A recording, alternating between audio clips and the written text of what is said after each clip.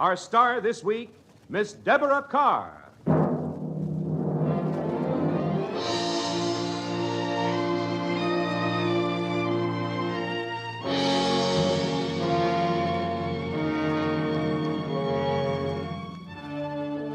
Ladies and gentlemen, your host, the Vice President of Metro-Goldwyn-Mayer, and also well known as writer of Broadway musical shows, including the most recent smash hit, Inside USA, Mr. Howard Dietz.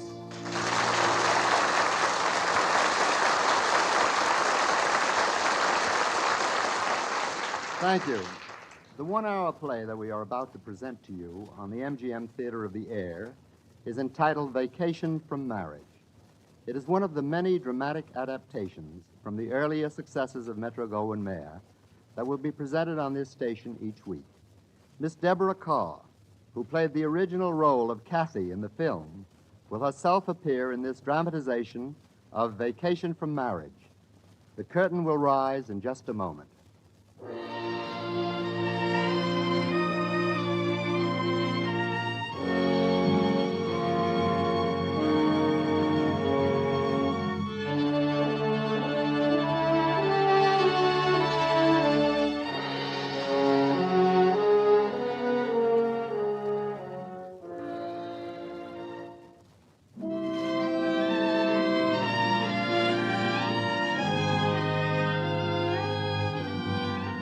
Let us take you back to the year 1945, a year marked by a sigh of relief that breathed round the world. The war was over. Our soldiers were returning home. In that year, Alexander Corder produced for Metro-Goldwyn-Mayer presentation an engaging comedy of matrimonial tribulation. Miss Deborah Carr scored a decided hit in that picture, Vacation from Marriage. Perhaps you will remember Robert Donat and Ann Todd. Perhaps you will remember the early misunderstandings of Kathy and Robert in real life, Miss Carr and Mr. Donat. At any rate, now, on stage, the MGM Theater of the Air presents Deborah Carr in person as the wartime wife in Vacation from Marriage.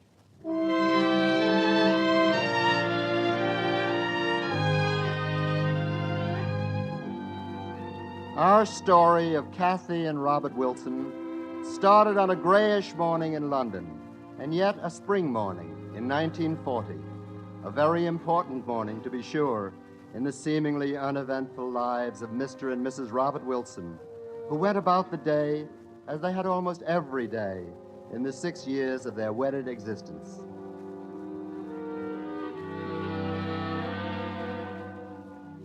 Another morning, another day. London spring, gray, foggy, rather, well, dripping from all we could tell with that wall, that brick wall of the building across the alley, blocking any view we might have. Oh, if only I didn't have this cold. Every winter, every spring, a cold. Is it the same cold, I wonder? Or a different one each year? Now, that's silly. I'm not silly, usually.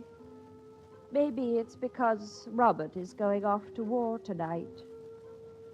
Here now, young woman, none of that. Robert wouldn't approve. And his egg is boiled. It's 3 minutes. He'll be out in a minute. Tie proper, jacket proper. Sits at the table properly. Robert, your egg is on, dear. Coming, Kathy. I wonder, every morning for 6 years, I wonder what is he thinking this morning, any morning. Morning, Catherine. No, don't miss me, dear. No, of course not. You'd think that this morning of all mornings, same cold, same red nose, hair undone, that flannel wrapper, tea, toast, egg. Oh, well, why should it be different today? Only it is different. Or is it? Tonight, perhaps. Not this morning. Tonight, yes. Your umbrella, dear. His umbrella. Every morning, of course. This is London. Suppose I gave him a raw egg in his hand instead of an umbrella. Kathy, about tonight. Yes, dear. Bless you. Thank you. Perhaps I'd better take a taxi home and keep it waiting. If you'll... Have your bag packed? Yes, dear, all packed. Well, goodbye, Kathy. Goodbye. No, don't kiss me. You'll catch my cold, dear. Well, goodbye. Another morning, another day. Like clockwork, even in the middle of a war.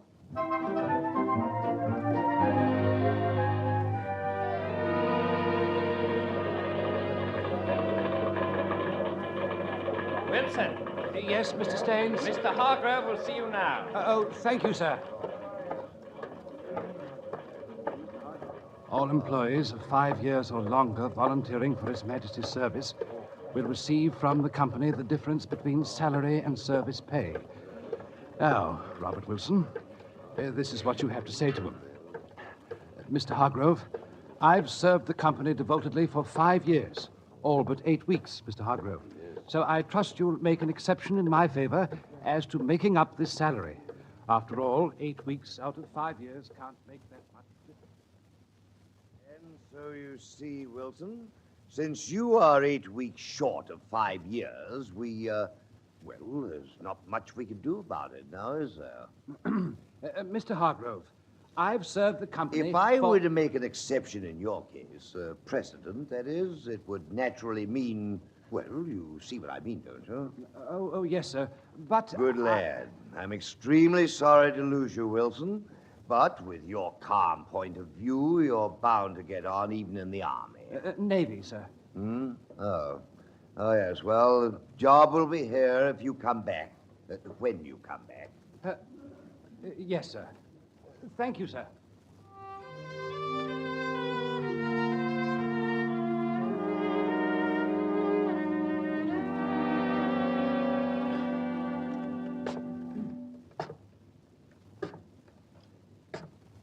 Those are his footsteps. I didn't hear any taxi. He's early. He depended so much on the company to take care of me. Perhaps I'd better be at the door. The way he's walking, he didn't get it. Funny, you could tell just from the way he walks. I'll have to do something, a job of some kind. We've got to keep the flat. Couldn't possibly keep it on the Navy allowance. We've saved £97.10. 6 years, £97.10. He's trying to be brave about it. Thinks I don't know. Robert, you're early. Kathy, I didn't get it. They wouldn't... Mr. Hargrove.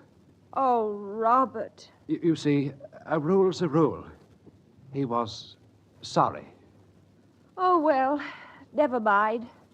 We don't have much time if you have to be at the station at 9.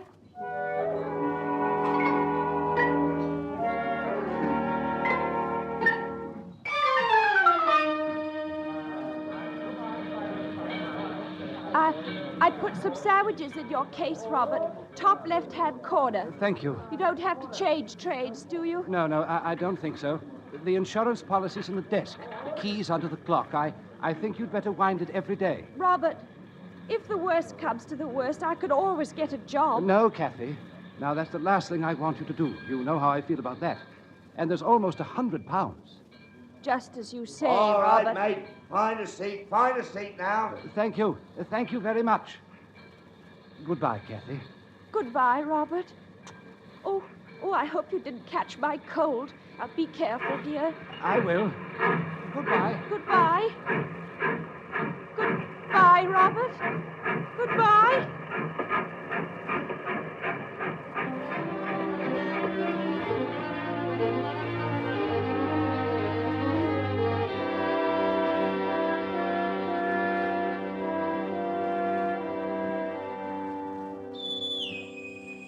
Carry on and turn in. Choose your cuts. Haven't much time before pipe down. Good evening. Good evening, mate. Is this bed engaged? No, it's not a bed. A bunk? You're in the Navy now. Oh, I see. Oh, yes, of course. When do we actually get on the ship?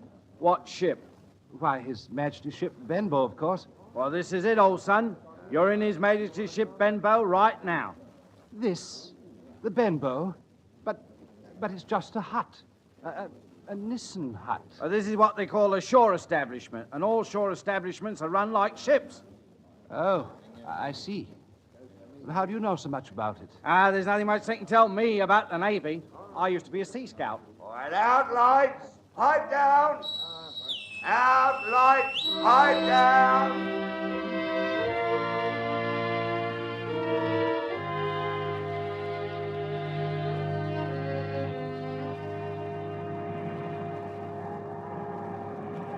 Hello, mate.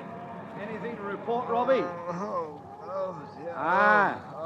Seasick, are you? Well, the crow's nest of a destroyer ain't the steadiest place in the world. What do you want? Your watch is up, mate. I come to relieve you. Anything to report? See anything out there? Oh, no. Here. Binoculars. Oh, Well, get along, Robbie. Lovely grub tonight. Pork and beans. oh, no.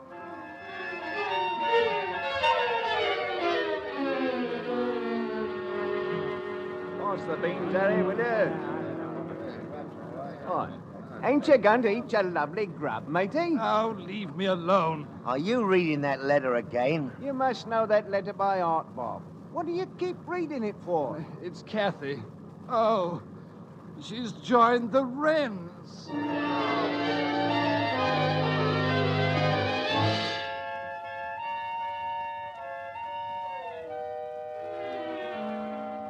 Hey, you got my bunk. Oh, I'm sorry.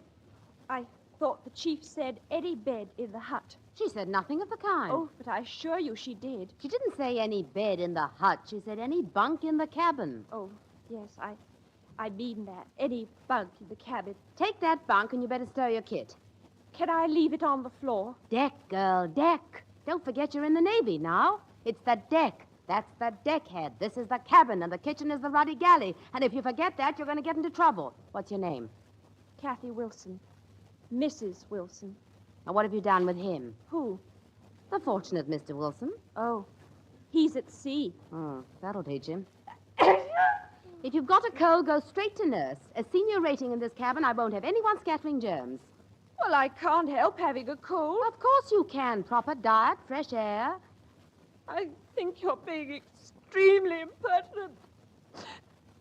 Oh, it's horrid being new, isn't it? You'll quite like it in a week or two.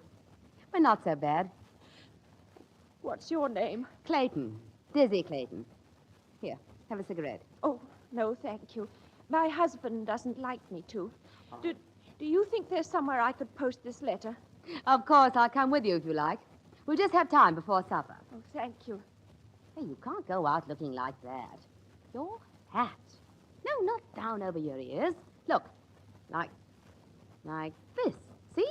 Oh, I really don't think Now, try some lipstick. Oh, no, I never use lipstick. My husband doesn't like me to. Oh, well, then you must never use it. Never. Hmm? Well, maybe just a touch. I'd better? Some. Let's go, sailor. When we shove off, sister, we're going someplace. Are we, Lizzie? Is it far to the post box?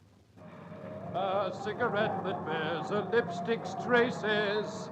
An airline ticket to romantic places. Hello, Robert. Still alive up here? And kicking. See anything? Yes. Oh, what? A lot of sea. Here, binoculars. I see the convoy's still out there. Yes, there's nothing else in sight. We had a bit of trouble with that Greek over there. She seems to want to go off on her own. The captain gave her a devil of a talking to just now. Hey, what's for grub? An highly original dish known as corned beef hash. Good, I'm hungry as a horse. Good old corned beef hash. Well, who's the pin-up girl? My missus. Hey, I didn't know you was married. I hardly knowed it myself, Stripey. At last leave it was. Only had 1 day for a honeymoon. Funny things, honeymoons. I've had 4. 3 regular and 1 in America. But what I say is, you can't judge a wife by an honeymoon. Now, my first was a bit light-hearted, if you know what I mean. We had grand 5 days, though. Never out of a pub till we was pushed. What happened to her? I just lost touch. How about your honeymoon, Bob? Well, as a matter of fact, my wife and I went to Clacton-on-the-Sea in August on the Tandem. Daisy, Daisy, give me your answer true. I'm just crazy. And furthermore, when we make port next week, If we make port next week. and Kathy gets her leave, If they give her a leave. we possibly might go to Clacton-on-the-Sea Oh, again. by the sea, by the sea, by the beautiful sea. You and me, you and me.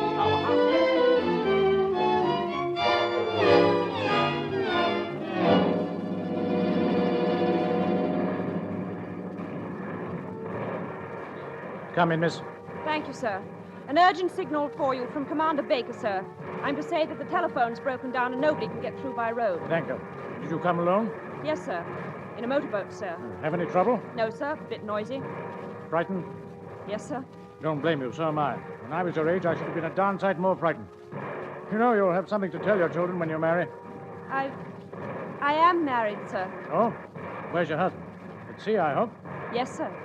How long is it since you saw him? It's about 18 months now, sir. Long time, 18 months. Yes, sir. It's a long time. Now, say, Robbie, how do you spell nostalgia?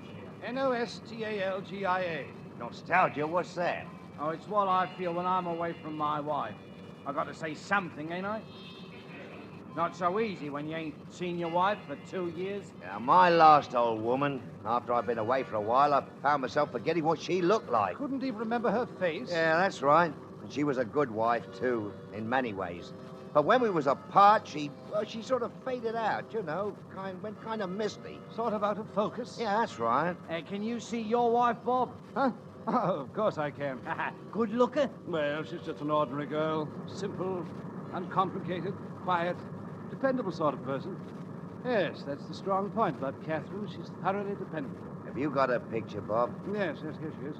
Oh, yeah. That's a nice, quiet little dumper, I should say.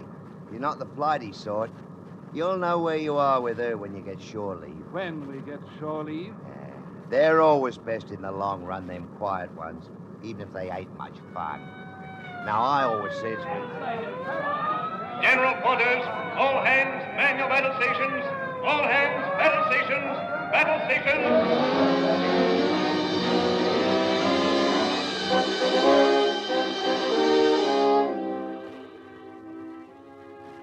About Wilson, Doctor, any special instructions? Wilson, nurse?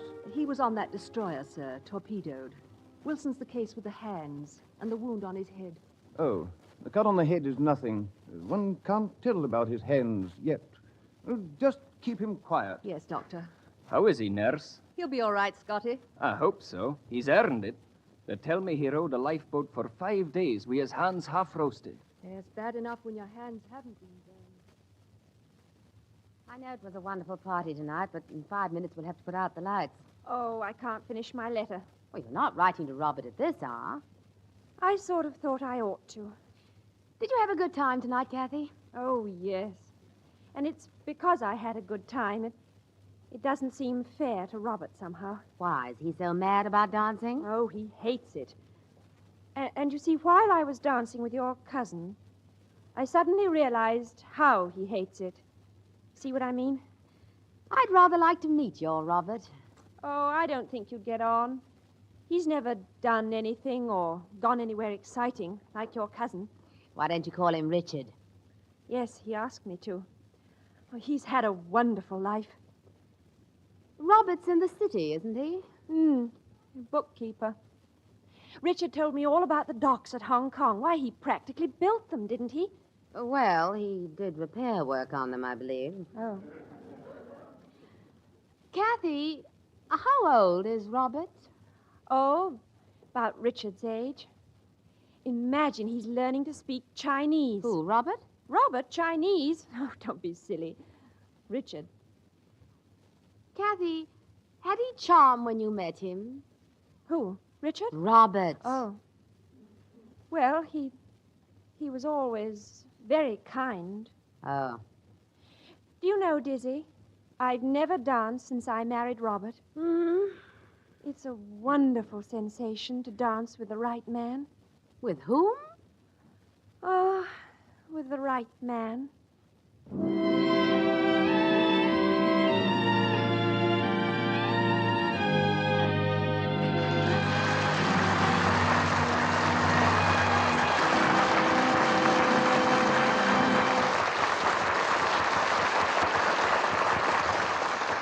After a brief intermission, the MGM Theater of the Air will bring you Act Two of Vacation from Marriage, starring Deborah Carr.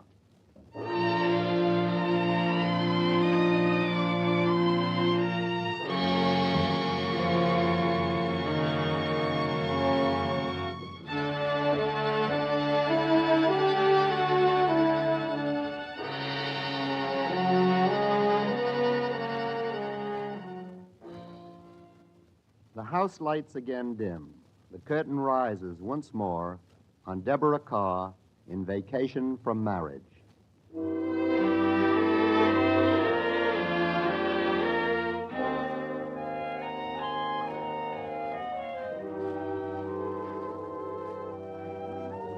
Two years.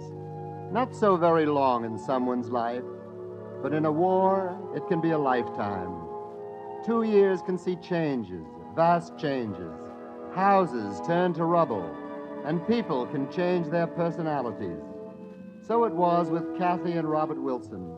We find Kathy now, unaware of Robert's wounds, trim and fresh, beautiful in her blue wren's uniform, watching the sea in good company. Oh, Richard, look. What a wonderful view. Guarded by ships and all our sea our own. Who said that? A poet, 300 years ago, in another fight for freedom. Oh, I do envy you, Richard. You've read everything, traveled everywhere. I do read, but I've never traveled. Why don't you, after the war? Oh, you don't know my husband. Don't I? What you doing? Making a sketch of you. No, don't look till I'm finished. Your husband, I should say, is about 5'8", grumbles a little, doesn't drink, likes bicycling, and kept white mice as a small boy. Oh, I think you're being perfectly hateful. Keep still, don't move. My husband's devoted to me, and I am to him. He can't talk intellectually and spitefully like... Me. And I'm not saying he's Clark Gable, but he is dependable. A habit, merely. Oh, I don't know what you're talking about. You might have kept still another moment. Well, it's not bad. You can look now if you like. It's not me. Who else? Oh, well, it's very lovely, but it's not a bit like me. It's exactly like you. I didn't know you could draw. No, nobody ever thinks a naval architect can... May I have it? I want to send it out to Robert. Oh, but I wanted it for my husband. You didn't know who it was. Why should he?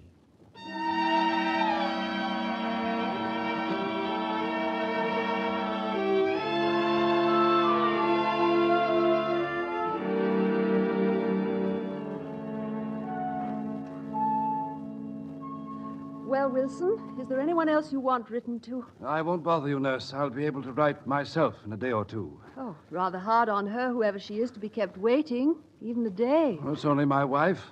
Only your wife? Well, I mean, whether she gets a letter a day or two, sooner or later, she won't mind. Is she pretty? Nice looking, rather than pretty. At least I thought she was when I first met her. Where was that? At the Polytechnic. I wanted to be an engineer. You know, bridges, roads, India. One sort of dreams, you know. Yes. Yes, I know. I went to the Polytechnic, evening classes. It was there that I met Kathy. She was studying shorthand or something. Well, we fell in love, married, and that was the end of that. I see. You know, I seem to be pouring out the entire story of my life. People always unburden to their nurses when they're getting better. It's what we're here for. Well, I can't see myself unburdening to matron. Oh, no, don't go for a minute. I want to ask you something. I'll be leaving in a few days. Before I go, would you... could we have a sort of evening, a sort of final evening? Oh, I'd love to. You would? Why, of course. This is rather silly, but what's your name? Elena rhymes with Vienna.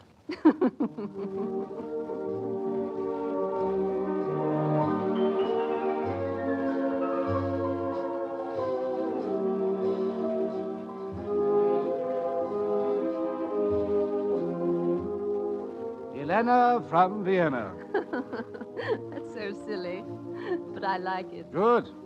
You know, I've never met anyone like you before. Well, I could say the same of you. Oh, but it wouldn't be true. My sort at 2 a penny. So am mine. Now, look, not in my world. What exactly is your world? I'll tell you if you like. 87 Lennox Gardens, top flat, from 6:30 p.m. till 8:30 a.m. Hargrove and Company from 9 a.m. till 6. That's my world. Except for a fortnight once a year at Clacton-on-the-Sea. Poor Clacton-on-the-Sea. What's wrong with it? Well, there's nothing wrong with the place, just us. When you move a garden roller off a patch of grass, you know how yellow and flat the grass looks. Well, that's just how we look lying on the beach, getting our fortnight's sunshine for the year. We? Yes, we. Me and all the others. The groove is comfortable, Elena. So is a grave. Oh, I say, do I sound sorry for myself? Yes, you do. You ought to be proud of yourself and of the millions of others like you. They haven't done so badly, those people who stayed behind in their London offices. Grass under the roller. My husband used to say that grass is the toughest thing in the universe. I didn't know you were married. Not very observant, are you, Robert? You didn't notice my wedding ring. My husband used to say that to him, the city of London was the most romantic spot on earth. I expect you've heard of him. Allingham, an explorer. Oh, yes. Yes, of course I know him. I mean, he's, well, everyone knows him. He was once a London office boy. Where is he now? He was killed in Burma 6 months ago. He was wonderful. He had a mind like a lamp. Then comes the war, and out. I'm glad we've known each other, Robert. Elena, please. No, I don't want to be hurt again. I must go now. Please don't come. Goodbye, Robert. Elena, Shh. Don't say anything. I'd like to kiss you goodbye. Goodbye, Robert. Funny. Elena rhymes with Vienna. But for me, the Naval Hospital in Tunis will always... Goodbye, Elena.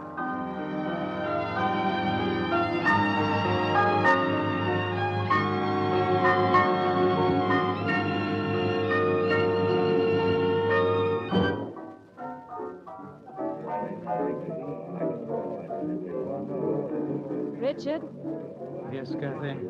wool gathering. Courage, Catherine. Courage to tell you the truth. I wish you wouldn't. I love you. You've known that for a long time. No, Richard. You're fond of me, just as I'm fond of you. But you're not in love with me. Anyway, you told me yourself you never meant to fall in love again. I didn't mean to, but I have. I suddenly realized that I'm two persons, and I used to be one. I'm two persons, and I don't like either of them. At least I don't like the one that you like. Listen, Kathy. Richard, Robert's home. I've got leave. I'm going up on the night train to London with Dizzy.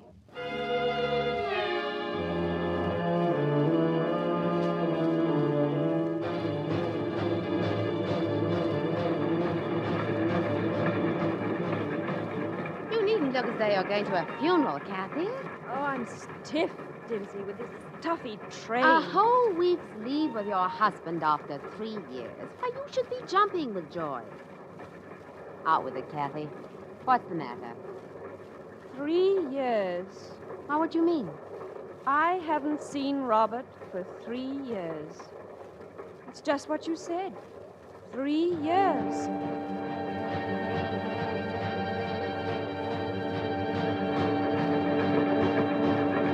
It's a lifetime, Scotty. 3 years. I see what you mean. Mind you, I was fond of Kathy, and she was fond of me, but the one thing we had in common, our home, well, it was pre-war. And you don't want to go back to it? I do not. She will. I'm her whole life. Poor little Kathy. Scotty, there were times when I'd say to myself, if she gets one more cold, only one more, I'll emigrate.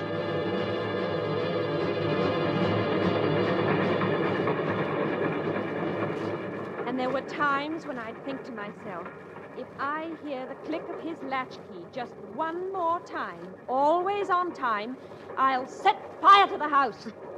Oh, Dizzy, I don't want to have anything I oughtn't, but I just can't go and live in that guinea pig hutch with Robert. Could you with Richard? Dick?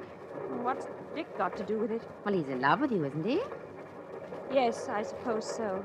And you? How do you feel about him? Well, I feel that whatever I feel, I must go back to Robert. Because you're married to him? No, because he can't do without me. Oh, Dizzy, he's such a poor, dear little man. If I went there to wind him up and start him off to the office every morning, he'd run down like a clockwork mouse.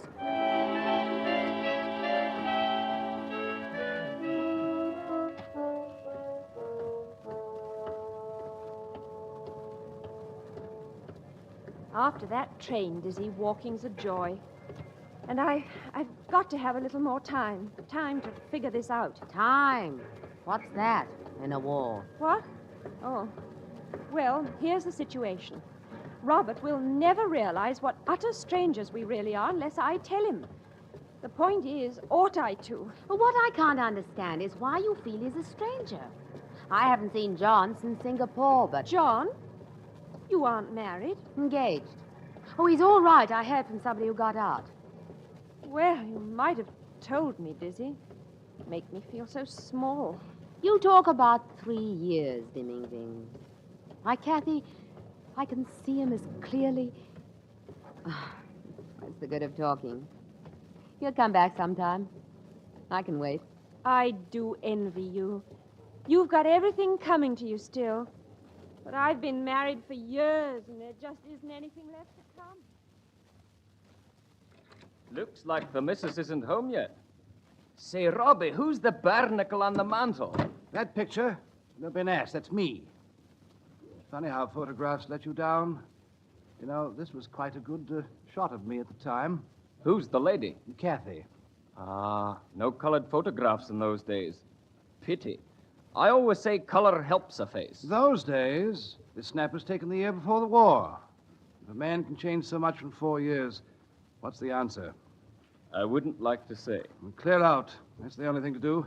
I mean, it's for Kathy's own good. What's the use? She's a stranger to me. I'm a stranger to her. Scotty, I want to be myself. They've blitzed enough of London. Why couldn't they have blitzed this building, too? That's tempting Providence, Bob. Providence? Maybe. I don't know about that. But I do know Kathy's coming here to meet us. But, Kathy, that poor devil's home on his first leave. Yes, I know, Dizzy, but I just can't do it. I can't resume married life without any preliminaries. Don't fuss. I know what you mean. Yes, but Will Robert, Dizzy, we're here. Well? I'm not going in. Oh, don't be a fool. Oh, my knees are like cotton Go wool. on. Well, look, will you wait for me at the pub? It's the Coach and Horses just round the corner. I'll meet you there in about an hour. That do you? Yes, that's fine. Promise? Go on, you coward. I'll be at your Coach and Horses.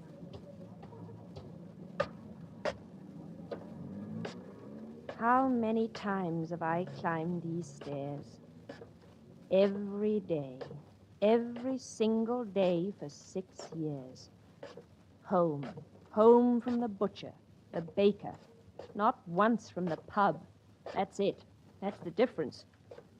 Robert will expect me the same. But no. I won't. I'm not a coward. I'm brave for the first time in my life. I won't go back to umbrellas and boiled eggs and tea. I won't. Dizzy! Dizzy! Wait for me. What is it? I simply couldn't do it. You are a coward. Yes, I'm so ashamed. Well, so you ought to be. The least you can do is to telephone him. Telephone? Oh, yes, I can do that. Oh, no, I can't. I haven't got any coppers. Here are your coppers. Phone at the pub? Yes, in here. Phone? Yes, here.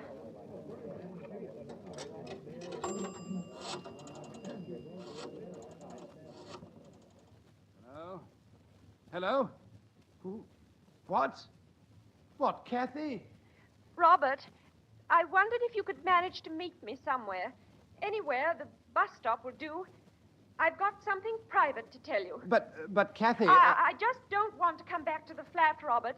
What are you trying to say, Kathy? I'm sorry, Robert. I'm most awfully sorry, but I don't want to come back to you at all. Hello? Hello? Oh, she's out of her mind. What on earth's the matter? It's Kathy. She's crazy. She wants me to meet her at the bus stop. She says she's not coming back to me. How? Congratulations, Robbie. Look, there's a pub around the corner, the Coach and Horses. I'll meet you there when I'm through with her. If you think I'm going to let my own wife walk out on me, you can think again.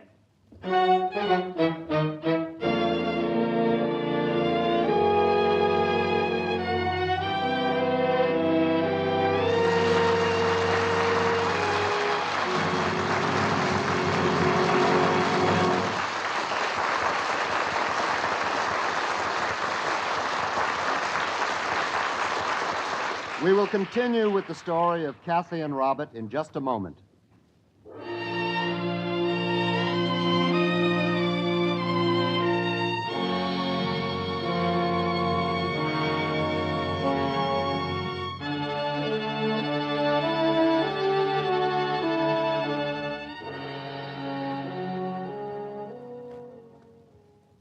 And here is the final act of the MGM Theater of the Air adaptation of Vacation from Marriage, starring Deborah Carr.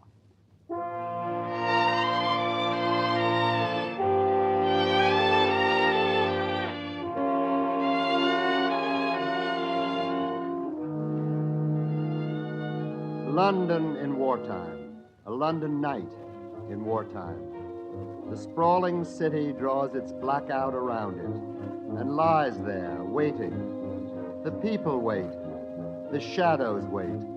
The lonely young woman at the bus stop is Kathy, miraculously changed, now a courageous, self-reliant, and lovely Kathy.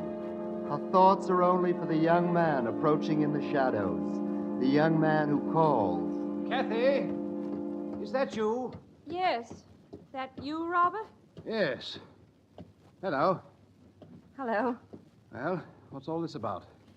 I thought we'd better have a talk somewhere on neutral ground. Well, why not come back to the flat? Why not come home? But that's just it. You see, it isn't a home to me anymore. I'm sorry, Robert. I'm awfully sorry, but I told you. I don't want to come back to you at all. I see. I've had time to do a lot of thinking. What about? Oh, about you and me and the life we used to lead before the war. And about the life I intend to lead after the war.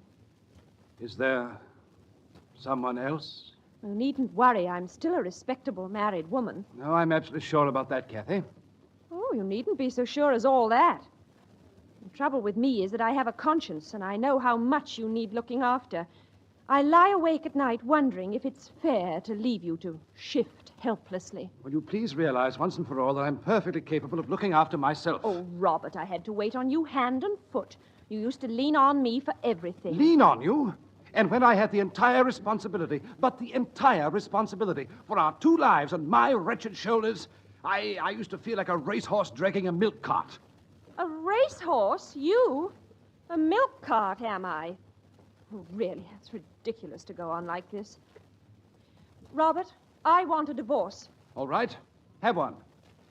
You mean you agree? Agree?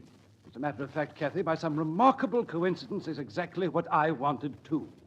Oh, you did you? Well, I'm very much relieved. Surprised, but relieved. Well, there's that. Now, what had we better do next? I suppose one gets a lawyer. No. I mean, right now, there's still a lot to talk over. Would you like a cup of coffee or a lemonade or something? Yes, I would rather. Well, you better go somewhere. Coach and horses? Yes. Still troubled with your head colds? Oh, nonsense. I haven't had a cold since I went away. You were sniffing like mad on the telephone. I was crying. Crying? Well, you don't say goodbye to your husband every day. You don't say hello every day either. Do you realize I haven't seen you for 3 years? Not that I can see you now, if it weren't for your voice. London in a blackout is darker than a destroyer's deck.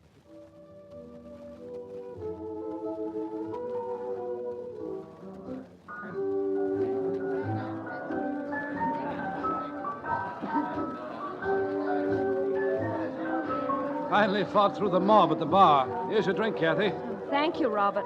I'm still a little fuddled, Kathy. You. Pink gin. Why not?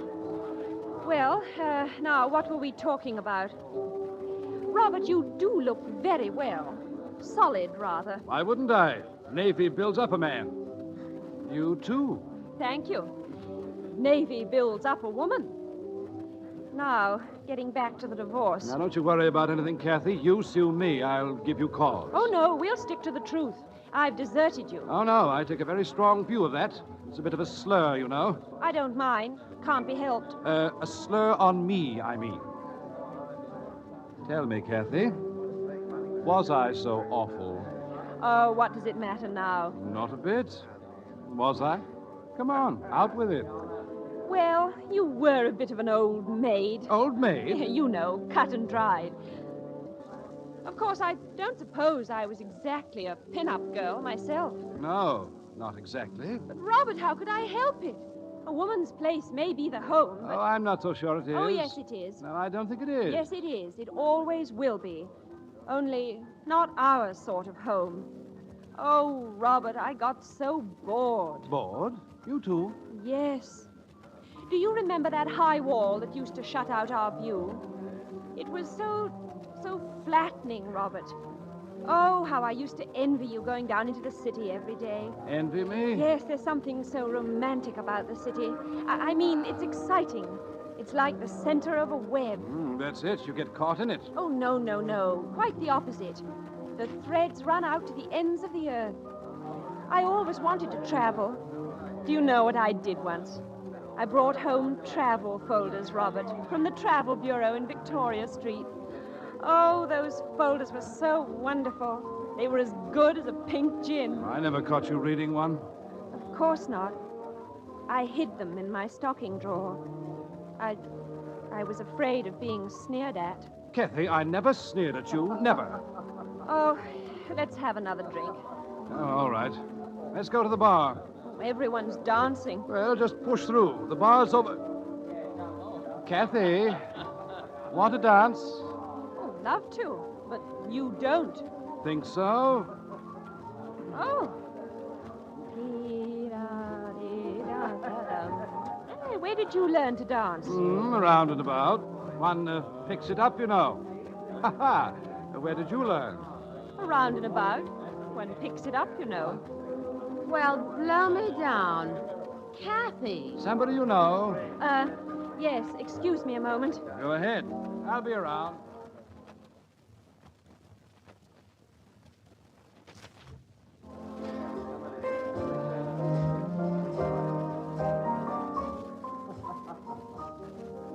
Dizzy. Well. Quick work. But what have you done with the other one? What other one? The nitwit, the old man of the sea, your husband, your Robert. Quiet. That is Robert. Oh, don't be funny. That's not the husband you're going to get a divorce from. That is the husband I'm getting a divorce from. Well, then all I can say is you must be insane. I don't know what you mean. Now, look here. You told me your husband... I don't want to hear what I told you. Come on, we have a table this way.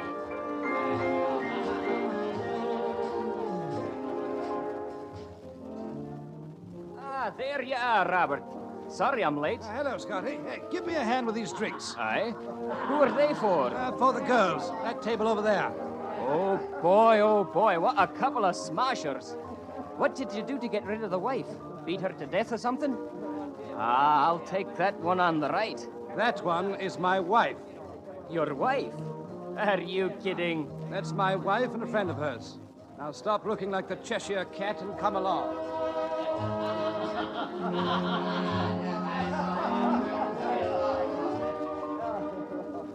You're not Robert's wife, are you? Why, Scotty, what makes you think I'm not? After all, look at you. I'm looking. What's wrong? Did Robert say there was anything wrong with me? Huh? Oh, no. Robert couldn't say enough about you. But somehow or other, I did not get the impression that you were a pin-up girl. Am I really? Aye, you're my idea of one. Husbands just don't think of their wives as pin-up girls. Oh, no. He always said how dependable you were. And about your being so delicate and always having colds. So you see, well, I was rather scared of meeting you. Oh, yes, I do see. I couldn't imagine you being so young. Oh, couldn't you? Scotty, if you're nothing else, you're honest.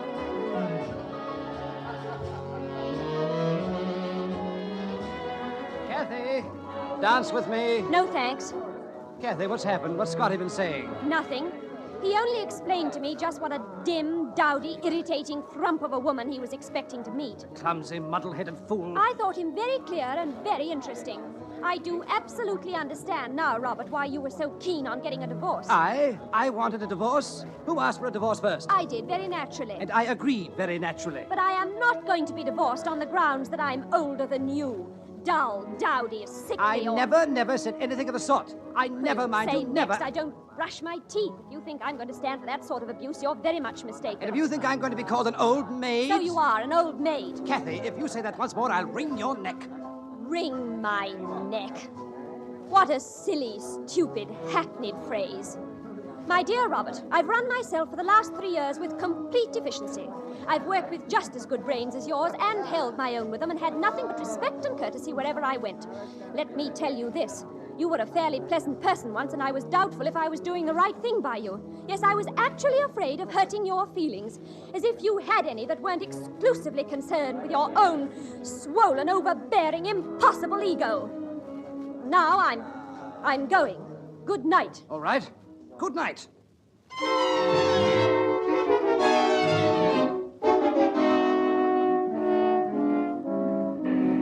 Taxi! Taxi! Kathy, what's got into you? As far as I'm concerned, I never saw your friend Scotty's friend before in my life.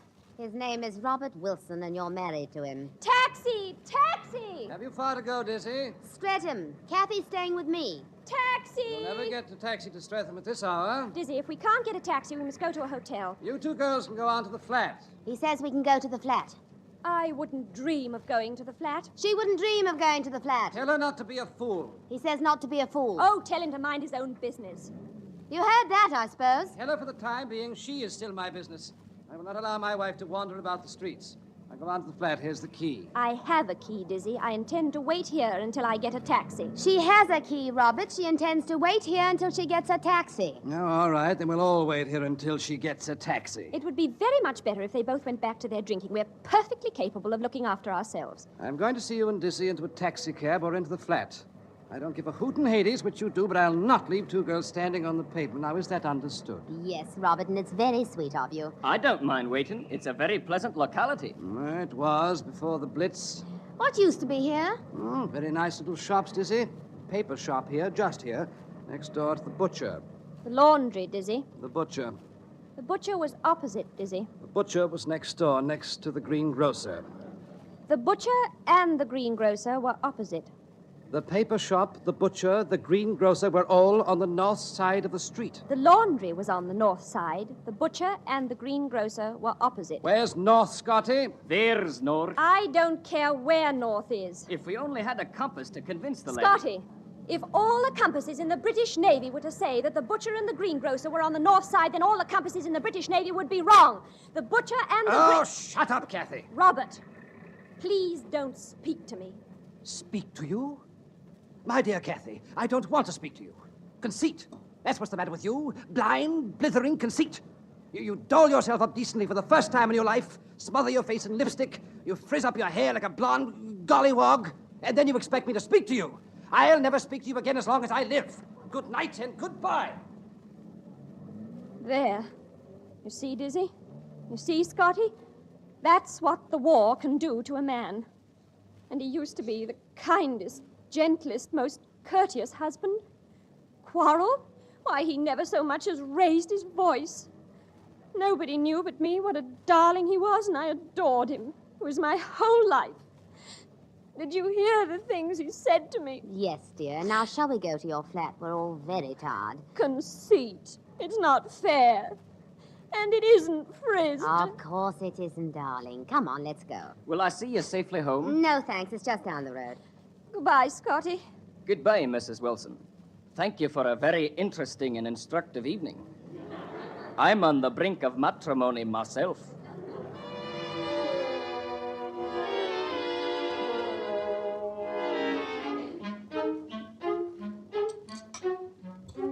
You know, Kathy, that's your 8th cup of tea. I can't sleep. I can, if I'm let. Oh, I'm sorry, Dizzy. You must be dead with sleep. Go on now, in there. Oh, with the cups and plates. I'm just not sleepy. I'll do them. Oh, I hoped you'd say that. Good night, darling. Oh, think of it. A real bed to hit the sack in. Don't wait up for him. Too long, that is. Dizzy, go to bed. Cups and plates, like it used to be. Same sink, same stove, same flat. Only different. I'm different. He's different, too. Outside, anyway. I wonder, could the old outside have been, well, wrong? And the new outside the real inside? Or was the old outside really inside? Oh, who knows? Oh, what's the matter with me? I must be tired. I'll leave these things for the morning. Don't need the light to think by. I can draw the curtains back now. Well, what? The old wall. It's down. The moon can come in here now. And the sun, too. Oh. Oh, I'm sorry. I didn't mean to bother you. I wasn't asleep. I just came for my things. Do you remember those high walls that used to make the room so dark? Yes. They've gone. Look, the window. Well, you've certainly got the view you always wanted. Miles and miles of it. But, oh, Robert, the desolation. Poor old London. Well, we've just got to build it up again, that's all. It'll take years and years. Well, what does it matter? We're young. We're young. We've a lifetime ahead of us, haven't we, sailor? Kathy. Oh, Robert.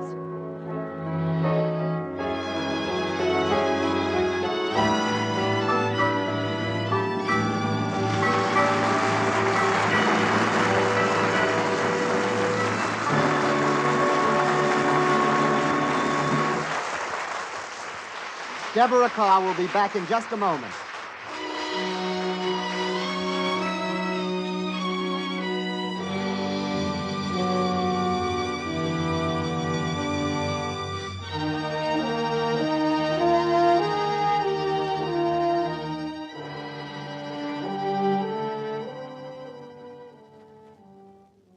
And now here again is our host, Mr. Howard Dietz.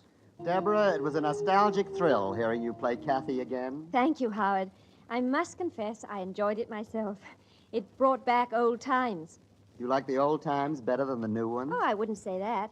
The recent years have been great fun, working in the Hollywood sunshine, working in America. Working for MGM? Well, yes. They've kept me pretty busy since I got here, playing If Winter Comes with Walter Pidgeon, The Hucksters with Clark Gable, and Edward, My Son with Spencer Tracy. Well, I saw it, and I recommend it. Well, I don't hesitate to recommend it. That is because of the performance given by Spencer Tracy. Also because of your performance. Thank you, Miss Carr, for decorating our studio tonight. And may I also thank you for allowing me to be here, Howard.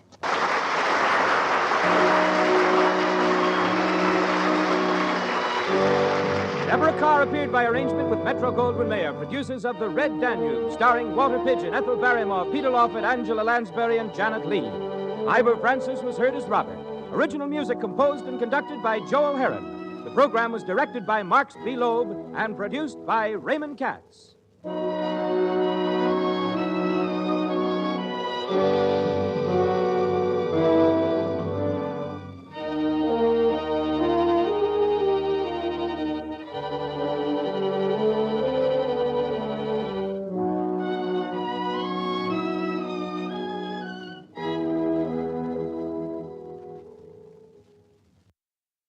The MGM Theater of the Air. Our star this week, Charles Lawton.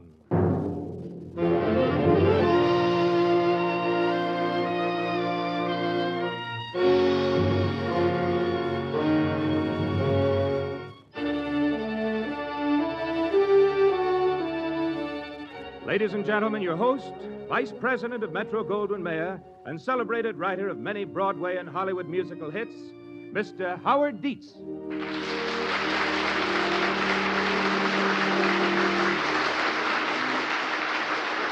Thank you. The one-hour play we are presenting on the MGM Theater of the Air is The Canterville Ghost. Those of you who remember the story by Oscar Wilde or the successful MGM motion picture will know that you're in for a pretty good show. Our star this week is Charles Lawton, who starred in the original picture. In just a moment, the MGM Theater of the Air will present Charles Lawton in The Canterville Ghost.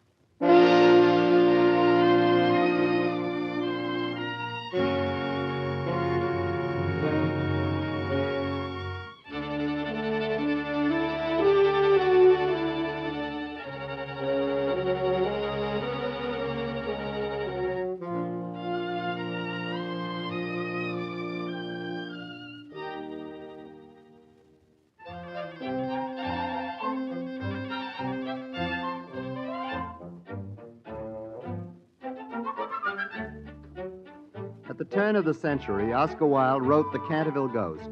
It is a ghost story, but different from most ghost stories because of its humorous treatment.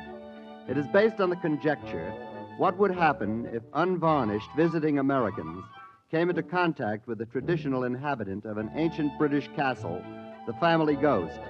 Those of you who have been in England have probably heard much talk of these family ghosts, concealed somewhere in the great ancestral halls of the stately homes of England. The story has been moved up to 1943, and the visitors who come into contact with the Canterville Ghost are a platoon of American Rangers.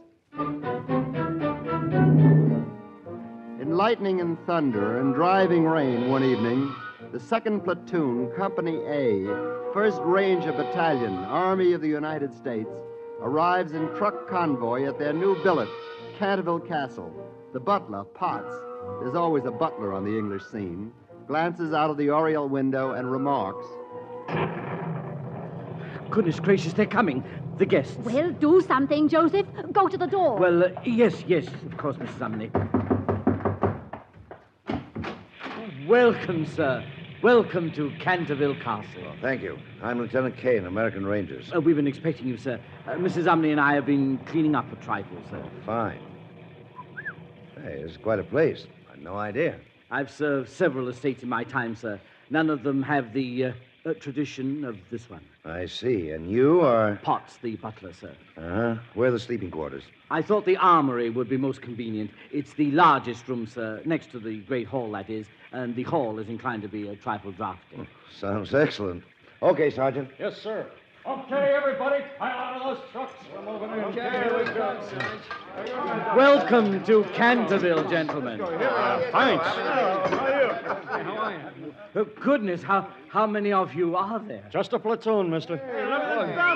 Hey, all this room in just one room. Hey, where do the trains come in? It's bigger than Madison Square Garden. Yeah, how'd you know, Slap Happy? All you saw was the ceiling when they carried you out. Hey, baby, look at this chair. Oh, pup tents are for the hoi polloi. Me for the luxuries of life. A pipe, brandy, my feet toasting on the fender. This is for me. Without it, I simply perish. Take your big feet off of there, Cuffy Williams, or I'll perish you. Heard you the first time, Sergeant. I got a good rest tonight, men. You'll be needing it.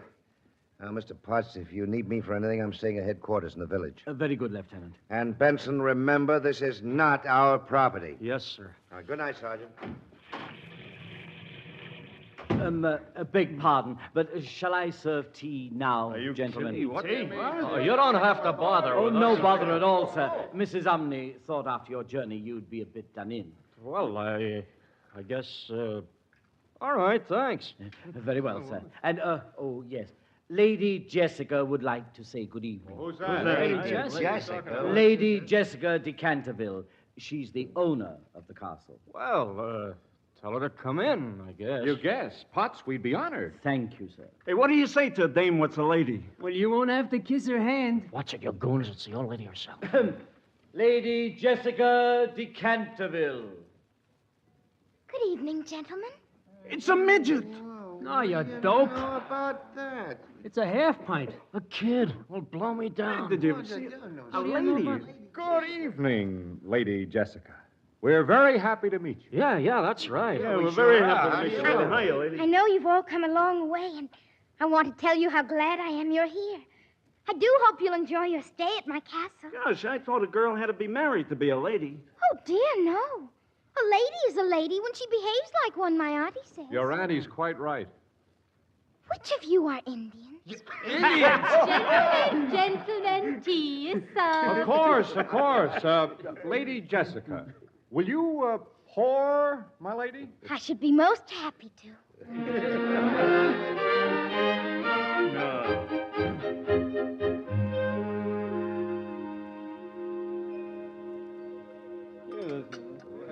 More tea? More muffins, No, I've had about 10 already. No, thanks. Oh, no one wants any more muffins. No, I like What a shame. Mrs. Umney baked them specially for you. Excuse me, miss.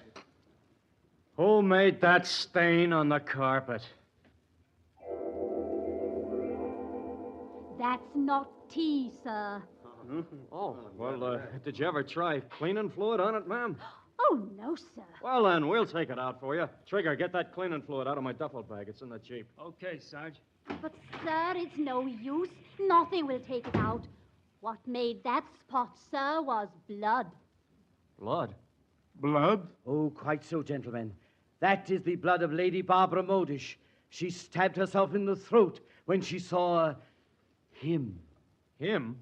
Who's him? Sir Simon, our ghost.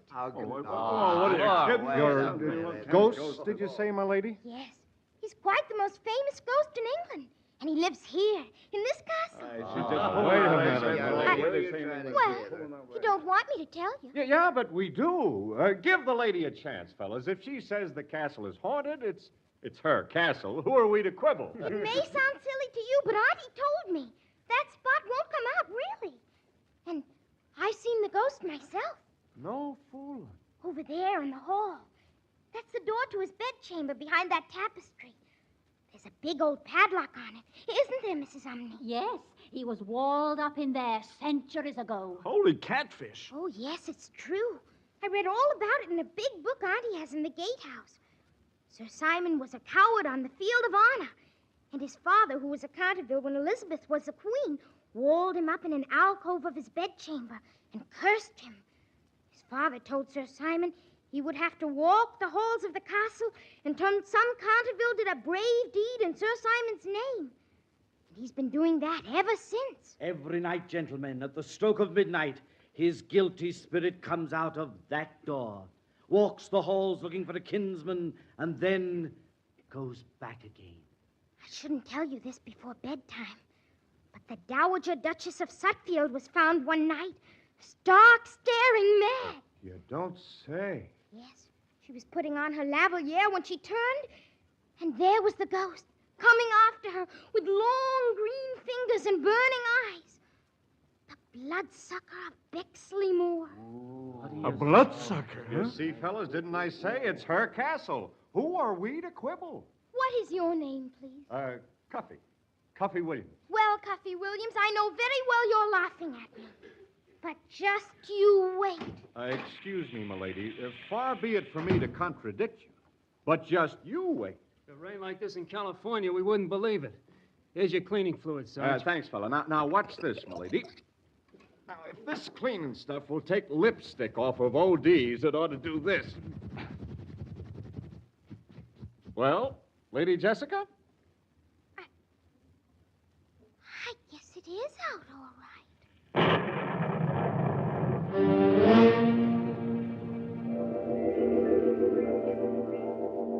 Holy suffering catfish. The stain. It's come back. Oh. Okay, I got it. Hey, smelly salt. Somebody do something. Mrs. Umney's fainted. Take it easy now. Well, Cuffy Williams?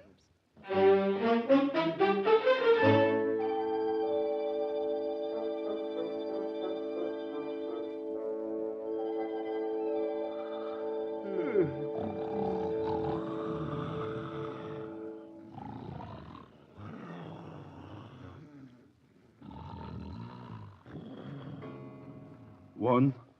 Hey, Trigger, you awake? No, I'm sleeping. Shut up and go to sleep, Harry. Two. Hey, Cuffy. You awake, Cuffy? No, I'm dreaming. Go to sleep, Harry.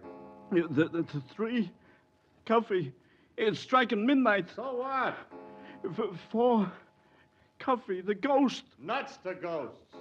And five. Cuffy, that blood stain, it came back. The cleaning fluid didn't take, that's all. It's six. Cuffy, please don't go to sleep, Cuffy. It's a seven. Hey, Cuffy, Trigger, don't leave me alone. I wish you'd leave me alone. Eight. Hey, Trigger, talk to me. Now go chase yourself. In the nine? Where? This place gives me the creeps. Go talk to the Sarge, will you? I need my beauty sleep. At the 10.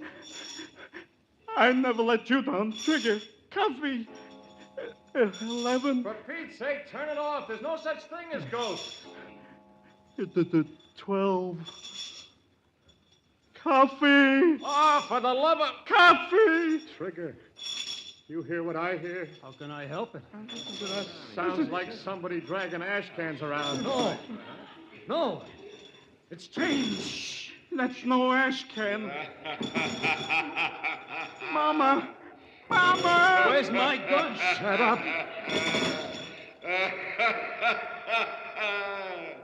I am Red Reuben, strangler of babes and maidens. Each night I hang myself, thus.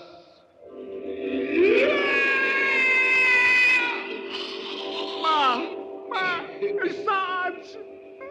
I search for a kinsman or any of you. Yeah, Grandpa, your shirt tail's hanging out. Yeah! Scram, dribble puss. Hey, put some oil on those chains. You want to scoot, you buzzard? You ain't got no kinsman here. Ye scabrous poltroons of old, I say.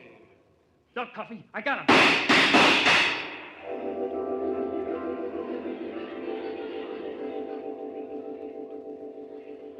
Hey, the bullets went right through him. The wall's all chipped where he was standing. You saw it, Sarge? Yeah.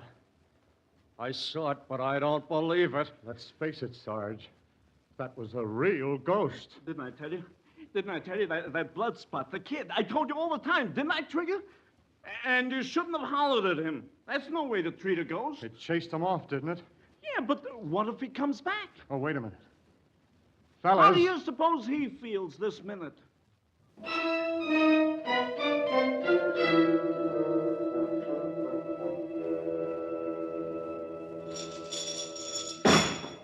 Insolent barbarians, vulgar colonial upstarts, put oil on thy chains and dribble on thy puss.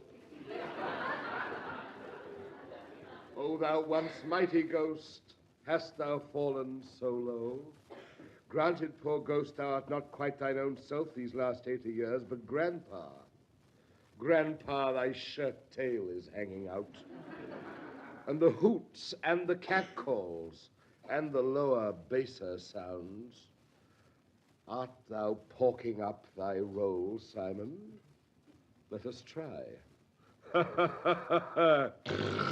It's not bad, not at all bad.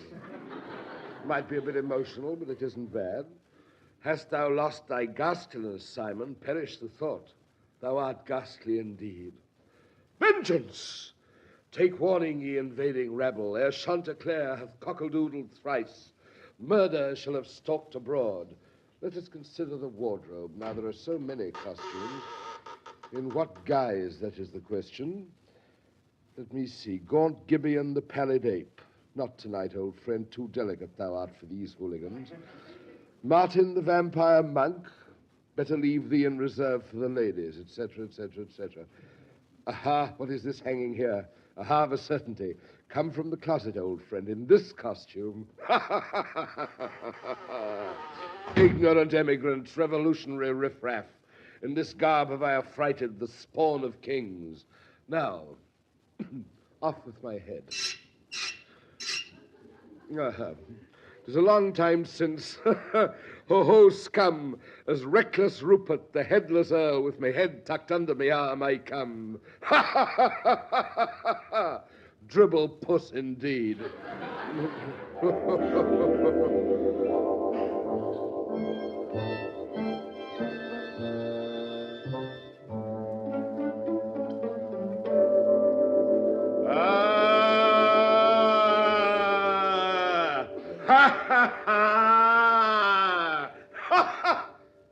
No one here. This is the armory. These are the hooligans' pallets, empty. It is possible that I frightened them to their deaths after all, perhaps with my head back on my shoulders. Ah, there's still no one here. Well, I'm a success after all. I have not lost my touch. Boom! It's white. It glares from monstrous gleaming eyes. It is a ghost. Away! Away! Away, ghost! Away, away, away, away! Be gone! This is too much in mine own castle, beset by apparitions with glaring eyes and swaying noses down to where their bellies ought to be. Alagaro! Alagaro! Alagaro! Corrects! Corrects! Yay! Team! Away! Team! Away! Team! Away! Father, save me! Father! Father!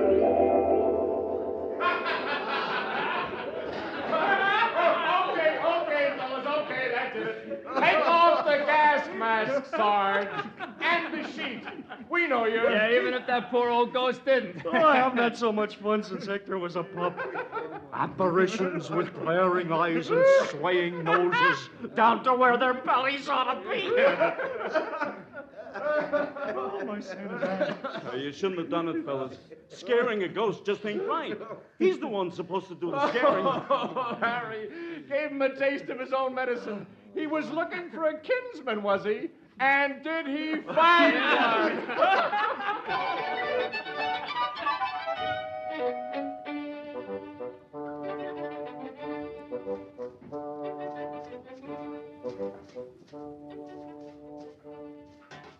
Oh, my aching back. Mother, you didn't raise your boy to be a housemaid or a ranger either. Oh, hello there, lady. Oh, it's you. Who'd you think it was, m'lady? Oh, no. Wasn't the ghost you were scared of, was it?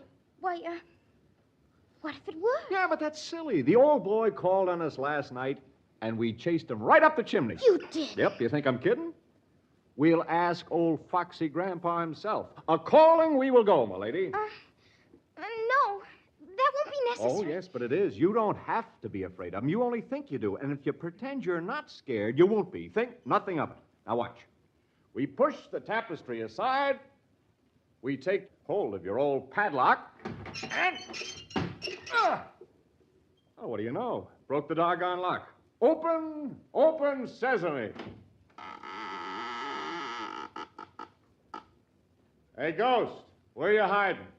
The brick wall, Mr. Williams, over there. That must be where his father walled him up. Where the dark deed was done? Look at the bed, Jessica. And that old wardrobe. Hello. Must you invade even my tomb? Is there no place that I can call sanctuary? Oh, now relax, Grandpa. Come on down from the top of that dusty old closet. There's someone here I want you to meet. I have already met your colonial ruffians. Hey, don't fade out on me. Oh, very well. You seem harmless enough. I'll come down. I just want you to meet Lady Jessica. My lady? Sir Simon, the ghost. Milady. How do you you do? Atta girl. Simon, she's been scared stiff of you all her life, and I just wanted to show her you wouldn't hurt a fly. Sir, my record speaks for itself. An unbroken reign of terror for 300 years. Well, record or no record, when the kid's around, you behave yourself. That is absurd. I must rattle my chains and groan through keyholes. I must gibber from the oriel window on the first and third Wednesdays of every month. It is my solemn duty to walk these halls until a kinsman performs a brave deed in my behalf. Well, you better find yourself another castle for the duration, brother. Cuffy, he can't.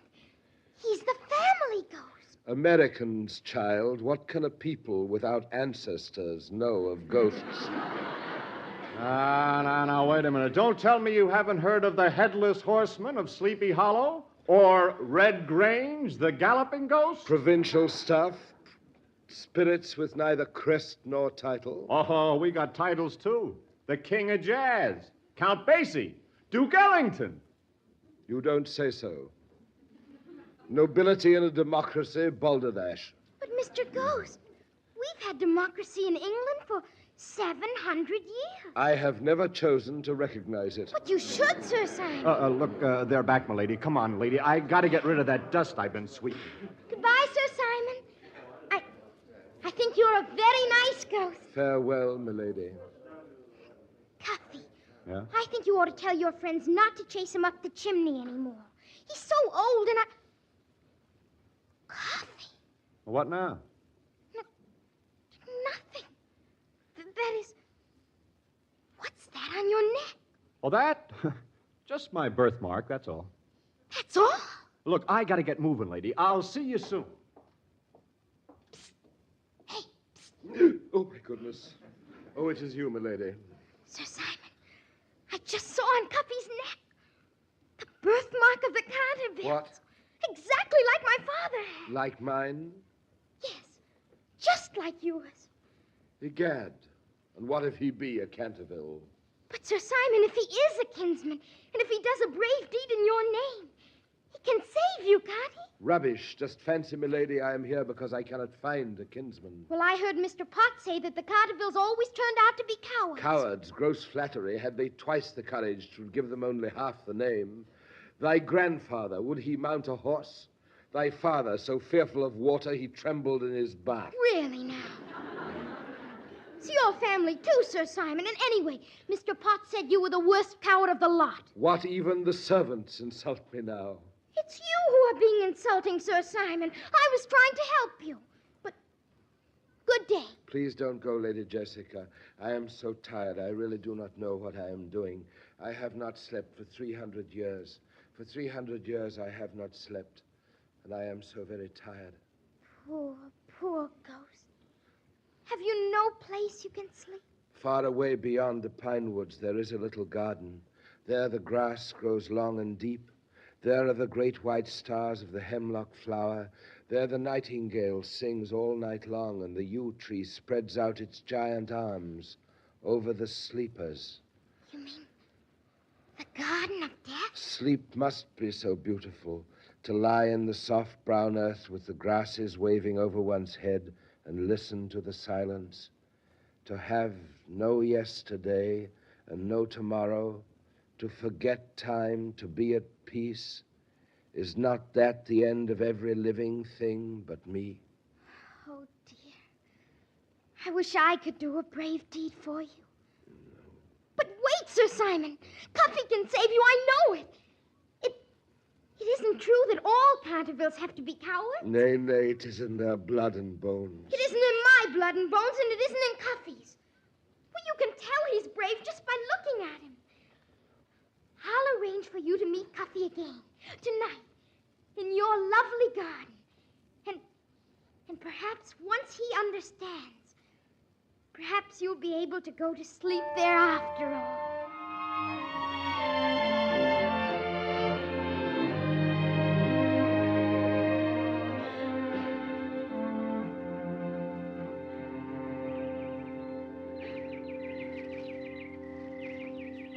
Sir Simon, where are you? Here. Good evening, Sir Simon. I brought him. Hi, Sir Simon. What's cooking? Cooking? Yeah, what's the big mystery? The Sarge will have the bloodhounds after me if he finds out I'm not in the hay by 9. Go on, Sir Simon, ask him. Tell me, prithee, good sir, I am aware that few Americans know their own grandfathers, but dost thou by any miracle remember aught of thine ancestors? Ancestors? My old man would never look into his. He said he was scared he might find one that ended up in the hot seat. Hot seat? America and England have everything in common nowadays, except, of course, the language.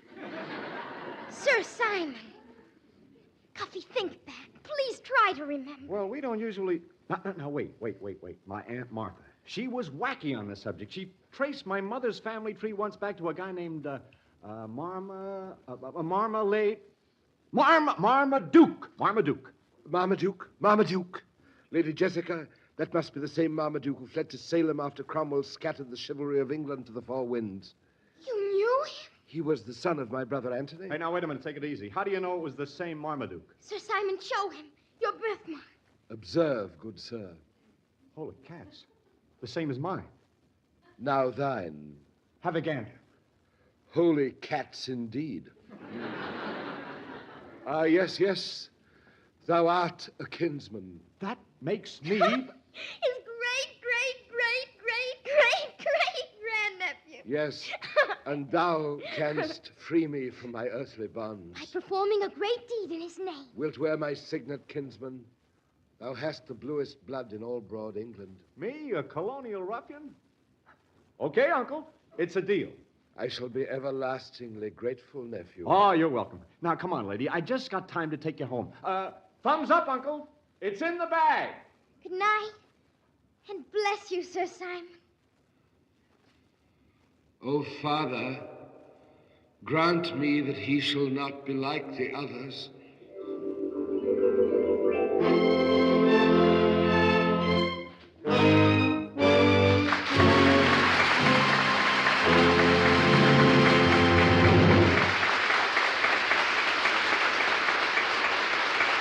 Will our ghost's prayer be answered? You'll find out all about that in just a moment.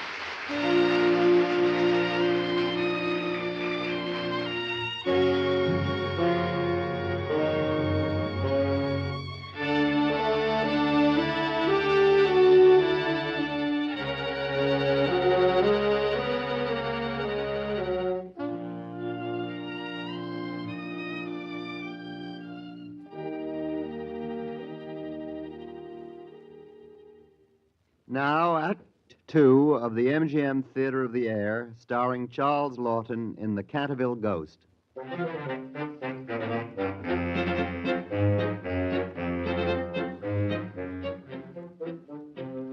Well, the 2nd Platoon, Company A, 1st Ranger Battalion, Army of the United States, believed in ghosts.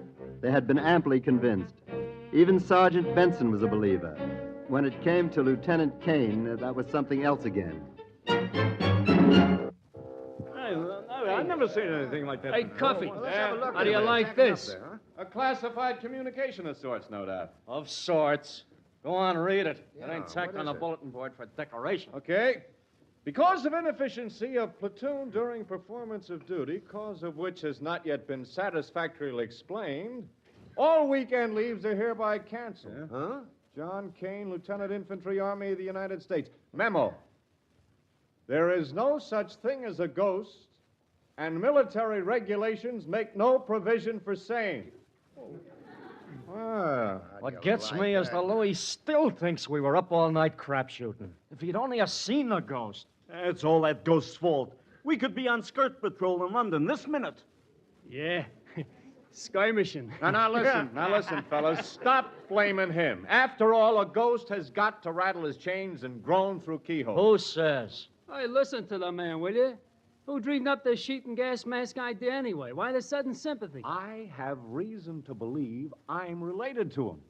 The long-lost Duke of Canterville. Me. A duke yet? Oh, get off, will you? Hey, look. Huh? It's the kid and that old battle axe housekeeper. Mind your manners, Sergeant. Oh, yeah? Your Grace. Hey, don't mind him. He's ghost happy. Good afternoon, gentlemen. Hiya, lady. How you feeling today? Hello, Jessica. Oh, Cuffy, all of you. Mrs. Polverdine, that's my auntie. She said I might invite you to a party in the village this afternoon. It's a holiday at home dance, but there'll be refreshments. Girls, too? Oh, yes. Girls, she said. Yeah, what are they? I remember. And you'll come? Sure. What All right, Jessica, drive along now. Get up. 4 o'clock, gentlemen. Don't forget.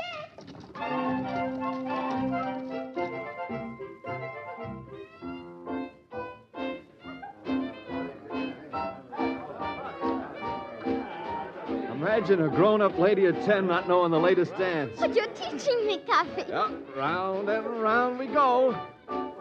How do you like being the belle of the ball? I like it very much. But does it always make you so dizzy? It makes most of them even dizzier. It's time you had a taste of that delicious punch. Come on, come along. Yes, I think so. Thank you. Okay. There he was, this old duffer, hanging himself by his ghostly rope. And would you believe it? The lieutenant thinks it's all applesauce. I believe you saw the Canterville ghost, all right, but the day he'll run from a human being, that will never dawn. Gas mask or no gas mask. Now, look, I'm telling Hey, you, we... Hey, Duke. Who, me? Yeah, you. Gentlemen, meet the Duke of Canterville himself. The Duke of Canterville. I'm honored, Your Grace. If it can be called an honor to meet a Canterville. Oh, why not? What's so wrong about being a Canterville? Well, since you're so well acquainted with the ghost, why not ask him? Coffee. Coffee, please. Coffee. Will you dance with me again? Sure, Jessica. Ask the ghost, huh? I think I'll do just that.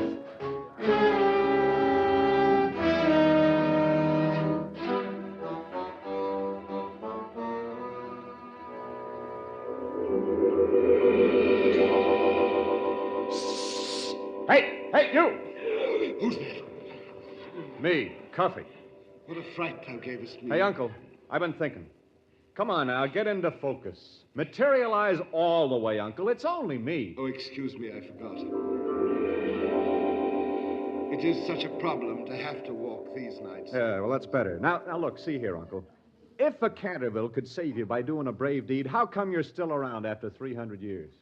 If you'll excuse me, I am overdue now. Pardon me, I must gibber at the oriel window. Come on, quit stalling. I'm willing to play ball with you, but if you're going to hold out on me... Nay, kinsman. I was just trying to spare thee. Spare me what? Spill it, Uncle. Well, mayhap it is better if thine ancestors speak for themselves. Come with me this way. Okay. Through this door. Oh! Oh, dear me, how very thoughtless of me. Of course, for you, an open door is necessary. Well, it's okay.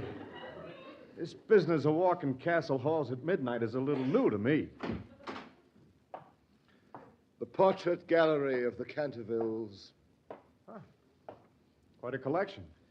This must have been one room I missed when I was sweeping the other day. Would thou couldst sweep away its history. Gaze upon them, our noble family. Gerald de Canterville, proud skipper of the frigate Canston. When she sank, he was the first to leave his ship.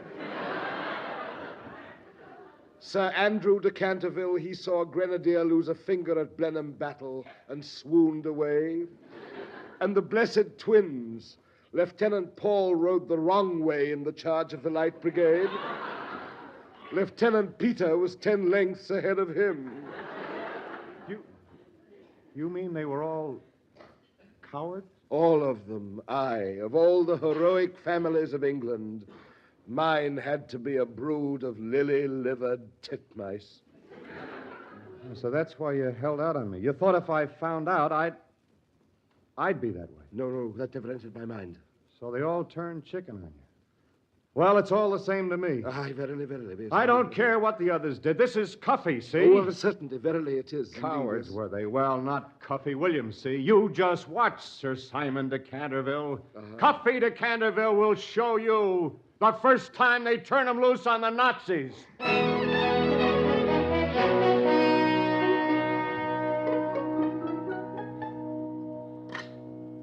Say, Trigger, When a guy goes into action for the first time, does he sort of, tighten up? Brother, when the lead starts flying your way, your heart jumps right up into your gullet and strangles you. Was it like that in North Africa? Uh-huh. Does that stop a guy from fighting? No, not unless there's a bad streak in him a yard wide. Hey, there's the lieutenant talking to the sergeant. Hey, what's the matter with you? Yeah, what's the matter with the Duke of Canterville? Now lay off that Duke of Canterville stuff. Well, you brought it up, buddy. And I'm bringing it down. Okay, you don't have to get sore. All right, men, we're moving. This is a raid. Joint operation with British commandos across the channel. Now start loading the trucks, battle equipment. Holy cow! All right, now, get rolling. Ammo boxes, weapons, and sidearms. Each man draw 5 grenades and 50 rounds per M1. Start rolling, you monkeys! Throw that back. Come on, get that case up here. All right, lift your hand over here. Come on, let's go. Cuffy, you're going on a raid. Now, look, I'm busy, kid. Cuffy, if you're brave, you'll save Sir Simon. Now, listen, kid. I made Uncle Simon tell me about the family. Now beat it, will you? Oh, what a pity you had to find out just before you left.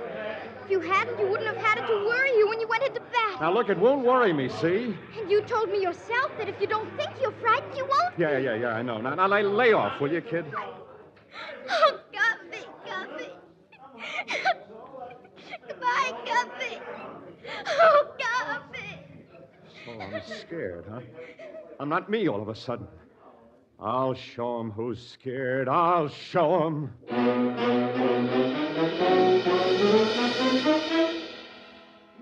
For thine is the kingdom and the power and the glory forever and ever. Amen. I hope you'll excuse me for hurrying, but I've so much special to ask tonight. Please take care of Cuffy. Please do. Don't let him get hurt. And Uncle Simon, you know I told you about him. He's such a poor, funny old ghost. And he's so tired. Won't you please let Cuffy save him so he can go to sleep? I'll be such a good girl.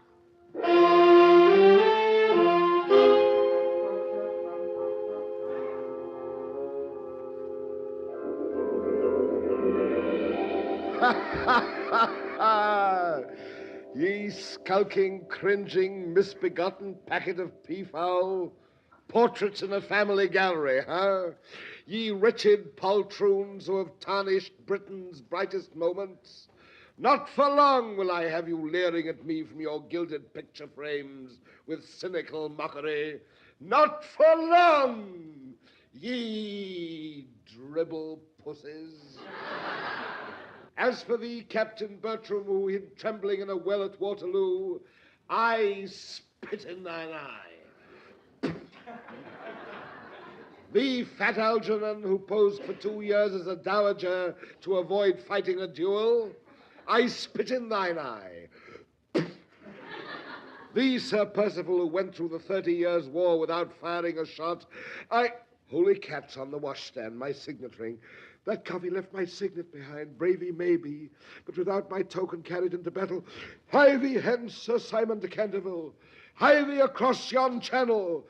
Hie thee thyself into battle.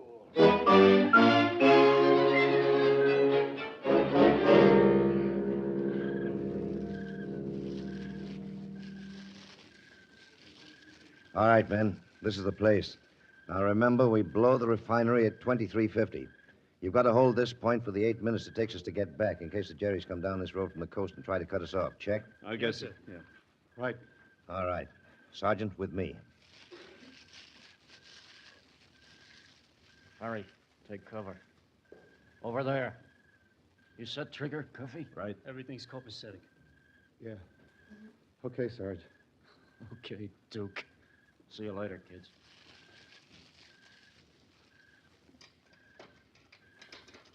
Yeah. This is the spot for a Chicago piano. Protection plus the widest range of fire. You all set? Uh-huh. I'll keep an eye out from up above. Won't be long now.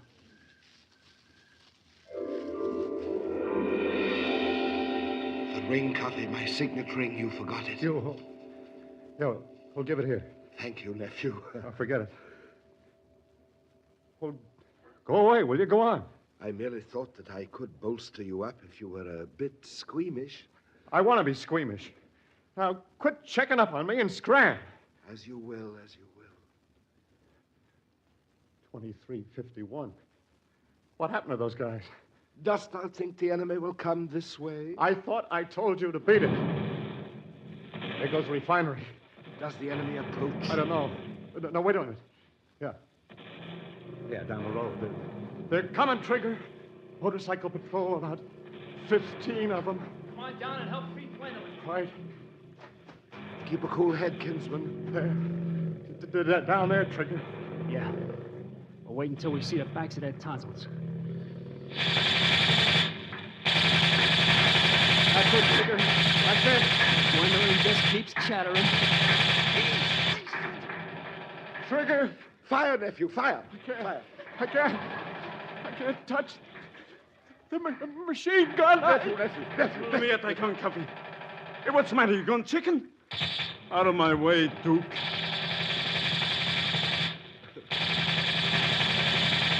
Nephew.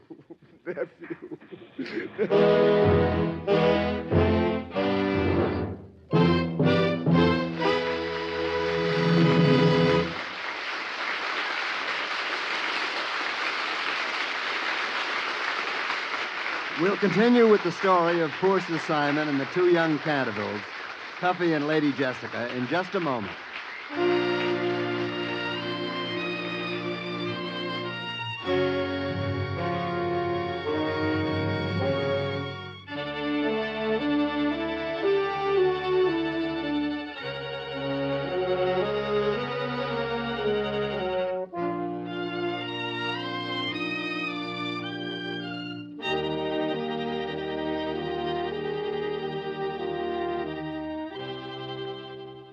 Now, Act 3 of the MGM Theater of the Air, starring Charles Lawton in The Canterville Ghost.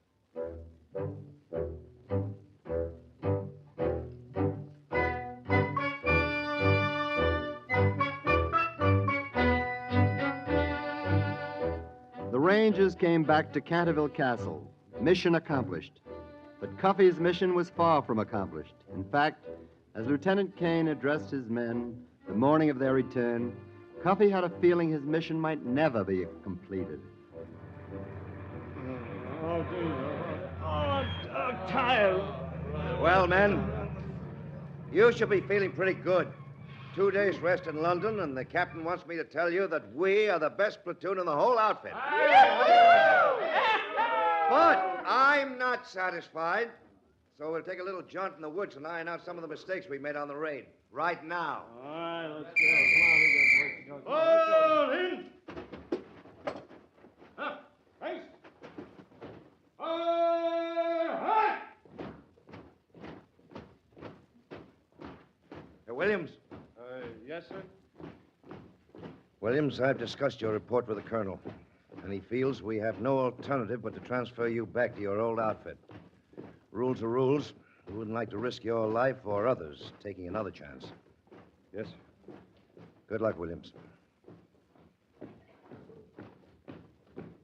Nuts. The Duke of Canterville. Cuffy! Oh, Cuffy! I've been expecting you for days. I couldn't sleep all last night. And... Cuffy, what happened? You better run along home. I got to pack.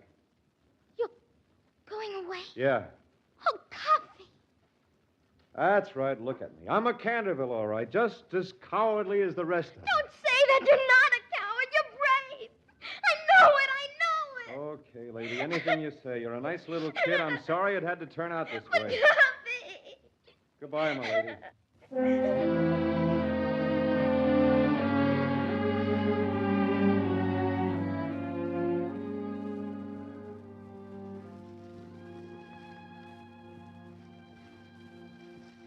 Uncle Simon, I thought I'd find you out here. In the garden of death where I shall never sleep. Oh, Uncle Simon, I started it all, telling him he was a Canterville.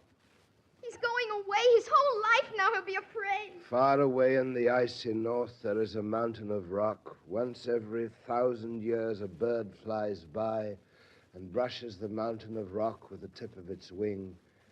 By the time the brush of the bird's wing, once every 1,000 years, shall have worn the mountain of rock away to nothing, but one day shall have passed in my miserable existence. But, Uncle Simon, I'm talking about Cuffy. Don't you care anything about him? Thou hadst no right to stir up hope in me after I had resigned myself to my fate. Thou shouldst have let me be. Let you be? No wonder you're so poor and miserable. You're a mean, selfish old man. All you ever think about is yourself. You've no more idea of noblesse oblige than my pony. And I'm sorry I ever felt sorry for you at all.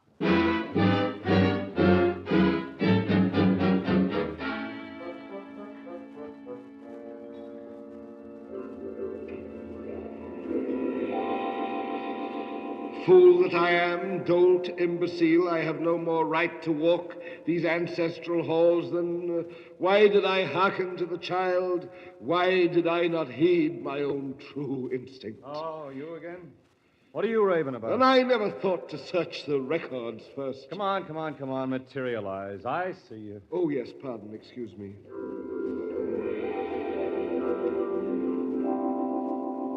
What records? The family chronicle, irony of ironies. Thou art not a Canterville.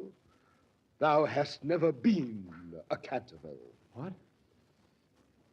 Come on, Uncle. What's the gag? Look here in these pages. Look, there is the record of my birth. There is my brother Antony's. And see, there is no record of Marmaduke's whatsoever. There was a Marmaduke, but now that I bethink myself, he was not my brother's son, but his stepchild. Stepchild? What about my birthmark? Mere coincidence, an accident of birth.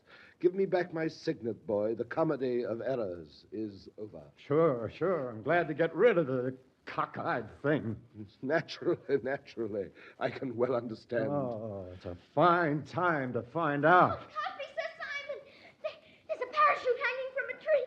Cuffy, do you think a Nazi came down in it? Could be. That's for me. Don't go away now. Uncle, what happened to him? Oh, I convinced him that he was no cursed Canterville. You what? I showed him the family chronicle, but first I took the precaution of tearing out the record of Marmaduke's birth. Uncle Simon, you are the nicest ghost. Well, the nicest.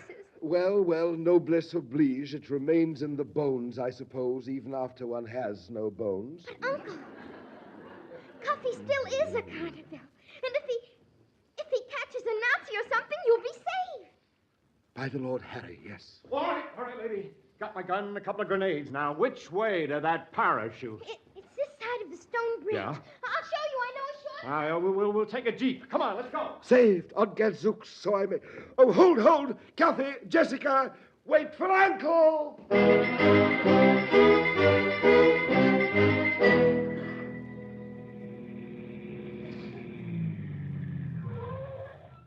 Parachute mine, a blockbuster. Come on, let's go, lady. Once she starts ticking, we only got 22 seconds. Nephew, hast encountered the enemy? Sir Simon, the Rangers, where are they? In the woods. Well, listen, Simon, take Jessica back to the castle. Now, quick. But, Cuffy, aren't you coming? Look, the Rangers, they're right here in the woods. If this mine blows up, it'll kill every living thing within half a mile. Now, run. But what are you going to do? Hitch the jeep's chain to it and haul it away. Now, get going now. Run, both of you. And get into the cellar.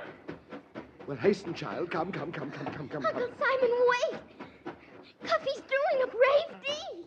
Aye, so he is. See, I told you he would. It's the bravest deed there ever was. Bravo, kinsman!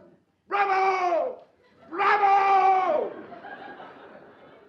Oh. Uncle Simon, what's the matter? The ring, I took it back. He must wear the ring. The curse demands it.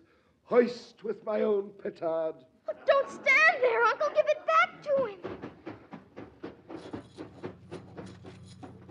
Excuse me, nephew. I mean, Cuffy. No, go away. Don't bother me. I gotta hitch this chain. Naught will go amiss if you'll but wear this ring. It brings good luck. No, it's a hoodoo. Cuffy, you must wear the ring. You must. Jessica, I told you to get out. But you have to wear it, Cuffy, to save Uncle Simon. You're a Canterville. I'm a... Cuffy, if you'll only wear the ring. Save thy breath, child. Look at his quaking knees, his eyes that glaze, his hands that tremble. The very portrait of a Canterville. No, Uncle, no! Cuffy, you were doing the brave deed, don't you see? You don't have to be afraid because you're a Canterville. You only think you do. Oh, no, I can't. I can't, I tell you. Look, Cuffy, I'm not afraid of the old mine. Look, Cuffy, look! I'll kick the old thing. And I don't care if it does go up. There and there and there. Jessica! I'm not afraid, see? Of anything because... Jessica, darling. Look, milady, I've got it on. I've got the fool ring on. Now run for it, lady. Oh, Cuffy. Run fast. There, that does it now. Hop in the back, Simon.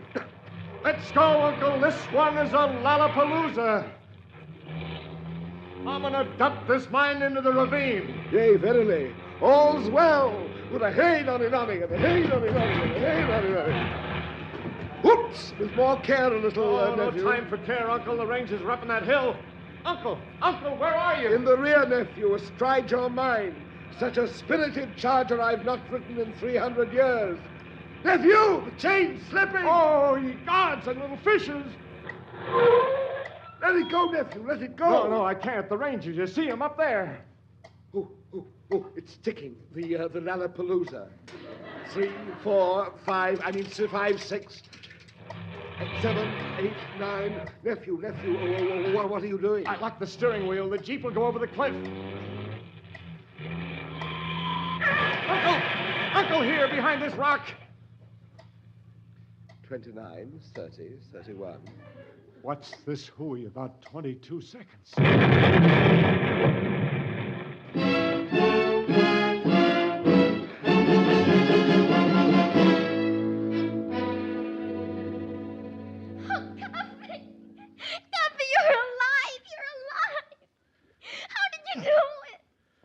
I just dumped the cockeyed thing into the ravine. Like St. George slaying the cockeyed dragon. Oh, Cuffy. I knew you could do it. I knew it all the time. And so did I from the moment I knew he was a Canterville. Uncle Simon, Cuffy has done a brave deed. Why are you standing here? Huh? Yeah. Why aren't you out in that garden beyond the pine woods? Yea, why not? Father, answer me, Father. Why am I still in mortal coils? Maybe Marmaduke was a stepson after all. Nay, that could not be. Father! Answer me! Answer me!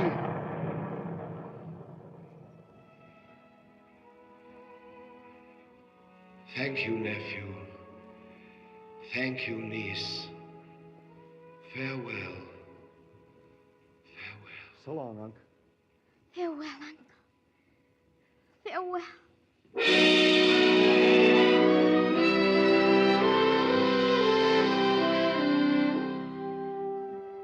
So there it is, lady, after all these years. He has his place and his monument in the garden. Sir Simon de Canterville, 1603, 1943. You know, that's a long time to go without any sleep.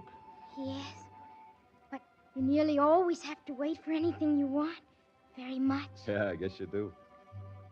How old are you, Cuffy? Me? Why? I shall be 11 in May.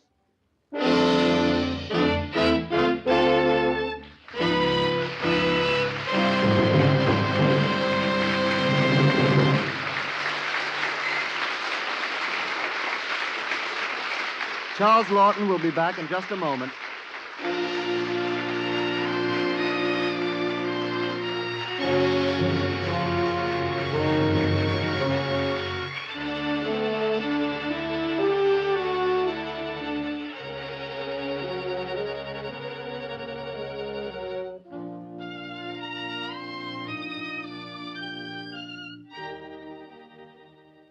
It's pleasant to have you on the MGM Theater, Charles.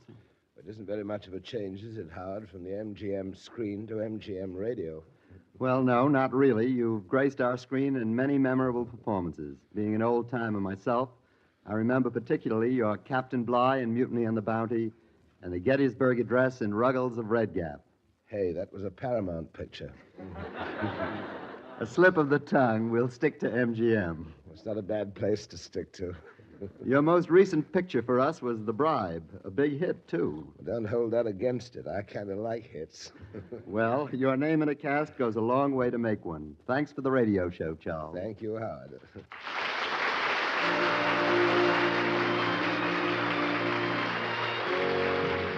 The Canterville Ghost was presented by arrangement with Metro-Goldwyn-Mayer, producers of The Red Danube, starring Walter Pidgeon, Ethel Barrymore, Peter Lawford, Angela Lansbury, and Janet Leigh. Joan Laser was heard as Lady Jessica, and Carl Frank as Cuffy Williams. Original music composed and conducted by Joel Herron. The program was directed by Marx B. Loeb and produced by Raymond Katz.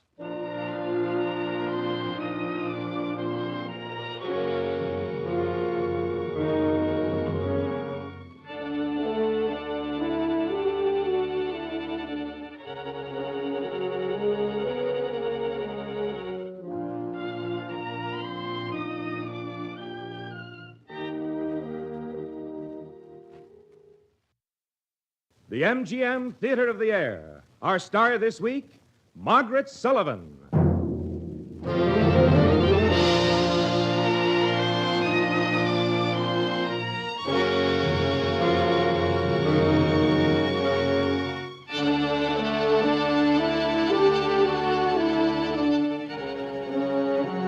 Ladies and gentlemen, your host, Vice President of Metro-Goldwyn-Mayer, and noted writer of many Broadway and Hollywood musical hits, Mr. Howard Dietz.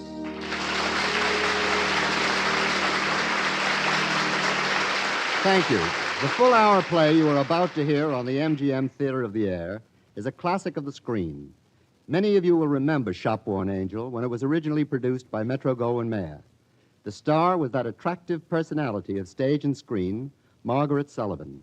We are fortunate to have her in a personal appearance tonight, recreating the role of Daisy Heath. In just a moment now, we will hear Margaret Sullivan in Shopworn Angel, presented by the MGM Theater of the Air.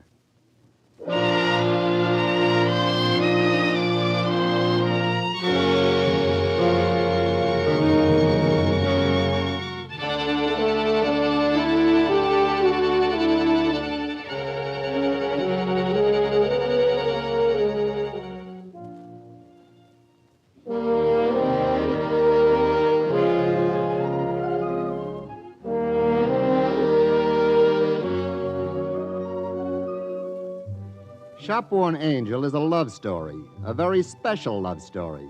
We see the spark of romance flicker in the early act and become a flame as the play progresses. If you want to be in love, have been in love, or merely remember it, I think you will react to the MGM Theater of the Air with Margaret Sullivan in person as Daisy Heath in Shopworn Angel.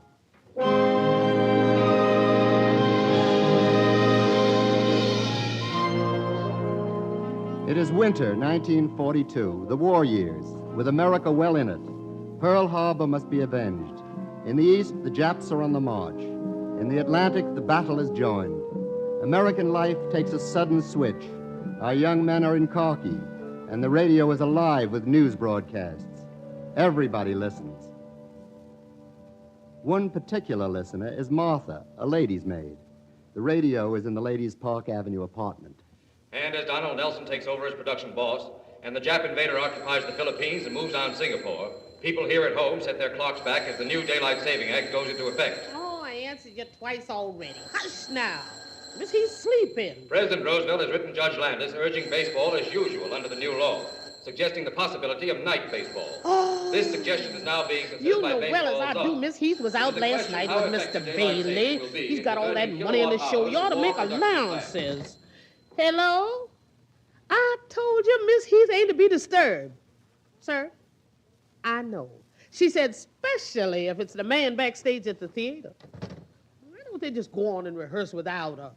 Mr. Bailey thought she had to rehearse. He wouldn't be taking her out every night. And oh, now hush. Answer that, will you?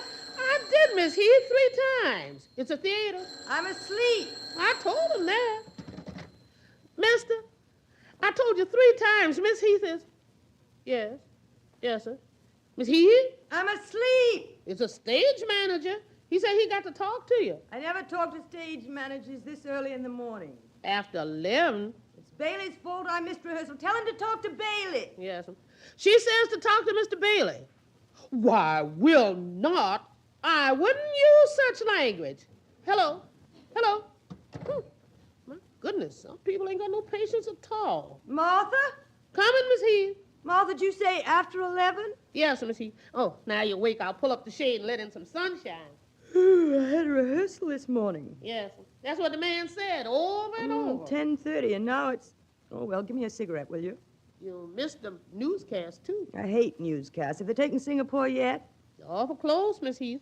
I almost went to Singapore once. Think of that. Do I look as bad as I feel? You look all right, considering. Considering what? Here's your comb. Considering you weren't home when I came in, and that was after 4. What were you doing out so... Ooh, ouch, he snarls. What were you doing out so late? My gentleman friend almost proposed to me, Miss Heath. Again? Well, one of these times he will. Where's my dressing gown? Oh, here. What do you want to get married for anyhow? The minute a man knows he's got you, you haven't got him. Well, all women ain't as smart as you, Miss Heath. Any flowers this morning? Roses again. That Mr. Bailey sure is crazy about you. Yeah, me and his new airplane. Wait till the new models come out on both of us. They're all alike, waiting for you to lead with your chin. Someday somebody's going to invent a faucet that turns on hot and cold at the same time just right. Ain't they already?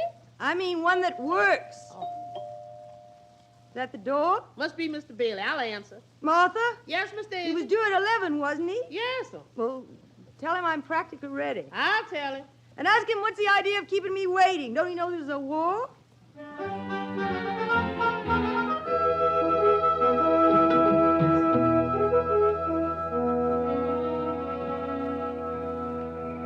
Pennsylvania Station, New York City. Boy, oh boy. And an 8-hour pass. Who said the Army was tough, huh, Bill? Oh, it's big, all right. The Army? Amy's Penn Station. After Texas, I thought nothing looks big to you, cowpunchers. Oh, New York does. This place, big and noisy. And sort of lonesome like. Know what he needs, Maggie? What? Plaza 30599. Yeah. Oh, wait a minute. Eldorado 59970. Yeah. What do you say, Bill? Huh? He wasn't listening, the dope. Bill, Dice is suggesting a bit of feminine society to cheer you up. What am I saying? To cheer us all up? No thanks, Dice. What's the matter? Ain't our company good enough for your 8-hour pass or something? Well, it's not that, Come on, let's get out of this mob. He's got a date. That it, Bill? Yeah, that's it, Mackie. I got a date. Oh. Blonde?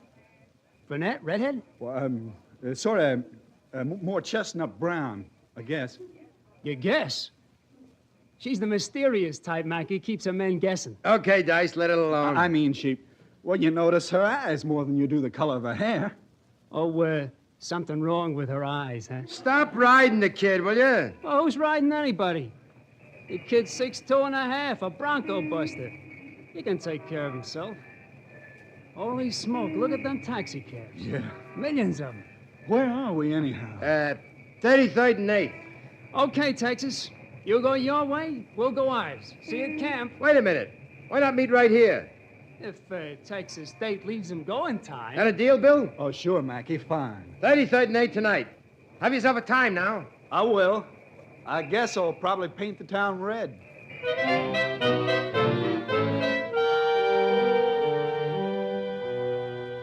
And though these troops are officially outpost troops, no expeditionary force, they are the first big contingent of American GIs to land in the European war zone. Northern Ireland received them with a mixture of... Oh, golly.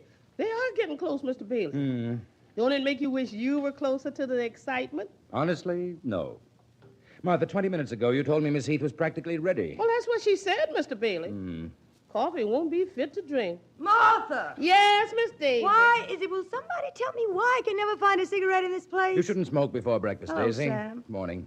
You give me a cigarette. Martha, what's that? Breakfast, Miss Daisy. Mr. Bailey ordered it sent up. Throw it out. Daisy? Oh, leave the coffee. Is it hot? Leave it anyhow and throw the rest out. And when the bellhop went and brought it up here just special. I missed rehearsal again this morning, Sam. So I see. I'll fix it with McGonigal. Thanks. Cup of coffee? To keep you company. Daisy, wouldn't it be simpler all around if I fix it so there wouldn't be any more rehearsals ever? Oh, it's a little early in the morning for another proposal, Sam. Where did Martha put the sugar? It's right there. 1 lump to a cup. Well, I used 3. She knows that. They only allow 1 lump now. The war. Oh, now, really? Are they throwing sugar cubes at the Japs? Call that kitchen and tell them I want 3 lumps with every cup. Can't be done, darling. 1 to a cup. It's the law. Well, then tell them to send up 20 cups. I'll get my sugar if I have to order all the coffee in New York. You're quite a little lady, aren't you? Well, if you don't like the way I am, what are you hanging around for? I don't really know. Maybe we both ought to quit hanging around. What do you think? It's all right with me. It's all right with you. Well, no, it isn't all right with me. I don't know why. I don't either. Look, when I see McGonigal at the theater, can I tell him you'll make rehearsal this afternoon? If he needs me. Oh, he needs you. And I'll send a car around at 8. What's doing at 8? A cocktail party at Wilson's. You needn't bother to send the car. Wilson's is only 10 blocks from the theater. I can walk. Daisy. Oh, all right, send the car. I wouldn't walk 10 blocks, and we both know it. What's the matter with you? It occurred to me, maybe that's our trouble. We both know too much about each other. I told you, if you don't like the way I All act... right, Daisy. I'll see you at 8. And for both our sakes, have yourself a good day, will you?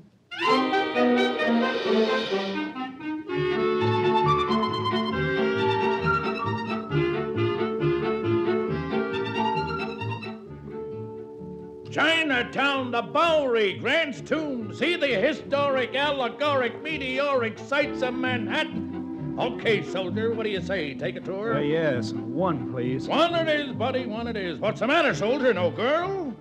No girl. Okay, climb aboard. Step right up, folks. The #1 tour of them all. Chinatown, the Bowery, Grant's Tomb. See the historic, allegoric,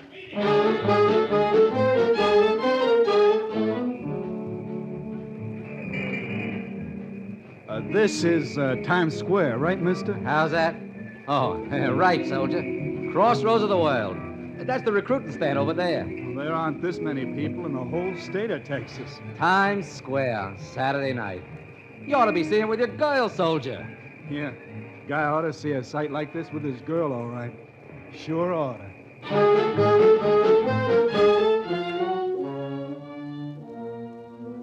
Central Park, buddy, a long way from Penn Station. I know. Your best bet's the subway. No, thanks. I get lost in the subways quicker than in a prairie dust storm. I'll walk. All right, they're your dogs. Well, just keep heading south when you hit 6th Avenue till you get to 33rd. Thanks. And you can't miss it, then turn right. Thanks, officer. Okay. Oh, straight down 6th now, and good luck. Hey, watch it. That car, look out. What's the big idea?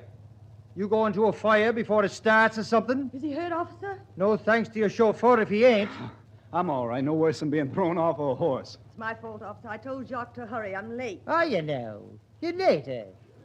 Soldier, you know how you're going to Penn Station? Down 6th. You're going in grand style. In this lady's limousine. Huh? Say, what's the idea? Oh, wait a minute, officer. Get in, That's get all. in, get in, get in. Lady, you've got a passenger on government business. On your way, Jacques. And easy with those tires. You'll get no more till the war's over.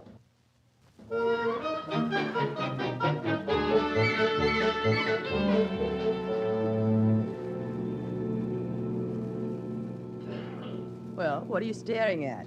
You, I guess. Haven't you ever seen a woman before? Not one like you, ma'am. Well, I mean, I can't put my finger on it exactly, but you're different. Beautiful, of course. Okay, soldier. I guess I'd better introduce myself. I'm Bill Pettigrew, Private Bill Pettigrew. I come from Texas.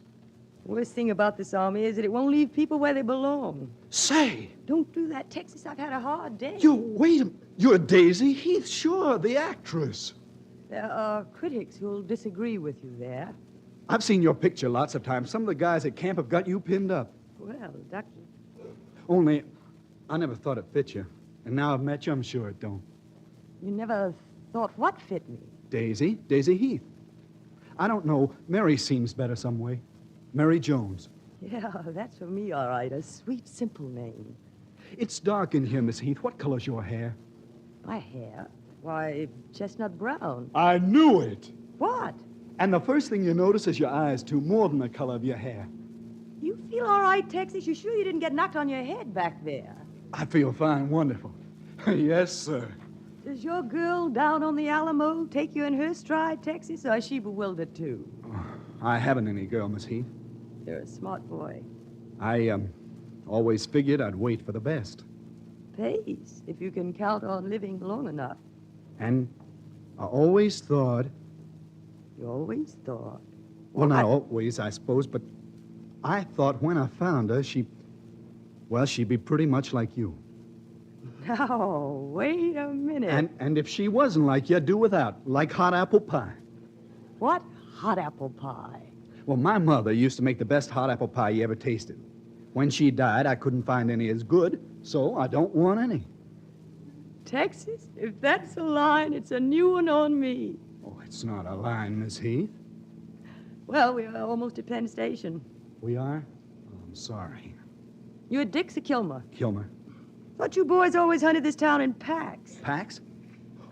Oh, I left my buddies this morning. Been alone all day? It's a big town. There was plenty to see. I hate being alone, especially in a big town. Kilmer, that's the embarkation point, isn't it? That's right. Going over soon? I guess so. You'll be one of the first. That's right. Well, 33rd and 8th. That's it. I wish I could say how swell it's been meeting you. Oh, forget it. I hope I haven't inconvenienced you. You have, but it's all right. Meeting your buddies here? I'm supposed to. They coming in by parachute? What? Or are you expecting an air raid? Oh, a holdover from Texas, ma'am. I'm looking at the stars. Stars? Here, look. Millions of them. Yeah, what do you know? Well, night. Night? Oh, Texas! Yes? Before you go over, if you ever have to face another day alone, give me a call. Number's Plaza 57598. Plaza 57598. Ma'am, you're an angel. Who, me? Oh, no, I'm hot apple pie. Well, let's go, Jacques. I'm 40 minutes late. Mr. Bale will be having fits.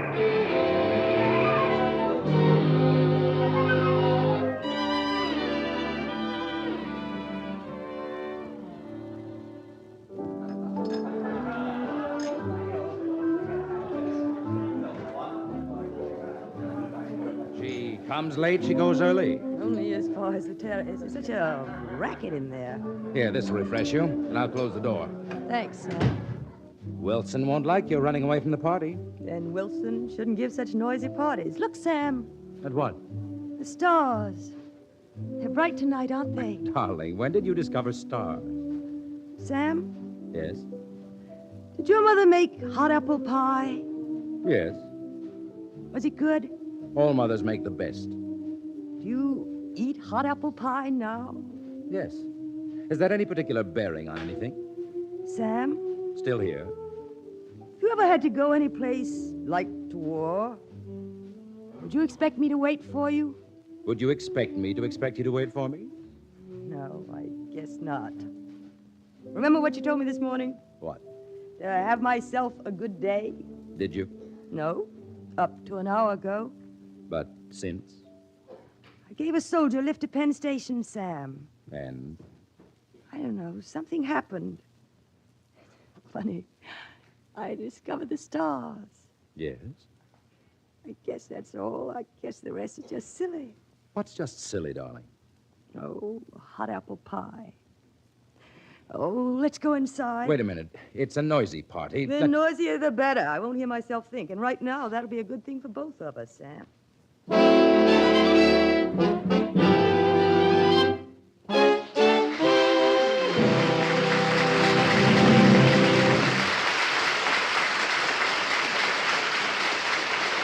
There is no noise to rival the inner din of a quickened pulse beat. Love can come just like that. It's a trick fate plays on boy and girl.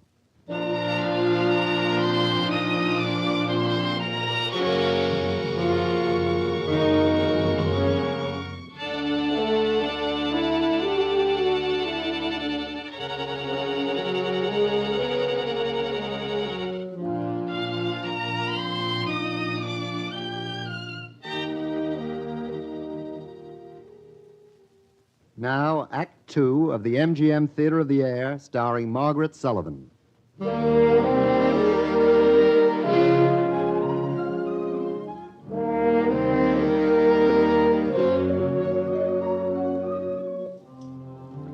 A GI waiting to ship overseas, a pampered darling of the Broadway stage, an awkward cowboy disguised in khaki, a glamorous actress bedecked in sables. And yet, this distant twain did meet. Like calls to like, as the poet says, but not always. A coin drops into a telephone. Important coin, important call. Hello? I wonder if I could speak to Miss Heath. Oh, I'm sorry. You don't mean she's had the doctor or anything like that? Oh, just not feeling so good, huh? Well, would you tell her... I say, would you tell Miss Heath that Bill Pettigrew called? That's right, Private Bill Pettigrew. Oh, look, maybe she'd like a visitor. You know, somebody to sort of cheer. Hello? Hello? Must have figured I was through talking. Oh, miss, Yeah, I help you, soldier. I want something for a girl who... Something to cheer up a girl, you know? Well, take your choice. Candy, fruit baskets. Down front in the store, there's cigarettes, 2 packs to a customer. You can probably get them cheaper to PX. I wonder what a girl that sings in a show would like. Oh, well, if she's a showgirl, it's easy. Yes? Get her a mink coat. I'll have pound those chocolate creams, please. Well, they won't spread the same kind of cheer, I'll tell you that. Wrap the box in ribbons and stuff, will you? And please hurry. I've only got a couple of hours.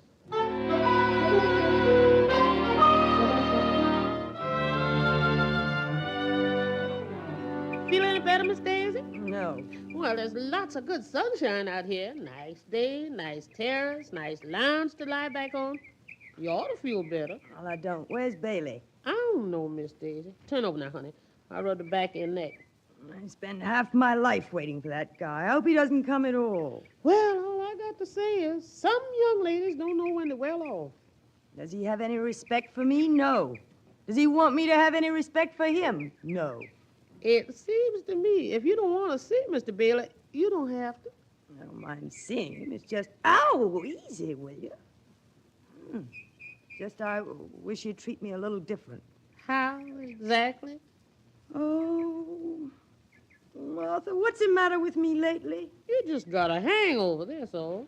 It's more than that. I don't know. It seems like... Oh, that's him. Let him in. Now, don't you move now. Don't worry. I need help to lift my voice. Just lie there soaking up good sun and fresh morning air. I'll bring Mr. Bailey out here to you. Good morning, Martha. Good morning, Mr. Bailey. Let me take your hat. Thank you. Well, how are things this morning? You got yourself that proposal yet? One of these days I will, Mr. Bailey. Good girl. Persistence pays if you don't overdo it. Hello, Daisy. Hello. How are you this morning? Awful. It's a little hard to tell with you at that angle. Turn over so I can see your face. Why? That's better. Why? Just habit, I suppose. You don't really enjoy seeing my face 7 days a week, Sam? I don't know. It's a nice face. You're right. I'm just a habit with you, like smoking. She don't feel so good this morning, Mr. Bailey. You take me for granted like an old smoking jacket. Answer that, will you? I'm going to Miss Daisy. I ain't got wings. Daisy, are you trying to tell me tactfully that I've become a habit with you? No. Yes. I suppose you have. Oh, I don't know, Sam. I just don't know anything. Miss Daisy? What is it? There's a Bill Pettigrew in the lobby. Never heard of him. He called this morning. I told you. Private Bill Pettigrew. Oh, your soldier who pointed out the star. Yeah, maybe it is. I think that was his name. Tell him to come up, Martha. I've always wanted to see what kind of a man you really liked. What does that mean, exactly? You did like him. A dumb country rube? He has your number. What? Your phone number, darling. Oh. He called you, Martha said. You liked him well enough to give him that. What if I did? Nothing. Just a dumb country rube. Daisy, I don't care if you did. Then why did you ask him to come up? Why not? Oh, hand me that mirror. You look beautiful enough. Why, Sam Bailey. What's the matter? A compliment? From you to me? It's not a compliment, particularly. You are beautiful. You know it. Oh, a statement of fact, then. That's right. No compliment. Daisy, just for one morning, let's not get into it. Step back, will you? You're cutting out the light. Right through here. She's on the terrace. Thanks. Hello. Came as soon as I could when I heard you were sick. Well, that was nice. Oh, this is Mr. Bailey. He's my business manager. Glad to know you, sir. Any friend of Daisy's is a friend of mine, as we say. So, you're Bill Pettigrew. You don't stand up, you two. You make me nervous. Oh, is that for me? Oh, yes. I clean forgot about giving it to you. Chocolate creams. That was sweet of you.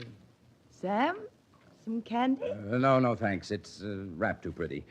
Well, you two will spare me for a while, I'm sure. I've got to catch up on my reading. Yeah, we'll get along as well as we can without you. Thank you, my dear. Thank you. Martha, Yes, sir, Mr. Bailey. Something wrong? I don't want Miss Heath coming in here while I'm on the phone. I'm rigging a little surprise for her. I'll see that the Army keeps her occupied like a good girl. Another surprise. You're always fixing up something for that girl. Hello, Mac. Bailey. Now, Mac, about that idea of yours to take the show out to Kilmer to entertain the boys. Yes, I know I said that, but I've changed my mind. Mac, did you ever hear that familiarity breeds contempt? Yes, well, sometimes it breeds disillusionment, too. Never mind, just make the arrangements. Call me back here at Miss Heath's when you've worked out a convenient date.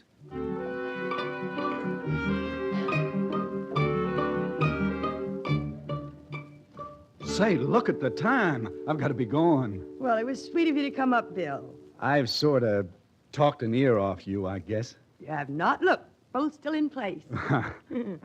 Well, it's just so doggone good to talk to somebody who...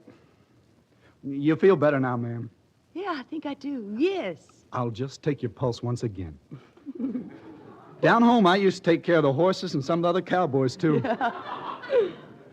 Hey, it's still a bit irregular. But better than when you came. I don't Sure know. it is. My pulse is always irregular. Doctors gave up on me long ago. Have you found yourself a girl yet, soldier, or are you still waiting for the best? I've already found the best. I never noticed that before. Ma'am, On your wrist there. What's that, a bracelet on you, Texas? that's my identification tag. Don't they know who you are? Well, it's in case. Oh. You won't need it, Bill. Why, don't worry about it.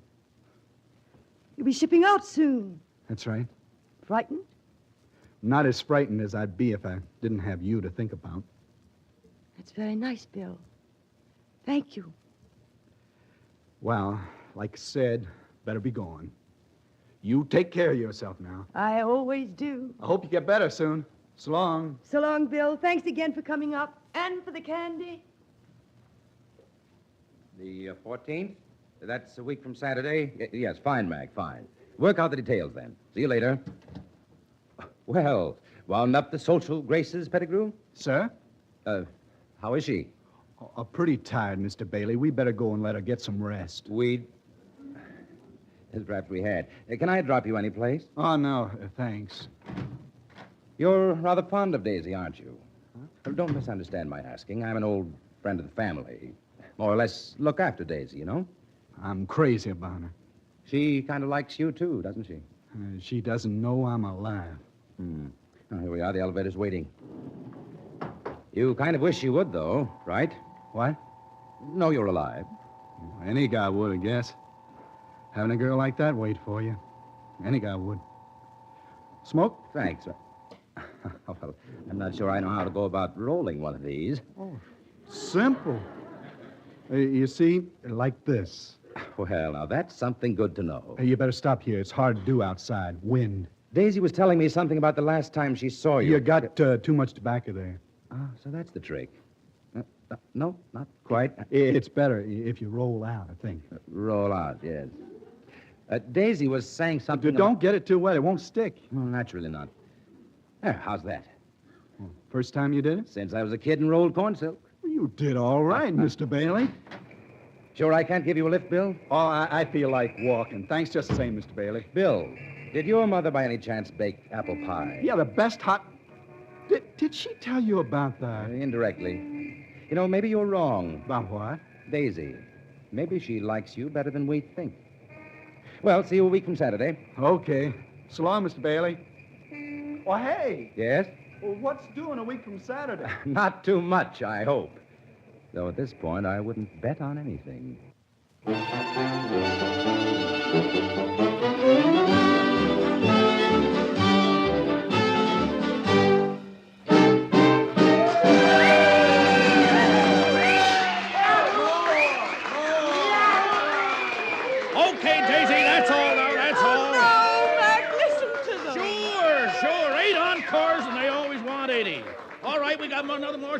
gotta have a voice to save. Now, come on, get out of here. Miss Heath, you were wonderful. Oh, thanks, Bill. Have you seen Mr. Bailey anywhere? Oh, he's out front. You can see him from the wings. Look, let's get out of here, okay? Oh, no, I can't. I've got to wait for Mr. Bailey. He'll want to leave right after the show. Well, there's 10 rounds of boxing yet, and a ventriloquist. Don't you want to see that? Well, not if I can see you. Oh, Bailey's happy. Look out there. He's not budging. All right. Come on. They are saying it's this week. What's this week? Mackie Dice arrest. We ship out. Oh? So soon? Probably just talk. You want to be careful, Bill. Those Highland lasses, they're dangerous. I don't care about the Highland lasses. Still the hot apple pie. Yeah. Still not so scared? I don't know. I guess dying's like being in love. It's hard to imagine until it's right on top of you. You've got everything doped out, haven't you, Bill? A regular philosophy, all tabbed and adding up to something. I wish I knew how you do it, how you're so sure of what you want. Maybe because I don't want very much. You want a lot. All the swell things, the things you believe are swell. I guess that's what you've got, I haven't. Things to believe in. For instance? Being in love, living, dying, things like that. Well, sure. Don't you believe in those things? I believe in eating the best I can and wearing clothes that feel good. Love. There you're leading with your chin any way you figure. That's not true. No. Bill, what would happen to you if you found out something you really believed in wasn't so? Wasn't what you thought at all? It couldn't happen. Oh, Bill, look. Yeah? Look out. No, Mr. Bailey's waiting for me. We got to get back. You know, since I sort of showed you around camp, I wonder if, well, I've got tomorrow off, if you'd like to show me the sights of the city. You put it so nice, it's hard to refuse. What time? How about 8:30? That's a little late for me. Well, we don't have breakfast till 7:30. Oh, in the morning, 8:30. All right, Bill, you got yourself a day. Starting tomorrow morning at 8:30 sharp.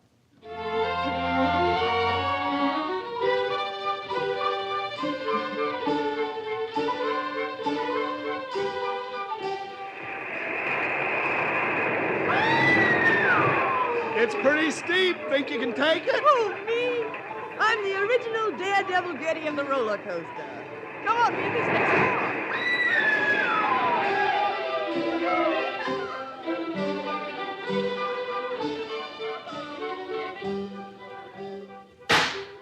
Bill, you're a sharpshooter. Sure, hunted coyotes since I was 8. Oh, let me know. All right. Stand back, everybody. Look out. Ready, aim.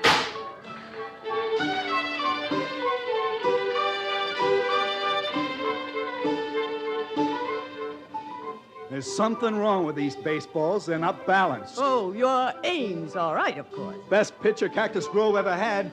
Well, here goes again. I'm gonna win that statue for you if it takes all day.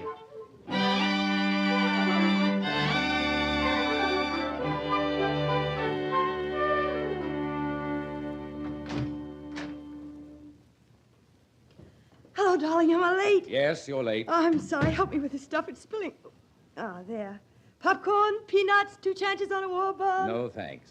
I'll set the statue here. Look, Sam, the goddess of liberty. Did you ever know she was a goddess? I didn't. Bill told me. That how you spent the day? With Bill? Oh, Sam, he's a wonderful guy. He won the statue just because I said I'd like it. You better get dressed. We'll have to eat after the show. All right, give me 5 minutes. Where's Martha? You gave her the day off. Oh, yes. Sam, have you ever tasted Cracker Jack? Yes. Don't you like it? No. Bet you've never even been to Coney Island. Yes, I have. Did you shoot at the ducks? I imagine I did. Bill hit 10 ducks, 3 pipes, and rang the bell. What was that? Sam, what happened? It sounded like... Oh. The goddess did a nosedive. It took Bill 20 baseballs to win that. What happened? I knocked it off the table. You... Sam, you broke it on purpose? Yes. But why? I wanted that. That's what I wanted to find out. But I don't get it. What's in the package? Nothing as valuable as a plaster of Paris statue. Sam, a whole carton of sugar cubes. Oh, how did you ever manage? Hey, what is this anyway? You bring me sugar cubes, now you act like this. And all the way home I've been thinking how I wanted to tell you about the fun I'd had. That kid's in love with you. Bill knows how I feel about him, as if I were his mother. His mother? Stargazing. He brings you candy, takes your pulse, wins trophies for you like some... You've got your chin out, Daisy, way out. All right, maybe I have. What of it? You don't love him? Why all of a sudden is it so important to you? It's always been important to me. All right, let him fall in love with you. Let him ask you to marry him. Go ahead. Sam, you're jealous. Yes. Oh, darling. Do you know how long it's been since...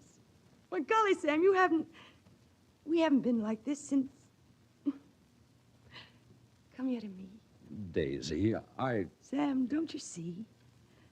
You needn't be jealous of Bill or anyone, ever.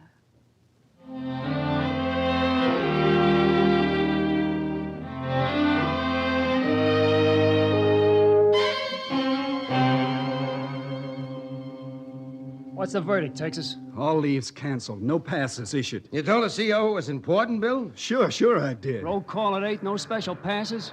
We're shipping out tonight. I've got to see Daisy. Bill, look, you can't see... If I can't do it on a pass, I'll do it without. Texas. Hey, shut up, Dice. He's hitching on to that supply truck, Mackie. He's going AWOL. So he's going AWOL. He's gone away for a long time, too, and he wants to see Daisy. You heard him. But if they get wise... We see to it they don't, if that's possible. Come on, let's start packing.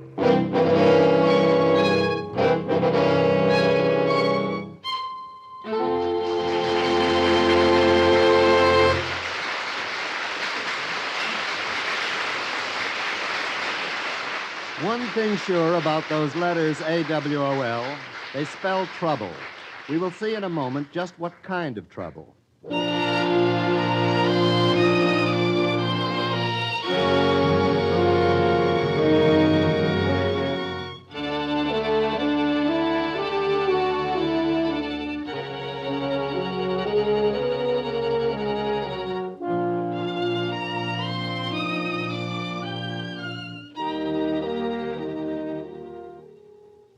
Now, Act 3 of the MGM Theater of the Air, starring Margaret Sullivan in Shopworn Angel.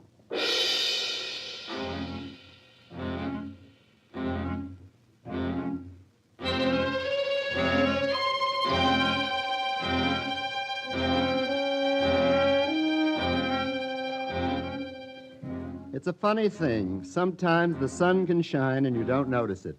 The subway speeds across town and seems to creep like a snail. A uniformed doorman can scowl. A desk clerk give a sharp reprimand. An elevator boy can look superior, but they don't exist. That is, if you're in the state of Bill Pettigrew, who's gone AWOL and now finds himself by some devious route in the carpeted hall, hat in hand, ringing the bell of Daisy Heath's apartment. Yes? Oh, it's you. I've got to see Miss Heath. Well, she ain't here. Wait a minute. When will she be back? Not till after the show. But maybe if you could tell me where I could find her now. Well, she's somewhere in Connecticut with Mr. Bailey. Connecticut? I'm sorry, soldier, but I got a date with my gentleman friend, an afternoon date. And that means he's getting serious, and I can't stand here talking You see, we just got our orders. We're shipping out tonight. I won't get a chance to see Daisy. Miss Heath again. Say. What? This is Wednesday, ain't it? Yeah? Miss Heath's got a matinee today. Oh, thanks. You go around theater. She'll show up there if she shows up. Wait till you've seen them two this morning, you doubt.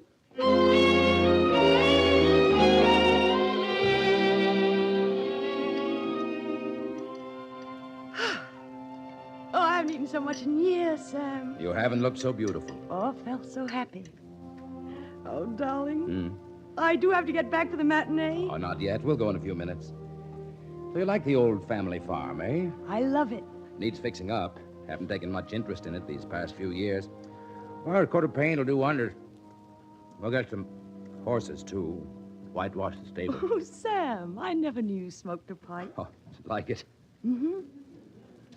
I'll bet there's lots of you that goes with it that I've never known, too. Bailey in love. Bailey off guard. Bailey, pretty all-round swell. Oh, Sam, Yes. if I ever love you so much it gets silly or embarrassing, you'll tell me, won't you? I'll be lying if I do. Daisy, what about Bill? What about him? You won't see him again, will you? I don't see how. But if I do, Sam. It's the off-guard Bailey again. My chin's out, darling. And I am, too, out in the open. In love and jealous and everything that goes with it. I'm glad that put you right in my class. And I won't see him again, Sam. No, I've got to get back. Oh, now there's plenty of time. Oh, Mr. Bailey, don't you see I'm a new woman? All rehearsals and performances. Never absent, never late Heath, they call her. Oh, Sam. Daisy. Here's me in love with you all the way. For keeps. Remember that, darling? For keeps.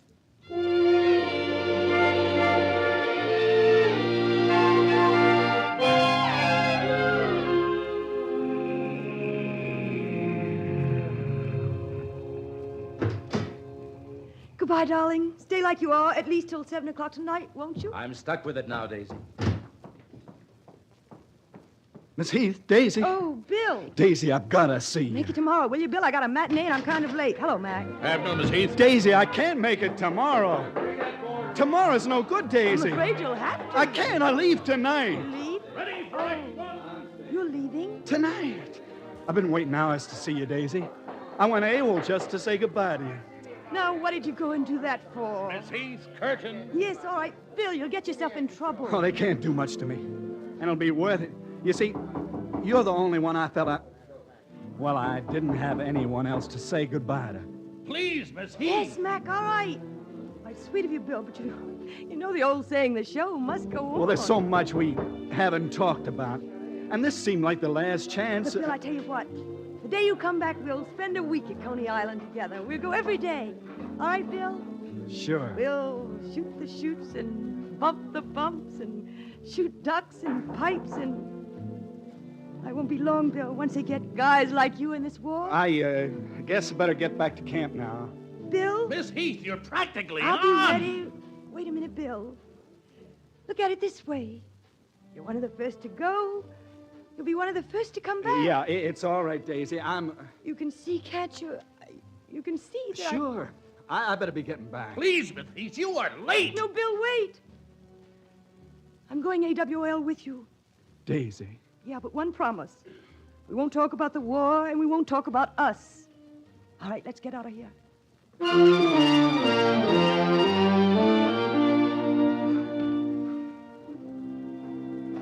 Hungry? This park bench all right? It's good to sit down. We walked and walked. You ought to be hungry. It's past supper time. No stars tonight. What? Oh, I hadn't noticed. Looks like rain. Wind's been shifting.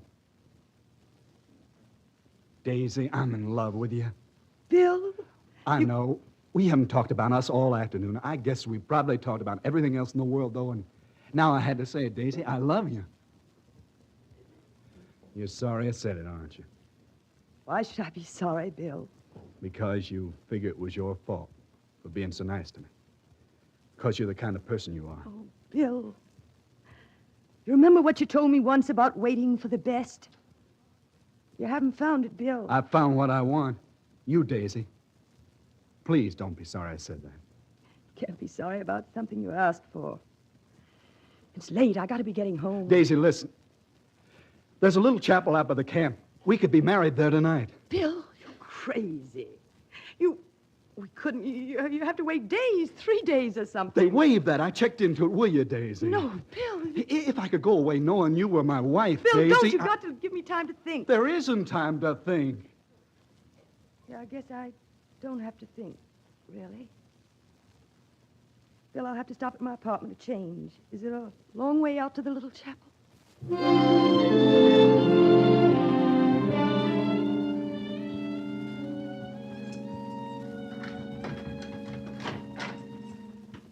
I won't be long, Bill. I just...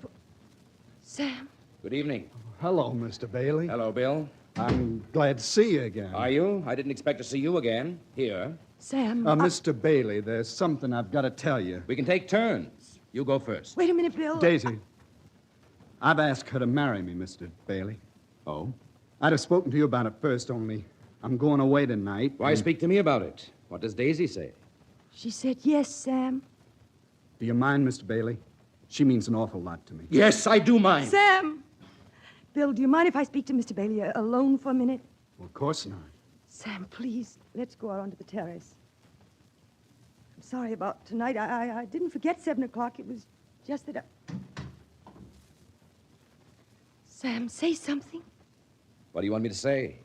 Good luck, Bill. She's a fine woman, and I should know because she was in love with me a couple of hours ago. Go ahead, give me the rest of it. Or maybe you want me to tell you not to let it bother you. It was a nice way to spend a dull morning, and it didn't mean anything to me either. That wouldn't be true. No, it wouldn't. Not about me.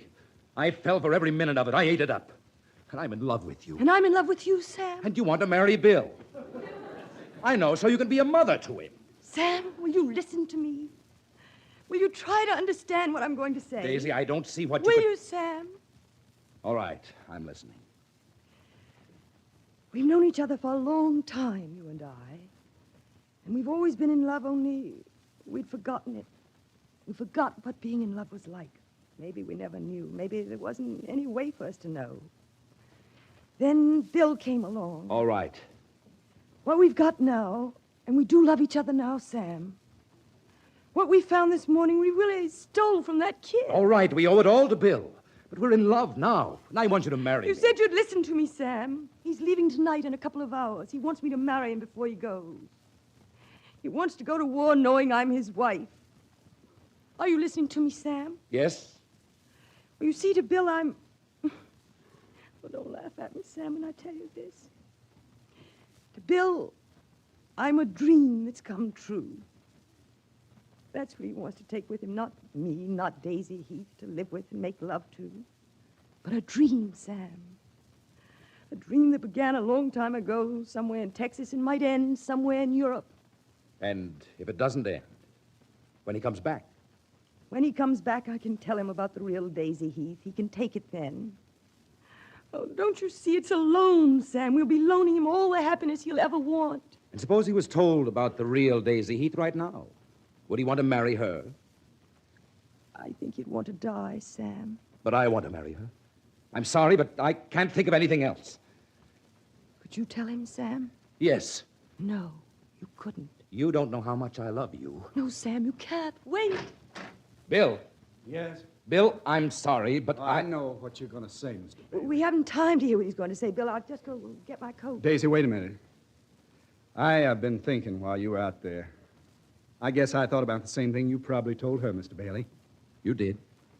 You see, I'm not really what you think I am, Daisy. Right now, I'm a big hero in a uniform. There's a war. But someday there won't be any war. And you'll be married to a cowboy, Daisy. That's no good. Bill. I guess both of us got kind of carried away. I've never known anyone like you, and in the way I figured, you were kind of lonely when I came along. You see what I mean, Mr. Bailey? You see what he means, Sam? Bill. Do you, Sam? Bill, You've got it all wrong. She'll be married to more than a cowboy. A lot more. I think she'd better grab you right away. Sam. Get your coat, Daisy. We haven't much time. Are you coming along? Sure he is. Why not? Somebody has to give the bride away.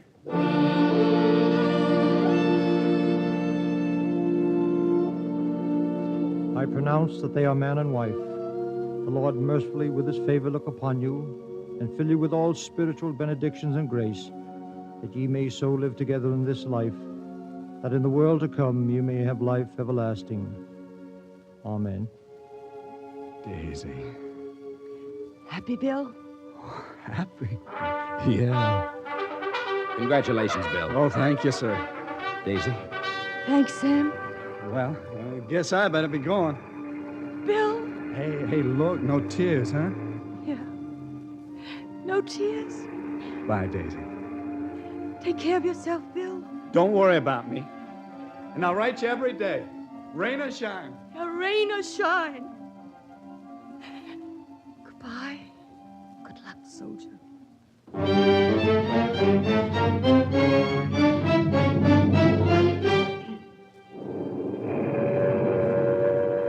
I hope you can read this. These London air raid shelters aren't lighted so well. Daisy, I know what it's all about now, and I'm not scared. Nobody but you would understand. But because I have you, because I love you, I'll never be scared of anything except not coming back to you. I'll close for now. Your loving husband.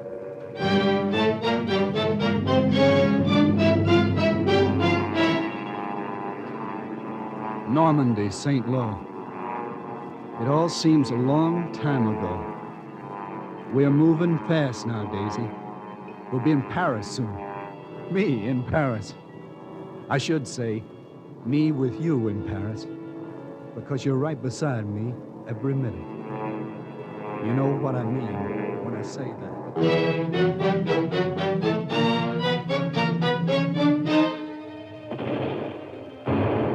A bit cramped in this foxhole. We're near a place called Bastogne. It's cold. We're pretty tired. We're holding a sort of bulge, and it's almost Christmas. Merry Christmas, Daisy. It'll be the best Christmas I ever had, the happiest, because it won't be long till I see you again. It can't be long.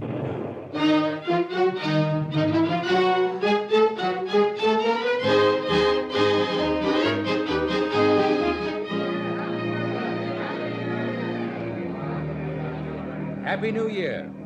Sam, Happy New Year. Come on in. Oh, another letter from Bill? Yep. Every night, Daisy has a letter to read in her dressing room. And if I miss a night, 2 letters the next. How is he? The happiest soldier in the whole war. 5 minutes, Miss Heath. Oh, thank you. Sam, you shouldn't come here every night. Where else would I go? Well, there are other nightclubs. I like this nightclub better than any other. I like to sit and look at you and love you. It's nice to know you're here, Sam. Will you have supper with me after the show? Oh, no, Sam, don't keep asking me. It's all right to ask, as long as you keep saying no. About ready, Miss Heath. Okay. Well, I'll get out front. Thanks for coming back. It's nice to know about the kid being so happy, isn't it? Isn't it? Oh, listen. A year ended. Another beginning, Sam. Yes. Well, special delivery letter for you, Miss Heath. A special? Thanks, Tony. Thank you, Mr. Bailey. They're waiting for you, Miss Heath. Sam. Yes? It's from the War Department. Open it, Daisy. No. Steady, darling. Here. Daisy. Sam, it's his identification tag. Yes. No, Sam. No, it can't be. There's a letter besides the official. It's from him, Daisy.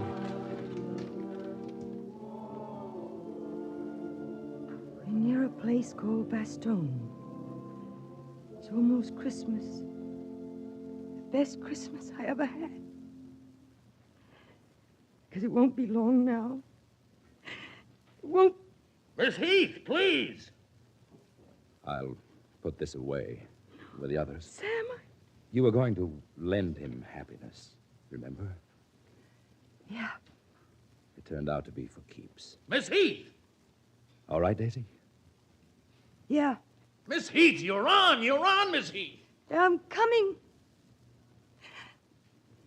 Sam, how do I look? Beautiful. Darling, how could you look anything else?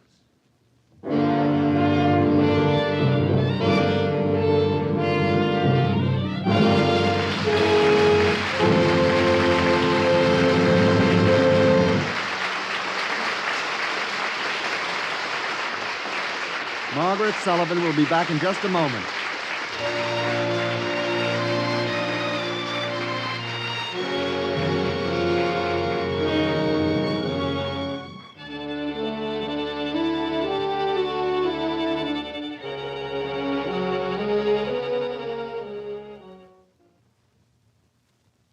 Well, Miss Sullivan, or rather Margaret, or even Maggie, whichever you prefer. Maggie. At the end of these programs, we usually have a little interview. It's sort of a dessert for the audience.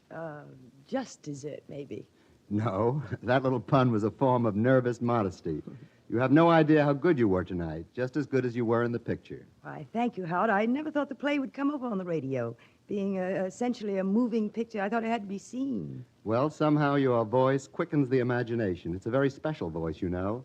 It heightens the drama even more than seeing. Oh, you think it best for me to be heard and not seen? No, I didn't say that. On the contrary, you're a stunning little object of feminine art. I've never failed to like you, and who of us will ever forget your performances in Voice of the Turtle, Stage Door, or the movies Shop Around the Corner and Mortal Storm? Well, thank you, Howard, and good luck with the MGM Theater of the Air. Seems like a fine idea. So far, the audiences have been a great success. Thank you, Maggie, and good night. Good night.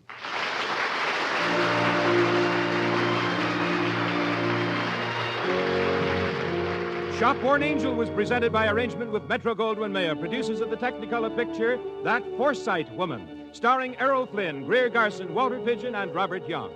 Will Hare was heard as Bill Pettigrew, and Carl Weber as Sam Bailey.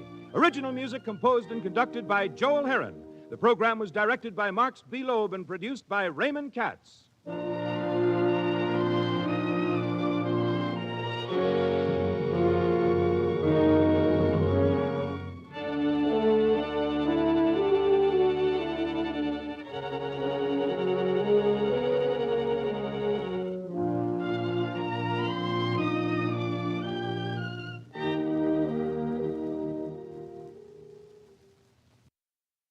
The MGM Theater of the Air. Our star this week, Burgess Meredith.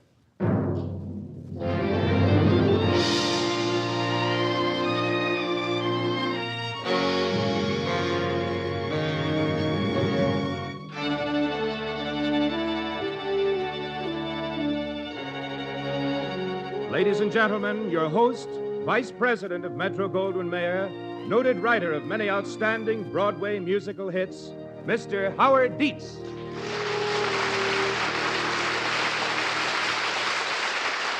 Thank you.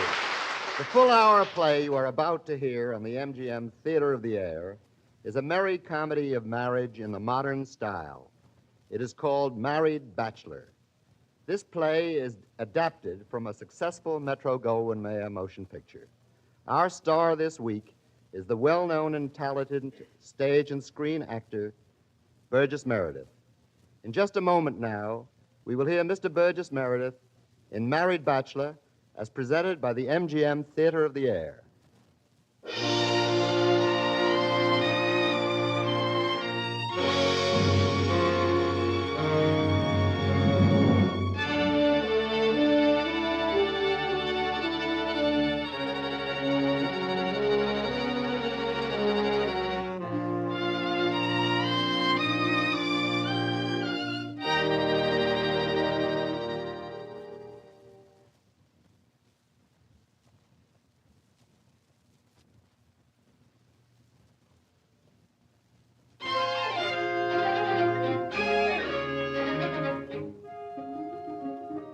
The curtain rises to usher in the laughter and gaiety of a happy love story.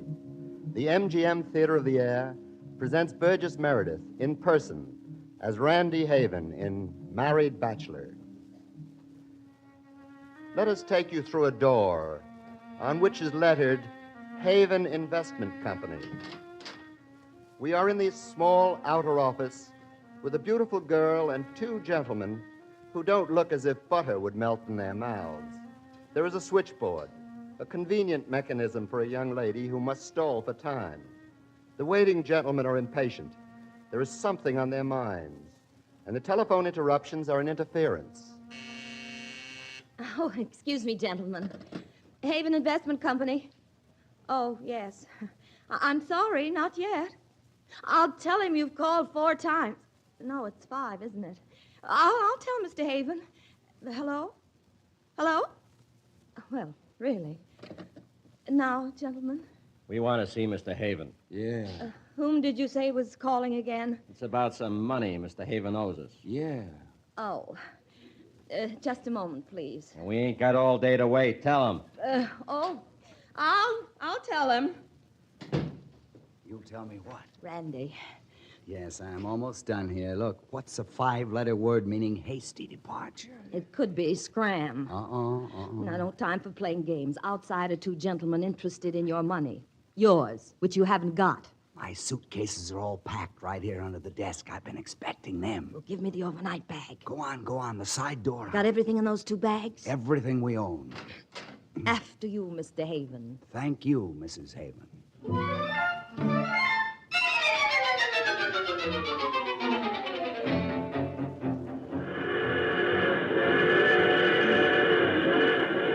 Once, just once, I'd like to see what it's like. What's like, honey?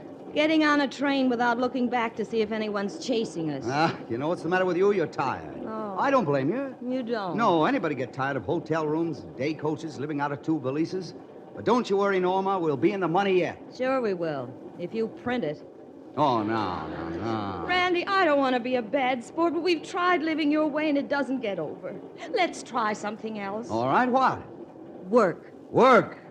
Randy, let's face it. Work. You can't build a decent life on fake securities and empty oil wells and one phony deal after another. Well, maybe you're right. Randy, we're better than that. Sure we are. Norma, I've been wrong. Just tell me what you want. You. And a plain, old-fashioned 9-to-5 job with a paycheck every Saturday. Okay, honey. If that's what you want, you'll get it. Now, from now on, I'm New Leaf Haven. Randy, I'm serious, you know. What do you mean? So am I. You promise? About the job, I mean? I cross my heart, or I would if you hadn't taken it over when you married me. Now, how do you like that? I'm married for 4 years, and I'm still in love with my wife. Why, sure, I promise, honey, anything you say. Do you know the nicest thing about us? You. The nicest thing about us is that we've always been on the level with each other. Oh, he's a lucky guy, Randolph Haven, because he's got you. No matter what you were doing with anyone else, you were always on the level with me. Mm-hmm. And you won't forget, will you? Forget what, honey? Your promise. My promise. Now, what promise? Oh, Randy. No, of course I won't forget. You just watch me. Honey, you just watch me. New Leaf Haven, full of ginger, sharp as a tack, heading straight for the moon.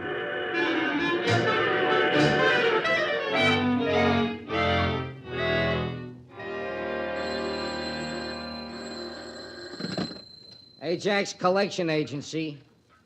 Yeah, $2 on the nose, man in the third. You got it, Fred. Now, Randy, what was I saying? Oh, yeah. Cookie, yeah. what are White Queen's chances in the third at Belmont? She's a dog. Got anything on her? I just got one bet. Here's a slip. Yeah. What I was saying, Randy, 6 weeks ago you come here. I take you in 50-50. You brought class to the joint.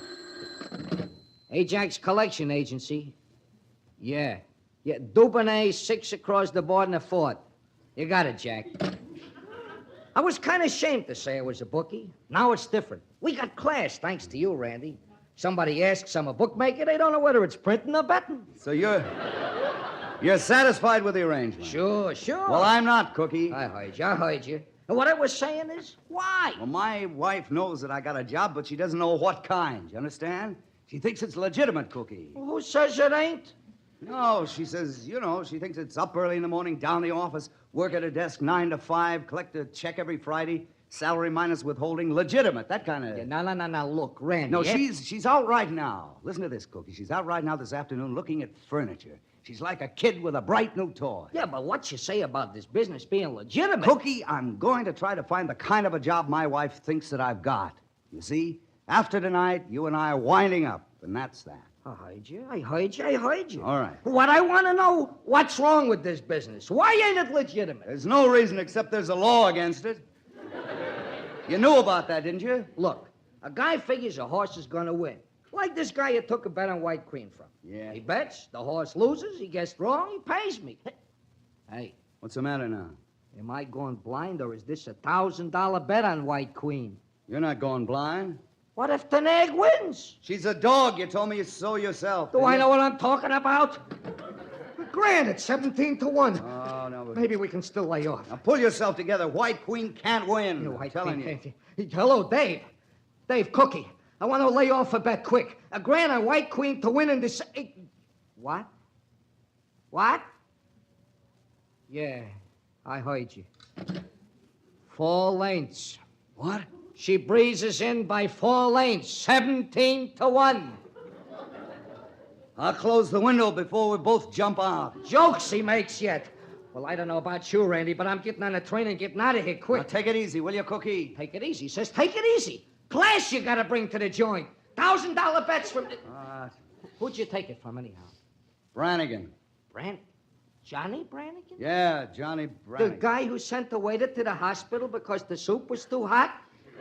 And then took his boys to the hospital and made the waiter eat the soup? Oh! Now, look, there's some way out of this. You bet there is. Through the nearest door, to the fastest elevator, to the first train heading west. 17,000 fish. Brannigan. How do you like that, huh? 17-1. Hi, Haven. Hello. Okay, Cookie, give. Look, Brannigan. What's the matter? Well, you see... $17,000, a lot of money. Take us a little while to accumulate that much cash. Kind of. I see. Yeah, it's your pile of clams, Brannigan, but we'll have it in the morning. You'll have it tonight, boys. Brannigan. Tonight. You got it? I don't owe nobody nothing. I don't like nobody owing me nothing. 17,000 fish. My boys and I will be around for him tonight. Oh. Now stop fainting. Let's start thinking. Who owes us? Come on. Have you got the book? Who owes us? Who owes us? Who owes us? A lot of small bets that don't amount to nothing. Who's this? $330 here. I don't know. Professor Ladislaus Millick. He writes books. How'd you ever let him get into you for that much dough? Do I know what I'm doing? He told me if he ever sold a book, he'd make a fortune. Well, let's go find him. Maybe he sold a book. That $330 is liable to be a down payment on our lives.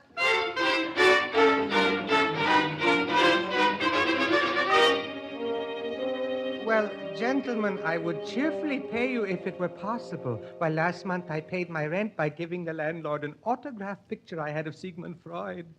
You may take any of my meager possessions, but... But you don't have $330. I don't have $20. Oh.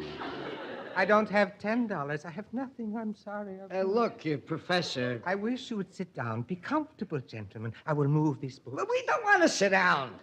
Professor, we got to have this dough. We got to. Now, look, he hasn't got a cookie. You can see that. Yeah, but... Professor, now, what about these books here? What are these things you've written? Well, if it will help you out of your predicament, you may take any of these manuscripts, do with them as you like. I would appreciate your doing so for the sum I owe you. That's a fair deal. What's this one here? Hey, wait a minute. You're not going to let him off for a book? What else can we do, Cookie? Look at this. $330 for a lot of words. Moron. Moron, schmoron. It's murder, that's what it is. Say, how do you like this title? The Neurological and Psychological Manifestations of Marriage by Dr. Randolph Haven. Come again? Well, I won't be a regular doctor. You know, a Ph.D. It looks swell on a book jacket, wouldn't it? Neurological and Psychological Manifestations of Marriage by Dr. Randolph Haven. Come on, Cookie. I've got to cash in on an idea.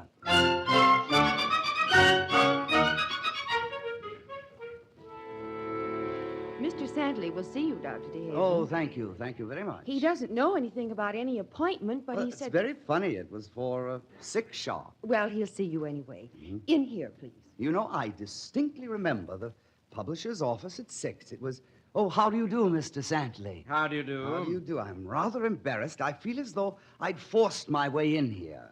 Oversights happen. Dr. Haven, is it? Haven, yes. You see, I'm delighted that you liked my book, Mr. Santley. Your book? After all, a successful publisher like you, and it's my first book, you know. Is there anything wrong, Mr. Santley? You say I liked your book? Is this some sort of joke? I never read your book, Dr. Haven. You never... Now, they told me that you wanted to publish it, that I was to be here at this address at... Oh, my goodness. What is it? I'm in the wrong office. The appointment is with Singer and Company. Singer? Yes, I'm terribly sorry. I guess it's the excitement of selling my book after 4 years of work. Singer read your book and liked it? Oh, he certainly did. I'm late already. I'm sorry to have bothered Now, you. wait a minute, Dr. Haven. Yes? Singer and Company is a first-line outfit, one of the best, but you don't want your stuff swallowed up by a company too big to give you a proper build-up.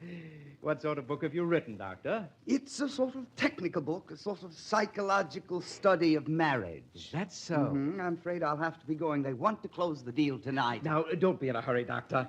You know, I've brought out a few new authors in my time, and I'd like to read your book. Oh, I don't. Is this it in this package? Well, now, I really should. Bulky. 4 years' work, huh? You know, I'm not sure this is ethical, you know. Oh, nonsense. No contracts have been signed, Doctor. Contracts? No, not yet. Well, then, I'm very interested in the subject of your book, and I might be in a position to give you a much more attractive setup than Singer. Oh, really? Well, I suppose I oughtn't to rush into anything, should I, after 4 years' work? Well, what's a few more hours? Eh? Exactly, yes. I'm a very fast reader. Now, how can I get in touch with you by telephone? Etiquette to 1098. Right. Well, good night. Good night, Dr. Haven. Good night.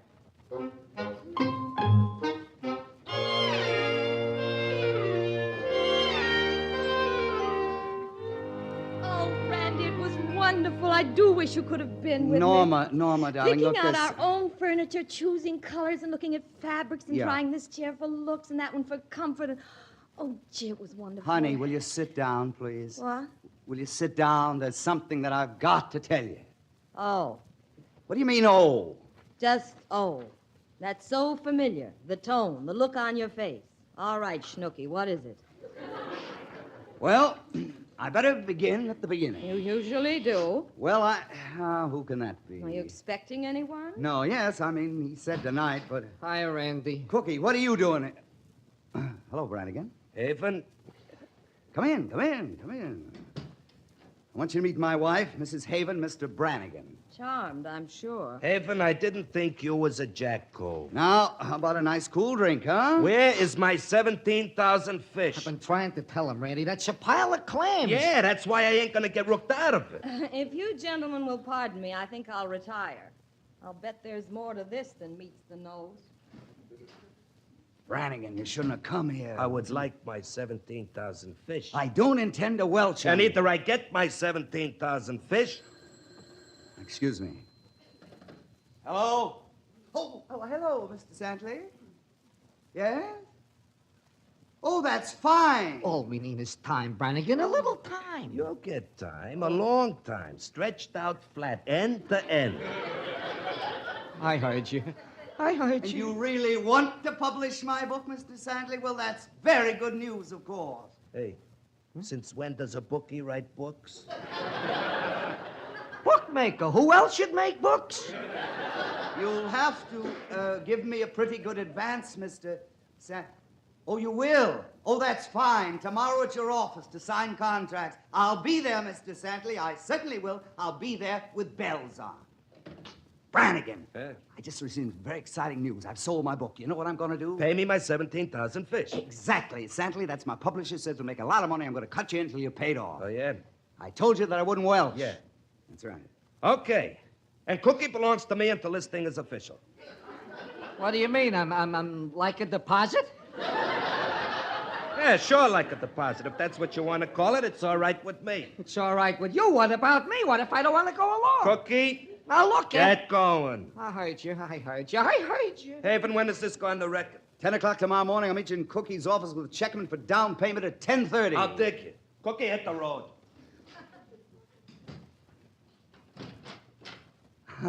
Norma, honey, look, darling. Go away, will you? Listen, I started to explain when they came in. Listen, baby. Election agency. Randy, that's downright cheating, lying to me like that. I don't know. It isn't a complete lie. It is a sort of collecting, isn't it? One we collect, only You sometimes... stay away from me, Randy Haven. Honey, be reasonable. Reasonable. Oh, makes me feel such a dope. Tonight, looking at furniture, having such fun, talking about being respectable. Now, Norma, you must believe this one thing. Now, please, this afternoon I told Cookie that I was going to quit before this horse came in, but, it had to win. And... Oh, if it isn't horses, it's stocks or oil wells. We've been lucky up to now, but this time something tells me we're going to get hurt. Not us. Now, look at me, honey. Nobody's going to get hurt. It's the first time you've lied to me, Randy. I know. No matter how you were with anyone else, you were always on the level with me. I was so proud of that. Honey, I've got to pay off Brannigan. Oh, I know. And when that's done, never again, so help me. Norma, Yes. will you play this out with me, just this? Will you please? Oh. Now, this is the first time anything's come close to breaking us up. Now, nothing's worth that. Is this Randy, my husband, talking? Or Randy, the super salesman? What do you think? I think I love you. And I'm a dope and I can't help it. I just do. So I'll play it out and see what happens.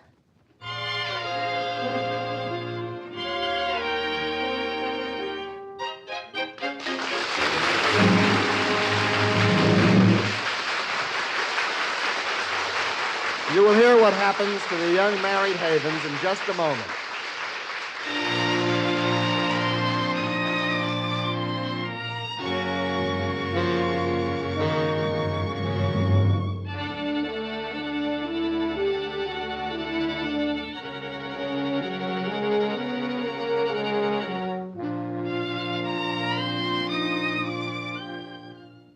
Now, for Act Two of the MGM Theater of the Air presentation, starring Burgess Meredith.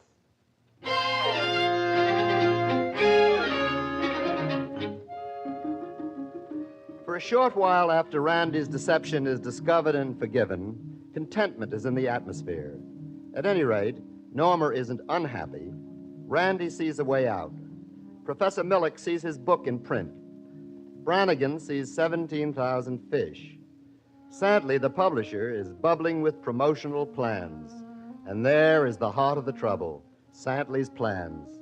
Trouble is a mire, with Randy Haven knee-deep in it and sinking rapidly.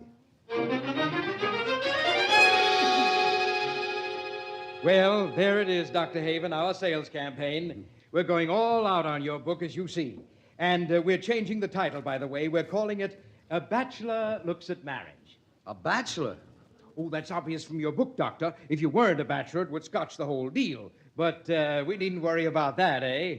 Oh, no. That's my sales angle. A bachelor who has set down in a book the most complete analysis of modern marriage we've ever read. Doctor, it'll sell 1 million copies.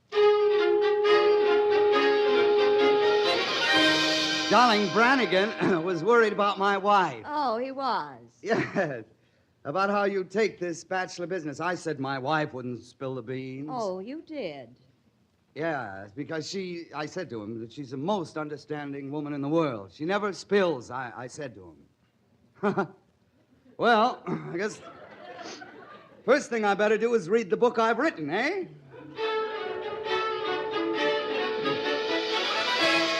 You can see for yourself it's a fact, gentlemen. How do you like this? A full-page ad. A Bachelor Looks at Marriage by Dr. Randolph Haven. In 3 weeks, #1 on the bestseller list. In 3 weeks. You see that, Brannigan? I ain't interested. What I'm watching is the take, and so far, so good. Just keep it coming, that's all, Haven.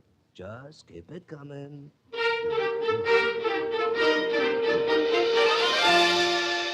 Well, I'm very grateful to you, Mr. Haven. You have given me an opportunity to peruse my book in print, but this that you ask me now, this... Advisory capacity, Professor. I need you to work with me in an advisory capacity. Now, lots of things are coming up, radio programs, lectures, newspaper columns. I am sorry. There'll be quite a bit of money involved. What's the matter with him? He playing sour? Do I know anything? No, I'm afraid my sense of integrity is too acute. Now, look, Haven. Take it easy, Brannigan. Tell him he ain't playing no bird with a long neck. He better get hip and be somebody. Mr. Brannigan, here thinks, Professor, that you'd better reconsider our offer. No, I have exhausted my opinions on the subject of marriage. I have nothing more to say. Now, wait a minute, Junior. What?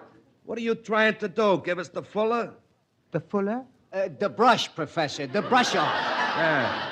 Because if that's what you're trying to do, Jack, you better puff off. Puff off? What is this? Well, Professor, Mr. Brannigan suggests that you discontinue your indifferent attitude towards our proposition. Well, look, Big Brain, I'm going to start cooking with gas, see? He cooks with gas? Now, wait a minute. Brannigan, Cookie, explain the situation to the professor. Yes, I'm bewildered. This gentleman here, Mr. Brannigan, has got me like a deposit till we pay him 17,000 fish. Fish? Dollars. Oh! Yeah, now, I've been very nice to you, Professor. You gotta be nice to me and my partner. You want me to haunt you? You want my blood on your hands? Well, that gives quite a different complexion to the whole matter. Your blood? Well, yes, very well, gentlemen. I will do it. Good. Well, give us the wink, kid, the wink. Now, am I cooking with gas? Yes?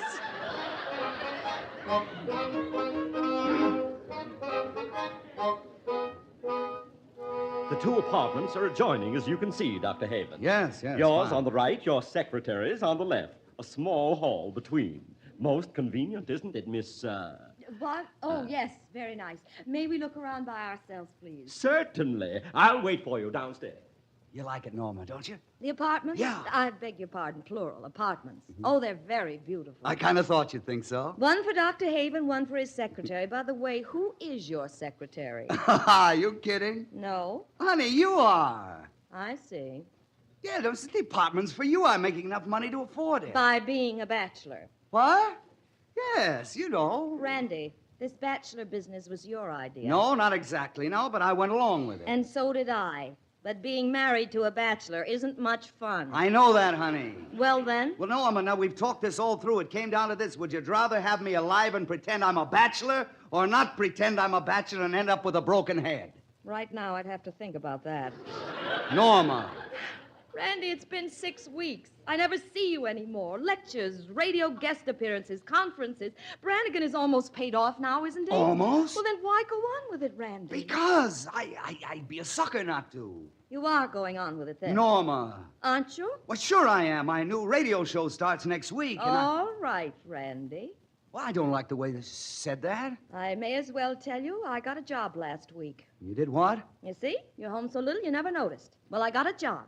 I don't like living on the kind of money that pays for this. Now, Norma, don't be difficult. Once you stop posing as a bachelor, Dr. Haven, I won't be at all difficult. I told you that I can't. But until you do, I'm remaining in Washington Heights, and I'm going to keep the old apartment, and I'm going to keep my job in the department store, and you can sleep here or across the hall or anywhere you like. Now, wait a minute. Sleep here? What do I... Randy, your picture's on the cover of a book called A Bachelor Looks at Marriage. Norma, listen. You may as well know, Dr. Haven, as far as I'm concerned, bachelors live alone.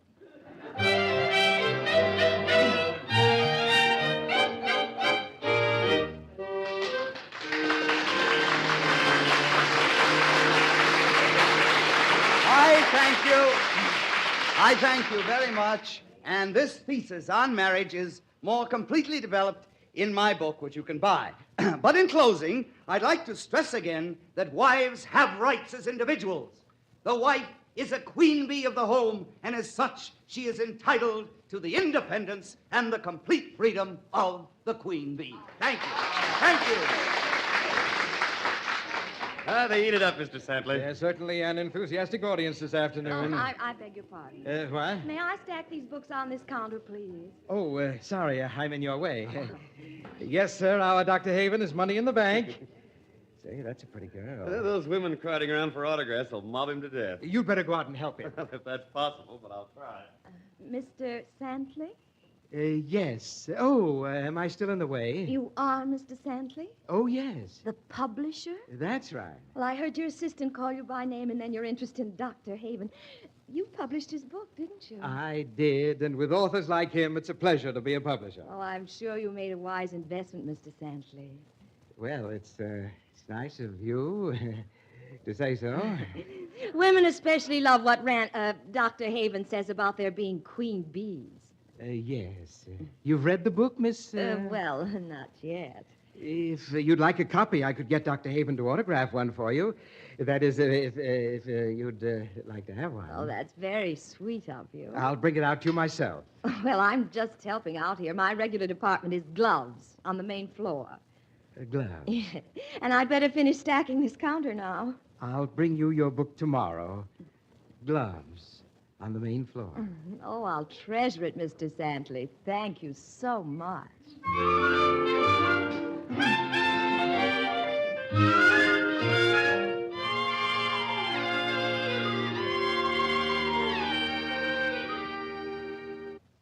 Oh, Santley. Now, how'd you miss a shot like that? You must have something on your mind. Well, as a matter of fact, I have. You have something on your mind, huh? A girl? And what a girl. Well, lucky you. I met her this afternoon at your lecture. Oh? And I promised her an autographed copy of your book, by the way. Fine. Now go ahead and shoot. What's the matter with you? Brandy, this is rather awkward for me to say, but, well, I've never done very well with the ladies. I don't see why not. Well, I get all sort of thick-tongued, and Now, Randy, look, I thought that maybe you've got so much poise, and I thought that maybe you could help me out. My contract doesn't call for lessons in lovemaking. No, I'm serious, Randy. I see. You know what I think's your trouble, Santley, old boy? What? Women have the Indian sign on you because you think that they're hard to get. Huh? They aren't.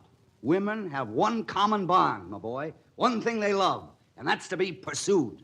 Pursued? That's it. Well, I don't know. This girl seems to be a little different, not the ordinary kind at all. No woman is ordinary and no woman is different. Get that out of your head. Of course, if you want to put up with this girl on a pedestal and worship her and wind up with a nice, friendly, big brotherly relationship. Oh, no. All right. Then you got to get in there, you see, and you got to start pitching, boy. Keep saying to yourself, listen to this. You keep saying to yourself over and over again. You keep saying, this is easy. She's a cinch. This is easy. She's a cinch. This is easy. That's it. Be confident, you know what I mean? And above all, make her believe that you'd rather be with her than with anyone else in the world. And that'll do it? You just try it and see. This is easy. She's a cinch. This is it. See, Randy, you know what I think? Why? I think this is going to be mighty interesting, thanks to you. Why, think nothing about it, old man. Nothing at all.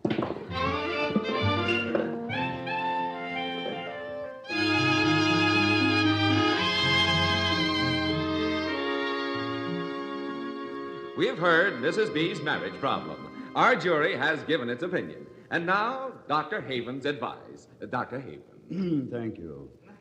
I can't entirely agree with the jury, Mrs. B. From the, shall we say, vantage point of a bachelor, I've had opportunity to observe how antiquated some of our marriage customs have become. Wives should always remember they are still attractive to other men. And you, Mrs. B, should remember this, that the wife is the queen bee of the home. Now, all right, if you please, the next case.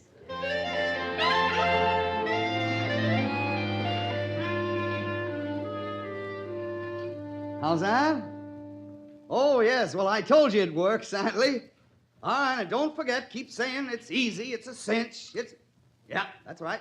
And keep me posted, because I've got a special interest in this case, you know. My pupil's making progress, Professor. He's driving this girl of his he just met, you know. He's driving her home 4 nights in a row. Randy, it is 7 o'clock. You wanted to make a telephone call at 7 o'clock? 7 o'clock? Oh, yes, my wife. I wanted to call my... Wait a minute. 7 o'clock. I've got a lecture in an hour. I still haven't memorized what you wrote for me to say. I'll call my wife later.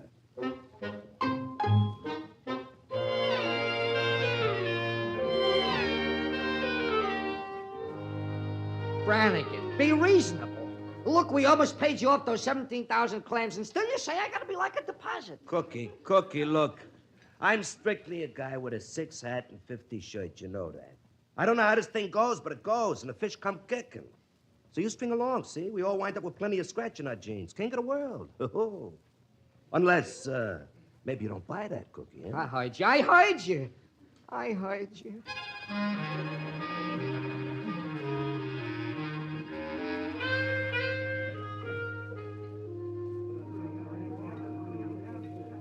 This is easy. She's a cinch. This is easy. Oh. Hello. I didn't hear you come up. You're interested in looking at a pair of gloves, sir? Yes, I guess so. Yellow chamois. Yellow chamois. Size 8.5.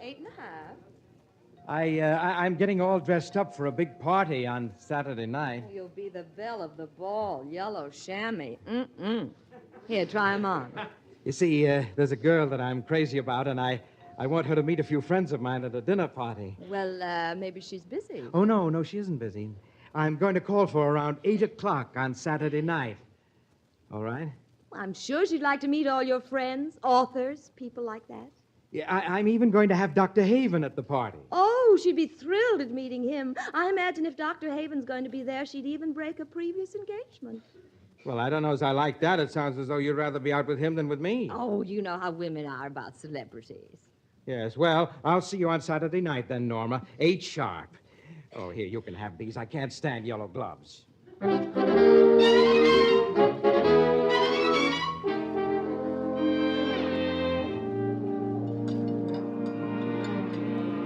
Dessert, Norma, No, darling? thanks, I'm up to here. So am I. Well, oh, my. You realize how long it's been since we had a meal together? Oh, yes.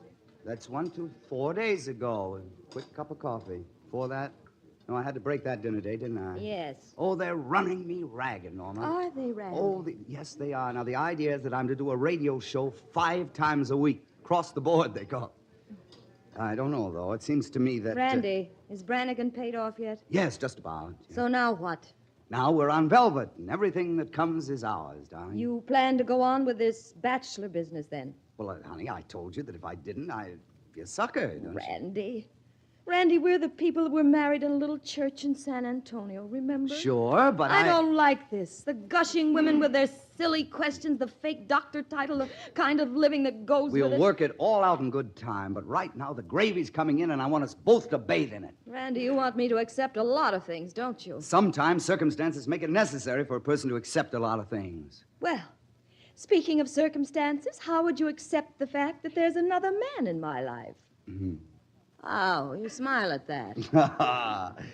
Your technique is too obvious, Norma. My technique? Yes, creating a mythical romance to stir me up. I had a case similar to yours only a few days ago on the air. You did? Yes, a Mrs. Hubble. Tried to make her husband pay attention to... Oh, very silly woman. Tried to make her husband pay attention to her by making him jealous. I advised her to have faith in her husband. Well, I shouldn't have tried that, I can No, see. I You're should say so not. smart about these things. Oh, my lunch hour's nearly over. Well, I'll walk you back, providing we have no more tricks. Oh, no more tricks. Oh, by the way, darling, now, I want you to go to a party with me Saturday night. Together? In public? Well, nobody has to know that we're, that you're my, no one has to know anything about... I was just wondering. It's at my publisher's, and he's giving it to some girl that he's rushing. Ooh, how nice for her. And I'll call for you Saturday at 8, huh? All right. Oh, let's make it 8:30. All right, 8:30. It is Saturday night. Bye.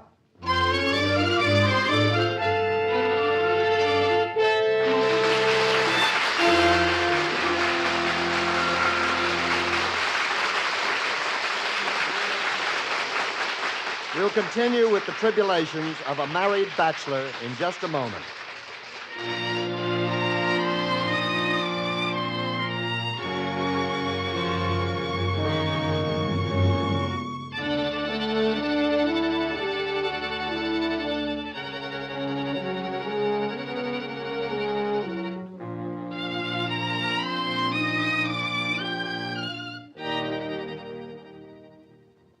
Now, Act 3, in the MGM Theater of the Air presentation starring Burgess Meredith in Married Bachelor.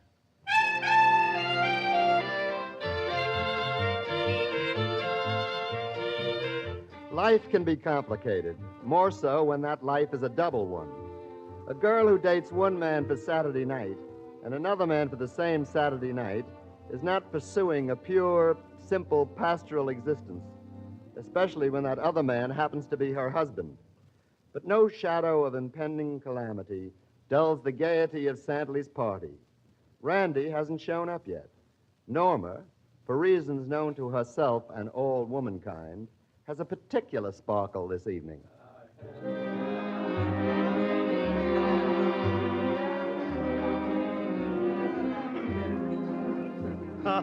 Santley, be honest now. Where did you find her? Oh, please. That's my secret, Ben. Oh, she's a darling, Eric. I quite approve. You see, Norma, they like you, and my friends have very discriminating taste. Your friends are very sweet. Oh, by the way, didn't you say Dr. Haven was coming tonight? He said he'd be here. I wonder what's keeping him. Maybe he got stood up. Dr. Haven? Could that happen to him? Well, it'd be a blow if it did. Norma, would you like to Oh, dance? I'd love to. If Haven comes, you all hang on to him. I want to hear his explanation myself. Well, Eric won't have to wait long to get his wish. How's that? Isn't this the eminent Dr. Haven coming now? Ah, so it is, and looking a bit flushed, too. Well, Haven, here you are. Would seem so, wouldn't it? Why, Dr. Haven, you're alone. That's right. We've all been looking forward to meeting the girl the expert on women would bring. She was out. Out, Dr. DeHaven? Well, I mean, she was down and out. She had a headache. Oh, that's too bad. Well, maybe it's just as well. What do you mean by that? The competition is tough enough tonight. She's referring to Santley's lady. Oh, yes, I heard him talk about her. Randy, you finally got here. We saw you come in. Hello, Santley. I'm sorry to be late. Yes, I know just how you feel. Speechless. She does that to people. I want you two to know each other. Randy, Norma. How do you do, Dr. Haven? Oh. Well, was I right about her or was I right? Come on, Randy, speak up. Dr. Haven's upset. His date had a headache. Oh, her husband showed up. I've heard so much about you, Dr. Haven. You wait a minute. And how to actually meet you. I suppose it's difficult for you to accept the flattery that must come your way. There's a lot of things I find difficult to accept. I've wanted you two to know each other for a long time. That's very nice of you, Santley. And to prove it, I'll let you sit beside her, Randy. I'd like to talk to her alone. Sure, but... Maybe you'd care to dance? Dr. Haven, Good, really... come on. Hey! Well, Eric, it looks like the doctor shifted into high gear and left you in the lurch.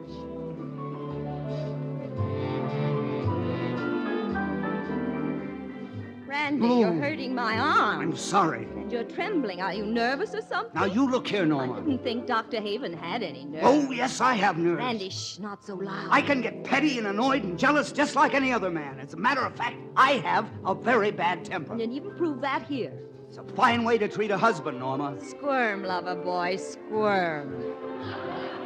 We're going back to that table, and we're telling them who you are and who I am. And show up Dr. Haven as a colossal fake, Randy, really, are we? Well, he's not taking you home anyway. Oh, is that so? And this silly flirtation is being called off as is tonight. Now, Norma, I've been very patient with you. Oh, you have? Yes, I have.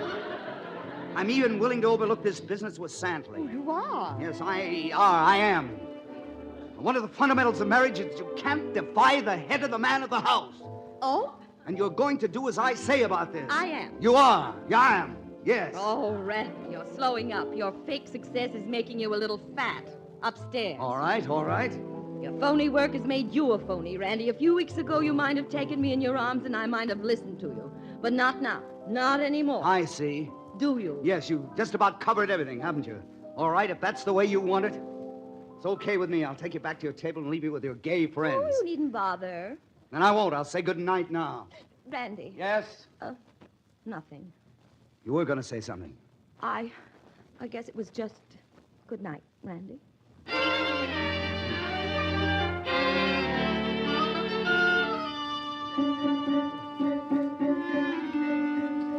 We are no longer living in the Middle Ages. Wives have rights as individuals. Such an hour, visitors. Just a moment, just a moment.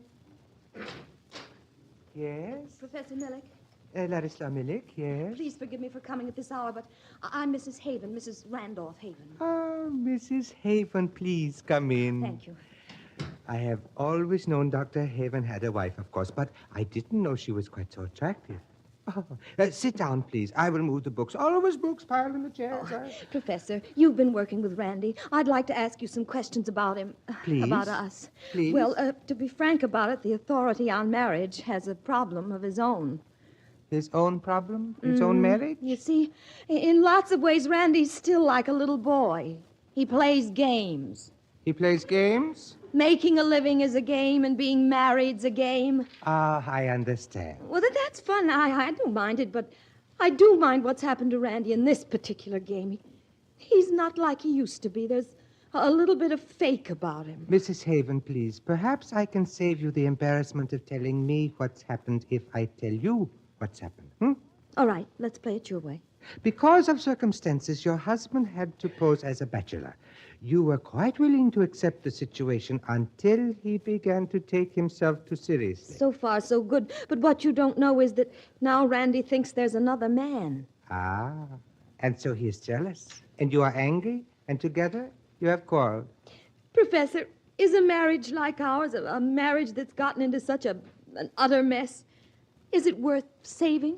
Mrs. Haven, you ask me this question because I wrote a book, a rather bitter book, about marriage. And people believe the man who wrote such a book is a wise man. Oh, Professor, I will tell you something. I do not believe a word of that book. You don't? I am not scornful about marriage, or cynical, or even disillusioned. You aren't? I am scornful of people who distort and complicate marriage until all beauty is wrung out of it. You see, the more basic and simple a marriage is, the better. Yes. Mrs. Haven, people should talk less and love more. It is very simple. Well, I've solved most of my problems myself, but this one's too much for me. In some way, we must present him with the problem. He has to make one final irrevocable choice. Either you or his newfound and false reputation. Well, I'm a little afraid of putting it that way. But you have to be as strong as he is, and just as ruthless. All right, I'm willing. Good. We'll put our heads together and think of something. Now, Professor? Now, Mrs. Haven. And remember, we must be bold, dramatic, ruthless. Already I have the beginning of an idea.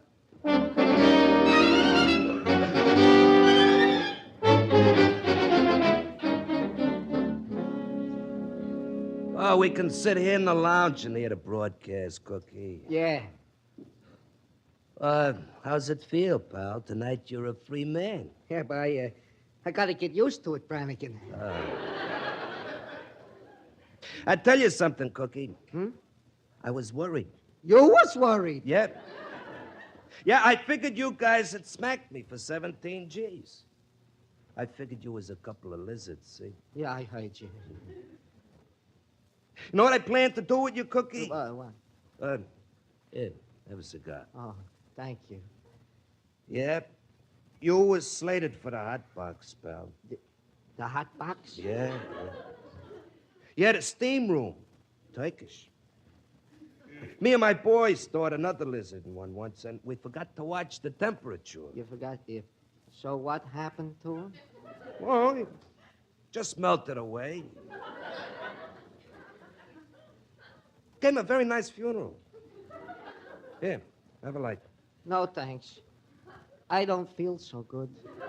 Yeah, but Cookie, that's got nothing to do with me and you now. We're square, even up, as of tonight. Yeah, but like I said, I gotta get used to it. Yeah. You know, if it hadn't been for Haven and that professor. Hey. What's the matter? What's he doing out here in the lounge? Randy? The professor. Hey, Junior. Good evening, Mr. Brannigan. And Cookie? You ain't in the studio. I am not. Cookie, you look very happy. I do? I mean, sure I do. I ought to. I've been refunded.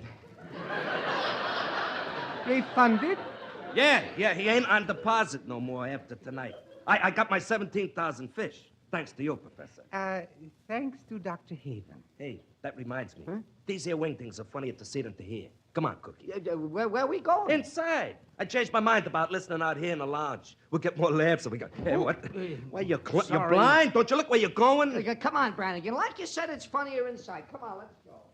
Professor, what are you doing out here in the hall? Good evening, Mr. Santley. Why aren't you inside in the studio? Randy's on the air in a couple of minutes. Calm yourself, Mr. Santley. Calm myself? Why? Tonight, I hear Randy's program without being in the studio. I hear it in the studio loud. You can't do that. Randy hates to broadcast unless you're in the studio, in the control room. Tonight, Randy is on his own.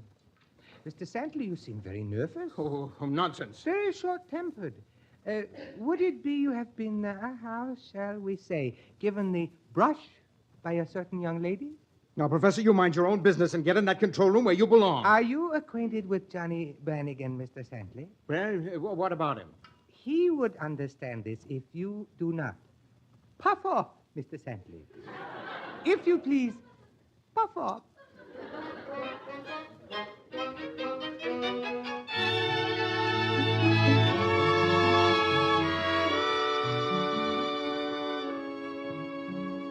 presenting A Bachelor Looks at Marriage. Every week at this time, we bring you Dr. Randolph Haven. Dr. Haven discusses and solves your marital problems in his own incomparably intelligent manner, assisted by a jury picked from the radio audience. And now, Dr. Haven. Thank you, thank you. Now, our first problem for tonight, if you please. Mrs. Harriet Heflin, Doctor. Mrs. Heflin, your occupation? Housewife. You may sit at the desk with Dr. Haven. Now, don't be nervous, Well, Mrs. I'm Heflin. not, No, just, what is your problem? Dr. Haven, my no, husband. No. Sit squarely on your seat. There you Thank are. you. Now, what about your husband? My husband, he's a dreamer. Oh? I mean, what you might call a daydreamer, you see. He forgets to come home. Now, let me get this straight. He forgets to come home because he's a daydreamer. Yeah, well, you see, he gets to daydreaming, and when he wakes up, he's liable to be most any place except home where he belongs. It seems to me, Mrs. Heflin, that your husband has developed an escapist complex. Yeah, that could be, yeah. Last week, he dreamed himself clear to Richmond. Well, And he'd have escaped maybe farther yet, only a detective I sent after him woke him up and brought him back. now, Mrs. Heflin, No, look at me, Mrs. Heflin. Yes, I'm looking.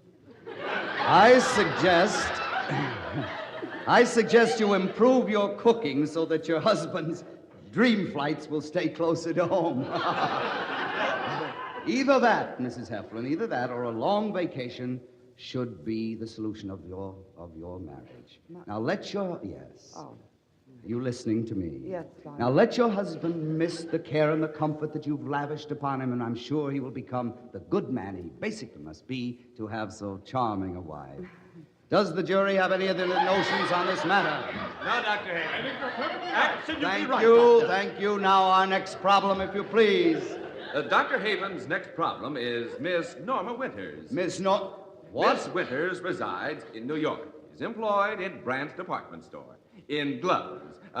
This way, Miss Winters. Thank you. Sit at the desk with Dr. Haven. What you said about my occupation. Yes? Working is sort of secondary. My main job is trying to keep my husband out of trouble. See, I'm really a Mrs. Miss Winters, what exactly is your problem? Well, I'm married to a man who, because of the nature of his position, must keep secret the fact that we're married. That seems to be a reasonable request under certain circumstances. Doctor, you see, complications have destroyed our happiness. Miss Winters? It isn't as if he couldn't make a living at something else. He could, if he put his mind to it. He's bright and aggressive and very capable. And getting fat upstairs? Beg your pardon? Never mind. Go on, Miss Winters, whatever your name is. He's begun to think more of his position and money than he does of me. Seems a little unfair, doesn't it? Don't sound fair to me. I'd throw him out if he was mine. Yes, sir. The man's a fool. Now, the jury will save its comments at this time, please. Miss Winters, I don't think I've heard all the facts. Well, this is my problem, Doctor. If I divorce him, it means he'll be exposed. He won't be able to continue his work. But then again, it may bring him to his senses. Dr. Haven, what shall I do? Divorce him. Get rid of him. Divorce him by all means. The jury thinks I should divorce him, Doctor. What do you think? How did you get on this program, Miss Winters? Doctor, you're forgetting you have a decision to make. I can't reach a decision on just what you've told me. Your husband must have a point of view. Oh, if you like, I can arrange for him to be here very quickly. Oh, no, there's no need for that. Let me sort of guess what your husband's arguments might be. Perhaps he's very much involved. I know what you're going to say. I've heard it before. Are you sure you haven't given your husband cause for jealousy, for instance? Well, I think that's very presumptuous. Presumptuous or not, I think it's very unfair of you to come here and give only one side of this picture. Well, if you must know, there was another man in my life. Ah, you admit it then. He was quite a fellow. Norma. That other man was my husband before he became a phony. Well, if that's true, why did you stand your husband up for another man last Saturday night? Because I was trying to bring you to your senses. You were being so stupid and... You mean there was nothing between you? Oh, of course not, Randy. Well, if I was sure of that, when nothing else would matter, I'd give up everything. Oh, I wish that were true. Oh, it is true. Well, then give it up, Randy. I'll settle for 2 valises and a day coach. And just you. That's all I want to. Oh, kiss me. Oh, darling, darling. Each week at this time, we have presented the well-known expert on, ladies and gentlemen, this series, A Bachelor Looks at Marriage, is finished.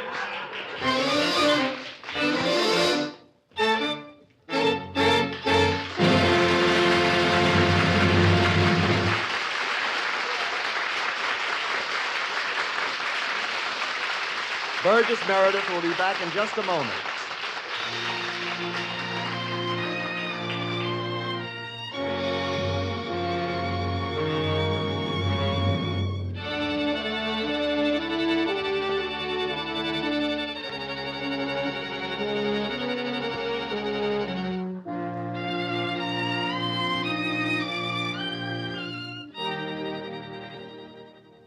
Well, Burgess, you finally arrived. You've been on the MGM Theater of the Air. No, a chap can't go any higher than that, can he, Howard?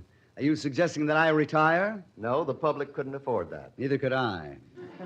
We shouldn't mix art with money. They rarely do get mixed. Well, may I say that most of us have watched your career through many distinguished plays and pictures, as well as radio dramas, and it's a great treat for us to have you on our program. Your sincerity in your work reflects in every character you portray. That's a handsome compliment, Howard, no more than I deserve. And I can only say that I'll keep trying and to watch with interest these dramatic adaptations of past MGM pictures. It's a very good idea to bring life again to those entertainments which the people have enjoyed so much. Thank you, Burgess. Thank you, Howard.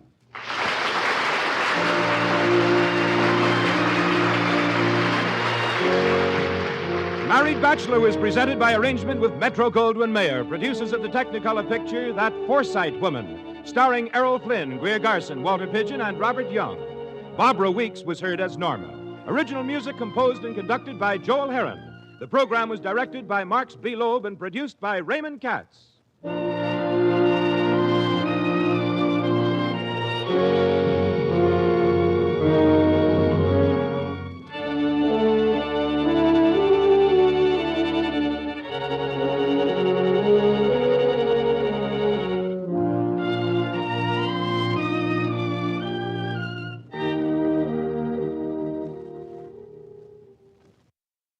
The MGM Theater of the Air. Our stars this week, Frederick March and Florence Eldridge.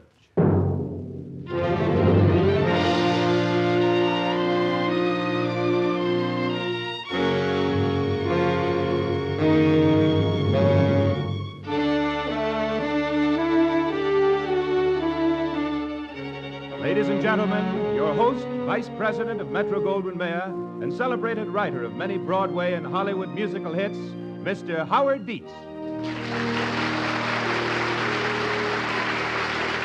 Thank you. The full-hour play you are about to hear on the MGM Theater of the Air is The Citadel.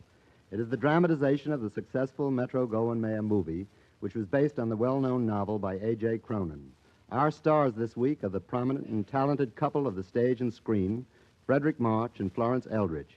In just a moment now, the MGM Theater of the Air will present Frederick March and Florence Eldridge in The Citadel.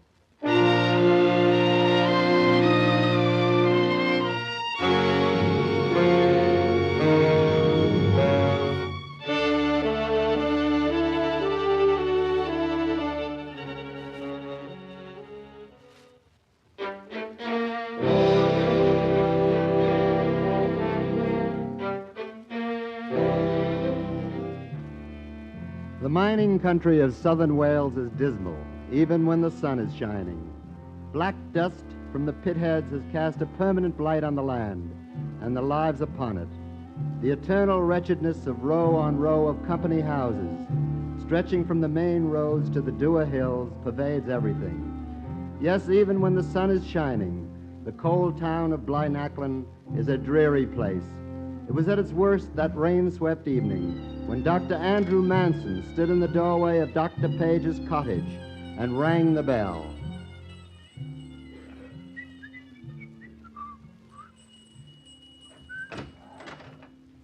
Well, this must be Dr. Manson, the new assistant. Come in, my dear, come in. I'm Doctor's wife, Mrs. Page. How'd you do? Take off your things. Hang them there on the hall tree. A man can catch his death this weather. Yes, of course. I am pleased to see you. I've Yeah. been out of my mind nearly since that last awful fellow left us. Come along before you're a minute older and have supper. Is Dr. Page on a call? Oughtn't we to wait? I don't know if I mentioned it in my letter, but the fact is, Doctor hasn't been too well lately. Oh, He's took to his bed these past weeks, but he'll soon be all right. Make no mistakes about I that. see. This is the first job like this I've had. Assistant to a company doctor and all that. But I'm not afraid of work. There now. I knew we'd be lucky with our next one. Here we are. Sit you down now. Supper's ready. Thank you. For what we are about to receive, make us truly grateful.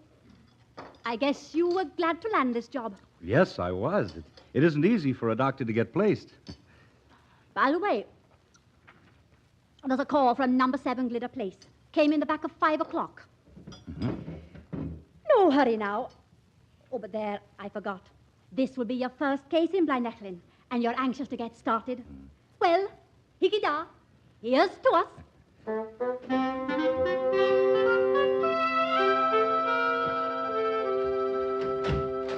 Thought I'd look in to welcome you. I'm Denny, assistant to the esteemed Dr. Nichols, L.S.A. How'd you do?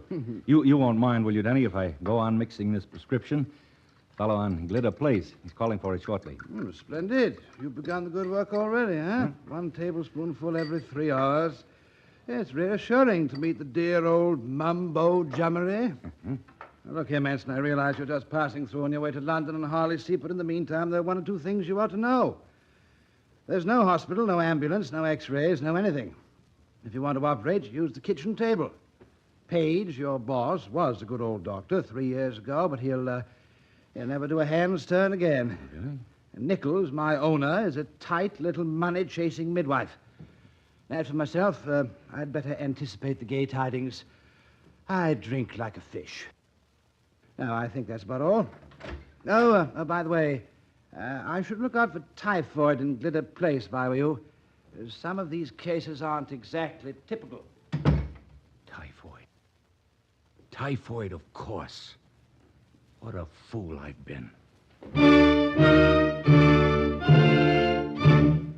Well, Manson, killed anybody yet? You were right, Denny. It is typhoid. An epidemic. I ought to be shot for not recognizing it.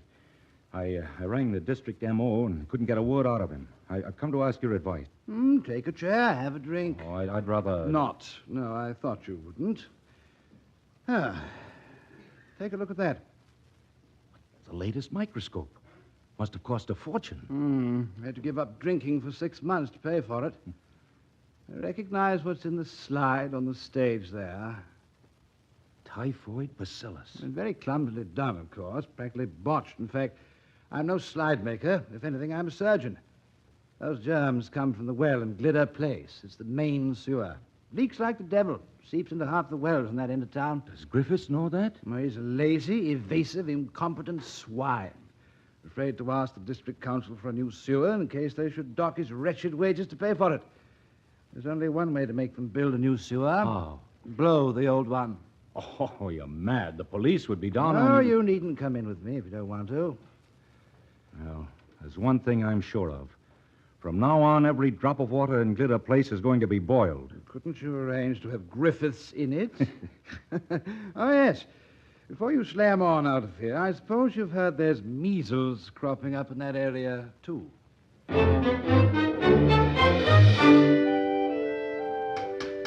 Now, children, we'll go straight on to our sums in 3 columns and pay absolutely no attention to Idris. There's a very good reason why she has to sit over there by herself.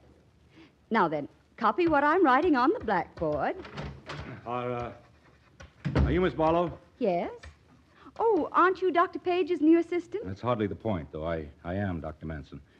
You have a contact here, Idris Howells. You know her brother has the measles. Yes, I know. Don't you realize it's quite against the rules to have her here? Well, Mrs. Howells was at her wit's end.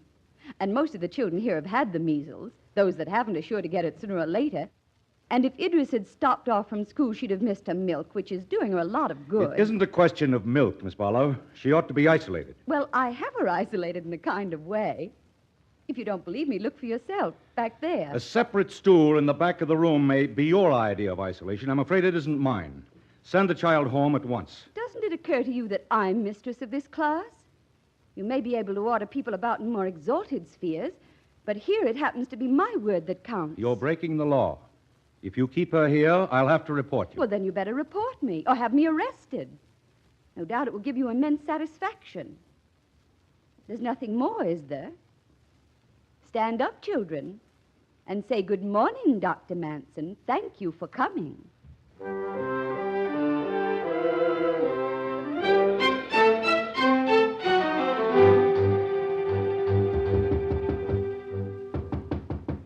I'm asleep.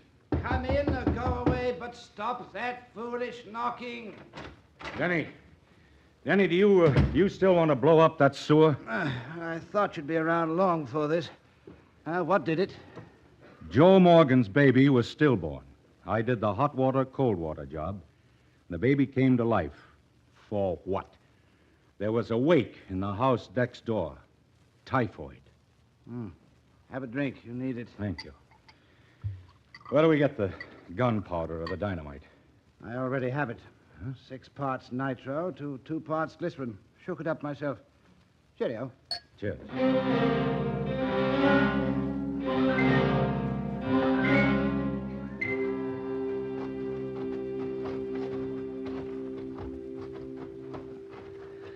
Denny, my son. Do I look as strange as I feel? The manhole. Yeah. Doctor, you will assist at this operation. But of course. Yes. Thank you, Doctor. Crowbar, please. Your crowbar, Doctor? Thank you, Doctor. That's not loud enough. Now, ready, Doctor? Here. Mother, knit me a gas mask. Pretty, isn't it, eh? Look at those cracks. Take a last look. Got a match, Manson? Match? Oh, Yes, of course. Good man. Quickly now. The current in the sewer will carry them along, away from here. Oh, so that's why the cork floats. Precisely. Can't have our fuses snuffled out, you know. Yeah. Now, that's the last. Roll back the cover. All right. There. Now, let's get away from here.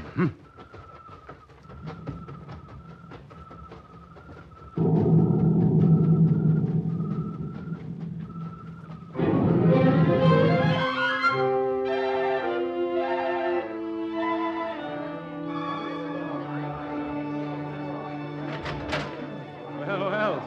A crowded surgery this morning. Who's first? Good morning, Doctor. Oh, are you first, Miss Barlow? I believe I am. In here, please. I have a sore throat. Sore throat. Open your mouth, please, and say ah. Oh. Oh, I'm sorry. Again, please. Now the chest. Cough, please. Again, please. Lungs are absolutely clear. I'll give you a gargle every 3 hours. Thank you. Oh, Miss Barlow. Yes? For several days, I've wanted to come around and apologize for my rudeness. Perhaps you were right. The children here do need milk badly. But I'm afraid you were right. Idris is out of school with the measles. Oh, I heard what you did with the Morgan baby. When I arrived here, Miss Barlow, I believed that the practice of medicine was bounded on the north by ethics and on the south by textbooks. I've learned differently, thanks to you. And Philip Denny. Do you know Denny? He didn't tell me. He did me. Well, what did he, About a certain sewer? Oh? I think it's just fine. The extra employment these days, don't you, for the men who dig sewers hereabouts? Yes, I do. Perhaps sometime you will go to the cinema with me. And Denny, Or bicycling. Do you have a bicycle? Oh, yes, I have a bicycle. Try asking me. Dr. Manson. You're a bloody fool, Dr. Manson.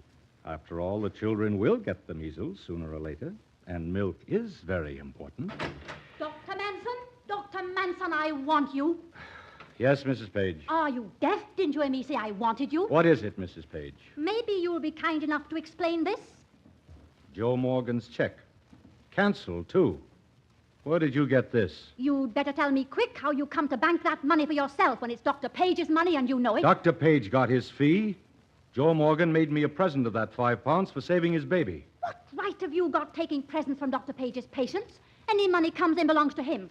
A thief, that's what you are, a dirty common thief. Mrs. Page, you made a charge against me. Unless you take it back and apologize, I'll sue you for defamation of character. I'm waiting, Mrs. Page. All right. I take it back. I apologize. And there are a few other things I want to tell you. You make £1,500 a year because of the work I do for you. Out of this, you pay me a miserable $250, and in addition, do your best to starve me. You're a mean, guzzling, mercenary witch. In fact, you're a pathological case. I give you notice here and now.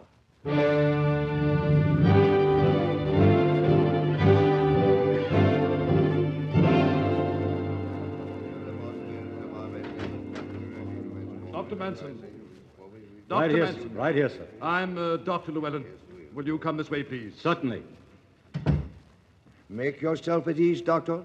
I'm Owen, Secretary to the Aberlour Medical Society. Under our scheme, the workers in Aberlour and the surrounding mines pay over a certain amount of their wages to the Society every week. Out of that, we provide the necessary medical services. I'm head physician and surgeon with 4 assistant doctors. The workers choose which doctor's list they prefer to be on. You get paid so much per head for every miner's card in your file. I see. Altogether, we find it a good scheme. Now then, this doctor is the miners' committee. Gentlemen, have you any questions? Why did you leave Blylachlan? I was dissatisfied with my wages, working conditions, and lack of medical facilities. Been looking for a job ever since? That's right. But this is the kind of job I've been looking for. I'm interested in mine conditions. You speak Welsh, Doctor? No, I was brought up on the Gaelic. A lot of good that would be here. I've always found it useful for swearing at my patients. Thank you, Dr. Manson. Doctor, we've all been struck exceedingly by 2 testimonials. One from a Dr. Denny who has an MS, a very high degree. The other, enclosed with his, is signed by Dr. Page, whose assistant you were. They refer to your good self in very genuine terms. There is just one more possible difficulty, Doctor. The men prefer a married doctor when it comes to attending their families, and there's a house, Vale View, and a good house, too, that goes with the position. It wouldn't be suitable for a single man. As a matter of fact, gentlemen, I'm engaged to someone in Blynachlan. I've just been waiting on a suitable appointment to get married. That's settled, then. I'm sure the committee wishes you and the Mrs. Manson-to-be every success in your new appointment.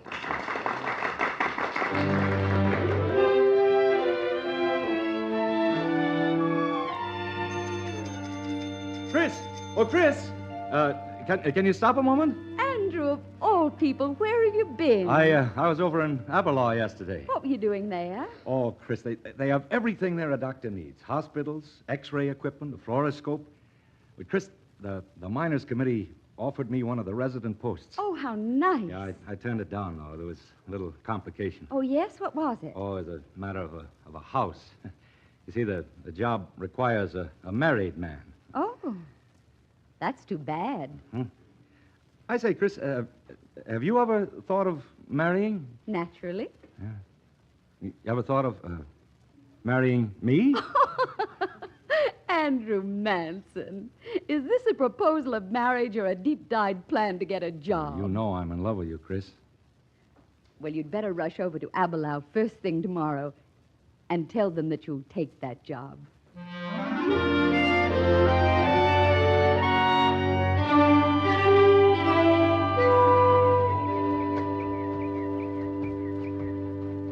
Here it is, Chris. Our new home. Well, it's nice, isn't it? Do you ever see so many turrets on one little house? No wonder they wanted a married man. Let's go in. Say, Chris, what's that? A wedding present from Denny. Probably an old boot inside. That's Denny's idea of humor. Open it. Go on. Chris, it's the microscope. Denny's microscope. That wonderful... Wait a minute. Wait, he's written something. I don't really need this. I told you I was a sawbones. Thanks to your example, I am shaking the dust of Blynacklin from my feet, too, and getting back to real surgery. Good luck. Bless him. How can we miss now? How can we miss?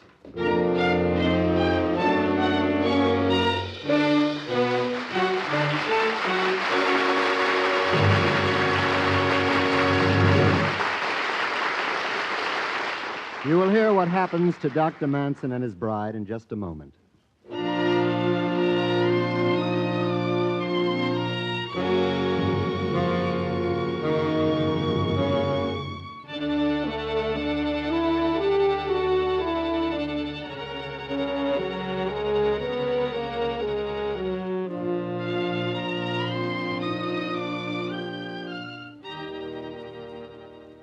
Now for Act Two of the MGM Theater of the Air, starring Frederick March and Florence Eldridge.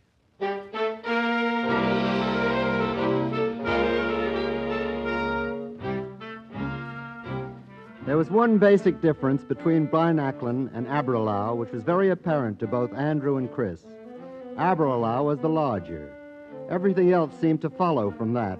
A better living, more patience, harder work, and more coal dust. It was the coal dust Andrew had in mind when he questioned his pharmacist helper Gadge one morning in his new surgery, which proudly displayed the sign, Aberlour Medical Society, West Division, Andrew Manson, M.D. Gadge, come here a minute, will you? Yes, Doctor? Gadge, are most of the men like Lewis? How do you mean, sir? Me tubes, bit of a cough, like short of breath I am. Most of the men from Old Tom, Pendennis and Adam West sinkings. They're anthracite, aren't they? Aye, sir. Have Lewis admitted to a hospital, Gadge. He's out in the waiting room. What for, sir? Apical pneumonia and observation. I want a sample of his sputum right away. Dr. Leslie always gave them the pink medicine and sent them back to work. The men seem to like that, Doctor. Pink medicine for this sort of thing? It'll be hard on his family, sir, with him in the hospital. Give him a certificate. There's no compensation for this, sir. No compensation? No, sir. Only for illness or accident directly attributed to the work in the mines, But this Doctor. is caused directly by their work, Gadge. It's the dust, man. The coal dust they breathe day in and day out. If ever there was an industrial disease... It's not on the company list, Dr. Manson. Lewis goes into the hospital at once. Who's next? Yes, sir. Next. Certificate. What for? Stagmus. The name is Chenkin. Ben Chenkin. Oh, yes, I remember. From the committee. Can keep my eyes still. That's Stagmus, all right, isn't it? Well, it might be. It might be a lot of other things, too. Take your shirt off. What for? I want to examine you. I don't need no examining. Ain't been examined for 7 years. Well, don't you think it's time you were? Huh? Well, all right. Good man. All right. Now we'll listen to your chest first. Cough, please. Again, please. Very well. What's this to do with Stagmus? Say ah. Ah. Now let me see your eyes. What for? All right. Get dressed. Don't you let us have the certificate? Here you are. Next, please. Hey, what's the meaning of this? Oh, can't you understand it? I'll read it to you. This is to certify that Ben Chenkin is suffering from the effects of overindulgence in malt liquors, but is perfectly fit for work. Stagmus! 15 years I got Stagmus. Well, you haven't got it now. For the last time. Are you going to give us Stagmus certificate? No, I'm not. I'll have my card. Those other doctors will give me a certificate if you won't. Give him his card, will you, Gadge? Yes, sir. Here, Chenkin. We'll see about this. I'd go easy, Doctor. Chenkin's a big man on the committee. Yeah, I know that. Where's that? One moment. Adams West, number 3 shaft. That's trouble. We'd better hurry.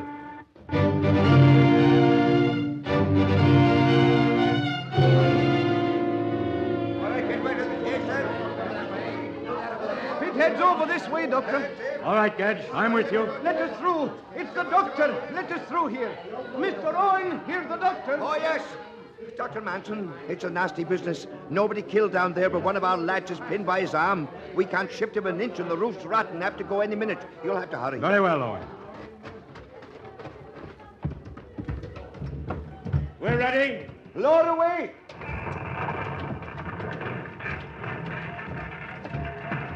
Have we far to go? About 100 yards from the shaft, Doctor. I see. This way. Just follow the lad with the lamp. Mighty easy to get lost in the diggings. Right. Stay close to the wall. If you step off the ledge, they'll never find you. I don't doubt that. Gedge, be careful with that bag. Yes, sir. Doing the best, sir. Here he is, Doctor. Looks like you're going to have some ambulance practice on Bevan here and proper. Be quick, Doctor, if you want us to get out of here. His arm's pinned. Very well. Gedge. Yes, sir. Chloroform. Aye, bottle's smashed, Doctor. All right. Let me have the tourniquet. Aye, sir. Bevan, shut your eyes.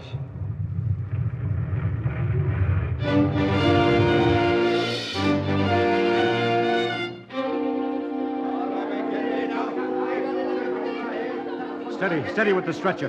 Wrap the blankets around him. Take him to the hospital. Aye, Doctor. All right, Gedge. That's all we can do here. Oh, Andrew. Here now, darling. Here, what's wrong? They told us the roof was down, that you wouldn't come out. Easy, Chris, easy. We're all out. Except Sam Bevan's arm. It's all right, Chris. It's all right.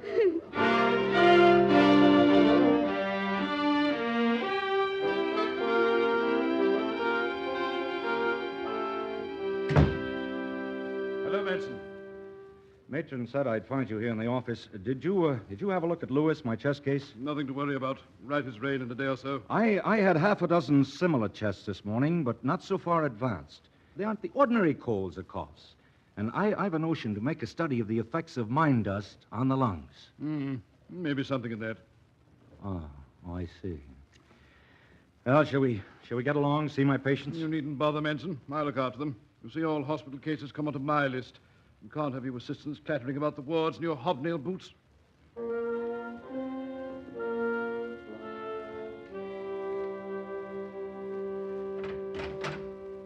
Darling, Andrew. Hello, Chris. Lobster for supper, the only one in Avalon. Oh, that's fine, dear. I knew you'd like it. Andrew, is Bevan all right? I suppose so. Then what is it, darling? You're upset. Oh, it's nothing. Something went wrong at the hospital. No, nothing wrong. Chris, it isn't the Avalon Hospital. It's Llewellyn's Hospital. I'm positive there's a genuine chance for research work here. But it takes observation, study, lab work, charting, and scientific recording. Nobody uses the hospital here except Llewellyn. Andrew, you once said that all a doctor needed for research was a microscope, a notebook, and a room with a roof over it. Come with me, dear. Hmm? You see? Nothing in here except an old packing case and a microscope. But there's a roof, and we can afford to buy a notebook. We? Yes, dear. Don't you think an ex-school teacher ought to make a fair laboratory assistant?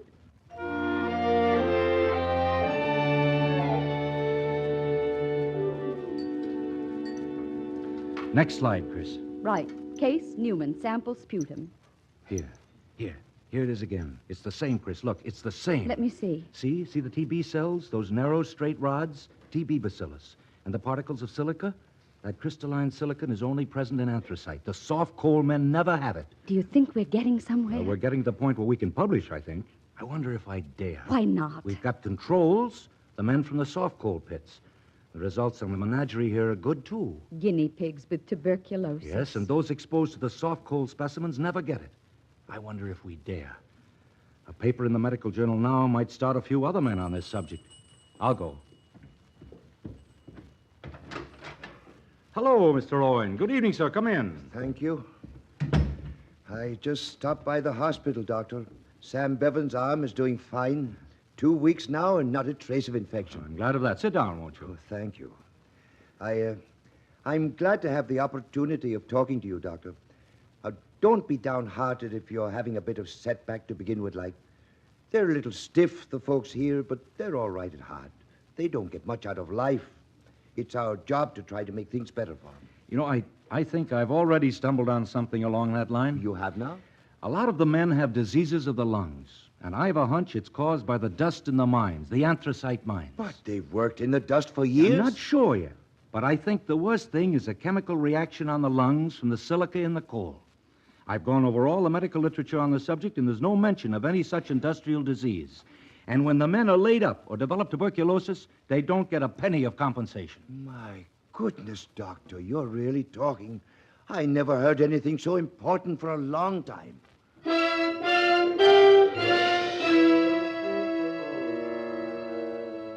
Well, Gadge, how's business today? Not very good. So?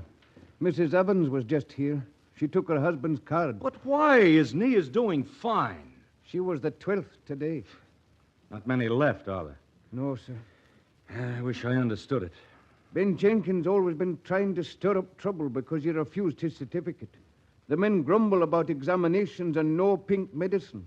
And Jenkins been going from house to house talking about your guinea pig experiment. But I'm trying to help them. Can't they understand that? Medicine won't do any good unless I know what's really wrong. I'm going to find out, Gadge.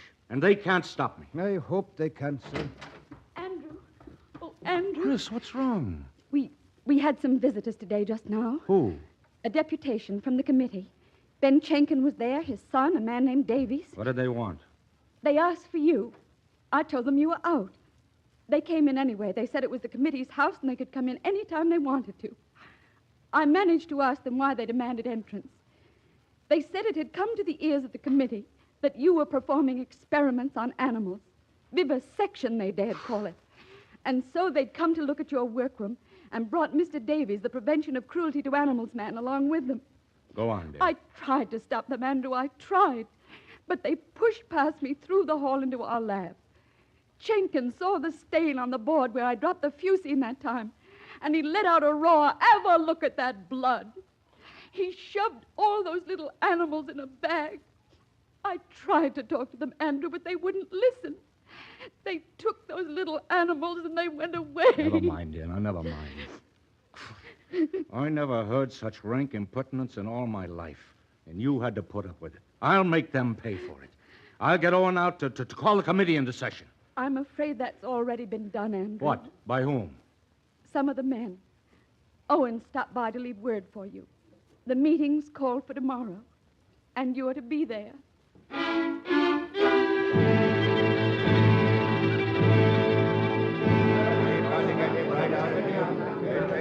And you all know what he's been up to.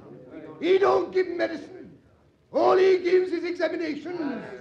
He don't give proper certificates to the men who ain't fit for work. He handles dumb animals with cruelty. And I know you're with me one and all when I say here and now, we demand Dr. Manson's resignation. Perhaps you'll allow Dr. Manson to state his case? Gentlemen, I believe you are prejudiced enough to think I would like to fight you. Maybe you still think I've been wasting my time in a lot of foolish experiments. Chenkin drowned the animals I was using in my work. That was cruelty, if you like, useless cruelty. Why do you men take white mice and canaries down the mines to test for black damp? And when those mice get a whiff of the gas, do you call that cruelty? No, you don't. You realize that those animals have saved men's lives, and that's what I've been trying to do for you. I've spent every minute of my spare time on this inhalation problem to try to find out something which might improve your working conditions, give you a fairer deal, keep you in health. What if I did use a dozen guinea pigs? Don't you think it was worth it? Vote! Vote! Let's have a vote! Very well. Those in favor of demanding Dr. Manson's resignation, say aye. Aye. Aye. Contrary minded? Nay. No. I'm glad to tell you, Dr. Manson, that the committee by a majority has asked you to remain. Thank you, Mr. Owen. I'm glad that the committee doesn't wish me to go. But I'm sorry. I can't wait on in Avalaw any longer. I give the committee notice from today. Good riddance. Shut your senseless mouth, Ben Jenkin. We've lost the best man we ever had.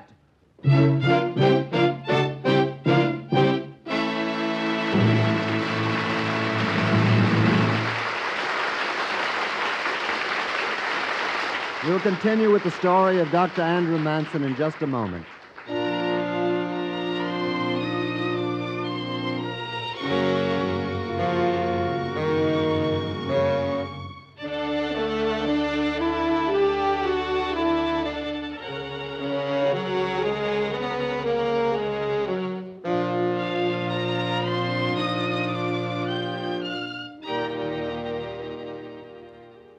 Now, Act 3 in the MGM Theater of the Air, starring Frederick March and Florence Eldridge in The Citadel.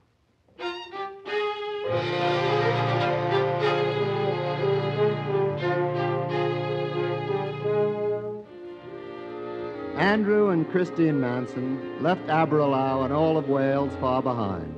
They exchanged the coal dust of the mining country for the fog of London.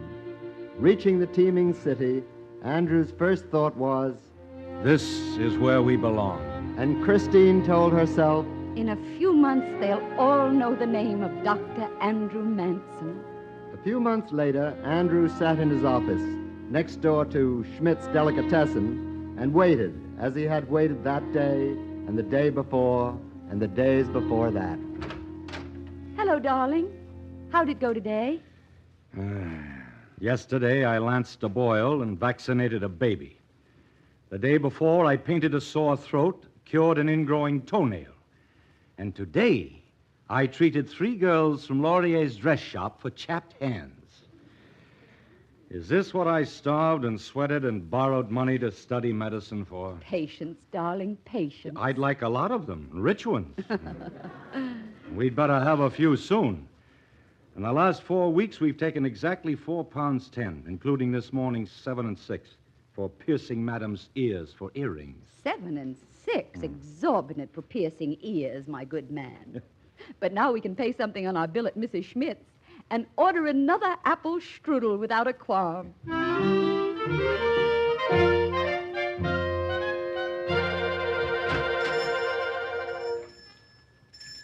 Hello, Doctor, and the Mrs. Doctor. Good day, Mrs. Schmidt. 2 sandwiches, please, the specials. But of course. Clara, from the icebox, the special liverwurst and the corned beef. She will bring it right in, my Clara. She's getting to be a big girl, isn't she? Yes, they all do. They grow up. You will see someday. Only they should stay healthy. Amen to that. Oh, you fixed the patient I sent to you for the earrings? It was very easy, and thanks for thinking of me. Oh, we'll send you lots of patients. You just wait. And now I get the sandwiches. Clara. I don't know how I'll pay you back unless I put all my patients on a diet of pumpernickel and pickles. She's such a nice person. Not much fun for a youngish woman, a growing girl and her husband dead in this neighborhood. People are nice, Andrew, when they're themselves. Let's amend that. When they're allowed to be themselves. Amendment accepted. Gosh, I wish they'd hurry with the food. I could eat... Doctor, I told you lots of patients. At your door, a girl from Laurier's. Someone there is sick. Quickly, you go with but her. Chris, I don't... You go on. You heard, Mrs. Schmidt. Patients, lots of them.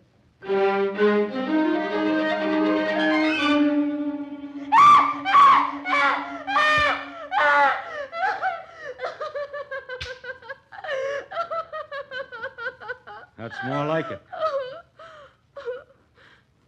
I want to go home. I'm sorry. It was the only way, and it worked. It worked. Take me home. Now, that's hardly necessary. I want you to take me home, Doctor. Very well, since you insist.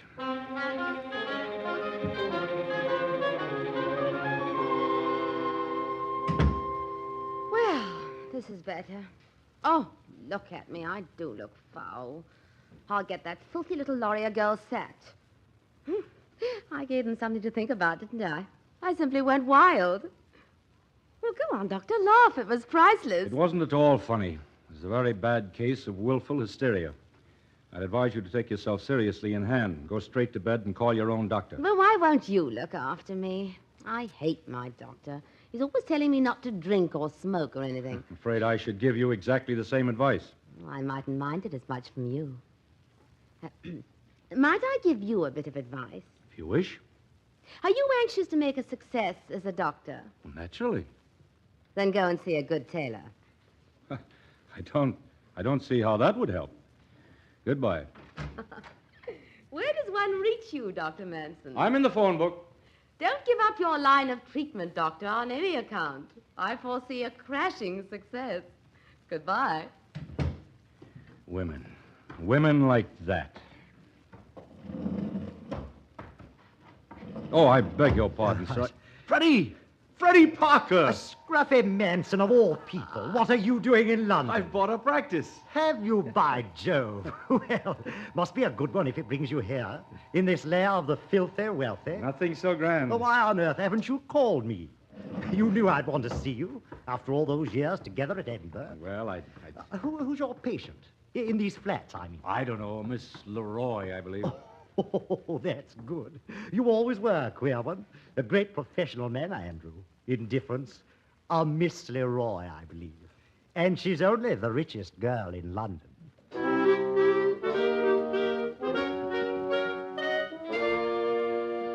Well, Chris, well? Well, what? Well, now that you've met them, Freddie and Mr. Ivory, the surgeon, all of them, what do you think? Oh, they're all perfect gentlemen. What bedside manners. Haven't they, though? Ivory in his Harley Street clothes. I'll bet he operates in a frock coat. Oh, white tie and tails in the evening. I'd like to see him or Freddie operate on a kitchen table in Blynacklin or amputating a mine with the roof falling down. I wouldn't. Chris, they think I'm just a small-town doctor. You're a good doctor. I'm sick of having men like that look down on me as if I were a poor relation. I'm going to beat these smoothies at their own game. You just wait.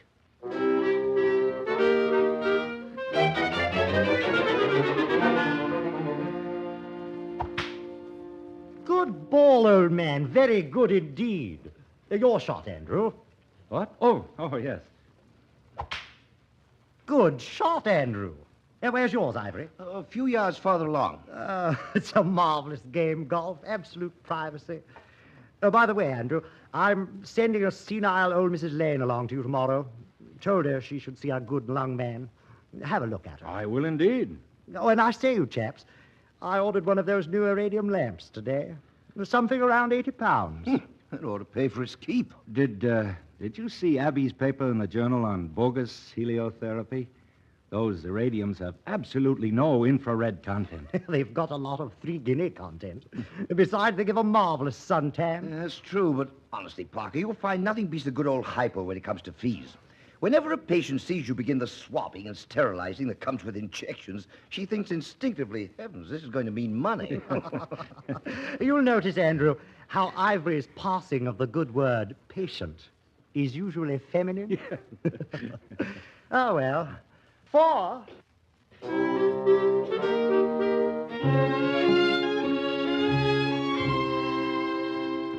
Dr. Andrew, why can't you come to dinner?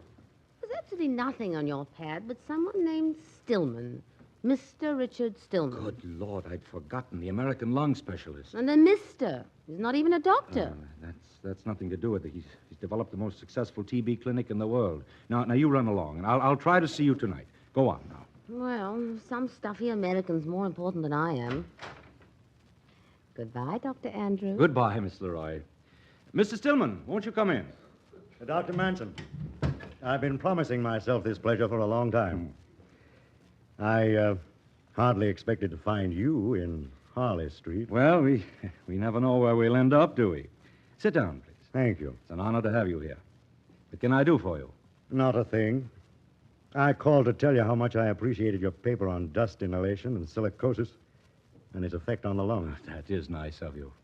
It's too bad that one who showed such original promise in that work couldn't go on with it. Yes, I suppose so, but doctors must live, you know. What brings you to England? You're Sir Herbert Cranston. The man who makes those wonderful little automobiles has built me a small clinic in the country outside London. Oh. Yes, we cured him of asthma at our place in Oregon. He seems to think England can use our methods. Well, that's splendid. But watch out for the medical council. I don't think they'll bother me. Pardon me a moment. Yes, of course. Yes? Oh, well, ask Lady Farnham to wait a few moments, nurse. And tell Mrs. Partington Smith that I'll be glad to see her tomorrow, and we won't charge her for today. Hey, you're busy. I'd better be off. I'd like a real talk with you sometime. I'm awfully sorry. I'm always swamped during consultation hours. Yes. Come out and see our place sometime. I'll show you our apparatus. Mhm. Well, goodbye. Thank you, sir, and goodbye.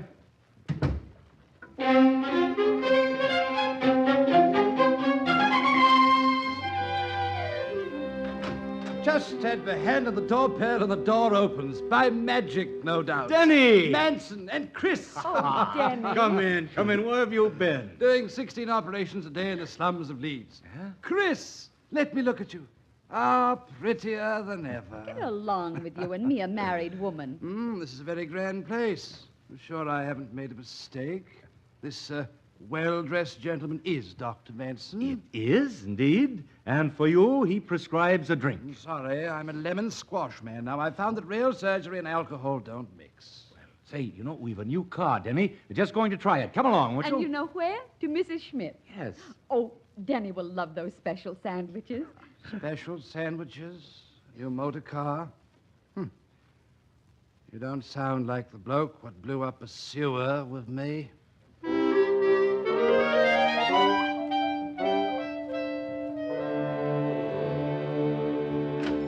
Mrs. Schmidt? Oh, hello, Mrs. Schmidt. Mrs. Manson and the doctor, how are you? It has been such a long time. This is our special friend, Dr. Denny, and we want him to have one of your specials. But of course, sit down, be comfortable. Denny, this place has the best chicken paprika in all England. Come on, we'll fix our own hors d'oeuvres. Fix them yourself, my fine fellow. I'm staying here to talk with all this youth and beauty. Philip Denny, you haven't changed one little bit. Oh, doctor, we are so proud of your success. Everyone in the neighborhood.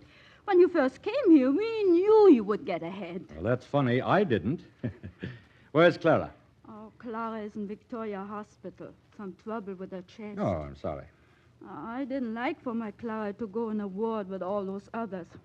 But we cannot afford a nursing home. Well, Victoria's a good place. Who's looking after her? A Dr. Thorogood. Oh, an excellent man.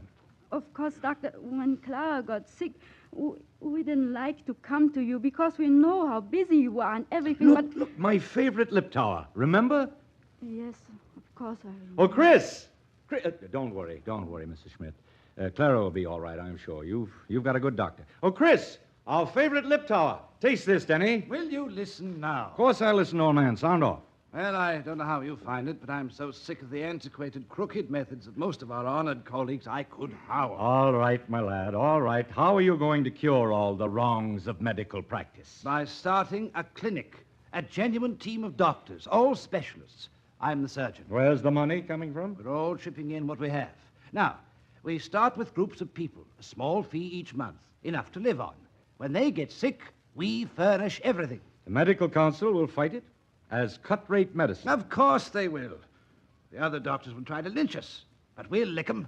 For once in this country, the patient is going to come before the doctor, and that's a complete revolution in our medical system. Oh, it sounds grand. It is grand. Andrew, we need you for chest But work. look, Denny, I've got a grand practice. I can't just throw it away. Won't you even consider? How can Will I? there be anything else? Chicken paprika. Something to drink? Yes, by Harry. Can you get me a bottle of whiskey?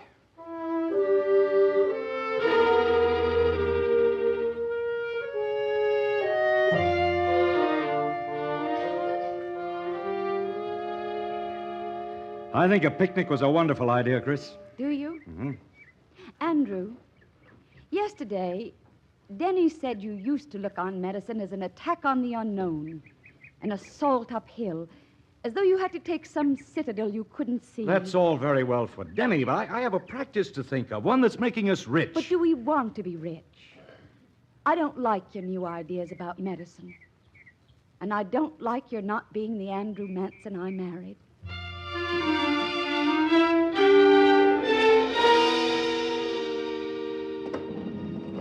So, there you are.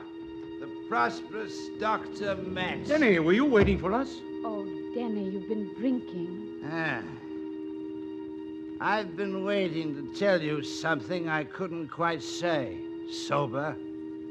At Blind Eklund, you had hope in your eyes and courage in your heart. I gave you a microscope, I believe. Not just to make you a gift, but because it stood for the things you believed in. There will always be mean souls in this world. It hurts more deeply than you'll ever know when a friend increases their number. Goodbye.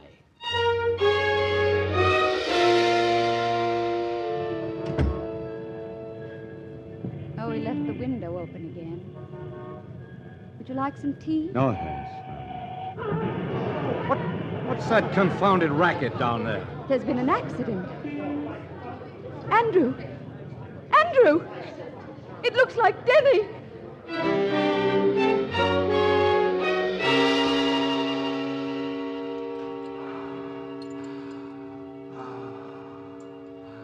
Can't you go a little faster, Ivory? If we can stop this internal bleeding, his other injuries aren't serious. Clamp, please. Swab. I wish you could hurry. His pulse is very low. What about a transfusion? You can't stop at this stage for that. Swab, please. Nurse, adrenaline hypo. Quick.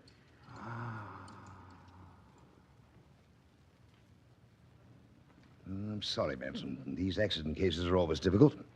Cigarette? Has he been your patient long? Stop talking, can't you? You know you killed him. You're not a surgeon. You never were. I don't recommend that line of talk. Of course Manson. you don't. It's the truth. There was nothing difficult about this, but you dallied along with incompetence. You let him die. Pull yourself together, you fool. You'll be hurt. What if I am? You know it's the truth as well as I do. That wasn't surgery. It was murder.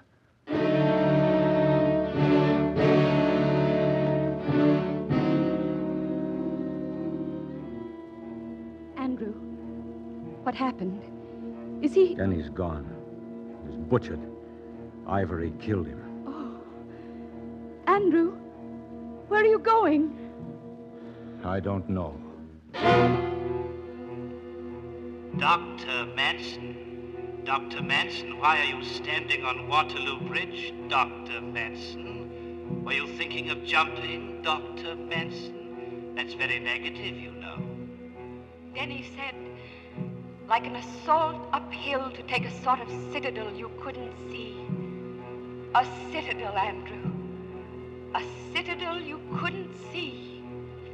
Go back to being a doctor, Dr. Manson. That title meant something to you once, you know, back in the days when we blew up that sewer.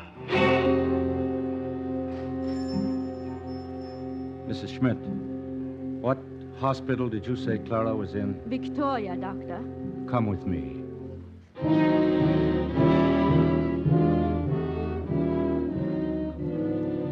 This is her bed, Dr. Manson. It's Dr. Manson, Clara. Let me examine you a minute. That lung should have been tapped days ago. If it isn't done at once, she'll die. Help me with this blanket, Mrs. Schmidt. Don't worry. She'll be all right.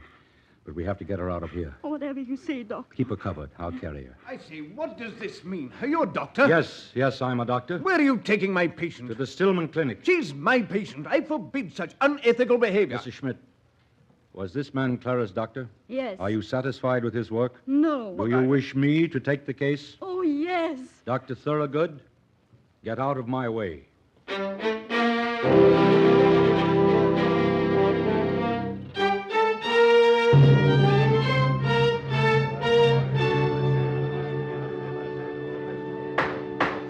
Did you or did you not serve as the anesthetist at an operation performed by an unlicensed individual in the so-called Stillman Clinic? Yes, I did that infamous thing to save a life. I took Clara Schmidt to Stillman. What if he is unregistered? He's an originator, a thinker. You stand here on charges before the Medical Council of the City of London, and you admit that you knew he was not a doctor? Louis Pasteur, the greatest figure in scientific medicine, was not a doctor, nor was Ehrlich, nor Hafkin, who fought the plague in India better than any qualified man has ever done, nor Metchnikoff, inferior only to Pasteur. Are we to take it that you place Richard Stillman beside such men? I do, Dr. Boone, I do. And I have more to say. Instead of going on trying to make out that everything's wrong outside the medical profession and everything's right within, it's high time we started putting our own house in order. There are a great many doctors practicing fairly, sir. But too many go in for useless money-chasing treatments, unnecessary operations, and fee-splitting. Doctors have to live, but they have a responsibility to mankind, too, and they dodge it. Why should the poor be neglected? They have minds and hearts and souls. Their pains hurt as much as any stockbrokers. We say we'll alter things, but we don't. I know I've made plenty of mistakes, and I regret them, but I made no mistake with Richard Stillman. Look at my patient. If you want any justification of my infamous conduct, there it is. Andrew, my dear. It's all right. Whatever they do, it won't matter. Andrew, here. Look. What? The plans for the clinic. Mr. Stillman took me to his automobile manufacturer. Cranston? Yes, and he approved the plans. He'll put up all the money we can't furnish ourselves. And he likes the name. What name? I told him we'd like to call it the Philip Denny Memorial Clinic.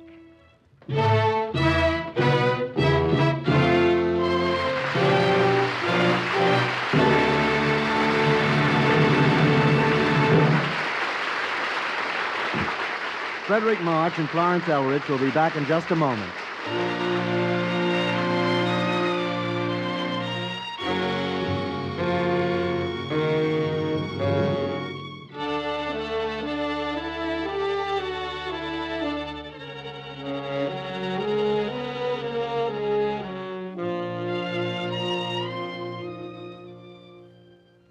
As a postscript to these radio plays, it is customary to subject the star to a brief interview. In this case, where there are two stars, the interview becomes a triangle. Conventional theatrical situation? We've had joint interviews before. Joint interviews?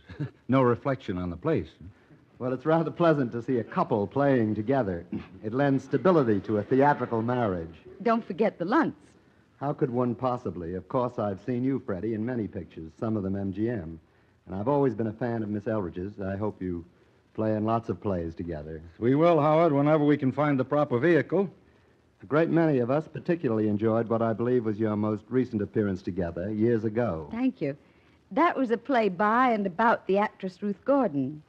Well, perhaps in order to keep the two of you working together, you'll have to write a play for yourselves. About ourselves? Well, you could choose a worse subject. Your lives seem to me to be most interesting, and your views have often coincided with mine. Very good views. For this and your talents, I commend you both. Thank you, Howard. Thank you, Howard. And thank you, Frederick March and Florence Elridge.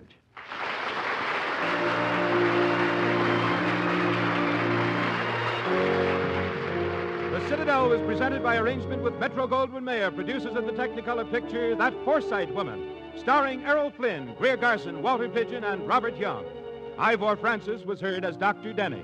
Original music composed and conducted by Joel Herron. The program was directed by Marks B. Loeb and produced by Raymond Katz.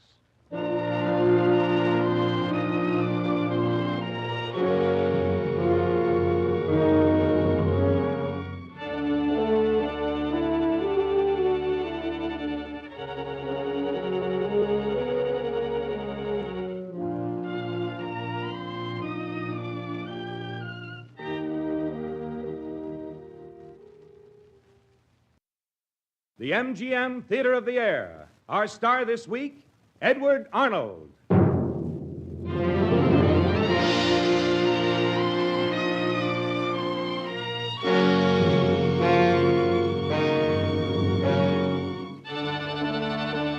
Ladies and gentlemen, your host, Vice President of Metro-Goldwyn-Mayer, and noted writer of many Broadway musical hits, Mr. Howard Dietz.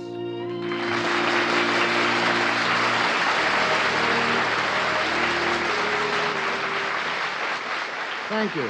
The full-hour play that you are about to hear on the MGM Theater of the Air is a comedy of love, politics, and careless justice entitled Stranger in Town.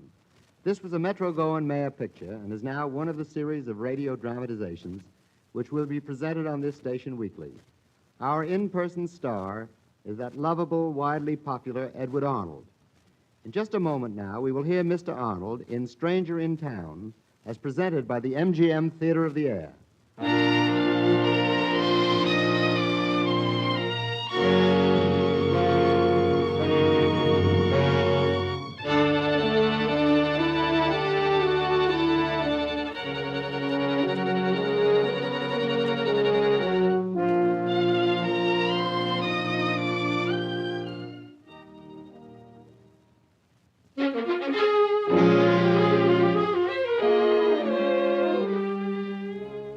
comedy with an undercurrent of wisdom is our play. The MGM Theater of the Air presents Edward Arnold in person as Justice John Josephus Grant in Stranger in Town.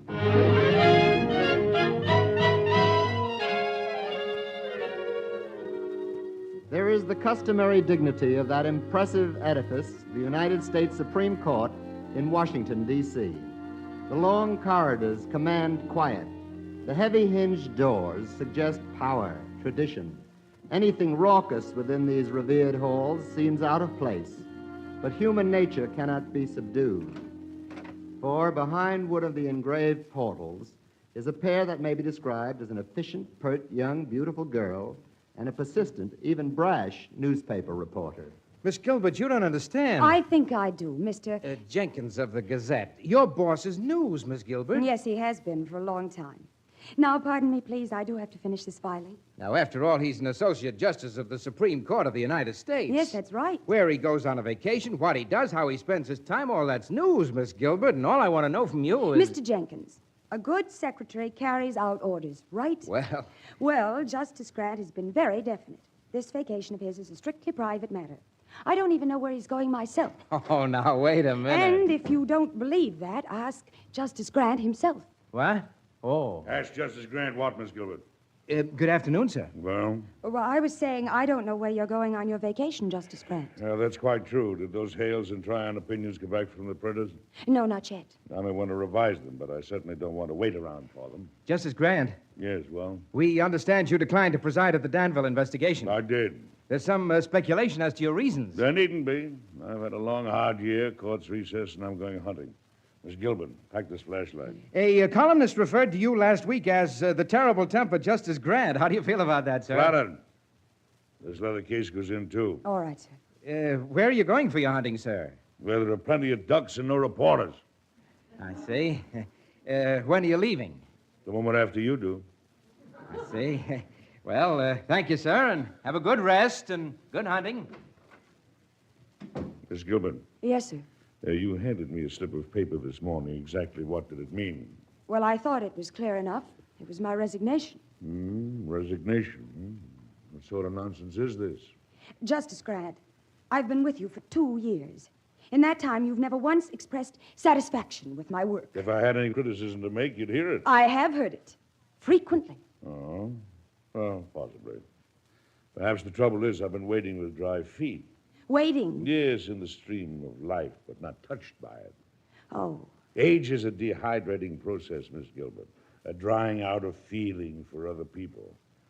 What I need is a good fight. Only no one will fight with me anymore. We all respect you too much, Justice Grant. Yes, respect. Well, I'm tearing up this resignation. It's just a pack of nonsense. Yes, sir. And about those Hale Tryon opinions, when they come back from the printers, you might bring them down to me. Of course.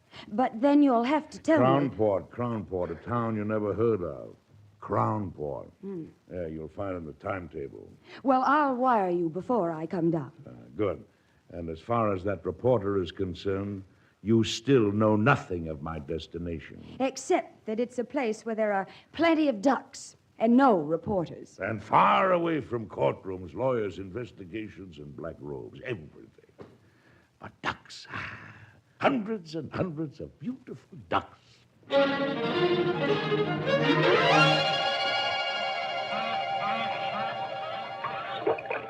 Ducks. Hundreds and hundreds of beautiful ducks. Easy, my beauties. Look over the decoys. Be curious. Closer now, closer. Hey, you! What the? Hey, hold on a minute, fella. Hold on a minute. Why, you idiot, I've been waiting 3 hours for those mallards, and you ruin everything in 3 seconds. I'm the game inspector, stranger. Let's see your license. Oh, there's nothing anywhere like the officiousness of small office. How's that? Here's my license, dated yesterday, the state capitol. Yeah, just like I thought. This license ain't legal. What? Stranger in town, ain't you? Mister, this is Crownport, and you got to have a Crownport stamp on this license. Well, I didn't know that. I'll get one tomorrow. Well, now, that ain't going to do you any good today. I could haul you into court and have the judge slap a fine on you. Oh? But suppose I just sell you a stamp right here and save us both the trouble. Eh? Well, how much is a stamp? $5. Of course, that's just for the stamp. I usually get a little something for doing folks a favor like this. All right, come on. Hey, where you going? To court to pay a fine. Now, wait a minute. You don't understand. I'm giving you a break, brother. You don't understand. I never pay twice, brother.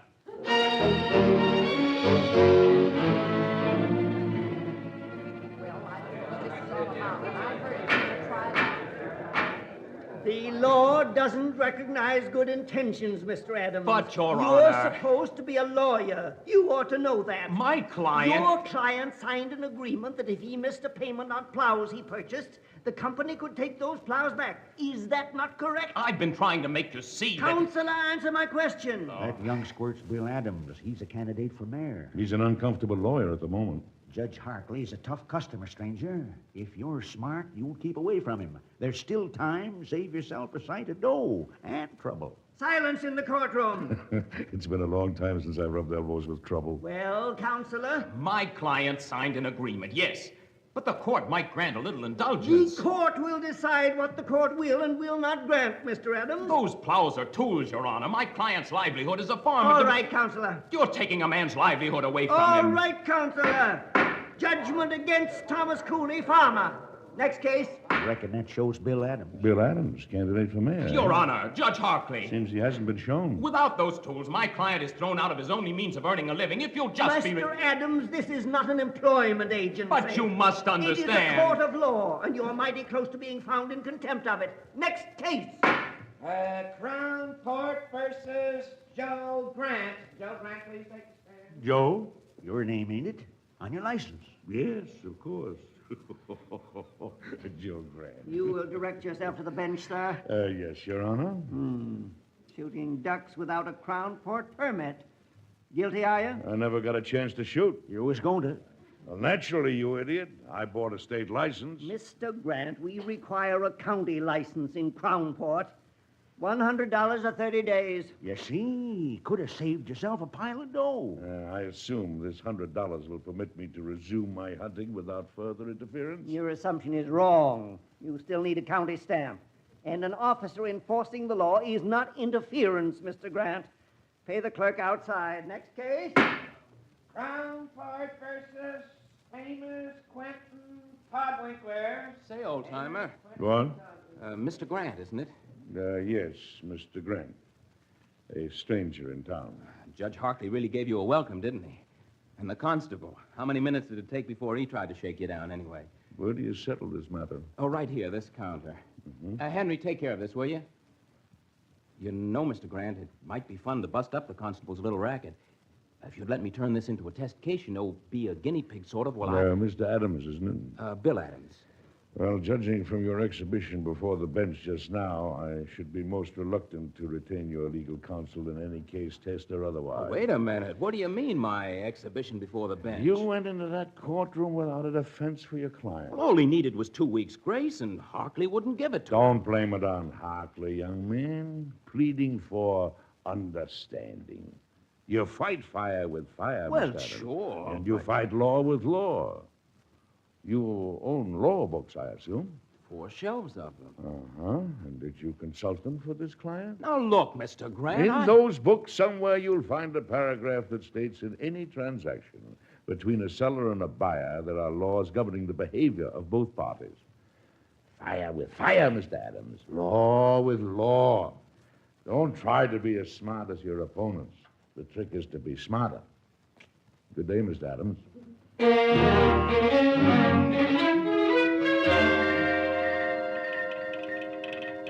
Lucy, when you bring hair try-on opinions, note, I am Joe Grant.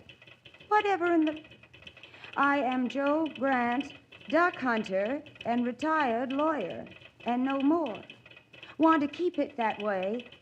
See you at hotel, signed Grant.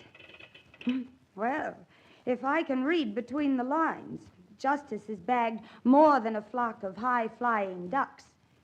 Question is, how much more? And what?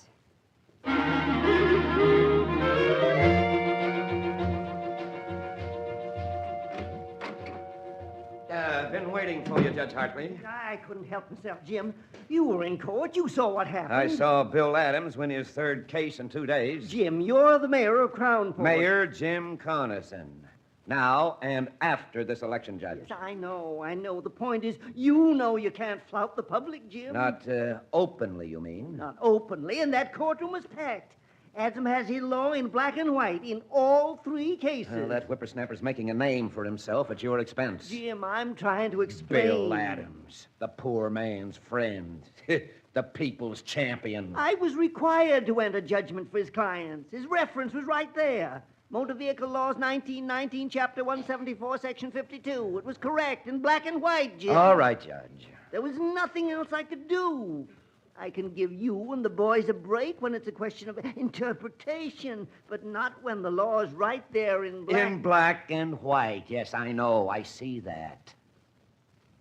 I'm not blaming you, Judge. But we've got to do something about our young friend, Mr. Adams. Such as what, Jim? Who's this old duffer he's been so thick with lately? Joe Grant? Ah. He's a stranger in town, come up for the duck hunting. Think he's got anything to do with Adams getting smart all of a sudden? No, I'd bet against it. He's a harmless old coot. You know the type, Jim. Uh-huh. Well, Adams is a known quantity at least. He grew up in Crown Point. That's something to build on. For instance, he's got a hair-trigger temper. He's the easiest man to rile in the courtroom I ever saw. And he carries that temper outside the courtroom. It's an open sesame into trouble for him. You mean get him mad? And he'll tear down his fancy reputation before he knows it. He'll discredit himself, and we can stop worrying about this election. Yeah, shouldn't be hard to make him mad, Jim. Simplest thing in the world. We'll watch for an opening, that's all. Pass that word to the boys, will you, Judge? Watch for an opening or make one.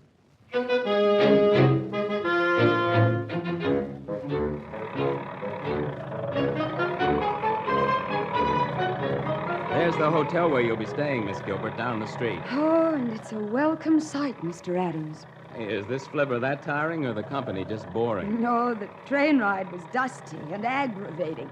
Seemed to go on forever. Well, I'm glad it's that, anyhow. Oh, I'm grateful for this flivver and the company. Thank you, ma'am. You know, when Mr. Grant asked me to meet his secretary... He's duck hunting this afternoon, you said. Yeah. I didn't know she was young and beautiful. My turn. Thank you, sir. Well, why, I'd have obliged him no matter how you turned out. I owe Mr. Grant a lot, Miss Gilbert. You do? Hey, you know, for a retired lawyer, that old boy knows more tricks than I ever heard of, and they're all legitimate. Well, your hotel, the town's best, the town's only. No doorman, no bellhops, and no reason for you to mind that, seeing you haven't any luggage anyway. Oh, I do hope they'll send it on the next train. Yeah, we ought to sue them for delaying it in the first place. Oh, watch it here. Those steps have seen better days. Oh. You say Mr. Grant has, that you owe him a lot. Oh, yeah, you see, I'm a lawyer, Miss Gilbert, also candidate for mayor.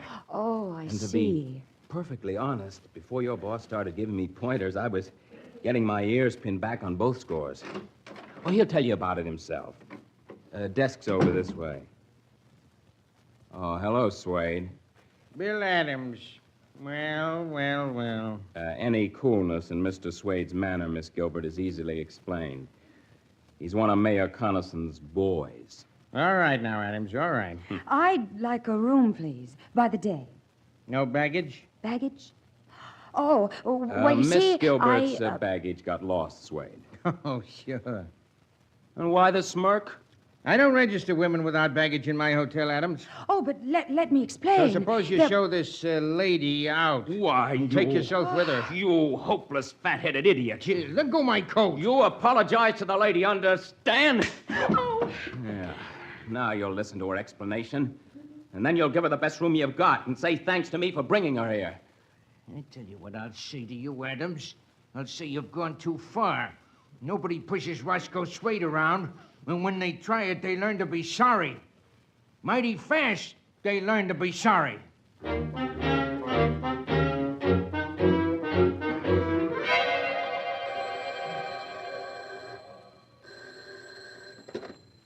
Judge Harkley speaking. Oh, yes, Swade. Well? Oh, is that so? Mayor Connells will be mighty pleased with you, Roscoe. Assault and battery, eh? A girl book, too? Yeah, I see. Well, now, Adams may want to get in touch with me. Tell the sergeant to say I can't be reached anywhere. I'm out of town. That's right, Roscoe. Overnight.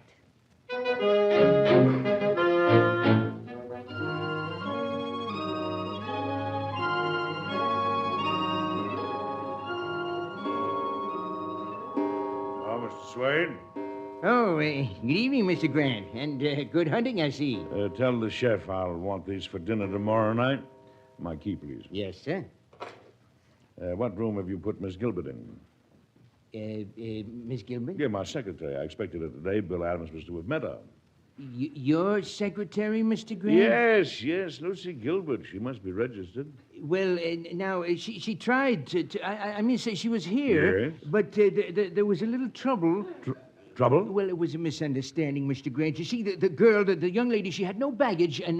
Where is she now? With Bill Adams, sir, in the county jail. In the county jail, Mr. Swade? Oh, you have made just possibly the most disastrous mistake in your entire career, sir. I believe you will discover that very soon. An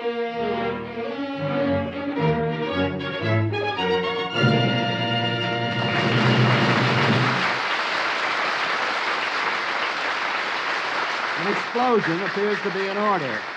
We'll be on hand to hear it when it takes place.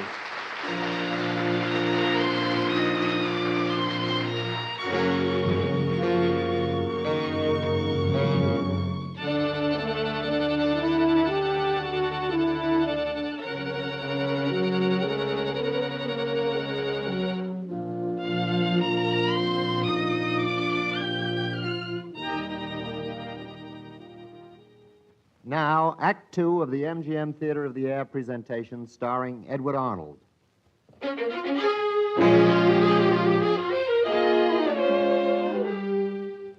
The time on a clock is an elastic. The seconds snap past when things are going right, but stretch to an eternity when there is anticipation and abeyance.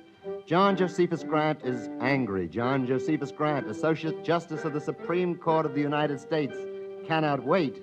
He is impatient for an injustice to be righted. There is tension, and the chatter of a talkative chambermaid doesn't help to ease that tension either. I'll be as quick as possible here, sir. Oh, thank you. Have your bed made up and your room straightened before they come. How's that? Your company.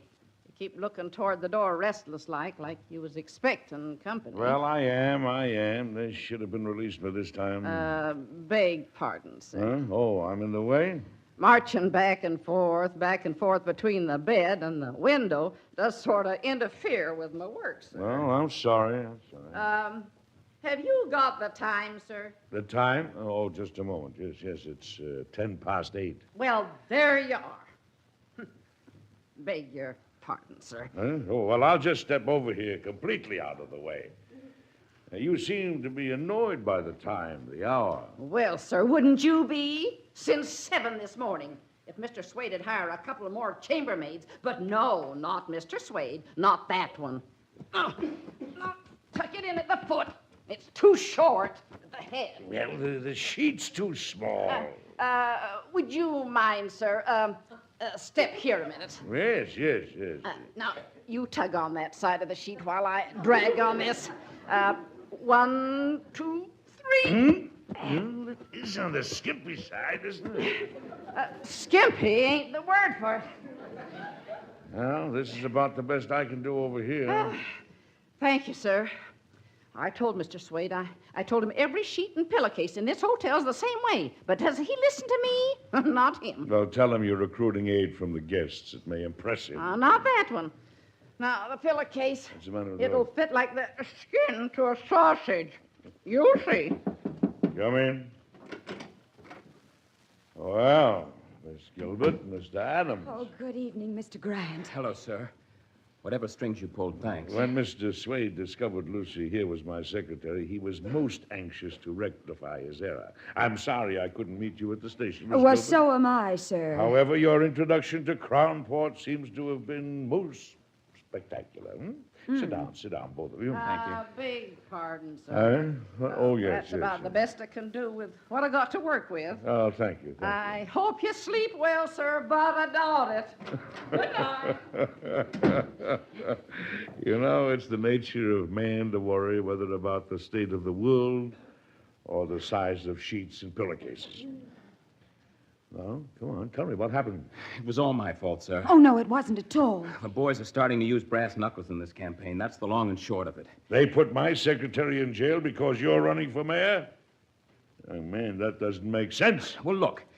I win 3 cases in a row before Harkley. Every one of them against one of Mayor Connison's stooges, right? Right. Well, it makes a good impression around town. Connison wouldn't like that. So he primes his friends. So help me, sir, I'd swear to this. He primes his friends to frame me.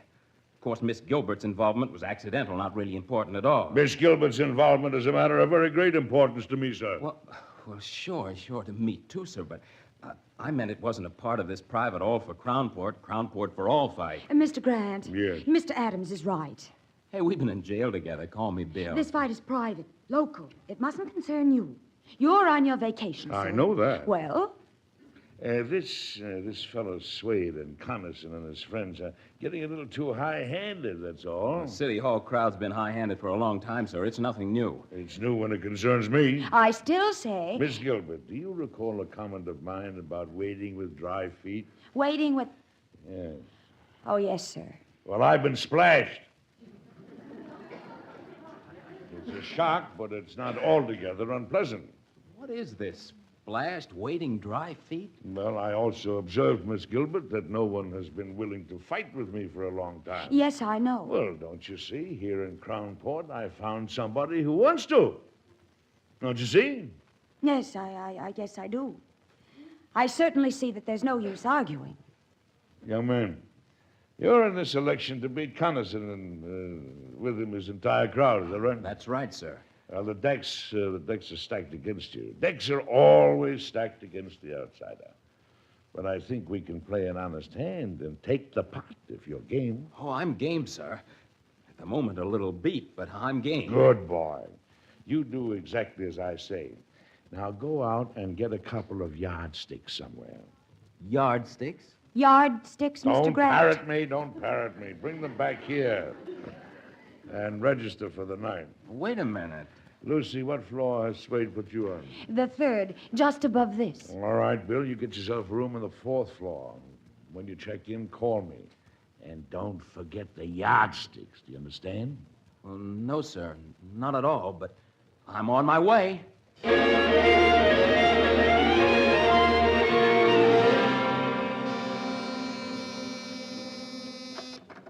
Desk clerk. Call for 7:30? Yes, Mrs. Appleby. Henry, what's this? What's what, Mr. Swade? The register shows Bill Adams in 413. That's right, Mr. Swade. Bill Adams here? Yeah, he came back about a half hour ago. Came back? While you were out. You remember when he brought the girl here? Yes. Not this afternoon. Tonight. When they got out of jail. All right, Henry. Sir? I'd prefer not to be reminded of that mistake. Oh, yeah. Yeah, I see what you mean. The complaint you swore out against him comes up in court tomorrow morning, don't it? Yes. Well, Adams and his girl, Mr. Grant's secretary, were with the old geezer for just a few minutes. Then Adams comes tearing down, grinning like an ape. Grinning? Like an ape. He's back and nothing flat, grinning still more, and asked for a room on 4. Oh, yeah.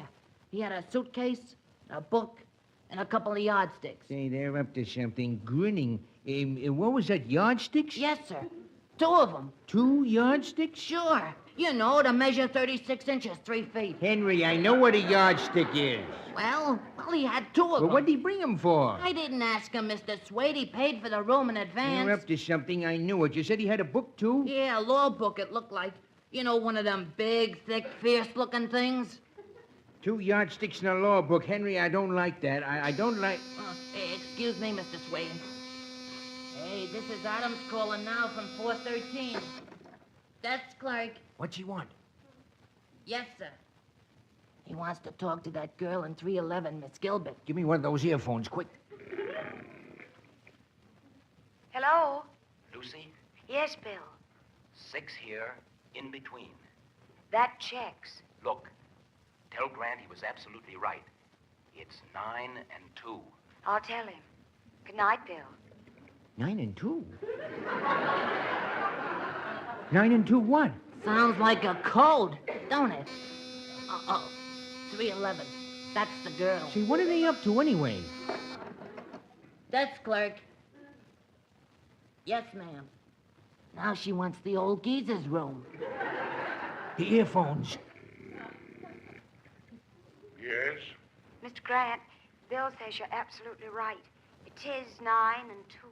I thought as much. What about the other? That's 7 and a half. And? 2 and 1/8, with 6 between. Well, that does it, Lucy. Lucy, Yes, Mr. Grant. did you ever see a man turn green? See a man turn green? Yes. No, I don't believe I have, sir. Well, you will tomorrow morning in court. You will, Lucy. I saw a guy turn green once on a boat. He was awful sick. Good night, Henry. Mr. Swade, who do you think they were talking about just now? I don't know, but I have an idea. Yeah? I have an idea they were talking about me.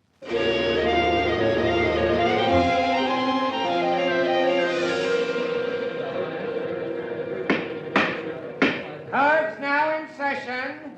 Swade versus Gilbert and Adams. Our friend, Mr. Swade, seems very nervous. He has reason to be. When I mentioned the suit for false arrest, he almost swallowed his tongue. Yes, I saw him. Silence in the court.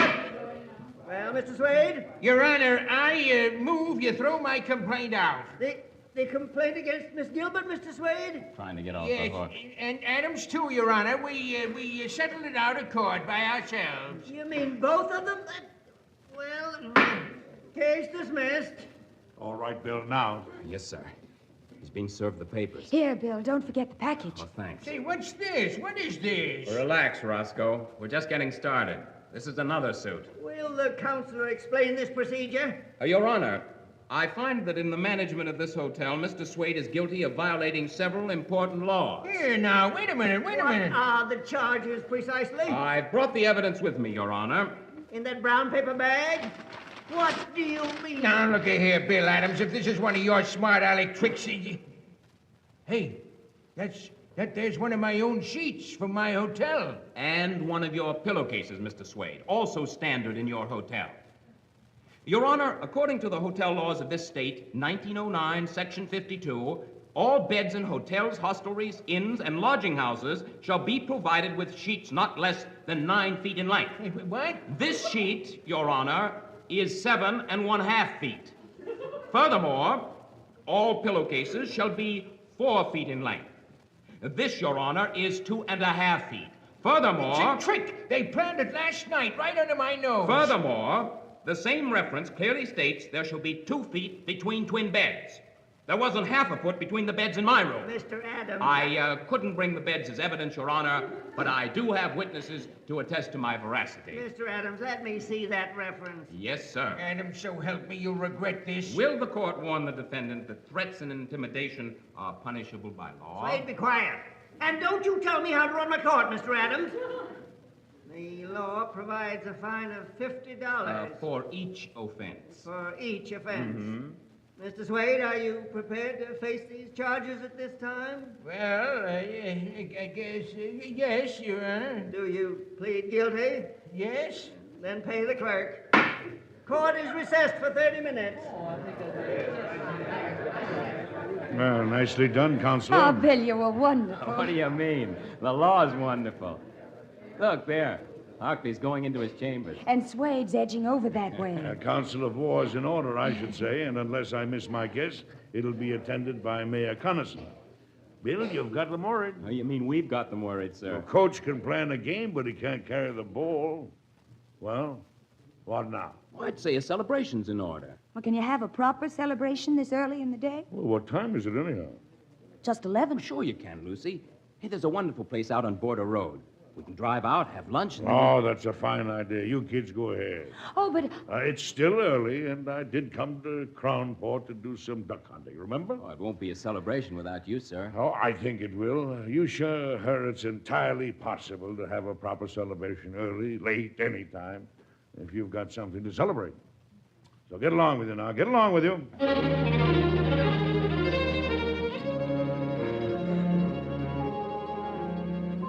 Have a good lunch, Mr. Mayor. Thank you, Tom. Thank you. Judge, I tell you, it was a mistake to call those hoodlums to your office. You might have Sign to. of overconfidence, to say the least. But you wanted action in a hurry. We've got to get action in a hurry. Well, that's what I'm saying, Jim. If it's going to come off this afternoon, I had to talk to them this morning. And there wasn't any place to do that except my office. All right, Judge, all right. Howdy, Mr. Mayor. Oh, hello, Ben. Hello, Ben. How's the family? Fine, Mr. Mayor. Couldn't be better. Oh, I hate to do this to Adams, Judge. I really do. But you said... Oh, it's necessary. It's necessary. It's got to be. But violence, it's against my nature. You know that. Yeah, sure, Jim. Politics places a heavy load on a man, Judge. A heavy load. Now, if this young whippersnapper... What's the matter? There. Coming this way. Well, good morning, Mr. Grant. Good morning. Good morning. Going hunting, Mr. Grant? I hope to, yes. Well, I suppose you've tried the Sewell Marshes east of town? Yes, I have. I was arrested there. Oh, really? And fined $100. You know the law, Mr. Grant. Sometimes it seems stringent, but we can't permit ignorance to be an excuse, you know. Well, I've had my best luck west of town, Mr. Coniston, on the Greenbanks. I'm going there now. Well, I'm glad we ran into you, Mr. Grant. Oh, why? Well, a couple of reasons. As mayor, I have, a sense of community responsibility toward strangers to make them feel welcome, so to speak. You needn't, as far as I'm concerned. And I've wanted to talk with you about young Adams. What about young Adams?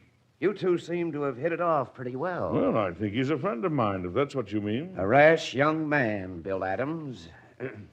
Right, Judge? Oh, very rash, and I'm in position to vouch for that. Inclined to leap first and look afterward, Mr. Grant. Yes, very much inclined to do just that. Gentlemen, you asked me if I were going hunting. What? I said I was. But I won't have time unless I get along. Good morning, gentlemen.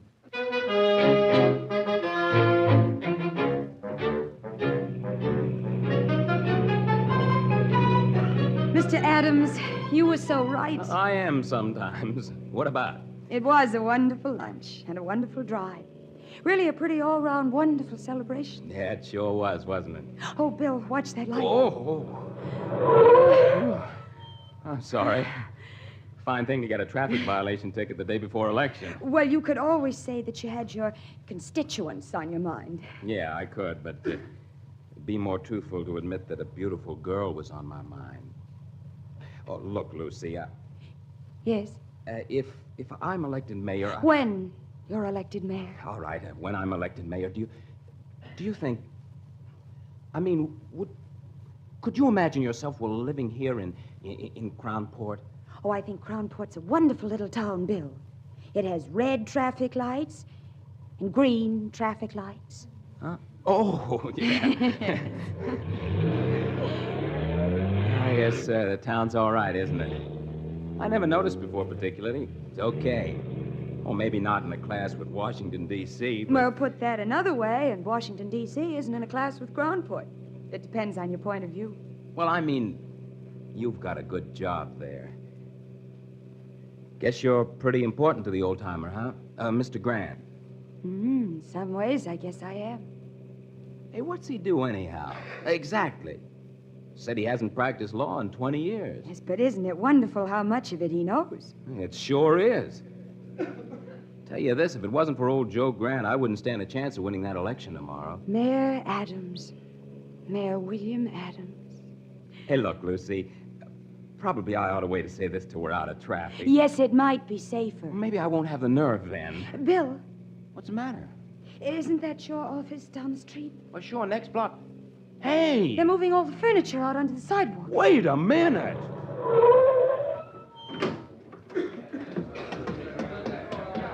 Wait a minute! Hey, what do you think you're doing with that stuff? Bill, be careful. Wait. Oh, Lucy, Bill. Lucy. Oh, Mr. Grant, I'm so glad you're here. But I just got here. Well, what are they doing to Bill? Well, I don't know, Lucy. Duck's scarcer than hen's teeth today. I gave up, came back, and walked into this. Bill, what's it all about? Hey, I'm being evicted. Some trumped-up charge. My landlord's a friend of Swade's and Connison's behind Swade. And today's the day before election, and this will embarrass you. Sure, it's a put-up job. It's too neat. The electric service is already cut off. Well, just keep your head, Bill. Sure, keep your head if it's still good for anything, Adams. All right, pipe down, you. Bill, be careful. Mayor Adams. City Hall on a curb stop. I said pipe down. They're looking for a fight, Bill. They've got rocks in their hands. I'm tired of being pushed around by Connison or by his hired stooges. If you guys are looking for trouble, you come to They the intend right to use those rocks, Lucy. Look out! Next time we won't miss, Adams. Better clear out. I'm going after Bill. Mr. Grant, don't. Stay back. What, with a fight starting and something to fight for? We warned you, Adams. You're asking for it. I haven't been in a real scrape since... Oh! Mr. Grant. Mr. Grant. Oh, somebody. Bill, somebody get a doctor. Quick. An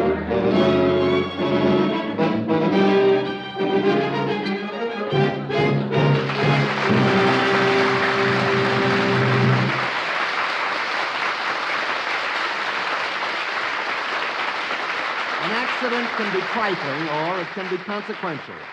Whichever is the case with Stranger in Town, we'll learn in a moment.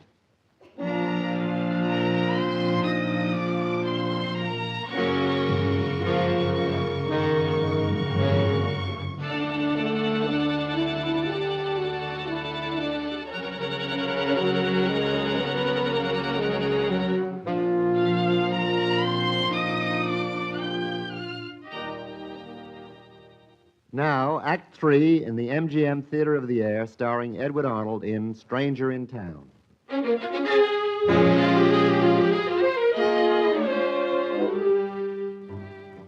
It would be front page news when the Associate Justice of the Supreme Court of the United States is the victim of a street riot.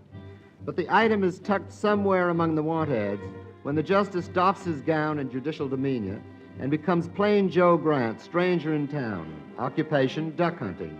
Well, it's a great day for ducks when Lucy Gilbert arrives at the hospital, the only caller Joe Grant has had. All right, Miss Gilbert, you can go in now. Thank you. Oh, Mr. Grant. Oh, hello, Lucy. How are you, sir? I'm mad. Where's Bill? He's in jail. They're holding him on $15,000 bail, inciting to riots. He didn't incite the riot. Those hired toughs did. This is outrageous. Oh, please don't get up. Get up, I am up. Lucy, we've got to find Judge Hockley. Well, Bill tried to call him from jail. And as usual, Hockley stands alongside his phone and whispers to a flunky he's out. Well, we'll see about that. Here, help me into my coat. All right. There's a rally in about an hour. How's that? A rally for Mayor Connison. Hockley will be sure to be there, on the speaker's platform, probably. We'll find him before then. Are you going to tell him, sir? Who you really are, I mean. Well, if I have to. I'm going to get that boy out of jail, Lucy. Beginning to look as if he's trying to fight the Connison crowd alone. Except for you, Mr. Grant. Oh, the people are behind Bill, Lucy. But you can't follow a man if he's kept out of sight, discredited. And that's Connison's game, of course. Of course. Jimmy, you're fond of him, aren't you? Connison? You know who I'm talking about. Well, yes, sir. And I'm a fool, of course. Sir? I helped this young man, and what happened? He gets out of jail. No, I lose the best secretary I ever had. Well, come on. To Judge Hockley's? To Judge Hockley's, then to the jail, and then to Mayor Connison's rally. That, Miss Gilbert, should be mighty interesting.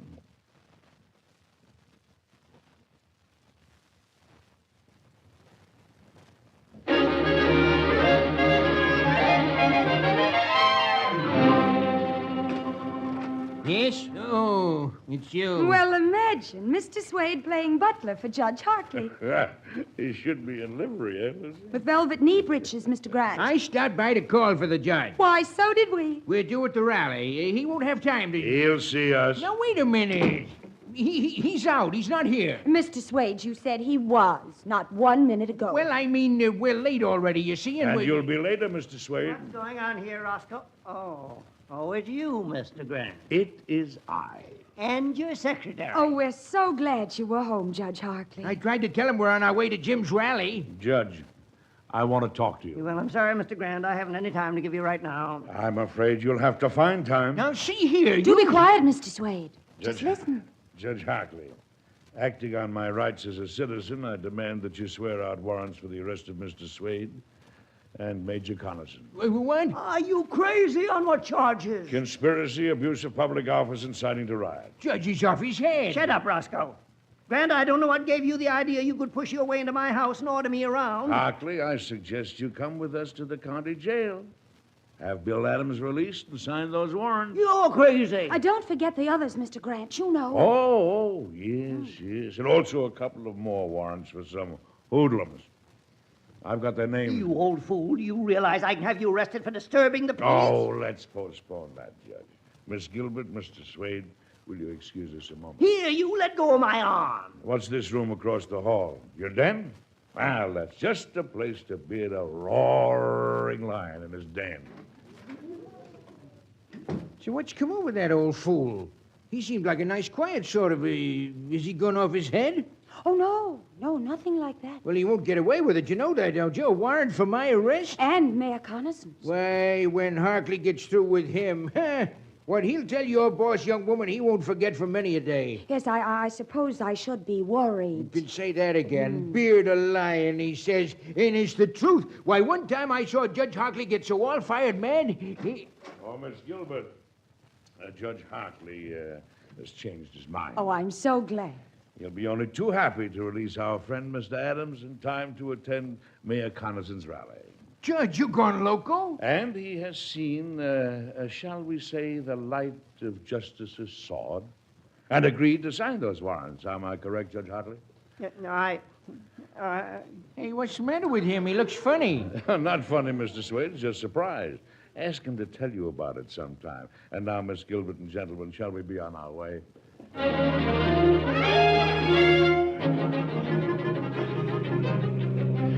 But I still don't see how he did it. Don't ask questions, Bill. Just drive. Okay. Mr. Grant wants to get to Mayor Connaughton's rally before it's over. They still following us?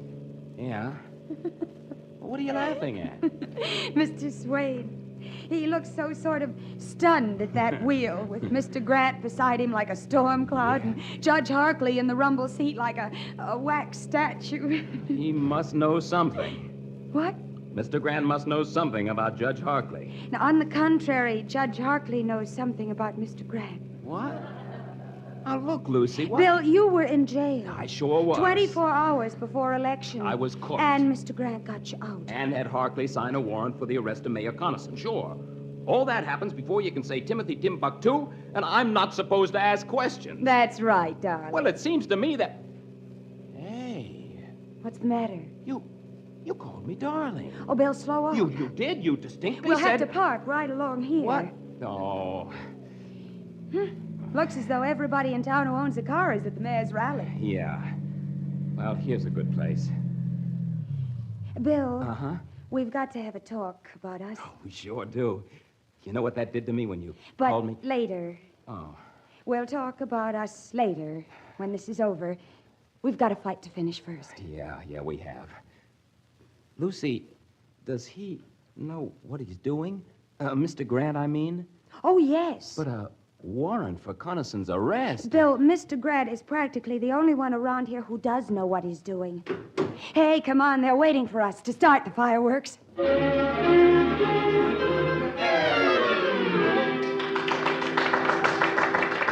And believe me, my friends, I've watched Bill Adams like a father watching his own son, hoping and praying he was a man to succeed me.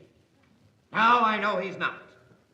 I invited him to this rally to debate with me the great issues of this election. And where is he? This very minute, ladies and gentlemen, when he should be here to meet me face to face, where will you find Bill Adams? I'll tell you where. You'll find him right here if you look for him. What's that? Well, he set up a fine entrance for you, Bill. Yeah, come on. After you, Mr. Swade. Okay, and now. you, Judge Hockley. Yes. Adams, if you came here expecting to break up this rally. You invited me, Mr. Mayor. You said so yourself. Hartley, what does this mean? He was supposed to In jail, Mr. Mayor? I was, but justice let me out. Hartley, did you let him out? Go ahead, Judge Hockley. Tell him. Mr. Mayor, Roscoe, what's the matter with him? I don't know, Jim. He's been like this ever since we... You shut up, Roscoe Swade. Mr. Mayor, Jim, we've got a warrant out for your arrest. And for the arrest of Swade and the 3 of your hired toughs. Why, you young of all the... what are the charges? Jim, believe me, you'd better come along. I demand to know the charges here and now, before this assembled multitude of Crown Port citizens. No, Jim, no. The charges are abuse of public office, conspiracy, and inciting to riot. Just a moment. Just a moment. He thinks you're bluffing, Bill. Well, I'm not sure I'm not. I'm not sure of anything. My friends, I've been accused here before you all by a man who thinks I'll back down from a bluff. Well, he don't know Jim Conason. Pompous fool. I'm calling his bluff. And stupid, too. As mayor of this town, I got the right by law to call a special hearing. And I do. Oh, Jim. Don't collapse, Judge. Don't collapse. You'll preside at this hearing. You'll need your strength. Yes, ladies and gentlemen, I call a special hearing for tonight. So the issues will be clear when you go to the polls to vote tomorrow. Mr. Grant, I think Jim, Mayor Conason, he'll want me to go along with him. No, we go out this way, Judge. But he's signaling. You stay with me, Judge. I wouldn't want you to prejudice the mayor's testimony. And you might, you know. It's just barely possible. You might.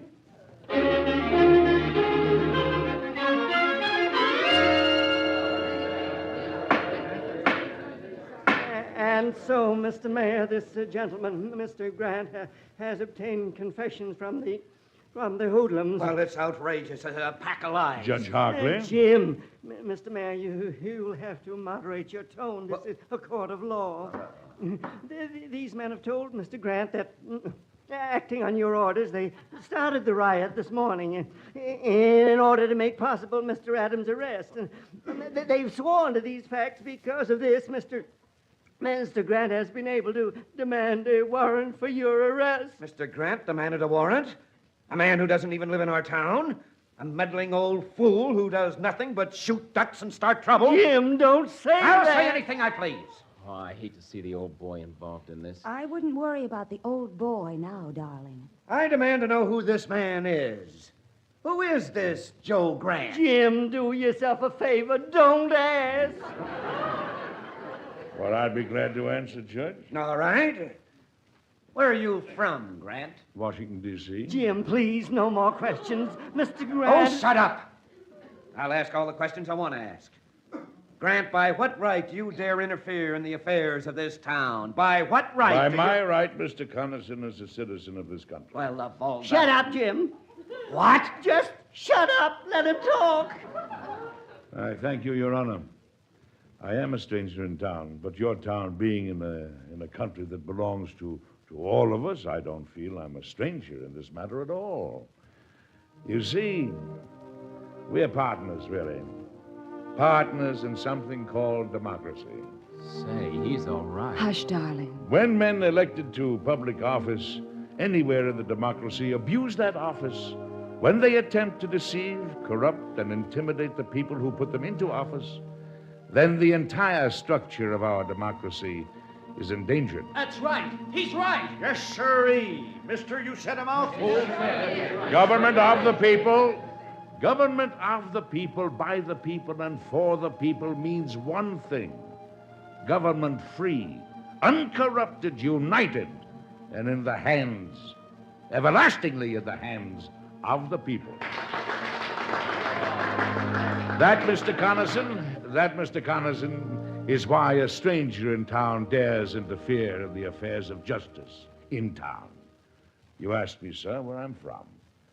I told you. You also asked, Who is this Joe Grant?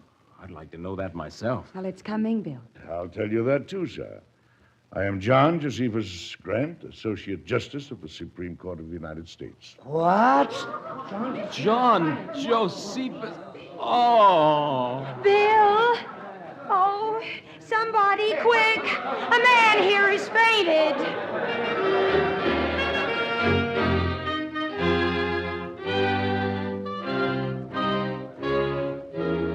Oh, here, sir. Let me fix the collar of your robe. Oh, thank you, Lissy. Now, when Court adjourns, you come up to my chambers. Well? Huh? Oh, sir? I wasn't listening. What were you so nervous about? Me? I'm not nervous. Lucy, stop fussing with that collar. Oh, there. It's all right now. Lucinda Gilbert, do you take this man to be your husband? I beg your pardon, sir? I'm rehearsing the lines for the ceremony. You stayed up all night trying to learn them. Well, maybe I am at that. What? Come to think of it. Come to think of it, maybe you am. You are what? Nervous, sir. Well, that's not surprising. You're being married today, Mayor Adams, by an Associate Justice of the Supreme Court. Whenever you say that, sir, I feel faint. Justice Grant, you're sweet to do this for us. You hear that? This girl resigned once because of my bad disposition. Oh, but you've changed, sir. No, I've had a vacation. If I come to Crownport next year, I don't suppose I'll be considered a stranger. Oh, I should say not. Well, then don't count on me coming. Bill, I'll give you a tip. Yes? Always spend your vacations where there are ducks and you're a stranger. It gives you a chance to get acquainted, and that, believe me, can be one of the best experiences you'll ever enjoy.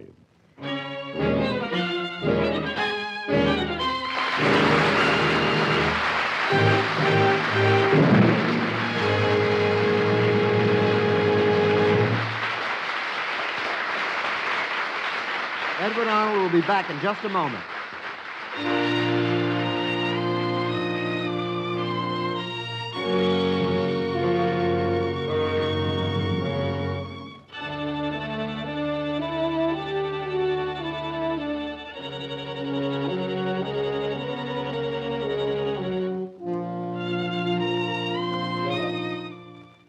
It's customary, Mr. Arnold, to exchange a few words after these performances.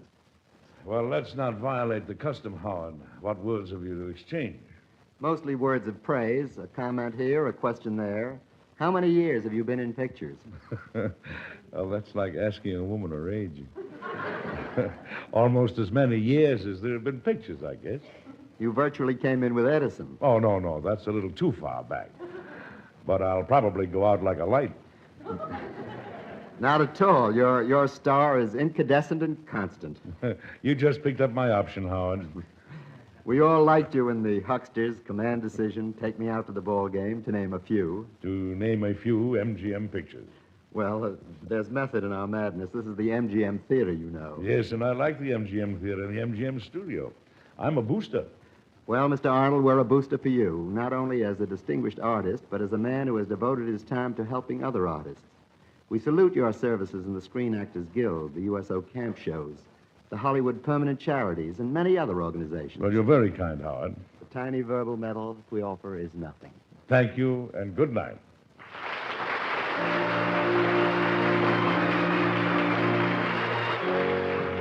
Edward Arnold appeared by arrangement with Metro-Goldwyn-Mayer, producers of the Technicolor picture, That Forsyte Woman, starring Errol Flynn, Greer Garson, Walter Pidgeon, and Robert Young. Fran Lafferty was heard as Lucy Gilbert and Joe Conway as Bill Adams. Original music composed and conducted by Joel Herron.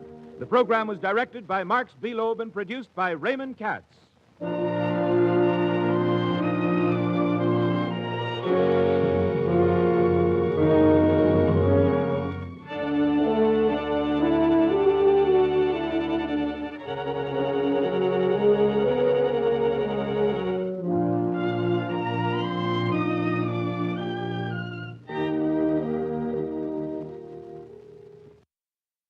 The MGM Theater of the Air. Our star this week, Marlena Dietrich.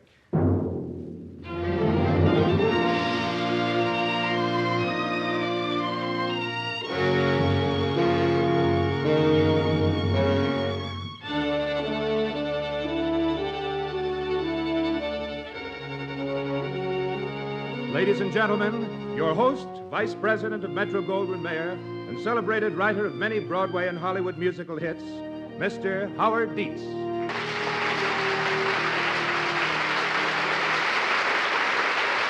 Thank you. The MGM Theater of the Air this week presents its full-hour adaptation of a famous MGM hit, Anna Karenina. It is indeed a special attraction, the great Tolstoy classic. But it has an added special attraction in the star who will play Anna, none other than the ever-brilliant Marlene Dietrich. Many of you recall the classic love scenes between Greta Garbo and John Gilbert in the screenplay. I dare say that years from now, many will also refer to the classic love scenes that they heard Marlene whisper over the radio. That historic moment is in the offing, for the MGM Theater of the Air is about to present Marlene Dietrich in person in Anna Karenina.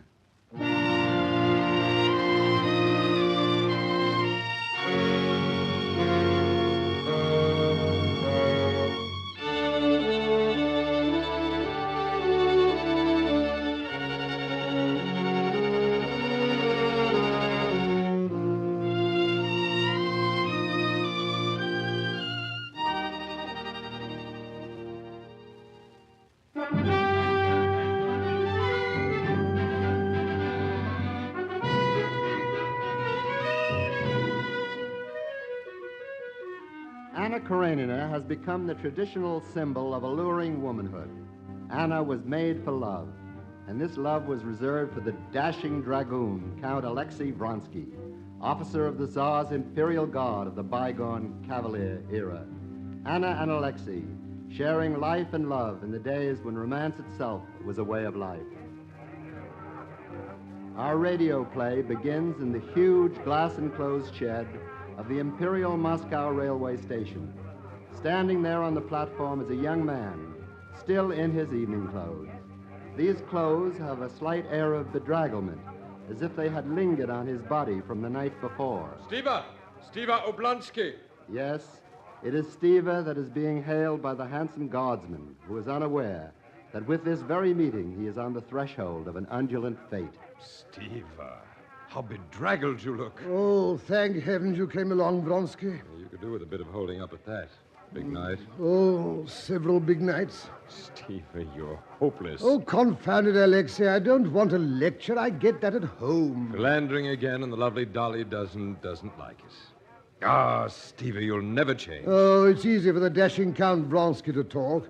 Comes from St. Petersburg on leave, and half the women of Moscow fall at his feet. Yet if I even look at one bit of fluff, and the governess at that, mind you. Yes, but I'm a bachelor, remember? Doesn't matter. An occasional governess or so does no harm. And Dolly should know that.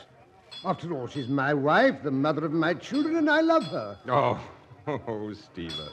You remind me of a man who has a tempting dinner waiting for him at home, but who goes to the baker's and steals a bun. Oh, well, some of these sugar buns are so tempting, one simply has to snatch them. Yes, but what if Dolly snatched a bun? What? She's very lovely, you know. Vronsky, you're either bedeviling me or you're out of your mind. Men do such things, yes. Women, no. Now, why does that fellow make that infernal tapping? Well, he's testing the rails. This cold weather, you know. Well, he'd better watch. The train will be along.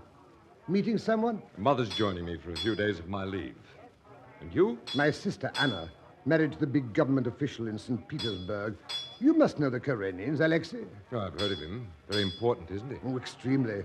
But even so, not as important as he thinks he is. I don't see how Anna stands him. I bet he never snatched a sugar bun in his life. Oh, Steve. Because your sister's husband is faithful, you dislike him. I say, you fellows, get off the track. Yes, Excellency. Karenin, he's stuffy. Oh, he's impossible. Well, here it is. This way to first class, Steve. Come along. Right with you. Well, here we are. Alexei, darling. Mother. Anna, welcome. Alexei, darling, I want you to meet the most wonderful young woman, Madame Karenina. Madame Karenina, my son. I feel we already know each other, Count Vronsky. Anna, I'll see to the bags. Alexei will look after you. Madame Karenina. We know each other. You see, your mother talked about you all the way from St. Petersburg. Madame Anna Karenina. It was only fair, though, because I talked about my son, Sergei. He's 10, you know. I've never left him before, and... Anna Karenina. Count Vronsky. Surely your mother taught you it's rude to stare at a woman. Oh, yes, she did, of course, but not when one sees for the first time the first woman one has ever really seen. Why, I mean it. Watch out there! Oh. Gracious pardon, Excellency. I did not see. That's quite all right. Thank you, Excellency. Thank you. What on earth is he doing? Oh, he taps the rails. Sometimes they snap in cold weather. You see, he leans between the cars. Oh, but, Madame... Yes? I hope you'll be in Moscow for some time. For 2 weeks, yes. Poor Steve wrote me frantically. He's in trouble with his dolly again. Well, then I shall see you. I must see you every day. I must.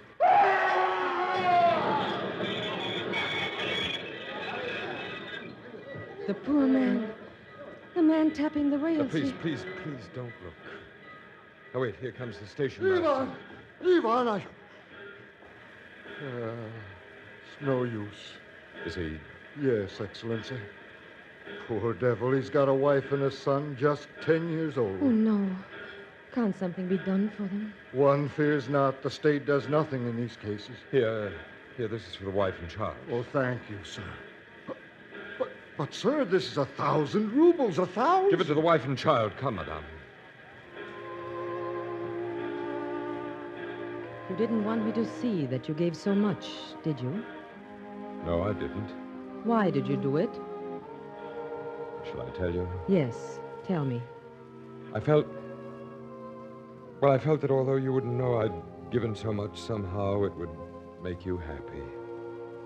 I felt myself fortunate in being able to do something that might please you. As fortunate as if I were allowed to kneel and kiss your hand. I know I'm not making any sense. But you are making sense. Delightful sense. I understand. And I'm afraid. Afraid? Yes, afraid. We have just met, you and I. What happened to the poor man back there? It seems an evil omen.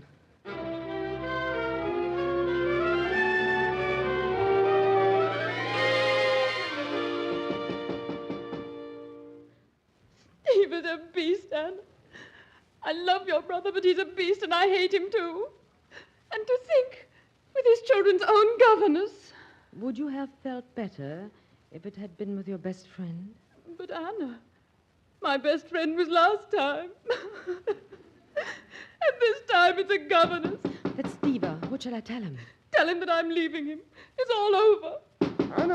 Anna, let me in. Then it's all over for Steve, too. He loves you, you know. He loves you dearly. Anna! All right, Steve. Anna, has she forgiven me? Shh, not yet. Not yet, you say. Then she will? She will? Oh, Steve, I don't know why I do this for you. A week, a month, 6 months. It'll be all to do over again. Look, Anna, tell her this. The matched set of pearls, she knows the ones I mean. She's been deviling me for them for months. Well, I got them for her, and she can wear them to the Karamskis' ball. You wait, Steve, until I call you. Anna, did Steve say something about, about pearls? Would it make a difference? Well, no. No, it would not. Oh, darling. You see, when a husband and wife really love each other, nothing can break them up. Nothing can come between them. Anna, I haven't said I'd forgive Steve. After all, how would you feel if Karenin were unfaithful? My dear Dolly, you do not know Karenin. Oh, but of course, he wouldn't be. Never. He'd think of appearances, his position. Oh, maybe he's a little pompous, Anna. But it must be wonderful to be married to someone you're absolutely sure of. You're so lucky, Anna. And, Anna, are you listening to me? What? I was saying how lucky you are. No, you are the lucky one, Dolly. You love Steve, and no matter what Steve does, Steve loves you. Oh, but I brought you a surprise present from Petersburg. Oh, Anna, tell me. A black velvet gown from Paris. Anna! Oh, black velvet with the pearls. We must go to the Koronskis' ball. Now, let's see. Who can I get for you? Please, you know how I feel about those affairs. Oh, but you go in St. Petersburg. Yes, we go, but as you said, it's because Karenin thinks it's good for appearances and good for his position. And they are always so dull. The Koronskis' ball will be great fun, I promise. Yes? And why will it be different from any other? Because all the belles in Moscow are out to catch one man. And you and I can have such fun sitting back and watching them claw each other.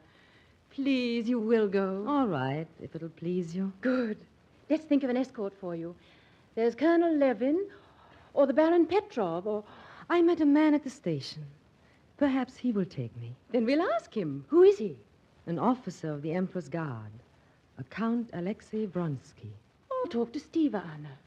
I suppose it's impossible, but maybe Stiva can get Count Vronsky to ask you for one dance.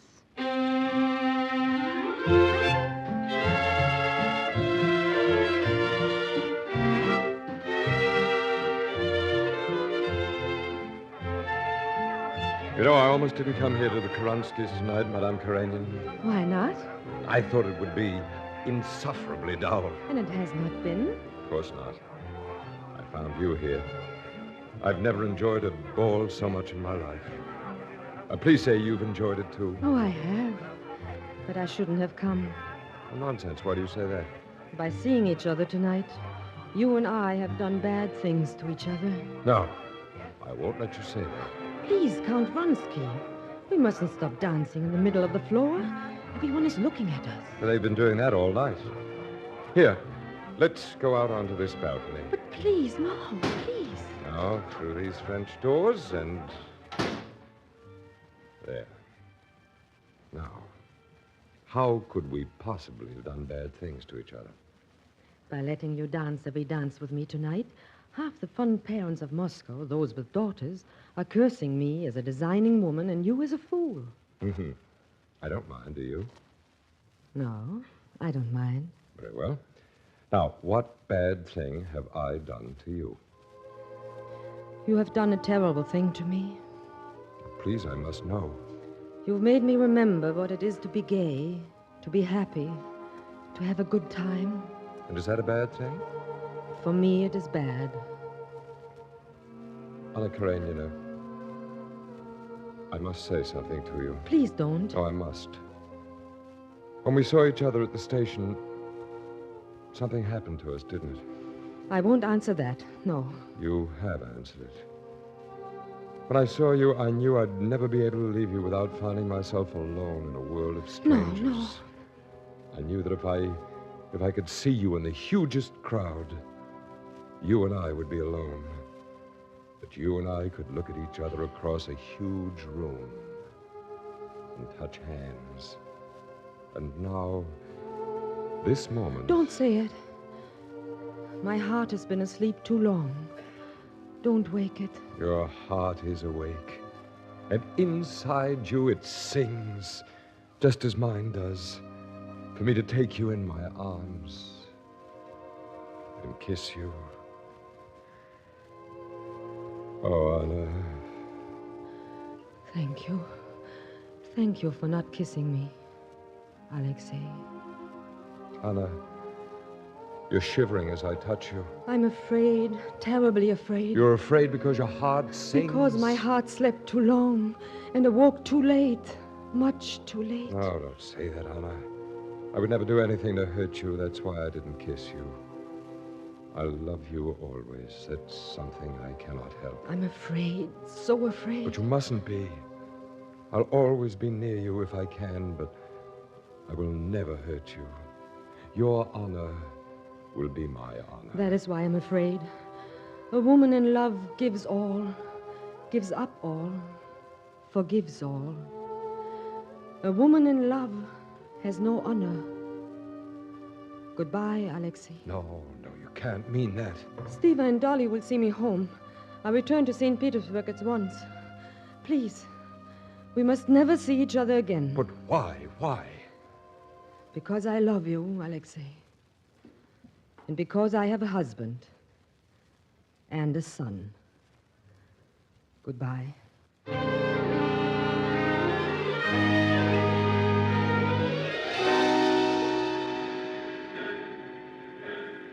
Conductor, do we stop here long? Only a moment, Madam I must Karenina. get some fresh air. It's snowing outside, quite bitter. I must get out of this cooped-up feeling. It's only for a moment. Madam seems restless, upset. Could I be of assistance? No, thank you. Just some air. Very well, Madame. But be careful on the tracks, and we leave at once. Oh, this is better. I was restless too, Anna. Alexei, no. Yes. No. You're back there in Moscow. You didn't follow me. Forgive me, I had to come. Please, I said goodbye to you, and I meant it. Lovers never mean it when they say goodbye, do they, Anna? No, I mean yes. Alexei, look. Look there towards the northern lights. Do you know where I'm pointing? Yes. St. Petersburg. St. Petersburg. And my husband, Karenin. And my son, Sergei Karenin. You must forget me. You must. Yes, Anna. I must forget you. I know I must.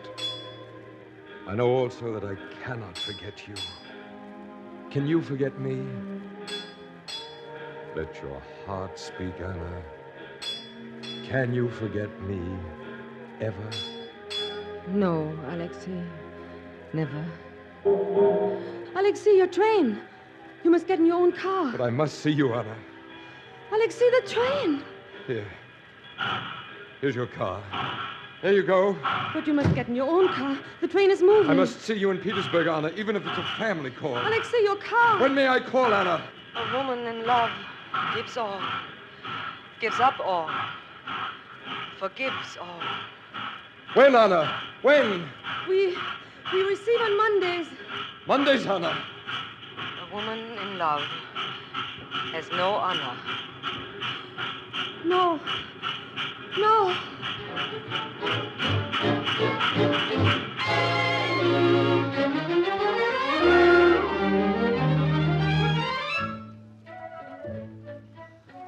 Countess Vronsky, perhaps you can tell me where I might find my hostess, Madame Karenina.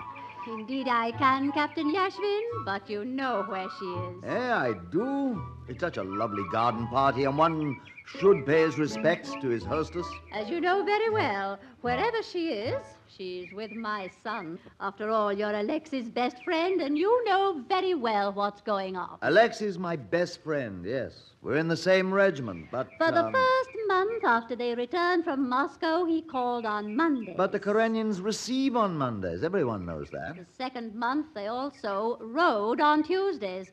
Then it was concerts, museums, and so on.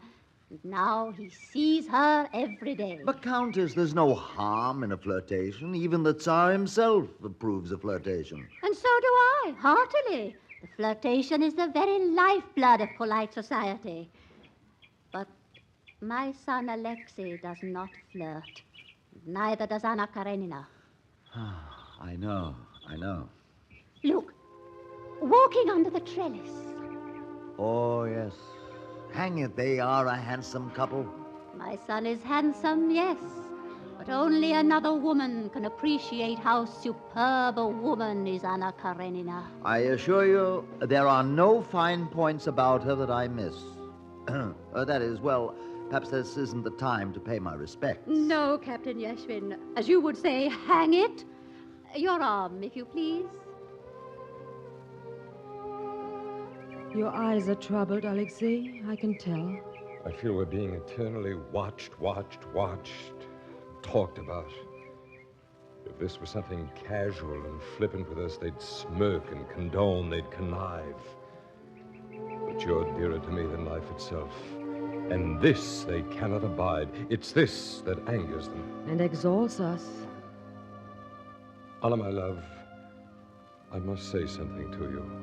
Yes, Alexei. I'd joyfully give up everything. My commission in the regiment, my title, everything. If you'll divorce Karenin and marry me. You and I together before everyone. No more deceit, no more subterfuge. It would be heaven on earth. Oh, my darling. My darling. Mother! That's Sergei. Mother, Oh, how are you, sir? Are you riding for your regiment in the big race this afternoon? Yes, Sergei. Just as someday you'll ride for your regiment. If I'm good enough. They only pick the best. Oh, you'll be the best. I've seen you ride, sir. I hope I'm as good as you are. Will you win this afternoon? I will do my best. Oh, I do wish I could see you. Next year, Sergei, when you are 11. Yes, Mother. But you'll tell me about it after the races, won't you? Yes, dear. As soon as your father and I return. And if I win, Sergei, I shall give your mother my regimental colors as a present for you. Oh, sir, that would be wonderful. Mother, would you come see me ride my pony? Yes, right away. Now you run along. Come soon, Mother. Good luck, Count Vronsky. Sergei. I had forgotten Sergei. You must decide, Anna, between me and the rest. I can't leave Sergei. It's impossible. I can't go on this way. I spoke of an honorable love, but that too is impossible. I can't, Anna. Please don't force, please. Wait until I'm calmer. Anna, listen. I'm weighing my words carefully. You once said that a woman in love gives all, gives up all, forgives all. I will do that for you gladly. Will you do as much for me? Alexei, do you know what it is for me to live with Karenin? I hate him. He's a good man. I'm not worth his little finger. But I hate him. I hate him for his virtues and his generosity. Do you know what that does mean to a woman? Alexei, do you? The sight of him makes me ill. And yet you won't leave him and come with me. I can't. You mean you won't? I can't leave Sergei. Very well then, Anna. This is goodbye. Alexei. Alexei.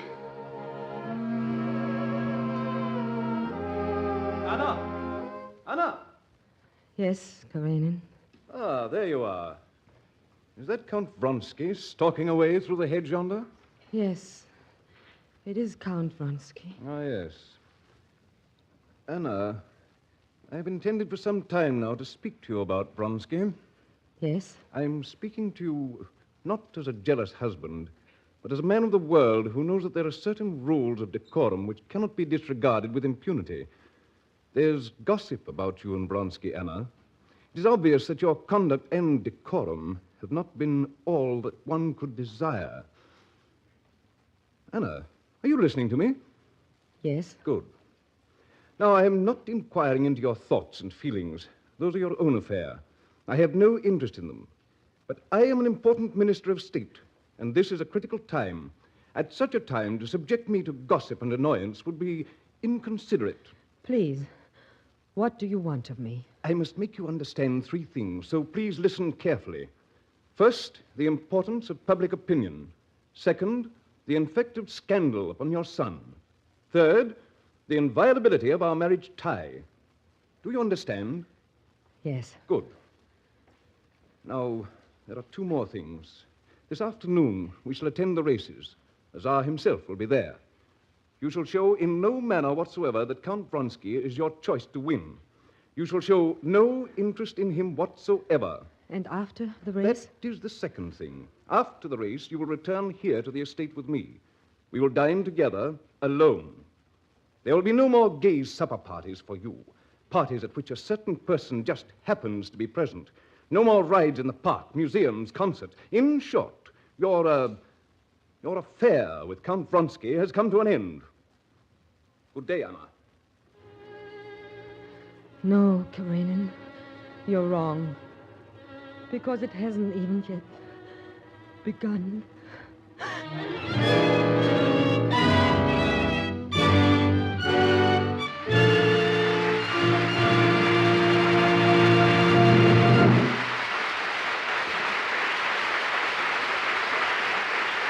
In just a moment, you will hear more of the love story of Anna Karenina.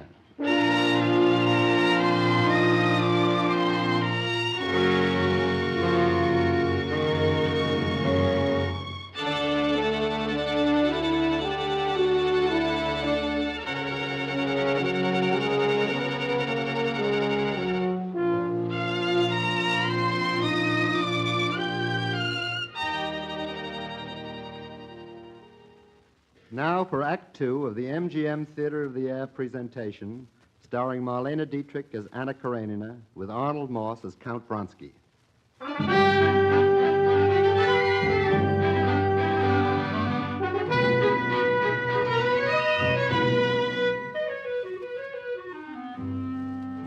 We are at the St. Petersburg racecourse in the days of the Russian Tsar, days of pomp and ceremony, where each year the crack horsemen of cavalry regiments compete for the Emperor's Gold Cup in a dangerous steeplechase.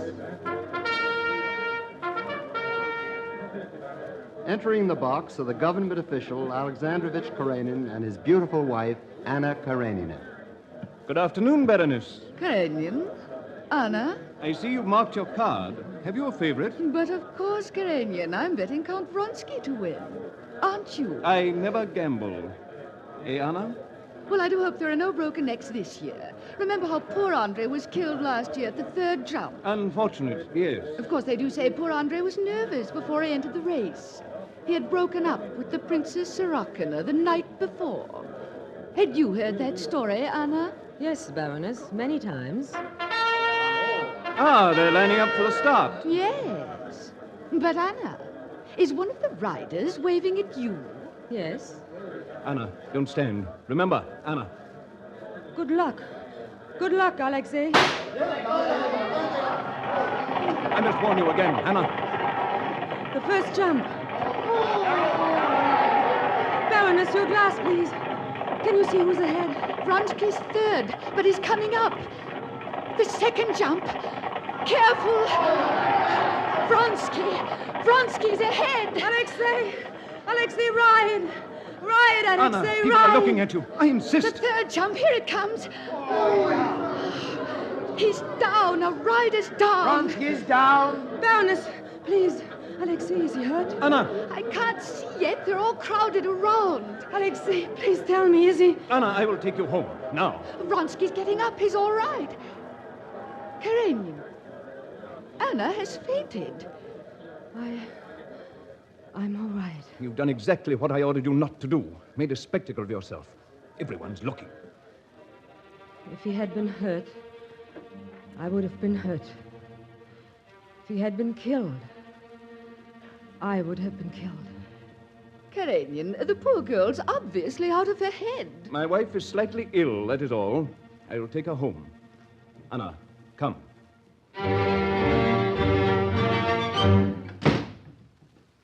Now, if I am mistaken in my interpretation of your conduct, I hope you will forgive me. You are not mistaken. In that case, then? You are not mistaken. I'm afraid of you. I cannot bear you. I hate you. For some time now, Anna, I have known that in uniting my life with yours, I have made a mistake. This I must bear for the sake of my position, my public duty, and for my son. I believe in marriage as a sacrament. Please, Karenin, I have been honest. Please let me go. I do not consider myself justified in breaking the ties in which we were bound by a higher power. The family cannot be broken up by a whim or a caprice, or even by the sin of one of the partners in the marriage. No, please believe me. I have stated my views in public, and I will not violate them in private. Therefore, our life shall go on exactly as it has in the past, but without Vronsky. I can't go on. I can't smile and pretend any longer. Nevertheless, that's exactly what you will do. You will not give me a divorce? In a case such as this, Anna, the law is all on my side. Never. Why should I? To permit you, to assist you in legalizing a sin, to justify your conduct and his. Never. You will remain here, and before the world you will remain my wife.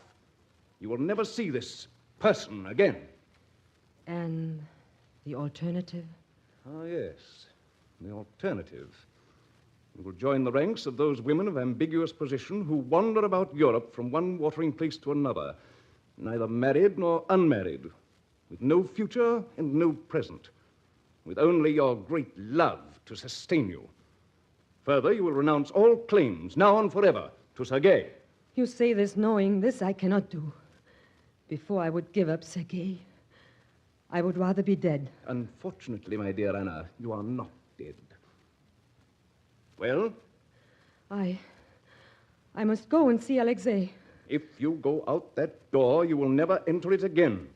Is that clear? I must see Alexei because I must. I love him. I belong to him. Anna, you are going then? A woman in love gives all, gives up all, forgives all. I warn you, Anna. If you leave this house, I shall see to it that you leave St. Petersburg, that you leave Russia. Well?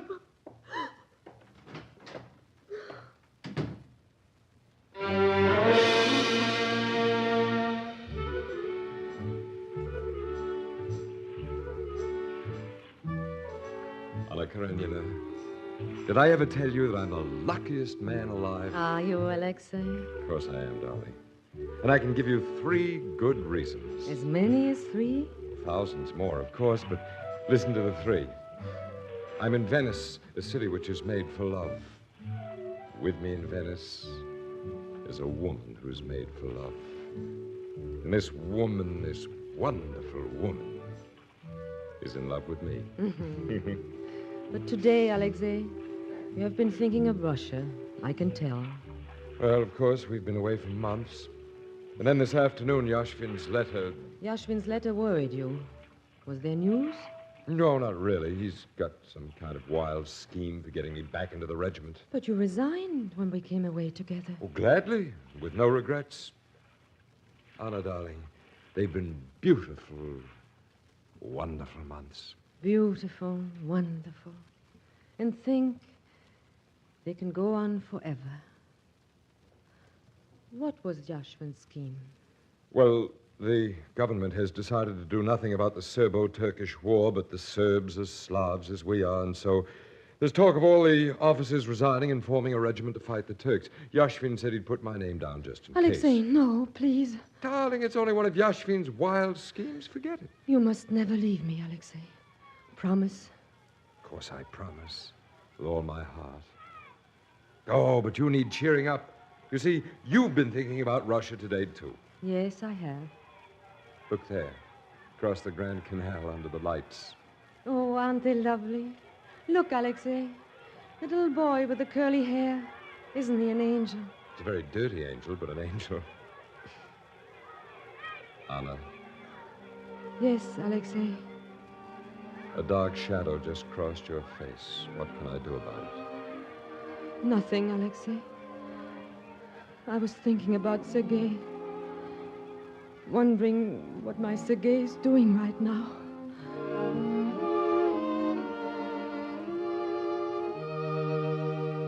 Mother! Mother! Mother! Mother! Sergei, I told you must not cry out like that. I'm sorry, sir. But I get to thinking of Mother and... I should have told you this before, Sergei. Oh, sir, you're going to say she's coming back. I know you are. She is not coming back, Sergei. Ever. Your mother is dead. Excuse me, sir. But I don't believe you. I tell you, she is dead. I love her too much for her to die. Sometimes even those persons we love, they too must die. Your mother is dead. Now, please go to sleep. Yes.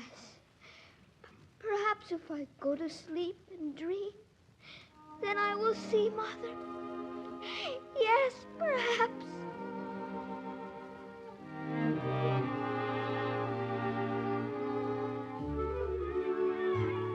Oh, Alexei, a terrible pain in my heart. I know, Anna. You're thinking of Sergei. I must see him. I must. We must return to Russia at once.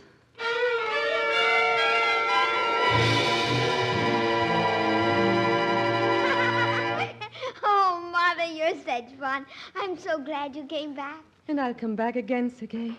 Only now I must go. But Father hasn't even rung for his breakfast yet. You know how he does everything right on the exact minute. I know, Sergei, He but... never leaves his room until after his breakfast. Please stay. Well, maybe another minute. Oh, Sergei. Madame, quickly. Yes, I'm coming. Goodbye, my darling, for now. I love you, Mother. Madame, he's coming. I'll meet him down in the hall. I don't want Sergei to hear. So, Anna, You have come back. Please, Karenin, let me come to see Sergei. I told my son you were dead. Why do you make me out a liar, a tyrant who intervenes between him and you? It is easy for you to play the martyr. It's easy for you to destroy the new life I'm building up for myself and my son, as you destroyed the old. Well, I will not permit it. Please, may I say something? Well? When I married you, I was very young, and I thought you loved me. It doesn't matter that you didn't love me, that you married me to improve your position. But then there came someone who did love me, and whom I loved completely. I was honest, Karenin. I did what I did because I had to do it. Surely I have done no great wrong. My dear Anna, those pitiful words are a bit shop-worn. They've been used over and over throughout the ages, and they've never lifted a fallen woman up or blotted out the shame of a sin. But all I asked is to see Sergei once in a while. Once a week, once a month. No one even need know that I see him. I will sneak in. I will come at night. No. When I say this now, Anna, I'm trying to be just, not vengeful. Before you left, I told you that the law is all on my side. So is society. Soon you will realize that it was not I who wronged you, but this person for whom you bear such a great and undying love. I do love Alexei.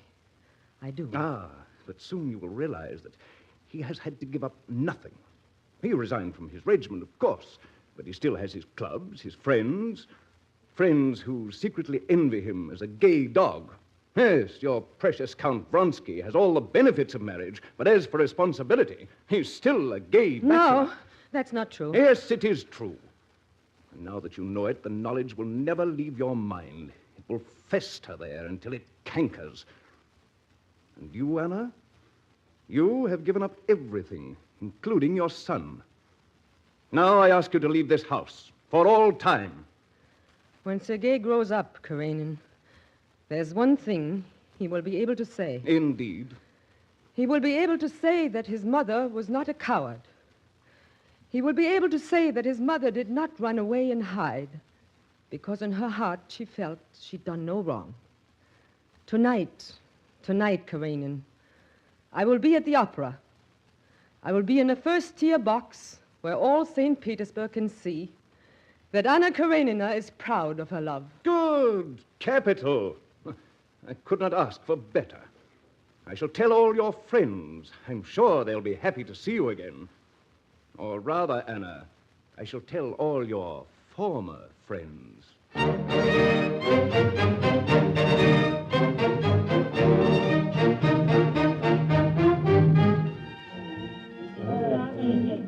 I wish you hadn't insisted on coming here tonight, Anna. Why? Well, it's asking for trouble. It's brazen. How dare you use that word? Forgive me, I should have realized that you're on edge. We both are. Oh, look. Yes, I see. As he promised, Karenin undoubtedly spread the word that we were coming. There hasn't been such a sellout at the opera in years. Nobody yet has looked at the stage. They're all looking at us. Then let's give them a treat. Let's smile and be gay and show them how happy we are. Oh, Yashvin. Yashvin, so nice of you to visit our box during intermission. Isn't the music lovely? Well, the fact is, I came with a message from Alexei's mother. Yes, I see the Countess in her box. And who is the young woman with her? She's incredibly lovely. That is the Princess Sorokina. The fact is, well, speak up, Yashvin. Well, the fact is your mother's giving a supper for the princess after the opera. She hoped you might come, but of course you can't. Of course I can't. I'm having supper with a young woman much lovelier than the Princess Sorokina. Much. May I say, Anna Karenina, that I quite agree that you're much the loveliest woman here tonight. Yashvin, you're so gallant and so nice. There, look. I'm so flustered I dropped my program in the next box. Oh, allow me. Your pardon, Baroness, Baron. Madame Karenina dropped her... Captain Yashvin, how dare you speak to that horrible woman? What? Baron Zukov, Your wife has obviously forgotten her manners. Oh, come now, Vronsky, after all. Perhaps you're forgetting your manners too, sir. Vronsky is right. Madame Karenina is due an apology. And she shall have that apology at once, Baron Zukov. Or with all St. Petersburg looking on. Shall I slap your face and ask for satisfaction on the field? Alexei, please. Well? If you put it that way, Vronsky, of course I apologize. Yeah. Alexei, please take me home. Of course I will, darling. My arm. The Baroness was once my friend. Ah, she's a cat. Perhaps Karenin was right. Perhaps it will always be this way, wherever we go.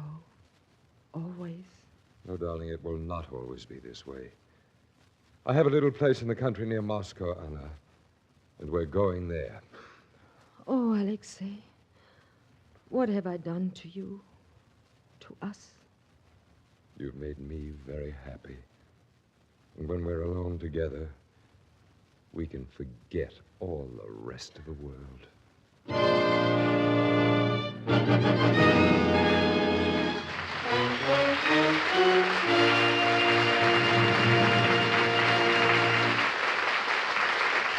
We'll return to Alexei and Anna Karenina in just a moment.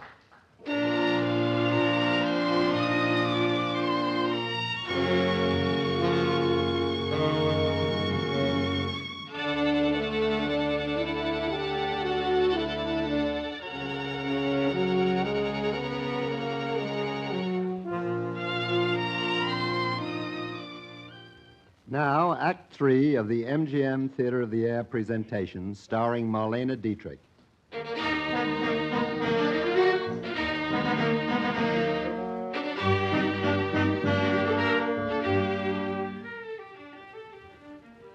Anna Karenina and Count Alexei Vronsky have isolated themselves for several months at the Count's country place outside Moscow. They have seen no one from the world beyond.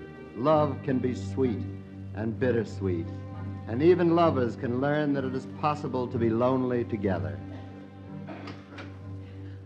Oh, Madame, I thought Master was here. No, he's walking up and down the terrace in the rain, still. He has a letter from St. Petersburg.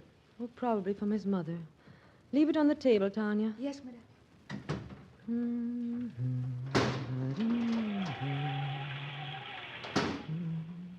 Rain, rain, rain. In the country, it never does anything but rain. You're tired of it, aren't you, Alexei? The rain? The country. There's a letter for you. Oh, yes, thank you. You're tired of the country, of being here, of being away from your clubs, your friends. Perhaps you're even tired of me. What did you say, Anna? You're not tired of me, are you, Alexei? Oh, my darling, of course not, but may I say something to you? Well? This weather, this rain that's been going on for days, this gloomy atmosphere. These things have got us both on edge. Now, in ordinary circumstances, two people can quarrel and then kiss and make up. Do you mean when two people are married? Well, Anna, yes. But with you and me, a quarrel is too dangerous. And so promise me, Anna, my darling, let's be very careful. Let's not let our love hurt us. I promise, Alexei. Thank you. The letter, is it from your mother? Oh, yes, it's from Mother, that's right. Any special news? No, nothing special. Does she mention the lovely Princess Sorokina again? Sorokina? No, she doesn't. She has in the last 3 letters. Your mother wants you to marry the princess, doesn't she? Well, it wouldn't be the first time a fond mamma tried to marry a son off to a princess, would it? But the Princess Sorokina's very lovely. Don't you agree? All Moscow and Petersburg say so. Who am I to argue? You said so yourself the other day. She's very vivacious, very gay. Well, sometimes it's a pleasure to be with someone who's gay. I suppose I weary you. I'm a millstone around your neck. Oh, stop it. You've begun to build a fairy tale around the Princess Sorokina. You've done it several times lately, and I won't have it. If you must know, the letter does not mention the Princess Sorokina because it isn't from my mother in the first place. Alexei, you're shouting at me. Well, forgive me, Anna. Forgive me, I was. I was doing the exact thing I just begged you not to do. I'm very sorry. It was my fault, really. But the letter, it isn't from the Princess Sorokina. No, it is not from the Princess Sorokina. I didn't intend to mention the letter at all, but this outburst of ours has made up my mind for me. Alexei, you're not leaving me. Of course I'm not leaving you. Only for a little while. No, no. But I've mentioned it before, Anna. The letter's from Yashvin. All the officers of my old regiment have resigned to enlist in the Turkish war. They've offered me a command. If you love me, Alexei, you won't take it. Anna, I do love you. But for a man, there's more to life than just love. I go to Moscow to say goodbye to Mother, and then Shall I go to Moscow with you? Please, Alexei, let me. Believe me, Anna, it's better not. I'll have so much on my mind, there's so little time. I'd better call for a carriage. Not even the last few hours? You don't want to give me these? But you know how painful it is for you to come in contact with the outside world, Anna. That's why I brought you here. Now, let's say goodbye here. In a few months, I'll be back. We'll go to Italy again. No, that belongs to the past. That's done and you know it. I love you, and you are tired of me. That is why you are enlisting in a foreign war. But I must fill my life with something. The volunteering is only an excuse for leaving me. The gallant, the heroic excuse. You know me, and yet you have no understanding of my character. You think me capable of any baseness, of any deception. I love you, you know that. But for a man, love isn't everything. One only says that when love is over. Over and done with. I wish you'd stop forever chattering to me about love. There are other things. I want you to know once and for all I'm a man. This continuous talk of love, love, love makes me hate the sound of the word. I'm sick and tired of love. This, then, is the truth. This is the truth at last. Oh, this is unbearable. If you wish to be sensible about things, write me at my mother's in Moscow. So now it is over. This is the end. No, it must not be. I will go after him to Moscow. Tanya, pack my things. We are going to Moscow.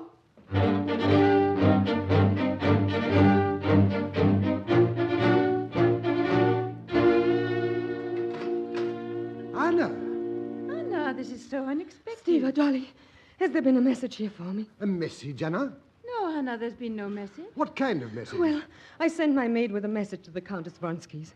I told her to bring the answer here. No, Anna, there's been nothing. I must see to the children, Anna. I know you'll want to talk to Steva. I'll be right back. Well, Anna, I hope you're quite happy. Yes, Steva. Good. As you know, Anna, I'm far from a model husband. You've patched up enough scrapes with me with Dolly to know that. Yes, Steva, I know that. Yes, but the fact is, you see, we men can do things that women simply shouldn't do. Do you understand what I mean? Yes, Steva, I understand. You're my sister, and of course I wouldn't criticize you. I'm on your side, really, but, well, even if Karenin is such a stuffy ass, I wish you hadn't, Please don't feel sorry for me, Steva. I'm not sorry for myself. Oh, that must be my message. It must be. I'll get it if you're so anxious. No, I will. Tanya, did you give my message to Count Vronsky? No, Madame, I'm sorry. But why didn't you? Count Vronsky wasn't there. But where was he? I'm sorry, Madame. He had already gone to the railway station on the way to the war. Steva, you will be home for dinner tonight, won't you? No, Dolly, I have an appointment. A most important appointment, really. Can I take you somewhere, Anna? No, Steva. Come, Tanya. Perhaps we can get to the railway station in time.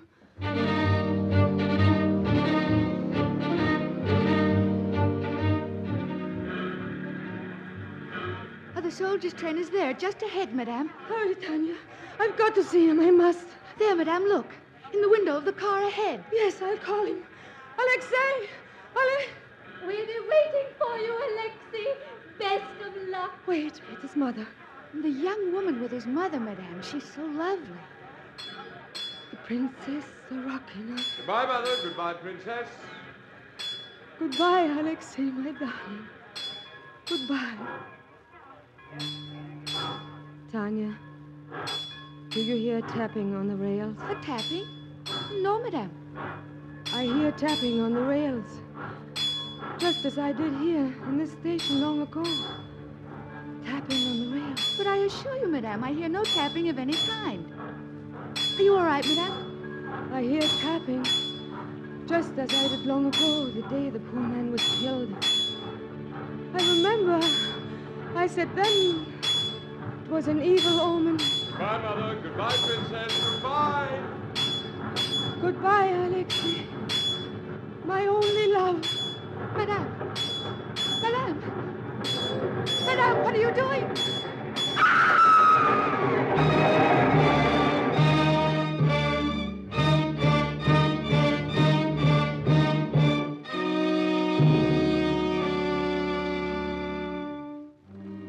Well, I must be going, Bronsky.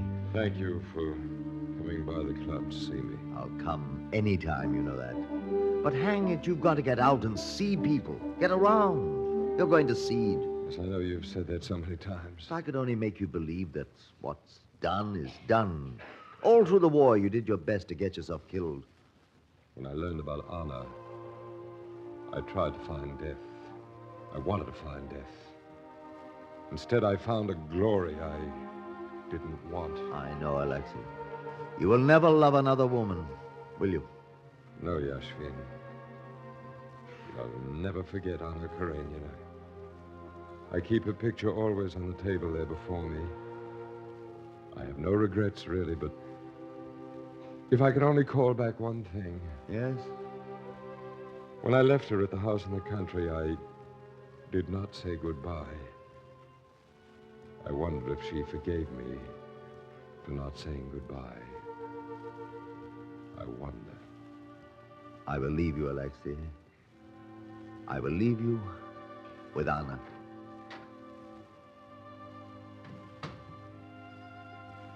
You do forgive me, Anna? Please. Alexei, my darling, don't you remember what I said many times? A woman in love gives all, gives up all, forgives all. Remember, Alexei, my darling.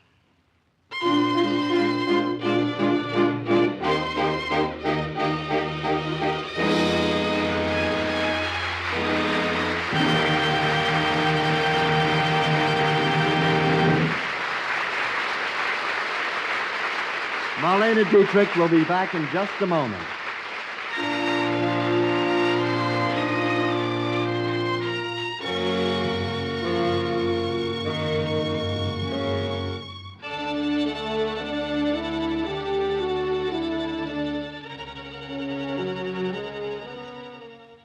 Well, Marlena, I want to congratulate you on your performance as Anna. Thank you, Howard. I've always wanted to play the part. It's a part for someone who was made for love. Why, Howard, aren't you being a little bit bold? I'm afraid I wouldn't be that bold if we were alone. Come.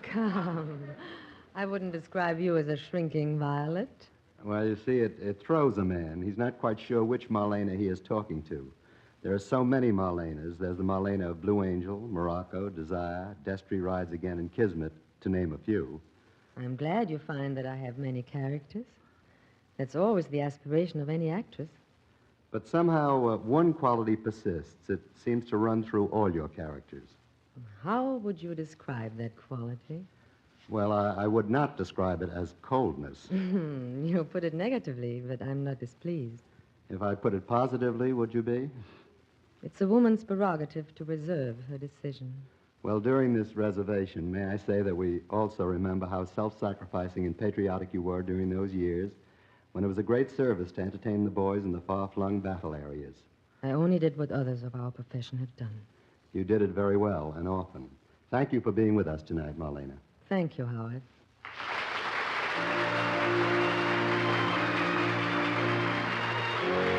Anna Karenina was presented by arrangement with Metro-Goldwyn-Mayer, producers of Battleground, starring Van Johnson, John Hodiak, Ricardo Montalban, and George Murphy. Arnold Moss was heard as Count Alexei Vronsky and Phil Clark as Karenin. Original music composed and conducted by Joel Herron. The program was directed by Mark Spiellob and produced by Raymond Katz.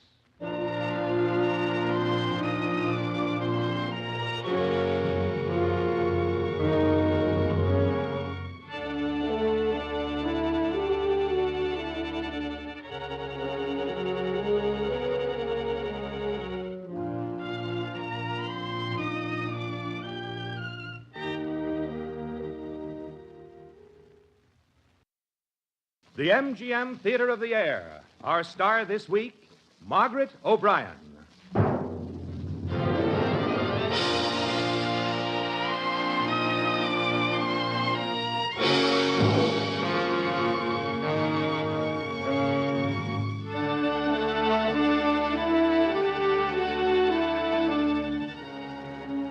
Ladies and gentlemen, your host, Vice President of Metro-Goldwyn-Mayer, noted writer of Broadway musical shows, including the smash hit Inside USA, Mr. Howard Dietz.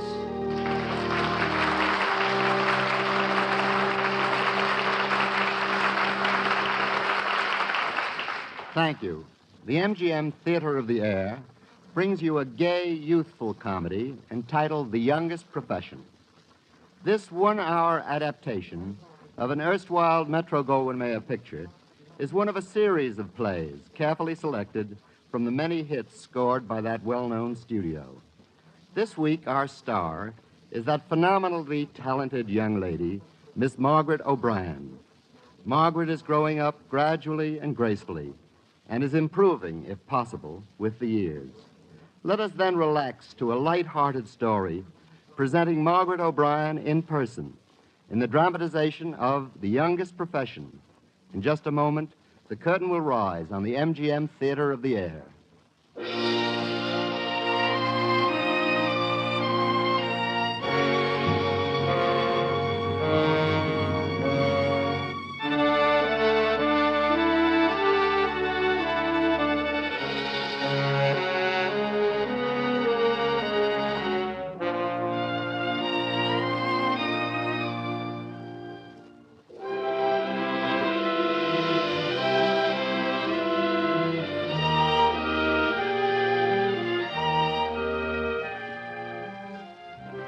The year was 1943. That year, Metro-Goldwyn-Mayer produced The Youngest Profession, a farcical tale of the teenagers, the autograph hounds, those adolescent sleuths who always get their name. This is the subject matter of our story, which embraces the misadventures of young Joan Lyons and her friends. And now, the MGM Theater of the Air presents Margaret O'Brien in person as Joan Lyons in The Youngest Profession.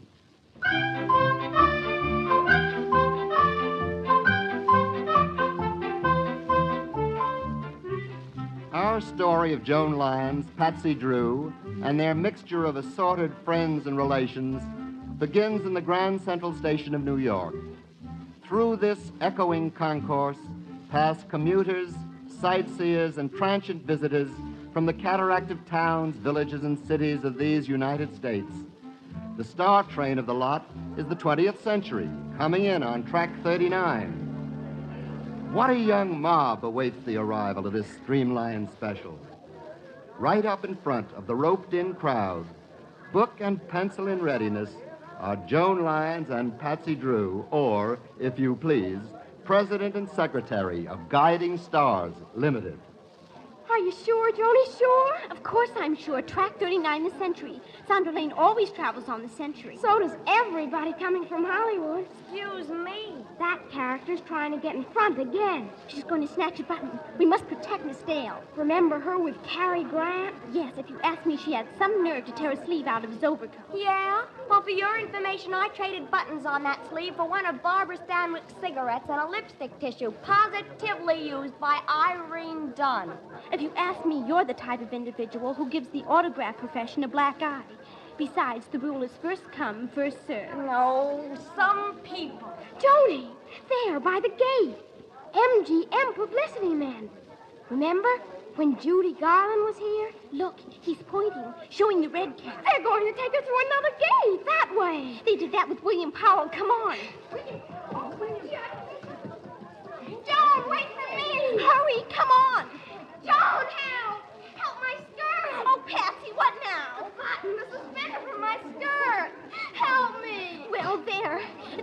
now you ought to know in our profession you've got to dress sensibly. Holy cow, Patsy, back there. Track 39, Sandra. There's Sandra. We'll get to see her first, Patsy. Johnny, wait for me. Oh, gosh. On account of a button on her skirt, we lose Sandra. I'm so ashamed. Don't you worry, Patsy. We'll find her. We'll phone all the hotels. MGM can't double-cross us. Have you got any money? Certainly not. We have to have some money for car fare. And we can't call on her without at least gardenias. Come on, we'll try my house.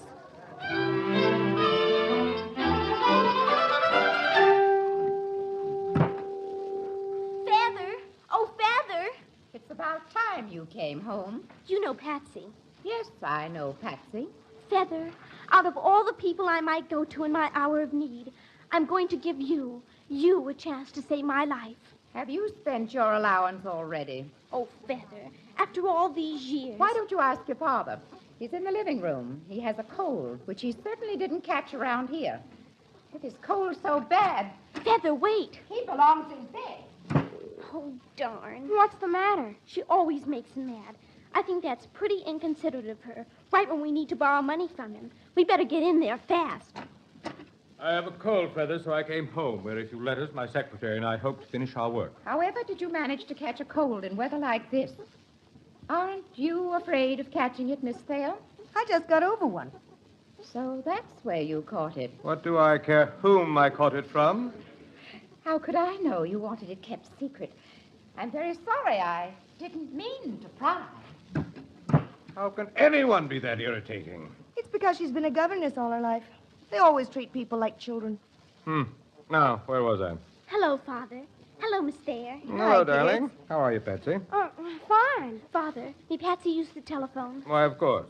Patsy, get the classified and get the numbers of all the hotels. All the hotels? It's a matter of vital major importance. Go on, Patsy. Yeah, all the hotels. Read back, please, Miss Thayer. Public policy demands, therefore, that the claims of the defendant... Father, you know you look just like a movie lawyer. That gorgeous dressing gown, the fireplace, Miss Thayer. It brings out the William Powell in you. You're apple polishing, Joan. What do you want this time?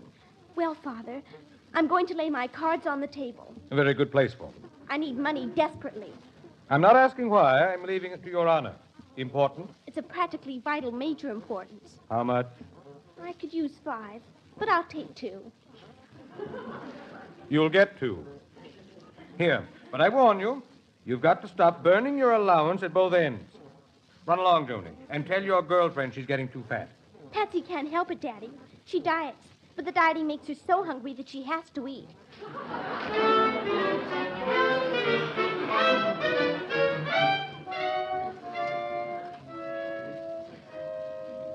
Bert, darling, I know you're feeling rotten, but why did you have to pick on Feather? Why did I pick on her? Look at this mess. Well, Miss Thayer and I'll get it all out of your way. Oh, yes, of course. Here, let me. Feather tries so hard to be useful. Well, this is the way she used to fix croup tents for Joan. And for Junior, too. I know, but I swear she irritates me on purpose. Well, you should make allowances. After all, her age. I shouldn't have to make allowances while I'm working. Greetings, parents. Junior, stop. Do you have to do that? Uh-huh. I'm the Phantom Claw in the jungle. Oh, for heaven's sakes. I'm beating the jungle for Taurus, the man-eating tiger. Taurus is a bull. Go beat the jungle in your own room. Feather can hear it. She said you gave her a sick headache, and I should be the Phantom in here. Now, Bert. Junior, I think the street is a much better jungle. Now, off with you. Now, scoot. Yahoo! I'm the Phantom Claw. Taurus, beware! Edith? Edith, that Feather woman goes. Junior's too old to have a governess, and she's too old to be a housekeeper. Out to the pasture with that niece of hers. Oh, it would break her heart. Bert, I just couldn't. We found her, we found her, we found her. I'm on my way to the most vitally important rendezvous of my life. Come on, Patsy, hurry. Don't just stand there. Joan! Now, where can she be going that's so important? I don't know. Let's just hope she's not getting married.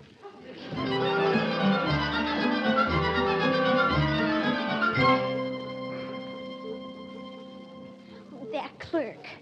You tried the same stunt with Walter Pigeon 2 weeks ago. If Miss Dale needs a stenographer, let's watch the elevator, Patsy. Why don't we come back tomorrow? No school tomorrow. Look, house phone's over there. It's no use, Joan. Let's give up. I should say not. Remember, Rome wasn't burnt in a day. Miss Sandra Dale, please. Now, please, don't tell me she's out. I happen to know she's in. Who's calling? Well, just Luella Parsons, that's all. And if I were you, I wouldn't underestimate the power of the press. Oh! Stop that noise, Patsy. Well, I'll just wait in the lobby, and you can tell Miss Dale that Luella can get very impatient. Oh! I'm terribly sorry, Miss Parsons. You're looking well, Miss Parsons. Holy cow, Sandra Dale. Of course, you've grown somewhat smaller. I'm not really Miss Parsons. Well, don't look so scared. I don't mind. We're practically your slaves. You're not mad, are you? On the contrary, I don't suppose you'd have time to come up for a cup of tea. Tea? And cake. Cake? Miss Dale, this is the most magnificent moment of my life. So far.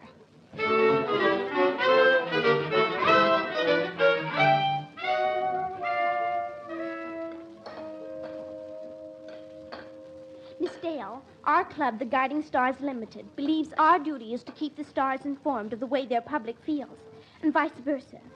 May I ask you one more personal question? I'd love it. Which do you prefer, the rugged outdoor man or the intellectual indoor man?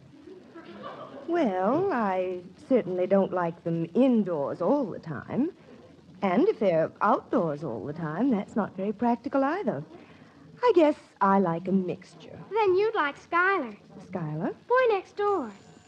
Oh, dear, this has been so pleasant. Now, that's Mr. Lind. We're going to a radio rehearsal together. Will you excuse me? Louise will show you out. Of course, Miss Dale. And how can we ever thank you for signing our albums? How can we ever thank you? You're perfectly welcome, and I hope we meet again. Well, come on, Joan. What are you waiting for? Elliot Lind, of course. Elliot? Oh, but my mother will be waiting dinner. What's more important, Elliot Lind or liver and onions? But, Joni. Thank you, Louise. I know the way. Thank you. Well, and who are you? I'm Miss Lyons. This is Miss Drew, my #1 girlfriend. We're both very intimate. Delighted. We were just leaving. Had tea with Miss Dale, you know. Oh, I see. Oh, may I help you? Your bag, Miss Lyons? Oh, thank you.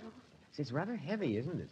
You wouldn't have an autograph album in there, would you? I got one, too. Well. And fountain pens. Permit me, ladies. You've got quite a collection here, Miss Lyons. It's been my life's work. Mr. Lind, blood and tears are in that little volume. There you are. And I'm very flattered to be included. Thank you. Oh, thank you. Well, I guess we've got to be going. Unless you'd like us to go to the radio rehearsal with you. They say it's helpful to have an audience, you know. Thank you, but, Miss Dale is allergic to audiences. Patsy's allergic to dogs. I am not. Only long-haired ones. But I want you to know, Mr. Lind, today has been a golden page in my book of experience. I will cherish your memories, you and Miss Dale, forever. Au revoir now. Au revoir, ma petite. Your hand. Your hand. May I? Me too? Mais certainement. Oh, I'll never wash this hand as long as I live.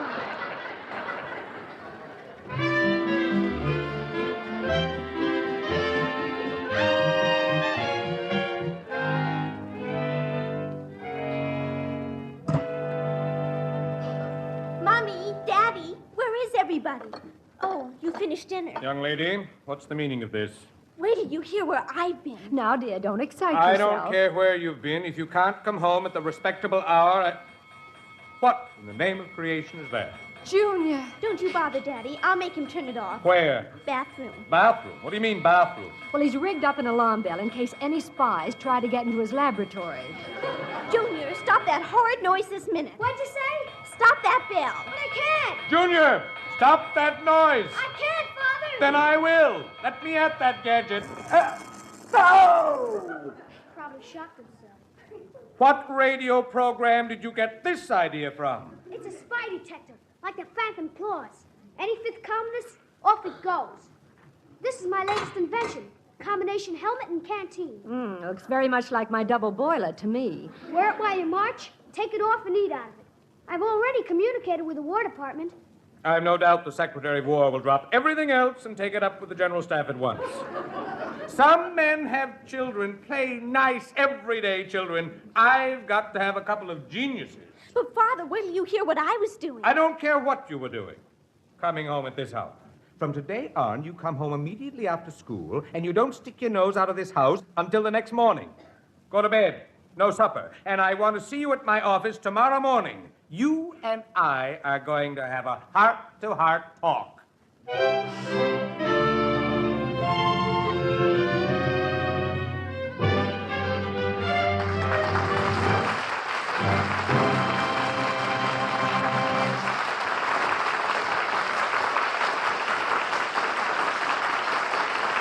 You will hear the further adventures of Joan Lyons and her companions in just a moment.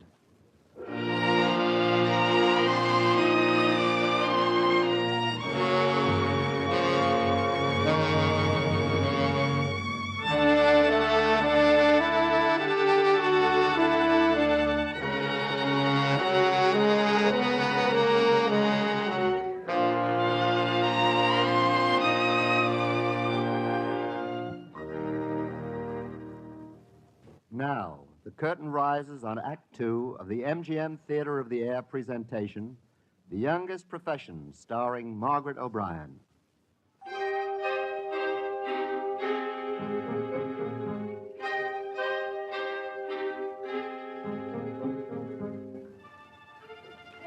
The following morning, at the office of Lyons, Sutton, and Cullen, the big hour approaches. The trial of the people versus Joan Lyons. The witness for the defense, it seems, will be Patricia Drew. Miss Drew gathers her dignity together as she licks the chocolate coating off the marshmallow crackers about to be consumed. The defendant herself, Joan Lyons, occupies the center of the stage. She is rehearsing her plea to judge and jury. Father, I would not willingly have caused you pain. Thoughtless I may have been, wicked I deny. I await your sentence calmly, for it cannot be other than just, contributing as always to my ultimate welfare. Oh, Joan, that's super. It made me cry when Jane Withers said it in Four Loves His Father. We'll be late for our Saturday meeting if Feather doesn't come out of there soon. Hello, Miss Thayer. Hello, Joan. Patsy? Hi. Your father will be ready for you in just a moment.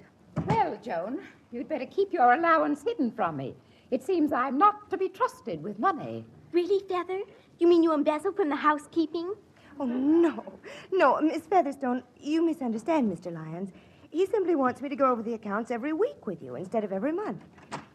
Burton Lyons here? Yes? Package from Bonton Lingerie. Oh, all right. I'll sign for it. There you are. Thank you, miss. Pardon me, Joan. Your father wants this package right away. Wait, Miss Thayer. You dropped the bill. Let me have that. Feather. 3 chiffon nightgowns charged to Burton Lyons, delivered to office. Well, of all the... Joan, my dear, I'll see you at home, and don't be late. With your club coming, you should be there to welcome the girls. Yes, Feather. Goodbye. Well, what's she so excited about? All right, Joan. Come in. Shut the door, Joan. Father, I would not willingly cause you pain. Thoughtless I may have been. Wicked I deny. Never mind all that, Miss Garbo. Sit down. Can I stand, Father? It makes it more man to man. Like the Hardy family. You deliberately came home after dinner last night again. For that, no allowance for a month. But, Daddy, I need money for the club paper. I'm broke. Good. That will help bring home my point. Why, you're not acting like Judge Hardy at all. When Mickey Rooney talks to his father, it never ends in anything so positively drastic. Not another cent for a whole month. But a month isn't so long. Now run along and consider the error of your ways. I'm busy. Father, I accept your sentence calmly, for it can be nother than just, contributing as always to my ultimate welfare.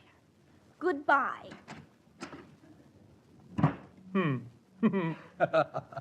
Well, I'll be the great horned owl.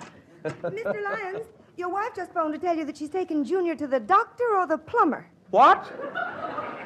She was in such a hurry I couldn't hear her very well. It was something about a combination helmet and canteen. Anyway, I think she said the double boiler was stuck on Junior's head.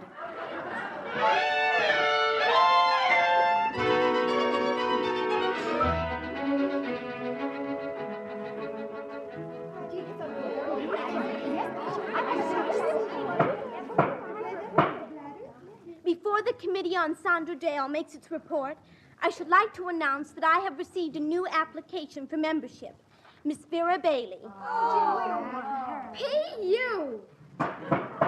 Order. We need cash for our newspaper to the Stars, don't we? Well, Vera has agreed to pay $5 initiation fee. Besides, Vera's father has a mimeograph machine. All those in favor say aye. Aye. Miss Vera Bailey, the new member, is waiting in the kitchen. Miss Patricia Drew, please open the door. Okay, Vera. Well, am I elected? Vera Bailey, you are now an official member of Guiding Stars Limited. As president, I must ask to see your album of autographs. I haven't got one. Disgraceful. You must secure an album at once and get at least 4 autographs a month to remain in the club. Suppose I bought one already filled. Vera, you would. We'll pretend we did not hear that remark, Vera Bailey. Please be seated. Spotting committee, please report. Polly saw Esther Williams when she left town at Pennsylvania Station. And Thyra saw Toscanini. Toscanini? Oh, politicians don't count. Polly says he's a conductor, not a politician. Well, we certainly don't want conductors. My glory. Yes, Vera? Is Robert Taylor anyone? Is Robert Taylor anyone? Well, I've never seen him. But my uncle flew in from Los Angeles this morning, and he told my mother Robert Taylor was on the plane. Holy catfish! Where's he stopping? How should I know? Didn't your uncle find out? He didn't speak to him. Your uncle must be a zombie. Come on, girls, telephone.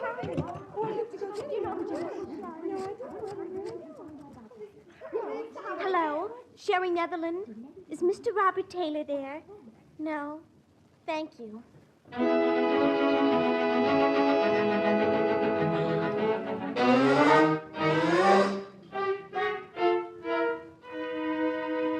Your house is still busy, Mr. Lyons. Impossible, Miss Thayer. It's been that way for 45 minutes. Well, I've checked. They're still talking. What time did that wire say I had to be in Washington? 9, wasn't it? Yes, sir.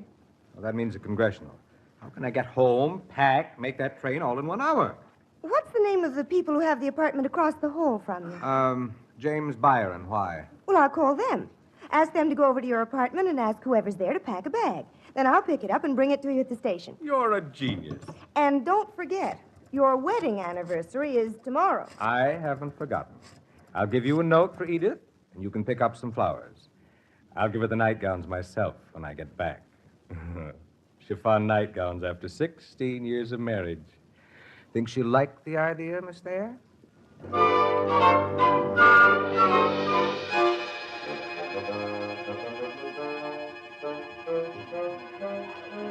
Have you tried the Pierre? Yes, and the Lambs Club, the Gotham, the Waldorf, the Savoy Plaza, the Plain Plaza.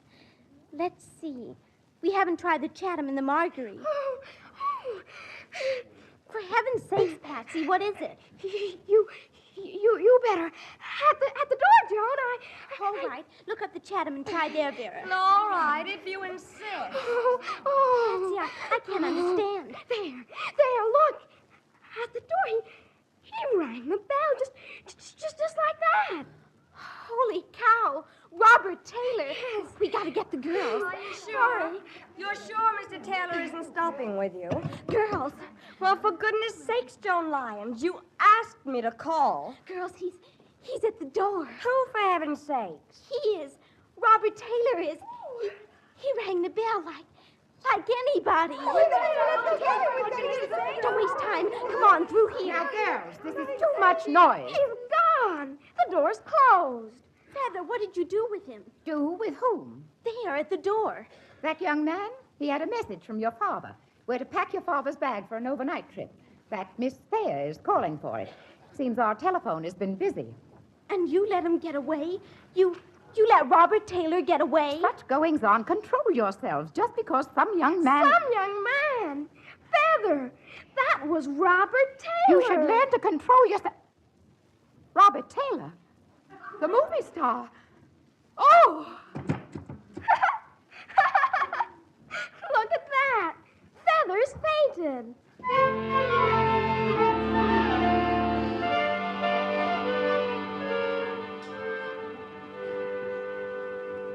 Thank you so much for packing Mr. Lyons' bag, Miss Featherstone. Did you put in his blue silk pajamas and 2 white shirts? I put in everything that's necessary. And, oh, I almost forgot. Joan, dear, you know it's your mother's wedding anniversary tomorrow. Tell her she must forgive your father for going away. He couldn't help himself. So he sent her these flowers. I'll tell her. Wasn't that sweet of him? Oh, yes. He's such a wonderful man. This letter will explain everything. Goodbye, Joan. Bye, Miss Featherstone. Oh, my poor, poor baby. You'll have to know sooner or later. That woman is going away with your father. I knew it from the minute I found out he was buying her nightgowns. Chiffon, delivered to office. I don't believe it. Not my father. The brazen brass of him, trying to make a fool of my poor Miss Edith. And that lying letter. At least I can spare her these lies. She'll never, never see this. Oh, Feather, what am I going to do? I just can't let this happen. Not to my daddy.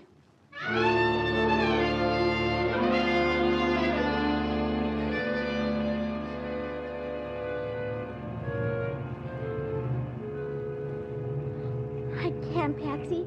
I just can't let this happen. What are you going to do? Tell your mother? And ruin her whole life, to say nothing of her anniversary. Well, what are you going to do? What I need is some man of the world to give me advice. How about Schuyler? Really, Patsy, sometimes I think you're positively backward. Don't you dare breathe the word to Schuyler. This is a secret that will die with us. All right. How about stopping for some ice cream? How can I eat when I have so much on my mind? If you had coffee ice cream, it would act as a stimulant. I don't need a stimulant. What I need is a sort of combination of Spencer Tracy and Dr. Christian. Patsy, look. That cigarette ad. Where? In the drugstore window. Elliot Lind, a man who has been around. Patsy, that's the answer to my prayer.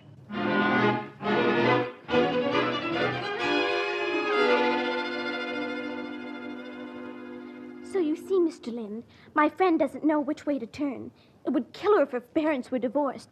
She's in terrible suffering. Yes. But are you quite sure your friend isn't imagining a good deal of this? If she only were. But she has circumstantial evidence. Oh, I see. Now, just where do I fit in? A man of your experience could give invaluable advice. What would you do? Well, if I were the father, I think I'd kill the child.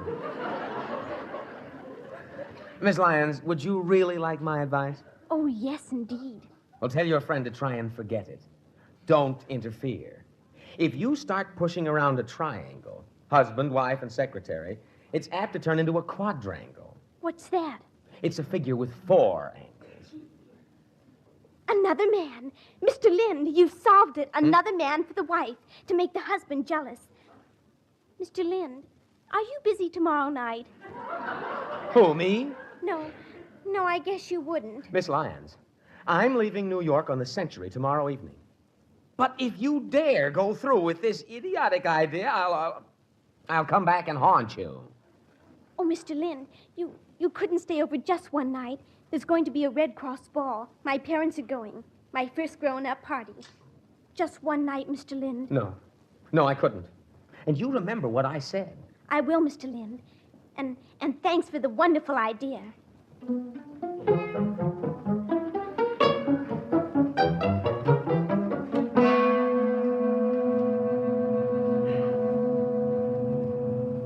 Maybe William Powell would help if we could ever find him. We've got to get a man to make Daddy jealous. I know so few men. What about your father? No, he's too old. Patsy, if I can find some way of bringing my father and mother back together again, I'll join the Salvation Army and dedicate myself to humanity. Joan, you wouldn't. You'd have to give up the guiding stars, and I'd never see you anymore except on street corners. No, I couldn't go away. I'd have to stay with Mother. We'd be each other's consolation in our old age, when Junior's grown up and married and only sees us on Sundays. Patsy, come on. Joan, look. Isn't he the most beautiful thing? He's as big as Johnny Weissmuller. Maybe. Let's try, Patsy. Let's try. Men, you want women should fall in love with you wherever you go? You bet you do. You want you should be strong like tiger. You said it, sport. You want you should have beautiful muscles. Beautiful muscles. Then listen to me, young Hercules. Daily lectures on the body beautiful. You want you should have beautiful muscles so you make them jump, like this. Then 10 cents. 10 cents for the body beautiful builder with full directions on the box. You want to buy the body beautiful builder, kids? It's good for reducing the figure, too. No, thank you, Mr. Hercules. But, Mr. Hercules... What you want, Mr. Hercules, what are you doing tomorrow night?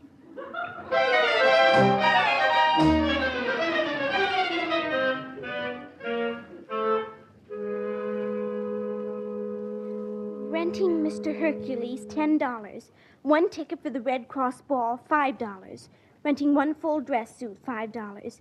That's $20, Patsy. We've got $6.32. That leaves $13.60 missing. I'd ask Schuyler, except he hasn't any money. I got $5 from him already. Holy cow! You told Schuyler after you swore? I had to get the money. Where did he get the $5? He called a meeting of the Five Guys Club, and they voted to lend you their treasury. After I explained the circumstances.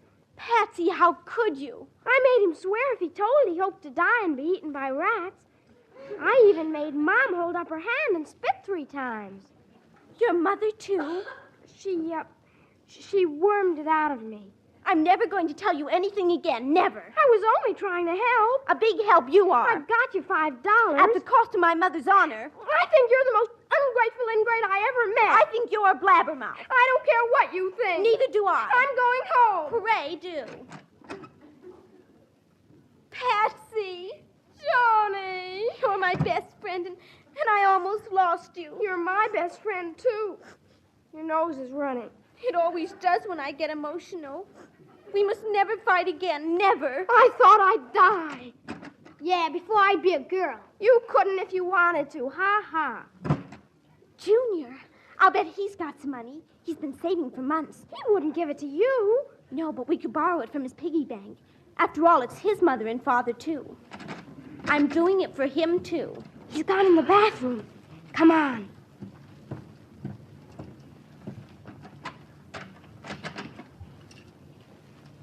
There it is on the bureau. Watch for him, Patsy. I got it. Ow! It's electric. Put him up.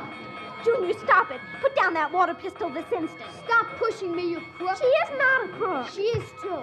You're a mean, heartless little brat. Who says so? I do. Don't do that, Joan. Don't do that. Now look what you did. My bank. It's in pieces. And it's empty. Why, you little cheat. Who wants your old bank anyway? Come on, Patsy.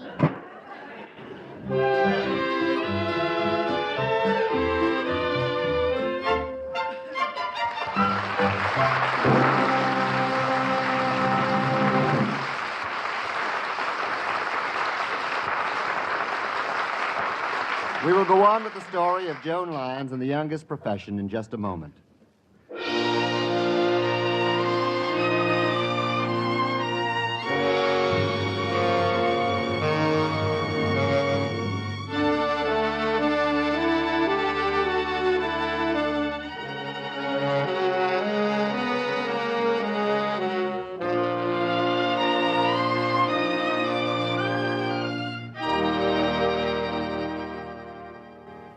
And now, Act 3, in the MGM Theater of the Air, starring Margaret O'Brien in The Youngest Profession.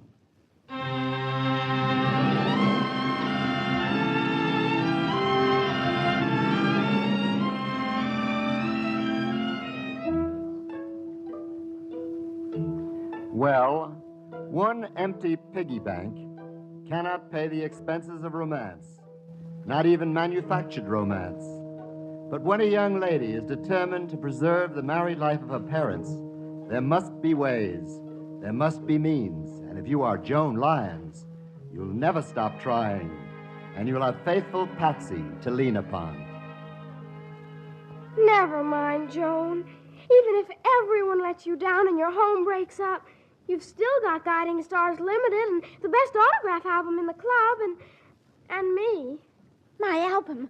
I could sell it. Sell it? Vera's lazy. She'd buy an album instead of working for it. But it's got your blood in it. If I can fix things up between my folks, I'll give all my blood. Do you suppose Vera'd give me $15 for it? She'll give you 25. But we only need 15. If you're going to sell your life's blood, you might as well make a profit.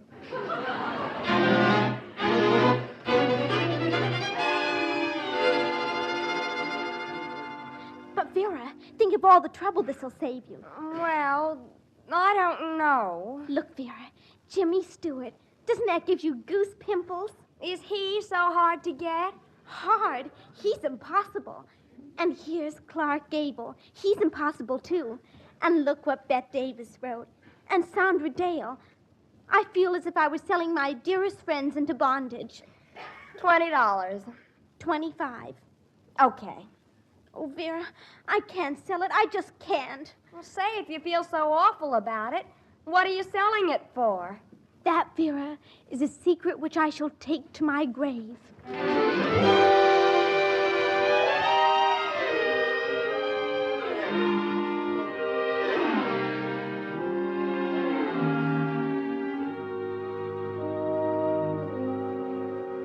Goodbye. Well, now that's the 5th person who's called up today. Joan, do I look as if I were going to fall apart before tonight? You look wonderful, Mother. Just as if nothing had happened at all. Nothing has. Or has it? 16 years you've been a faithful wife to him. To think... Oh, stop it, Feather. Just because he forgets one anniversary. Well, after all, he's got plenty on his mind these days. Well, now, either she's going crazy or I am. She just doesn't seem to make sense today. Let's go shopping, Mother. For what? A new dress for tonight. Something snaky for your morale. A snaky dress wouldn't help my morale. Oh, besides, we've got to economize with the cost of living what it is. You've got to wear something, Mama. Well, I intend to. My black moire. Have you tried wearing it off your shoulders, Mother? No, why? Mother, listen. If you look different, maybe Father will feel different. Have you ever tried wearing your hair up? Years ago. I look just like an angry wisp broom. Let's try it, Mother. Let's see. Why, it takes months off you. Months, Mother. There's a wonderful hairdresser at the Ritz. Let's go over there right now. Why are you so all of a sudden bent on making Alana Turner out of me? Why, it's my first grown-up party, and I just want you to be the most breathtaking woman there. That's all. Oh, you're a queer and wonderful Doug. But it might not be such a bad idea. Bert could stand a bit of shaking up the way he's been. Well, I mean, it might be a very good idea, Joan. A very good idea indeed.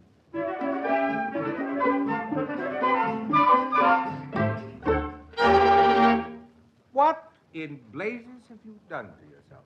Done to myself? That dress.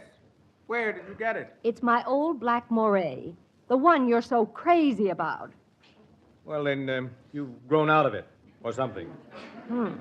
I'm very sorry you don't like it.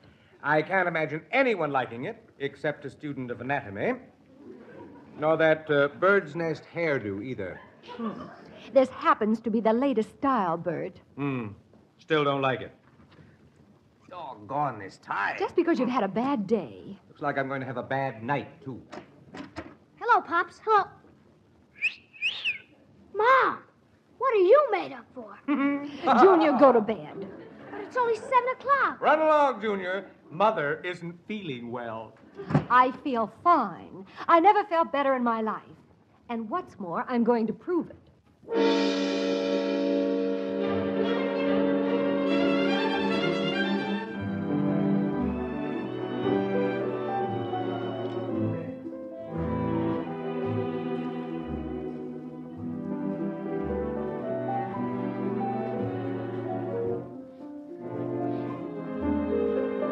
Now remember, your name is Dr. Hercules. And, what country I'm from, It better be a Western democracy.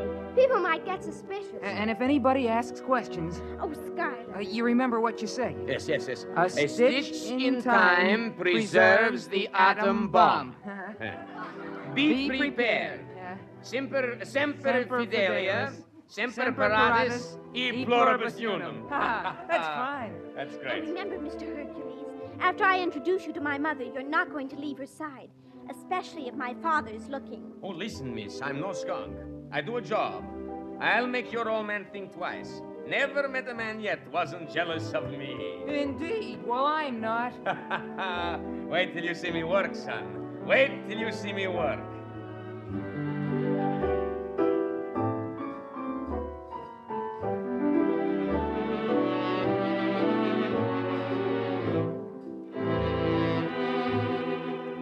Why does everybody persist in treating me as if I were a death's door? Maybe they're afraid you're going to catch cold in that outfit. Oh, really, Bert? Enough is enough. Well, here's Miss Thayer. Doc Sutton is around someplace. It's a sure thing. Those two are completely Oh, Mrs. Lyons. Mr. Lyons. I'm so glad to see you. Thank you. You look charming, Miss Thayer. Oh, thanks. Say, you've changed your hairstyle, haven't you? Yes. Oh, it's lovely. And what a beautiful gown.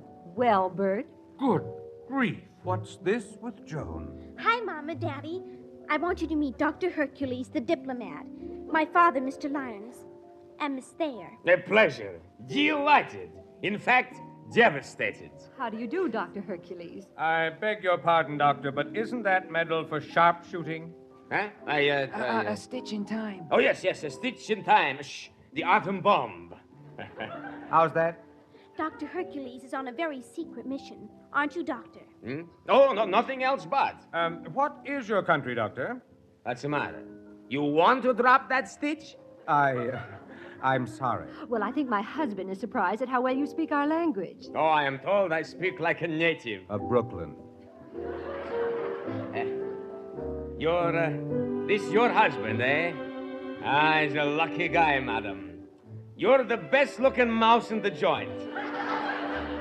Wanna dance? My wife doesn't care much for dancing. She will with me. Let's borrow the frame. Madam? Oh, Bert! Oh, Bert!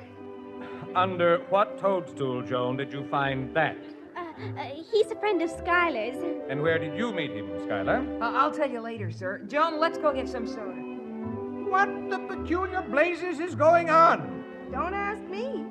I'd be afraid to set off the atom bomb. Well, I'm afraid you're stuck with me. Care to dance? Love to.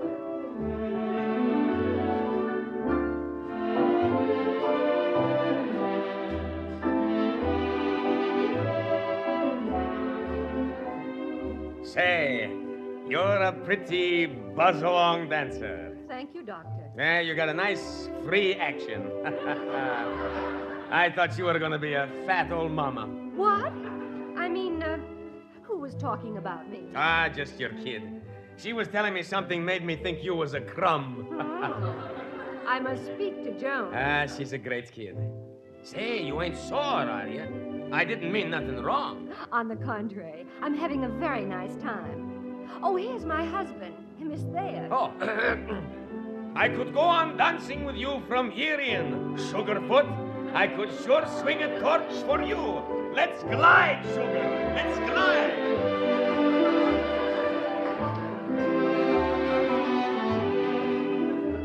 I'll have a talk with Joan in the morning. He's a gay blade, isn't he? A lot of things may get a lot gayer any minute now. Oh, they seem to have disappeared. From the looks on the faces around here, either a lot of people have noticed it too, or my slip is showing. Having a good time, Daddy? Great. Just great.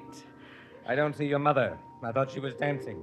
She is, with Dr. Hercules, out on the patio. Oh, she is she? Shall we join them in the patio, Miss Thayer?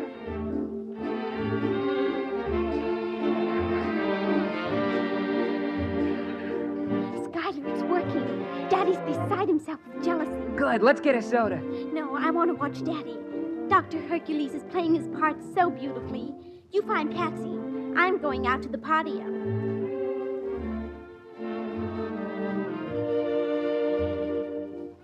Doctor, I must ask you to take me back to the dance floor this very minute. Lady, I need room for waltzing. But what will people think? What your old man thinks is good for him. Whatever do you mean? Now let's quit kidding, sister. You want your old man to quit making time with that Tootsie of his? Well, don't you? Hey, look it. Here they come. Honey, you're my kind of baby doll. You and I could make great music. What you say, baby, huh? Let go, you're hurting me. Are you crazy? Take your hands off my wife. So, a dog in the manger.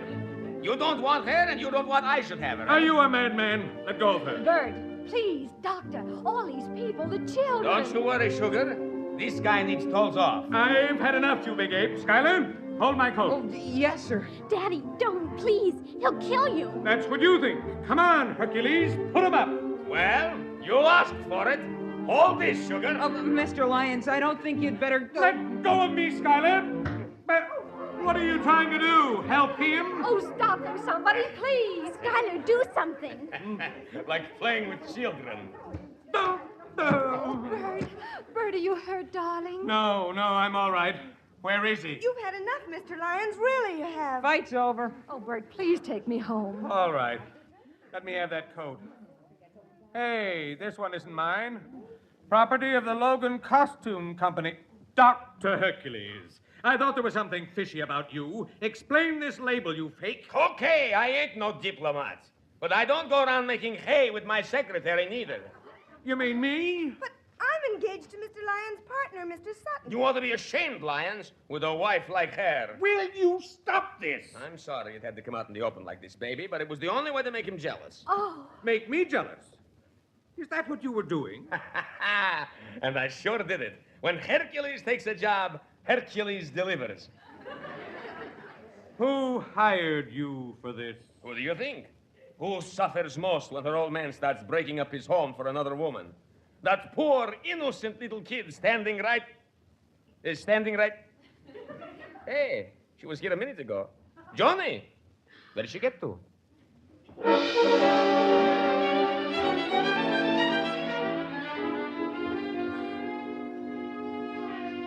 Think, Patricia. Now think. We've tried the hotels, the police stations, the morgue, the movie theaters, and the hospitals. You're our last chance. Now think, Patsy. Where could Joan have gone? Patsy, did you and Joan ever plan to run away? Oh, yes. Practically every week. Patsy! Oh, yes, Mrs. Lyons. It's true, Miss Thayer. Where did you plan to go? To Hollywood, of course. Was that the only place? No. Once after we saw Ronald Coleman in Inmates of Devil's Island, we thought of going there. I give up. Well, you're a fine one to give up. It's all your fault that she's gone. My fault? Well, if you hadn't forgotten her anniversary, Joan wouldn't have had such an absurd idea. I didn't forget. Your present's locked up in the office. I explained that in the letter Miss Thayer brought here with the flowers. What letter? What flowers? I gave them to Miss Featherstone. You were at the doctor or the plumber with Junior. Feather, come in here. Oh, golly. Maybe Joan drowned herself. Patsy, stop that. Personally, I think, Mr. Lyons, you're going about this in the wrong Oh, way. quiet, Skylar. Now, if you'd let me question her. All right. Anything. Go ahead. Patricia, if Miss Featherstone had told you your father had fallen into the clutches of a woman like Miss Thayer... What? Feather said that? Yes. She tore up the letter and threw away the flowers that Mr. Lyons sent you. She said they were lies Hypocrisy. Good heavens. Feather, step in here at once. Oh, Bert, you're right. Feather is a menace. Please, quiet, please. Patricia, if Miss Featherstone had told you these things, what would you do? I'd give my life's blood to save them, just like Joan did. Life's blood? Sell my autograph album for money to hire Dr. Hercules. Only my album hasn't got as much life's blood in it as Joan's. Joan did that. For us? Oh, Bert, that poor baby. You called me, Miss Edith? And you're responsible, Feather. I want you to pack your clothes and get out of here in an hour. Miss Edith, you don't know what you're saying. Turning me out into the night, homeless, penniless. You've got your niece's house, and I wish I had your money. You heard Mrs. Lyons, Feather. Out. Or else. Don't hit me, don't! Well, can I go on now? Yes. Thank you. Patricia, Wake up, Patricia. Where am I? Oh. Look, Patsy, if the Dr. Hercules plan didn't work out, then what did you plan to do? I didn't plan to do anything. Well, did Joan plan to do anything? She said she was going to give herself to humanity. We were walking on Broadway just after we saw Mr. Lind, and that's it! I'll bet that's what she's done. What? What are you talking What about? has she done? I bet she's joined the Salvation Army.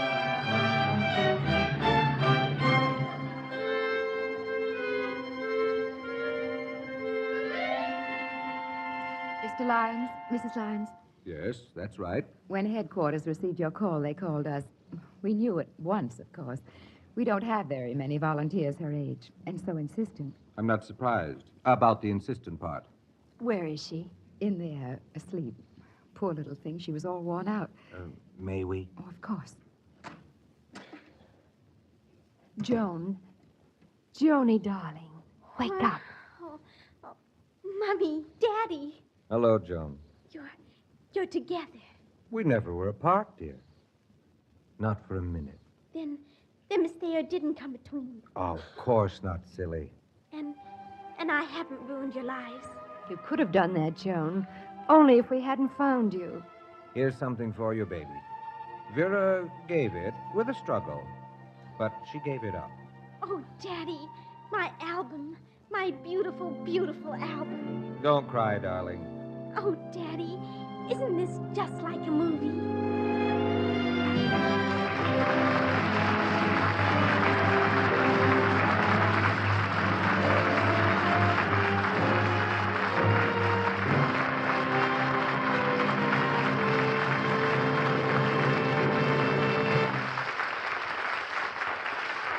Margaret O'Brien will be back in just a moment.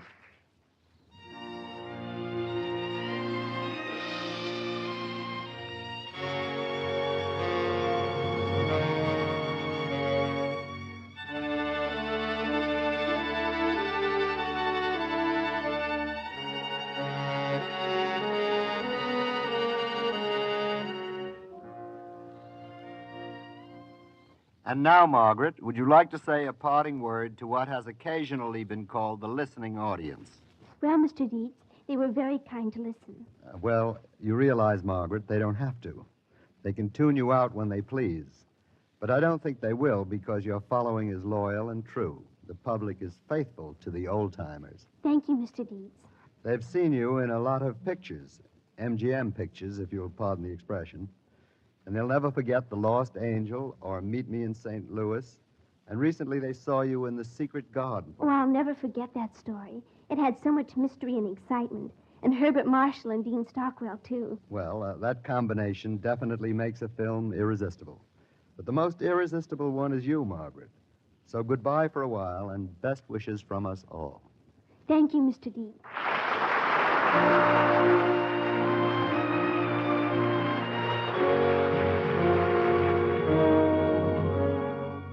Margaret O'Brien appeared by arrangement with Metro-Goldwyn-Mayer, producers of Battleground, starring Van Johnson, John Hodiak, Ricardo Montalban, and George Murphy. Marissa O'Brien was heard as Edith Lyons, Leon Janney as Dr. Hercules, and Ted Osborne as Burton Lyons. Original music composed and conducted by Joel Herron. The program was directed by Marks B. Loeb and produced by Raymond Katz.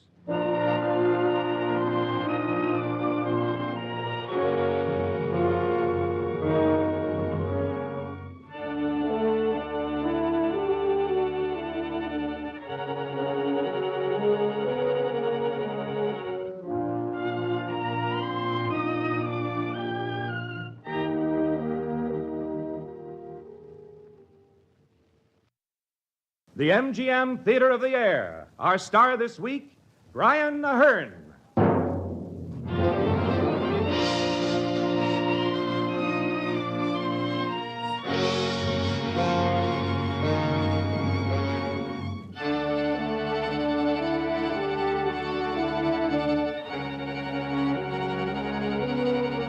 Ladies and gentlemen, your host, Vice President of Metro-Goldwyn-Mayer, and noted writer of many Broadway musical hits, Mr. Howard Dietz.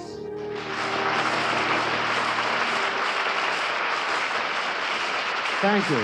The full-hour play you are about to hear on the MGM Theater of the Air is H.M. Pullum, Esquire.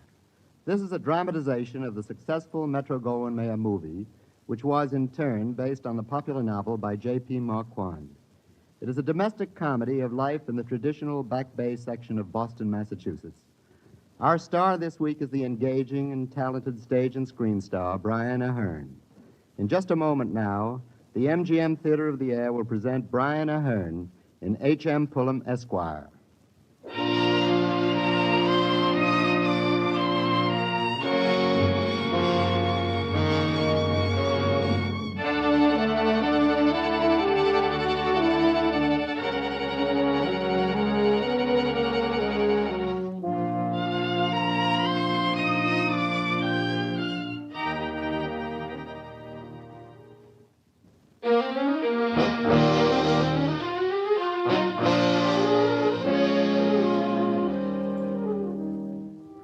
Was H.M. Pullum, Esquire, a man or a machine? Certainly the routine of his day was as exact as a precision instrument. Up each morning at 7:30, not 7:29 or 7:31. Down the stairs of his house in Back Bay, Boston at 8. Breakfast, the same breakfast. Then a walk across the Boston Common, each day by an identical route, bringing him to his office on Tremont Street at 9, not 8:59 or 9:1. Day in, day out, week in, week out, year in, year out. Occasionally, of an evening, there would be dinner or bridge at a friend's. Afterwards, while Kay, his wife, prepared for bed, Harry Pullum would linger in his study, nodding to the ticking of the grandfather clock. There had to be a grandfather clock. On this particular evening, Harry sits at his desk, varying the conventional routine by having a pen in his hand. The clock is ticking. Harry is thinking. It is a great effort. Now, what can you write down for a thing like this? For your class history? Even for your Harvard class history, 25 years afterward. Harry Moulton Pullum, born December the 15th, 1896. Looks like a tombstone. Why did I let Bojo get me into this, writing the class history? For our 25th anniversary. Bojo's still at it, still making the old college try, still pushing the ball over the goal line and making the rest of the team fight for him. Bojo Brown, class of 17, All-American fullback, something like that. And this is going to be the best darn 25th reunion any class ever had. I never realized we were all so old. Well, that's a fine way to talk. We're not old. We're in our middle 40s. I'm just as good as I ever was, and so are you. Now, here's going to be your little job, Harry. You're going to be responsible for getting out the class history. Look here, Bojo, I haven't got the time. I shouldn't have come to lunch today, only you called me, and I'll let you talk me into it. I just haven't the time. Oh, I'm sorry. Well, take the time. Take off your coat and spit on your hands. Get down some important facts, that's all, and then make a few remarks. It's as simple as ABC. Simple as ABC. But is it? Funny, the most important things just don't fit into a class history. Coincidences don't belong to it either. Like today. Bojo called this morning, and then this afternoon, when I came back to the office after lunch, Miss Rollo said... While you're at luncheon, Mrs. Ransom telephoned. She asked that you call her as soon as you return to the office. She's at the Hadley. Huh? What'd you say? Mrs. Ransom telephoned. She's at the Hadley. Ransom? Don't think I know any Mrs. Ransom. What you want? She just wanted you to call her as soon as you came in. Well, all right. Get the Hadley. See if she's there. I met a Mr. and Mrs. Ransom on the way to Europe. Oh, a man named Ransom gave me a bid on putting in a septic tank. Mrs. Ransom, please. One moment. She's coming on, sir. Thank you. Hello? This is Mr. Harry Pullum. I'm not really speaking, am I, to H.M. Pullum, Esquire? This is Harry Pullum. Don't you know who I am? Perhaps it's a bad connection. No, it's Marvin. Marvin Miles. Marvin. Harry, are you trying to pretend you don't remember? What in the world are you doing in Boston? I'm here on business. You didn't know me, did you? Oh, yes, of course, but... Well, you came out of nowhere. Don't you want to see what I look like? Yes, I'd like to, Marvin. I'd love to. Then meet me at 5:30 for a cocktail. I'll be waiting for you downstairs in the Fiesta Room. The Fiesta Room at the Hadley, 5:30. I'll remember it. Well, I remembered. I was there. I saw her. I turned around and walked out to the nearest flower shop. She must have the roses by now, and the card I sent with them. You're so beautiful. I saw you across the room. I just couldn't bear to come in.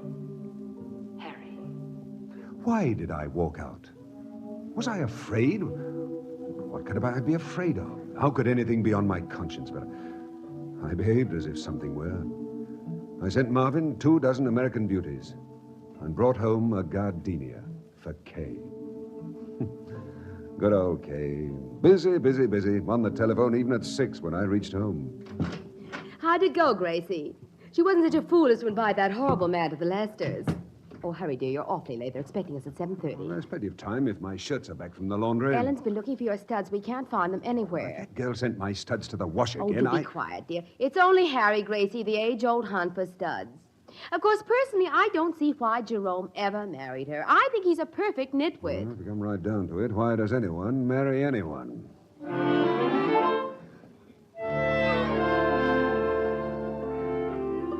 Well, why does anyone marry anyone?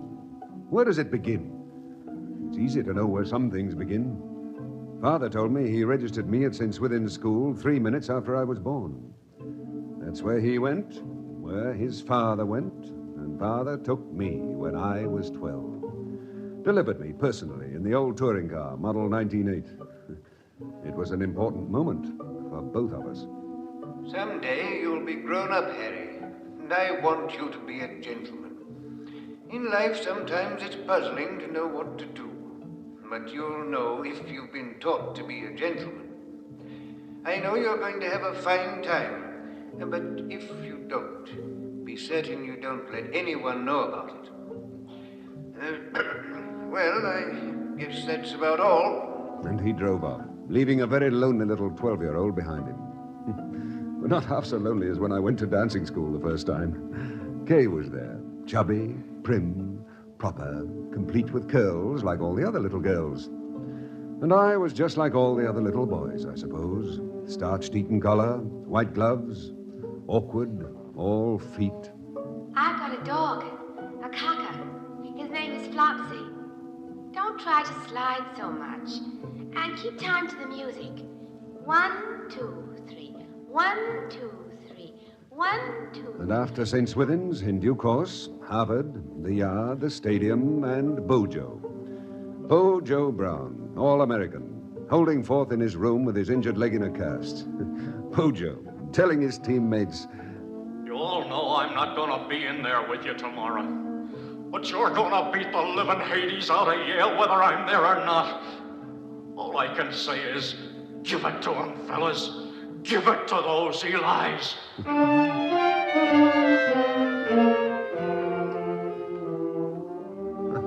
That was Bojo, all right. And Bojo hasn't changed much. He was Harvard for me, and so was Bill King. Dry, wise, cynical, beloved Bill King. Maybe Bill was a touch wiser than most of us. Maybe not. Our class of 17 didn't have time to find out. We graduated and we went off to war. It wouldn't be right to mention in a class history that I was decorated. It'd sound like boasting, I'm afraid.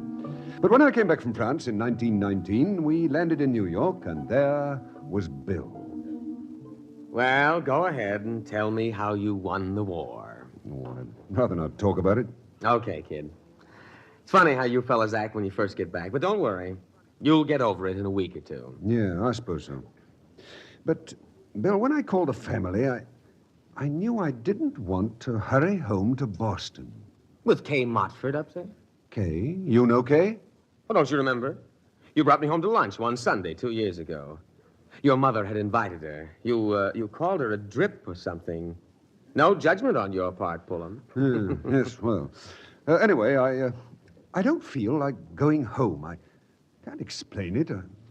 I suppose it's the war. You don't have to explain it. You were brought up in a tiny segment of the world that's going to be non-existent. Boston. Back Bay, Boston.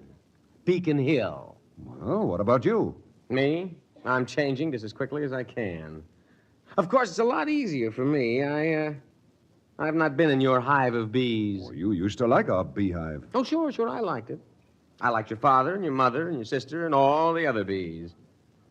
But, Harry, you've got to get out of there. I'll get you a job. I'll get you one tomorrow. What? Where can you get me a job? Where I'm working. Biggest advertising agency in New York. J.T. Bullard Incorporated. Walter Kaufman, general manager.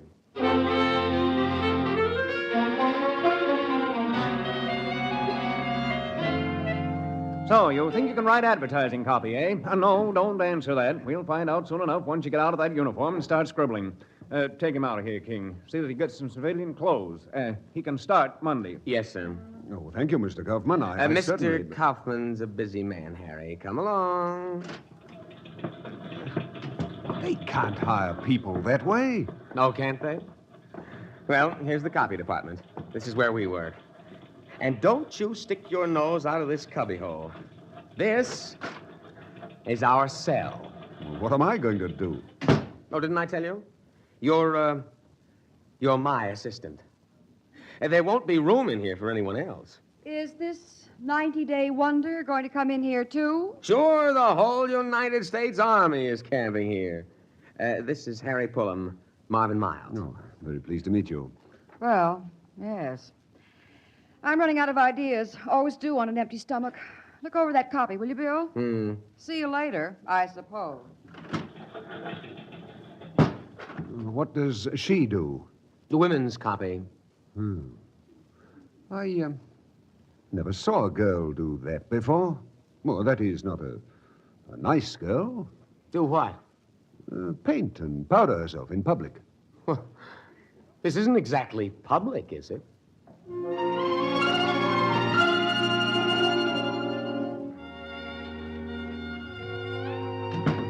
Well, what do you want? Well, I was told that you sent for me. Oh, yes. Sit down. Over there, next to Miss Miles. Do I have to take the lieutenant along? Go ahead, Miss Miles. Well, it's on the survey for Koza Flakes. I'm to knock on the door or ring the bell, and then I say, "Good morning. I haven't come here to sell anything. I have a remarkable new soap. I want to give you some to try." Soap? Yes, of course. Soap. Go ahead, Miss Miles. And then I say, "I wonder if you have a moment, if you could give me something soiled to wash." Oh, do I have to do that? It'll be a great experience for you. Make a big party. Lots of fun.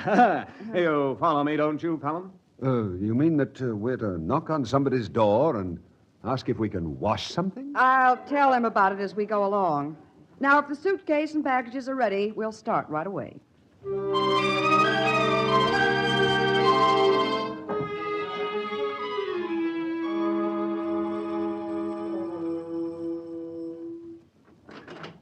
What is it you want? Good morning, madam. I haven't come here to sell anything. Please go away. Mr. Frankel's not at home. Oh, now, madam, I just want to give you some of our amazing new product to try. Get out of here. I'll call the police. Now, Mrs. Frankel, I don't blame you for being suspicious. It isn't every day that someone appears on your doorstep and offers to wash the dirtiest piece of clothing that you have. But that's exactly what we want to do. A little washing for you. Oh, that's all, Mrs. Frankel. Washing? Yes. Come in. Well. Now, if you'll show me the laundry. The laundry, he says. You mean the sink. In here. Fine. Now, if you have... Here's some socks. Ah, thank you. Miss Miles, some Koza flakes in the water, please. Oh, come on, let me do those. Oh, don't be silly. When I was overseas, I washed socks from Boulogne to the Rhine and back to Boulogne. What's the matter? Am I doing it wrong? Mrs. Frankel didn't know there was anyone like you. And neither did I.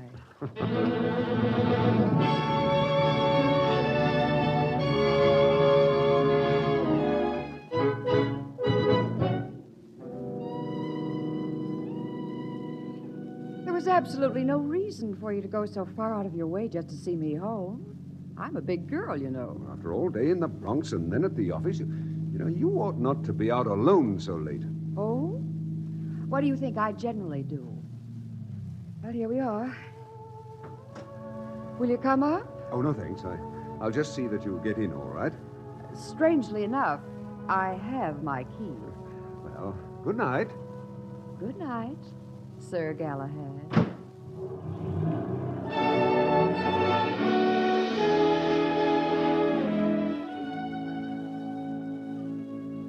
Look, Harry, I just remembered I've got a business appointment. Now, you don't mind if I don't go to the station with you? It's only a weekend in Boston, Bill. Don't worry about it. Marvin will see you off, won't you, Marvin? Oh, certainly. Remember me to your family, especially to Kay Mockford. All right, I will. Goodbye, Bill. So long, kid. And Marvin might even help you pack if you ask her nicely.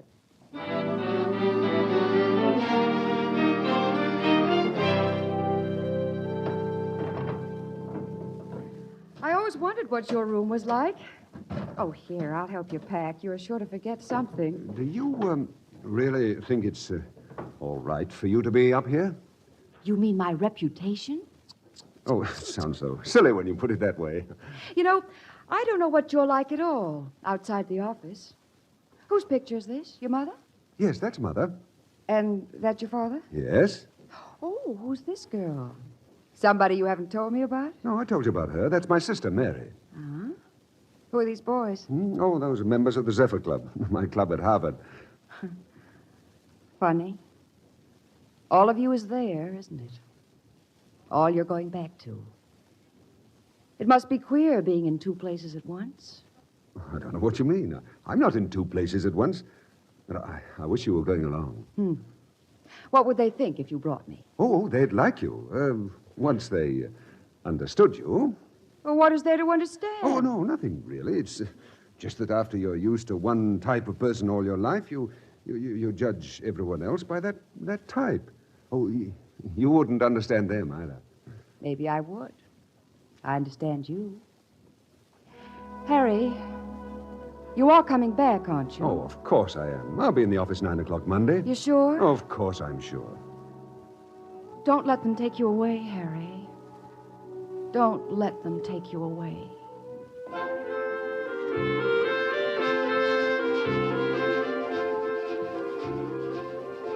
Now, Harry, my boy, I married your mother when I was young, and I never regretted it. Well, Father, I haven't been thinking about getting married. That's all right. You'll get the idea sometime. Well, I haven't got it yet. But you will. It's a good thing to be prepared for it. It's a good thing to be thinking of the right sort of girl.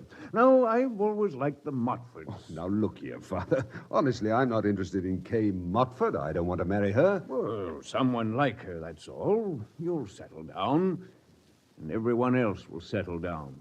Because certain values don't change. You'll come home to stay sooner than you think. Now, Harry, what the devil is it you do in New York? Oh, I've been helping in a big campaign. Advertising soap. Thunderation, you can't like a thing like that. Oh, I do like it because something's happening all the time. And I've spent my life trying to fix it so things wouldn't happen. What else do you do in New York? Oh, generally work late. I'm pretty tired in the evenings. Then you'd better make up for lost time. Excuse me, Father. What is it, Mary? Mother's asking for Harry. Oh, all right. I'll see you later, sir. Yes, of course. And remember what I've been saying, Harry. Harry, Yes? give me a cigarette. You allowed to smoke? Well, what do you think I am, 15? Thanks. Harry, don't you like us anymore? Now, what under the sun makes you ask that? I don't know. Maybe a brother and sister can never know each other. Be fun if we did, wouldn't it? Perhaps if we got drunk together, we'd say the things we really thought. Oh, now, look here, Mary. Oh, well. In case you don't know, Mother's going to try to make you stay here. Yes? Yes. She's in here, Harry. Darling. Oh, hello, Mother. Darling, do you know how proud we are of you? All the more reason now why you must enjoy yourself while you're here, dear. Now, you're going down to Kmart for some luncheon tomorrow, aren't you? And in the afternoon, go down to the beach and see all your old friends. Don't worry about me, Mother. I'm having a fine time. It's just that... It's what, dear? Well, it's just as though I'd never been away.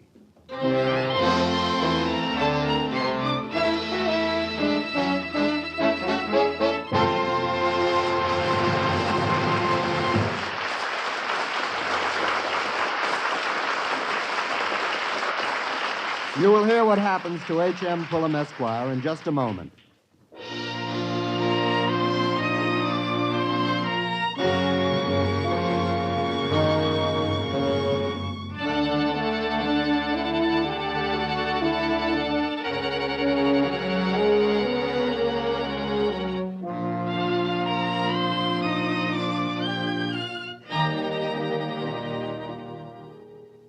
Now for Act Two of the MGM Theater of the Air, starring Brian Ahern.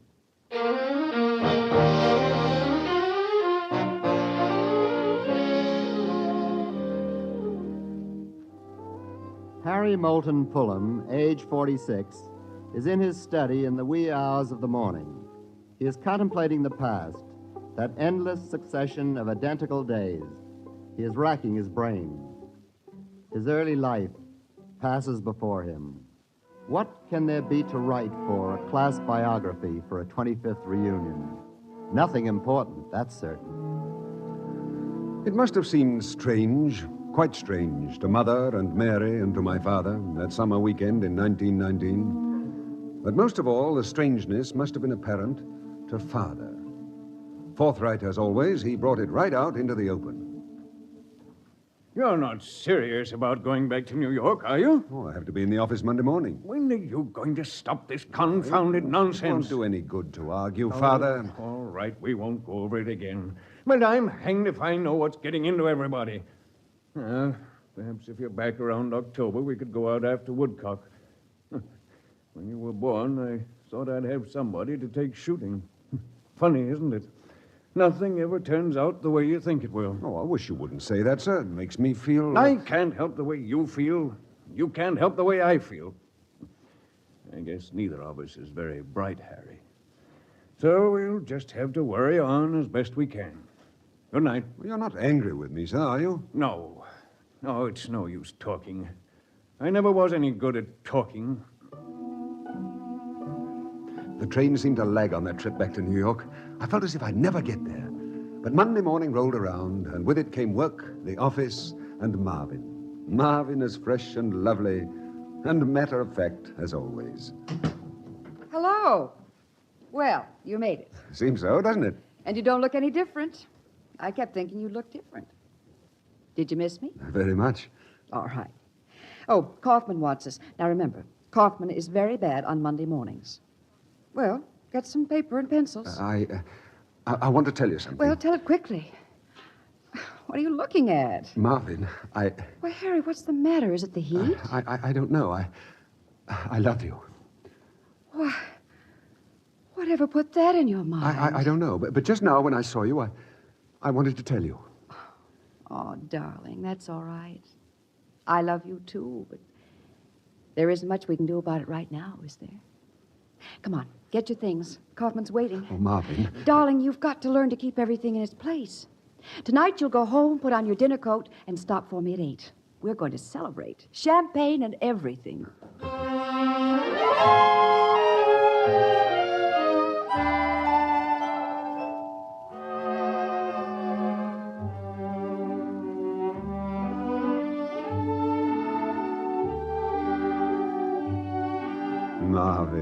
Marvin. Yes, dear? Oh, you're lovely in the office. But dancing on a roof garden in your new dress, you're beautiful.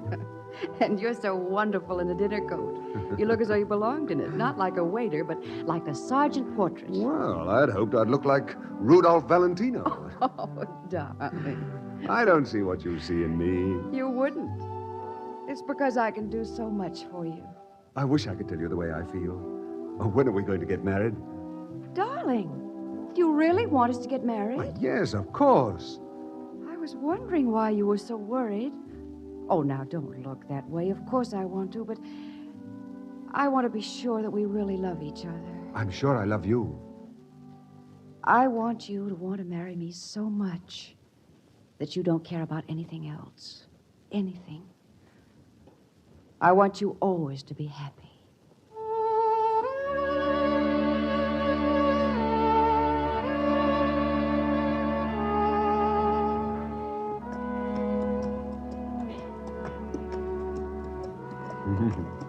What a wonderful place for dreaming. In an open carriage in Central Park. Any place is good for dreaming, when you dream the right dreams. Such as? A penthouse overlooking the park. We'll have a living room with nothing but Chippendale in it. What do you want? Nothing. I'll watch you buy it all. That's because you've always had everything. Aren't you going to kiss me? Yes, of course. Oh, Marvin, why are you crying? Oh, darling, promise me something. Anything. Don't ever leave me. Of course not. Just try to forget that there is anyone but me.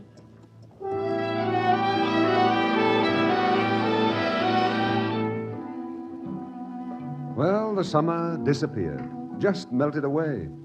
The fall was exciting. We went to the football games, and before we knew it, Thanksgiving had come and gone, and the first snow was falling. The morning, the telephone rang in our office, and Bill picked it up.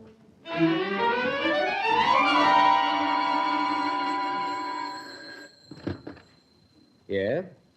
Oh, Boston. Take it, Harry. Oh, it's the family, I suppose. Hello? Harry, is that you? Yes? This is Mary. Did you get my letter? Get nearer the phone. I can't hear you. The doctors say you must come right away. Is it Mother? No, it's Father. Harry, they think he's dying. The doctors want you right away. All right. All right. I'll take the 3:00 train. Tell him I'm coming and give him my love. And Mary, Yes? tell him I'm with him all the time. They want me. Father's very ill. Well, I'll go with you. I can stay somewhere. No, there's no need for you to do that, Marvin. I'll go. Well, call me up tonight, anytime. All right. Marvin, tell Kaufman, will you? Goodbye, Marvin. Don't say that. Don't say goodbye. Ever, Harry.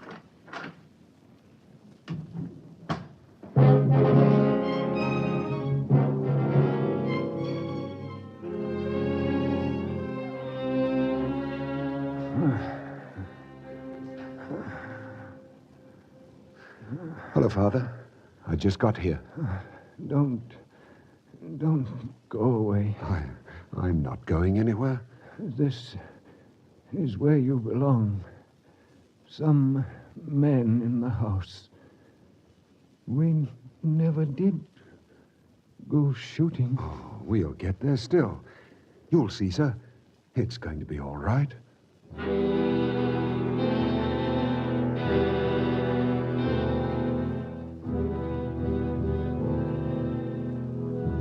The men have finished the formalities of the safe deposit vaults, Mr. Pullum. They have the box outside now. Your father never liked delays in probating a will. No, well, we might as well begin, I suppose. Yes, sir. I'll fetch the box. This letter was in the last mail. Oh, thank you. Thank you. Marvin. My dearest, dearest darling. Time is such a funny thing without any constant value. It's so dreadfully long now that you and I are not together. I've been thinking of you all day. And I'll think of you tonight, even when I'm asleep. And I'm still counting each minute until I hear you're coming back. I don't seem to be one person anymore, because part of me always seems to be with you. If you're ready, Mr. Pullum, we can start checking the common stocks. Oh, all right, Miss Rollo. It's such a terrible time. I went through it when my mother died. 2,000 shares of Gateway. Check. It's so terrible to have someone go. 1,000 North Mills. And then to know that never, never here Will you see him again? If you and I were ever to quarrel... 1,000 North Mills, Mr. Pullum. Huh? Oh, yes, check. Sorry, I wasn't listening. And said we were never going to see each other again, why, I should always think, of course it isn't so. Someday I'll see him, right on the street somewhere. And then you'd kiss me. I would always think that someday, somehow, I could get you back. 300 Martin Brothers. Check. It won't be long before I see you, will it? Don't be busy. Don't get lost.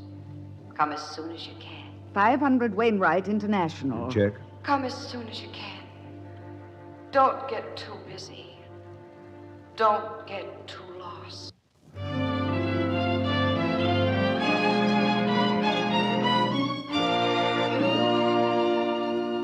Pardon my ungentlemanly curiosity, Harry, but all at once, Bill King and Marvin Miles invited to the Pullum House on Beacon Hill for a winter weekend. Well, you're my best friend. I couldn't get away, Bill, and it was the only way to see you. Both of you. I see. Both. Well, yes, I hope Marvin likes it here. Why shouldn't she? Well, I just wouldn't want her to think that it's stuffy. Boston people are all like that. Really? It's just what I thought it would be like. I hope you found everything upstairs that you wanted. Oh, yes, everything's lovely. She likes it here. Well, I thought we could all go out to Westwood tomorrow and take a picnic lunch. That's our country house, Marvin. I told you, remember? Oh, but, darling, I haven't any clothes. Oh, Mary can lend you something. She has a lot of old tweeds. Don't I, though? And you can borrow a sweater of mine. Huh? That'll look funny. With an S for St. Swithins on it. Boy, do you mean we're going out there alone just to look at the snow and the ocean? Oh, me for the feather bed, and right now.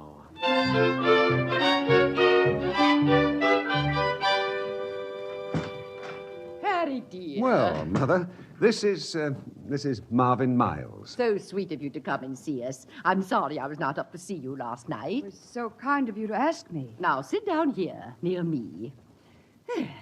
Let me see. There was a Winty Miles in New York. He was in your father's class at Harvard, Harry. They were on the tug-of-war team together. Are you related to the Winthrop Miles, my dear? No, I'm not. You see, I live there, but I wasn't born in New York. Oh, I see. Harry's so reticent always. All he said was, Bill King's coming and a girl I know from New York. Now, you must tell me all about yourself. Everything. Well, I work for the J.T. Bullard Company. I'm a copywriter there. Oh, how nice. You and Bill and Harry all together in that queer place. Oh, but Harry tells me so little. Now, tell me about your family. My family lives in Illinois. Illinois? Yes. Now, Harry, when you go to Westwood, be sure to have Patrick put the chains on the car. Yes, Mother. And you'll call to see me again this evening, my dear? I'd love to. Mary will read to us Emerson's essay on friendship.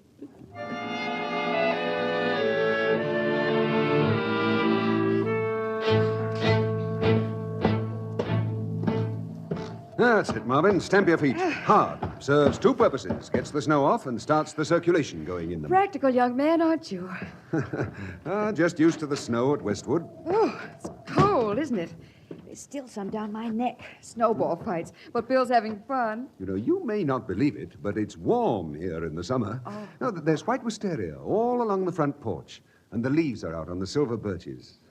It's such a nice old house. When we were kids, we always used to slide down those banisters. We never used the stairs. Oh, and up there, a large family of ghosts used to live in the back hall. I had names for all those ghosts. I used to know their ages and their sizes. Oh, why, Marvin, you're still cold. Just a little. Oh, I'm awfully sorry. Standing out here in the cold hall. Here, come in by the fire. That'll thaw you out. All right. There wouldn't be anybody who could see us if you kissed me. Except the ghosts in the back hall.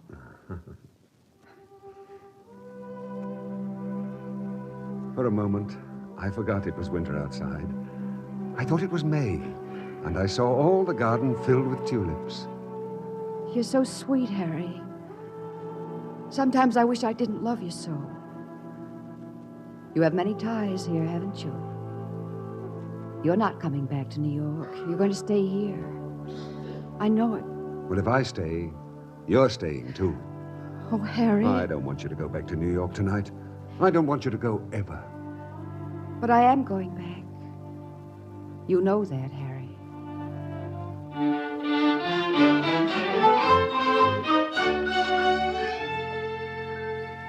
Well, Miss Rollo, any messages while I was at the squash club? No, sir. Thank you. Miss Rollo, Yes, sir. get me a seat on the Merchants Limited for New York this afternoon. But the Armitage estate, sir. The papers will be ready. Oh, hang the Armitage estate. And place a call, please, to the Bullard Advertising Agency in New York.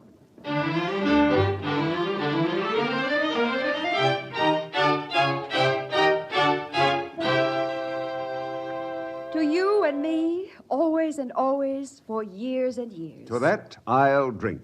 And to tomorrow. Tomorrow? We are getting married tomorrow. Why, darling, tomorrow we haven't any place to live. Oh, there's plenty of room at home while you're looking for some place. Oh, no, I couldn't.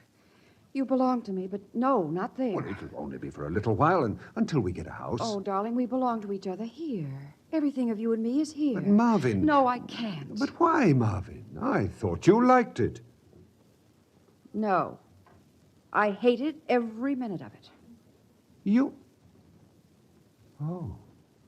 Well, then you must hate me, too. No. No, it wasn't any of the you I've ever known. You know it. You tried to get away from it, too. That house where you can't hear any footsteps, just ticking clocks. But you'd have your own house, just the way you want it. But I don't want just a house. Oh, darling, I love you more than anything, but I couldn't live that kind of life. I couldn't join discussion clubs and fuss with curtains. I'd be dreadful at that. Why, there wouldn't be anything left of me. I can't be different than I am. That's absurd. Nobody would want you to be. I won't spend my life pretending. There's me. I can't be anything else. I simply wouldn't belong. Oh, you would get used to it. But I don't want to get used to it. I have my own life, my own Marvin, life. I have my own life, too. I have to live where I belong. Well, then what made you work at the Bullard office? I don't know, and I belong at home, and that's where I'm going. I would never fit into a penthouse overlooking Central Park, and I'm not going to be the husband of the women's copy department at Bullard's. I'm not going with you. Do you understand? Yes. But I'm going. Well, I guess it's all over, Marvin. All over. Just like that. Well, perhaps it's just as well. You took up a lot of my time. You took up a lot of my... Oh, well. Let's not fight anymore. Well, at least it's something to remember. I guess there's nothing more I can say to make you change your mind. It's rather like the end of a fairy tale, isn't it? Harry, wait a minute. I want to tell you something. No matter what happens, no matter how long, I'll always be waiting for you. If you want to come back. Goodbye, Marvin.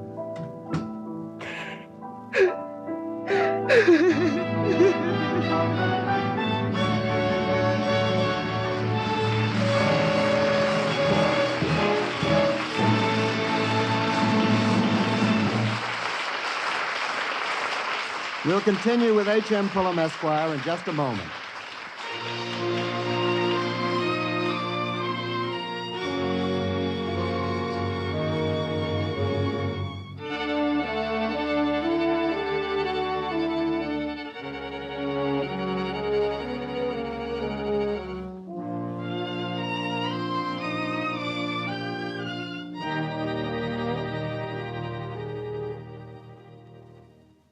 Now, Act 3 in the MGM Theater of the Air presentation, starring Brian Ahern in H.M. Pullum, Esquire.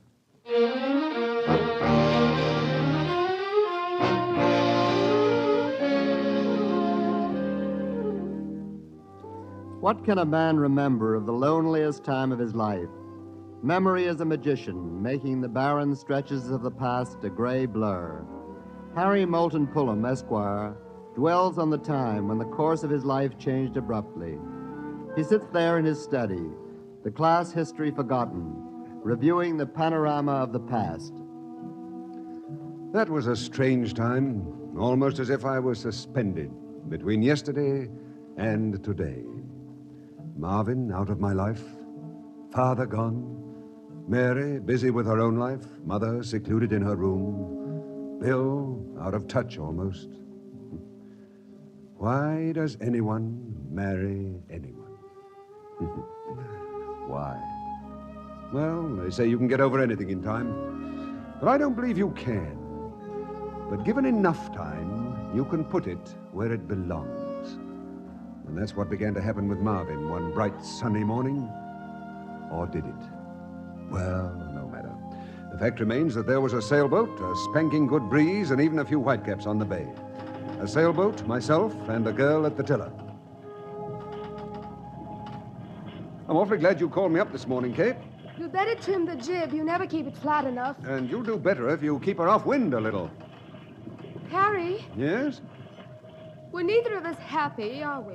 Well, why do you say that? Well, if you're unhappy, you can tell when someone else is. Everyone around here acts so darn contented. Yes, I know what you mean. It's no good trying to be different from what you are. Did you ever try it? Yes, I've tried it. Well, it doesn't work. Oh, well. Oh, why, Kate? No, don't look at me. I'll be all right in a minute. It's just... I don't know. I feel so futile. Well, here. You better let me take the boat. Oh, it's all such a rut. Here I am, and here we both are. Well, we are in the same boat, aren't we? Yes, we're in the same boat, all right. I didn't mean to come out here in the middle of the Massachusetts Bay and make a scene. I hate people who do. Do I look all right? Oh, you look beautiful. You never tell me that before.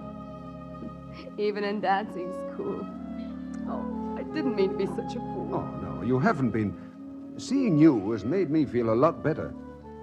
Harry, maybe the people we know are better. We know what they're going to do. Yes, of course. That's just like you. You always say, of course.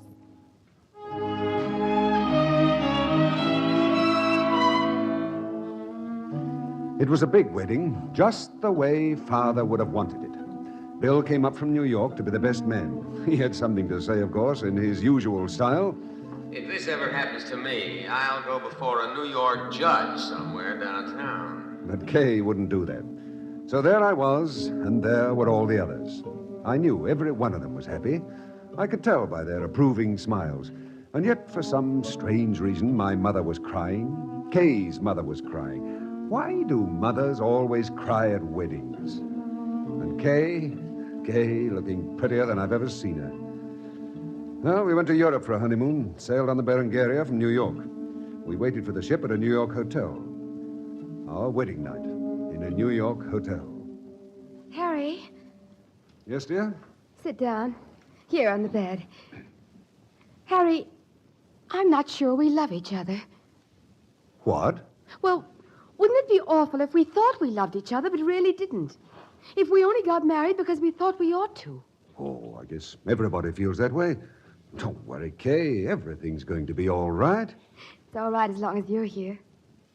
You won't leave me, will you? Of course not. Not ever. Not ever. Please kiss me. Of course, dear. Oh, Harry, it's only a little thing, but could you just stop saying, of course? Oh, why, yes, Kay, yes, of course.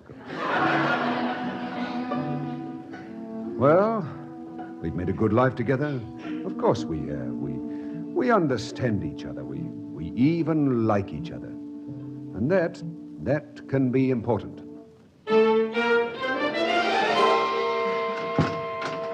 Harry, are you still sitting here? Do you know the time? The time? What? Oh, yes, of course, the time. 2:30. Was it that good a dinner party? Seemed like Ruth Quiller talked nothing but sex. I don't see why she has to talk it at the dinner table. Well, her husband's a psychiatrist. We came from the dinner party at 11:30. You've been sitting here for 3 solid hours. Now, come along. You know I can't sleep until you're in bed.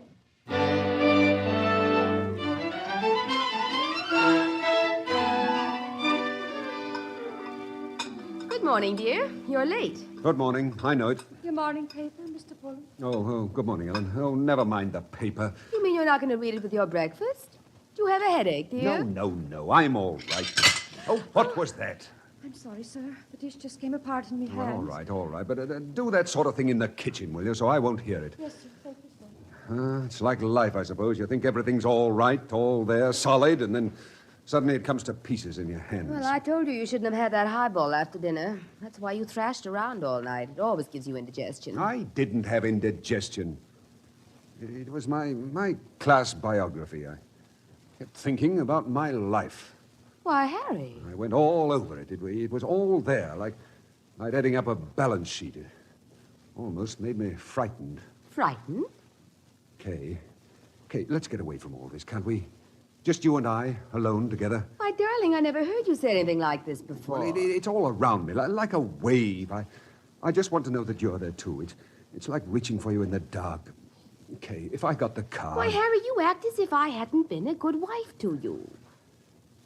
Kay, have you ever really loved me? Well, of course I have. I love you now. I love our life. It's what we both were made for. Yes, I know, but have we ever really loved each other? Have we ever been happy? Well, of course we have, for years and years. Well, then, why can't we ever see each other? Well, do you think we'd be able to see each other any better if we went off somewhere in the car? Besides, I've got to start paying the bills, and I have luncheon engagements today and tomorrow, and I'm going to judge the flower arrangements at the garden club this afternoon. Harry Pullum, if you brought that car to the door, you'd be ashamed of yourself. Okay, if I ask you, please, if I say how much it'll mean to me. Oh, Harry, please, I'm much too busy to run away into nowhere. Well, yes. Yes, of course. All right.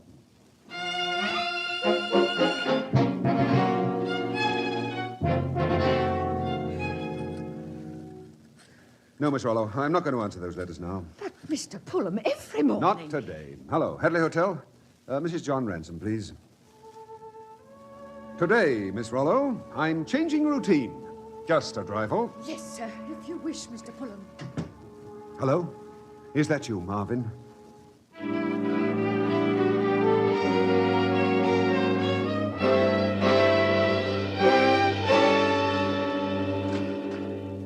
Come in. Hello, Marvin. Hello. Why, you haven't changed at all. Your necktie still doesn't match. Oh, I never could seem to do that with ties. Oh, it's been so long. But it's lasted all the time. Yes, it's lasted. Oh, darling, put your things down. Come here. Here, I've brought some champagne. Well, of course, lunchtime's a little early, but I never liked it without you. Well, I have some already. Oh. Will you open it? Oh, yes, of course. I used to wait for the cork to pop, remember? Yes. And every time, it always made you jump. You ready? All right. There. Oh, wait a minute. There's something else you'll never guess. Now, to us. It's wonderful. We did so many wonderful things together. Oh, yes. No one's ever read me a poem since then. Marvin, there was one. I've dreamed of you saying it so many times. Here I lie, something about a hunter. Harry, dear, have you been happy? Oh, yes, I've been happy, Marvin. That is, yes, I've been happy. How about you? Me? I have a butler and a yacht. Well, I have a boy and a girl and a celium. Why, Harry, how old is he? The boy, I mean. Oh, 15. He's going to St. Swithin's. Oh, I'd love to see him. Does he look like you? Yeah, I have a picture of him here somewhere. Well, what's his name? George. He doesn't look so good now. He has pimples. Here. Oh, he does. He does look a little like you. And, where's the little girl? Right here. Oh, I can't see her very well. Why, she's burying her head in the grass. Why is she doing that? She's looking for spiders. Spiders? Yes. She likes to look for them. Oh. Funny, isn't it? You've never met John, have you? John? The man I married. He looks like you. That's why I married him. Oh, does he? Of course he does. Oh, darling. Harry. Where's your handkerchief? Oh, yes, of course. Here. Darling, Yes? darling, we can't go back. I've always had the idea, somewhere in the back of my mind, that we could. Well, that's not the way it's meant to be. Whether we like it or not, we've got to go on. And that's that. Well, we'll have lunch downstairs in the dining room. If that's all right with you, Harry. Anything you say, Marvin.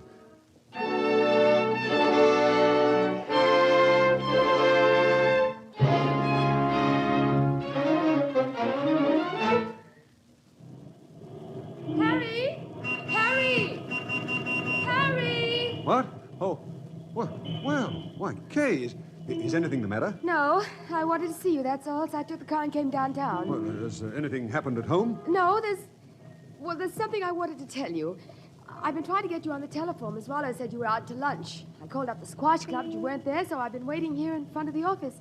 It's after 3 o'clock. Well, I was at lunch. Well, if you must know, I've been having lunch with Marvin Miles. Oh. She used to be so attractive. Is she as pretty as she used to be? Oh, why, yes. That is, almost. I canceled all my engagements, gave up the garden club, everything to come down and get you. Harry, I've been thinking all day, and I want to tell you that... Oh, get in the car, dear. I really should go up to the office and sign my letters. No, please, Harry. Oh, well. Well, what is it? Well, about what you said this morning, whether we've ever been in love. We've always loved each other.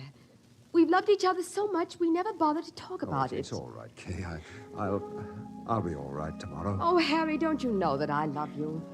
With you and me, it isn't only passion and wish. That's all there is with any two people at first. But with us, it's more, much more. It's what love really is. All the days and all the years of you and me together. That's what I said this morning. I know. I know it now.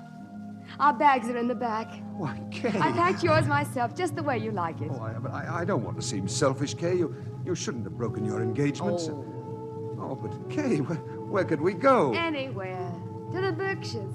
The leaves will all be out. Well, look here. We can't go running away like this. Oh, can't we? Harry, there's nothing any other woman can do for you that I can't do. Why, Kay? You know, Harry, you may not have been aware of it, but you've always been in love with me. I don't believe we've ever been very far apart since that first day in dancing school. Have we, Harry? I guess that's the way it's always been. You and me. To the Berkshires, then? Why, yes, Kay. Yes, of course.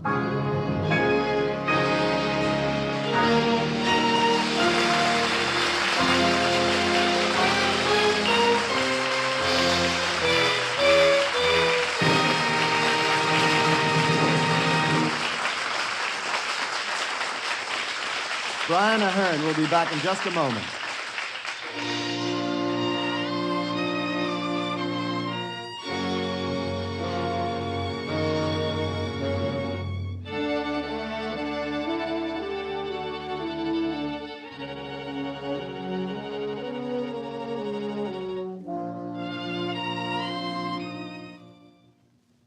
Brian, do you mind submitting to a brief interview? The audience, I believe, would like a little off-stage stuff. Well, I'm always a slave to the audience. So far away, Howard. Few screen actors have had so vast an experience on the stage as well. You've played everything from Shakespeare to modern comedy. Do you prefer the stage to the screen? Well, the basic techniques are the same, but the techniques of approach are slightly different.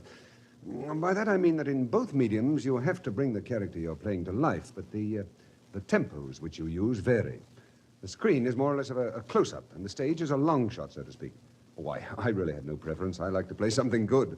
Like MGM pictures? Well, yes, MGM has a pretty high average. And so have you. Oh, thank you. Of course, that close-up business makes the audience feel quite intimate with you. They've seen you kiss a girl enlarged about 100 times. Well, that's an enormous kiss. But on the stage, it's such a trifle. And in life, it's practically nothing. Now, don't you malign so delightful an experience. Wouldn't malign for the world. Well, thank you, Brian. The MGM Theater of the Air is grateful for your performance. The enjoyment was mutual. Thank you.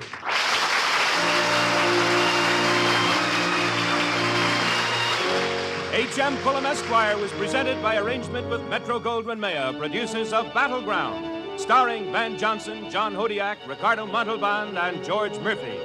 Gertrude Warner was heard as Marvin Miles. Original music composed and conducted by Joel Herron. The program was directed by Marks B. Loeb and produced by Raymond Katz.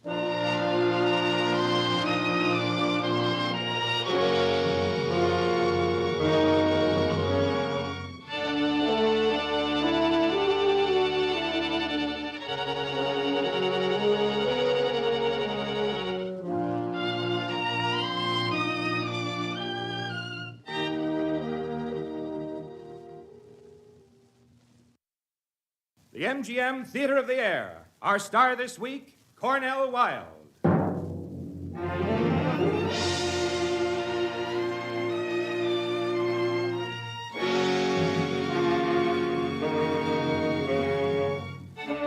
Ladies and gentlemen, your host, Vice President of Metro-Goldwyn-Mayer, and noted writer of many Broadway and Hollywood musical hits, Mr. Howard Dietz.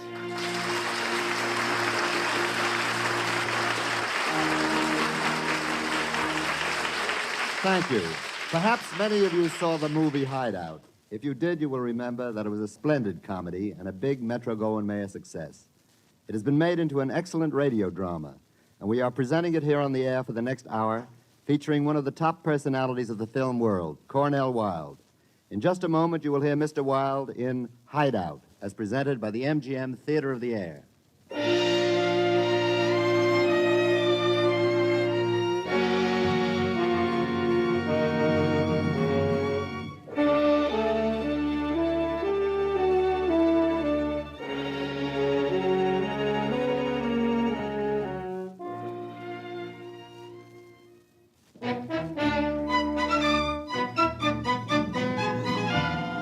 A man of violence disturbs a scene of peace, and a great many things happen here on the MGM Theater of the Air stage. We present Cornell Wilde in person in Hideout. There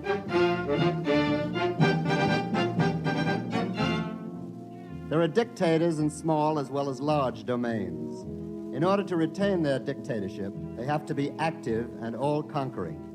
In the more rugged stratas of American life, we have come upon this type. The boys who are after the easy money. Cold, persuasive, powerful, ruthless.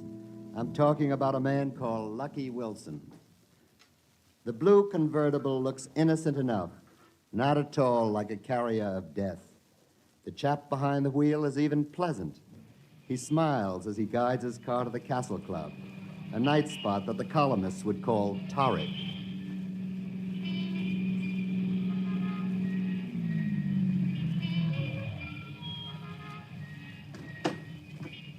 Okay, this is it. Let's go.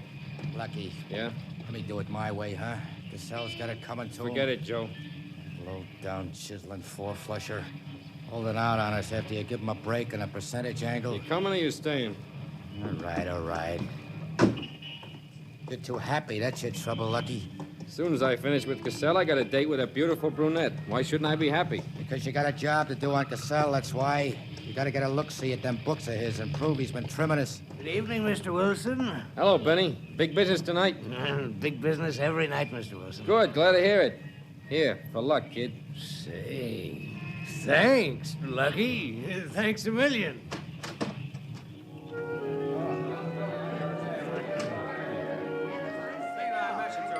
I tell you, the way to handle mugs like Cassell is to slug 'em. Show 'em once and for keeps who's boss. You play too rough, Joe. You're 20 years behind the times. That's why you take orders and I give them, see? Take your hat, please. Why, it's Lucky Wilson. Hello. Hello, beautiful. Mr. Cassell around tonight? He's back in the office, I think. Lucky I waited home all day Sunday. You said you might call. Well, next Sunday, sweetheart. You got your dates mixed. You said that last week. You and your dames. get this done and get out of here. Wait a huh? minute. Now what? Hey, listen. Be the only one he kisses goodnight. That's how it is, and that's how it's Hey, you know, Joe, that singer's all right. She's very much all right. Ah, listen, Lucky. Hey, kid. You know, guys like us are here today, gone tomorrow. You gotta enjoy life while you're living it. Never give the other guy a break and never pass up taking one yourself. And all the time, easy does it, kid, easy does it, you see? A very interesting philosophy, Lucky. McCarthy. Yeah, the cop who never gives up. Paying a little social call on Mr. Cassell, boys? Yeah, that's right, Mac. Social call. We do meet in a lot of places, don't we, Lucky? Yeah, people are beginning to talk about us. Yeah, maybe I'll have something to tell them pretty soon, Lucky. Ah, you're an optimist, Mac. Come on, Joe. Oh, Lucky. Yeah? Remember, the cop who never gives up. Ah, that dumb mug. The smartest flatfoot in town, Joe. Because he doesn't think he's smart. You know, you could learn from McCarthy, kid. me alone for one man, and one man for me.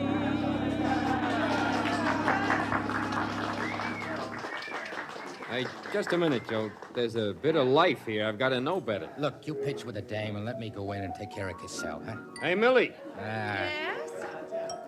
Oh, hello. You know, you do all right. First night? I open Saturday. Yeah. Well, you do fine, fine. My name's Lucky Wilson. I know. I'm a partner here, sort of a silent partner. I know. Oh, a smart blonde we got. Come on, walk and talk to me. Lucky, we taking a dame into palaver with Cassell? Forget it, Joe. Forget it. You, knew my name. What? When you called me just now. Oh, sure. They got a big spread of you outside. Quite a picture. But it don't do you justice, beautiful. You know, what they say about you is Yeah? true. What do they say about me? Oh, wait a minute. You tell me later. This is as far as you go, beautiful. The boss's office. I got business with Cassell. Wait for me, sweetheart. Lucky, I've got a date. Wait for me. Hello, Mr. Cassell. Well, hello, Lucky, Joe. Well, I heard you boys were outside. I was just coming out to say hello. Yeah. Well, what's the matter, Lucky? Anything wrong? No, I just want to see your books. My books? Well, sure. They're right over here, Lucky. We haven't been doing so well. You don't have to tell me how you do. We know when you do good, and we know when you do bad. And you've been doing good. Only we ain't getting fat on the gravy. Oh, now, Lucky, you don't think... You know I wouldn't try to trim you. I'd think you'd know better, kid, but let's see the books so I can prove you got good sense, see? Why, sure, Lucky, sure. I'll show you. I'll be glad to show you. Like this. Why, you cheap four-flushing. And don't be a fool, Cassell. Put down that gun. Yeah, I'm getting sick and tired of you guys. Lucky, stay right where you are. I'm warning you. I gotta pay the rent. The rent and the food and drink. Stay away, Lucky. I've got bills that'll be... Never pull a gun unless you're willing to use it, Cassell. Get up. Lucky, listen, you gotta listen to me, Lucky. I'll listen to you. $3,000, kid. You ring it in downtown by midnight tonight, and I'll forget about checking the books. 3,000. Lucky, it's not that much. I swear it's not that much.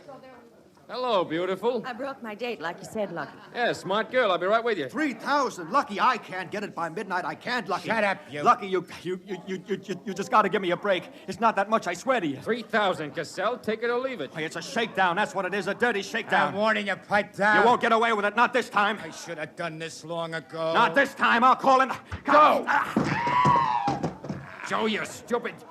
You shut your trap. He killed him. Look. Get in here, quick. No.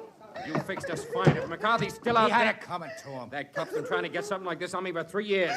Hey, you, cut it out. He's dead. You killed him. He's not dead. He is. Oh. That's Mac. We gotta get out of here. Lucky, this guy don't look good to me. What? I must have hit him harder. Lucky, let's get going. That window. It opens onto the alley. You won't leave me here with that, Lucky. Car's parked down at the end of the alley. Come on. Please don't leave.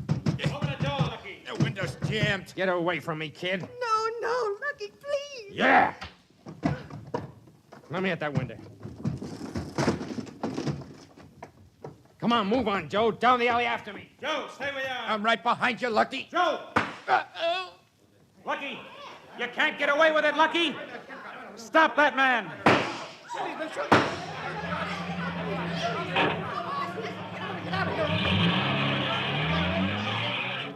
All right, folks, all right. Benny, get him out of here. Hello, operator. Police headquarters. Shut that door, will you, Benny? Harry, Mac here. There's been a ruckus at the Cassell Club. Yeah, and I put this on the wire.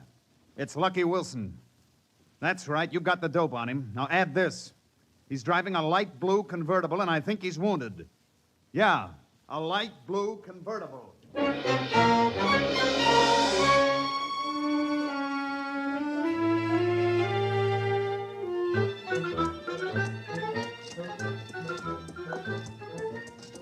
Oh, golly.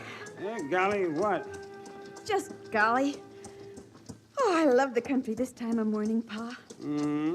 Everything's so right. Washed, clean. Must like it a whole sight to get up before sunrise to go riding with your pa. I'll have you know my Pa is one of my favorite people, mister. Well, now, there ain't nobody I'd tolerate along this early in the morning, except my daughter. And Ma sometimes. Well, your mother decides she wants to go somewhere, as Pauline.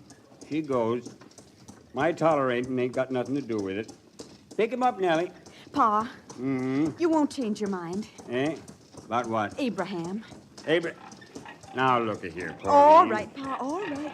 That why you come with me this morning? One last try to keep me from selling that fool hog? Abraham's not a fool hog. Hush, Abraham. Oh, it's just that, well, I did raise him on a bottle and all, and... Pigs is pigs, honey. All right, Pa. This one sold to Jed Brunson, and I got to deliver him this morning. Honey, we just simply ain't got room on the farm to keep all the animals you and Willie want to make pets out of. Now, you know that. Of course I do, honest. Oh, look. Yeah, what? We aren't the only ones enjoying the countryside this morning. That blue car coming down the road. Sure driving slow enough to take it all in. Hey, why, now what's the tarnal fool up to? Well, he is sort of meandering. Meandering? Fellow at that wheel's either hiring a gosh hawk or sound asleep. Pa, he may hit us. Whoa, Nellie. Whoa, girl. Oh. Wake up, you tarnal idiot. Watch where you're going. Pa, did you see him? He's hurt. Oh, hurt my foot. He was draped over the wheel. Oh, he's heading straight for the ditch. Hey! Pa, come on. Come on, we've got to help him. Hurry. Well, Joe, good morning. They tell me you're in fine shape to carry on a conversation. Yeah. A nice, friendly conversation. I'll make myself comfortable in this chair alongside your bed. What do you want, McCarthy? A visit, Joe, that's all. Just a chat. Yeah. This room's all right. They do okay by patients in this hospital, even cheap two-bit crooks. Look, Joe. Sorry, Joe. Slip of the tongue. I'm asking you. What do you want? How do you feel, Joe? Pain eased up, has it? I shoot too straight sometimes. I meant to wing you. You hate Lucky Wilson. What? But Lucky's okay. A great guy. But you hate him, right, Joe? Hey, what is this, McCarthy? What are you after? I've done some checking, Joe. Wonderful thing, police files. Wonderful. You'd be surprised what we got on you in those files. Yeah. And on Lucky. He rates his name, don't he? Don't he, Joe? I guess so. Don't turn away from me, Joe. You see what happens? It hurts when you do that. Get to it, will you, McCarthy? Whatever it is you're after. I'm saying Lucky rates his name. Like that time in 45. You know, the Browning killing? What's the matter, Joe? Nothing. You jumped when I said the Browning killing.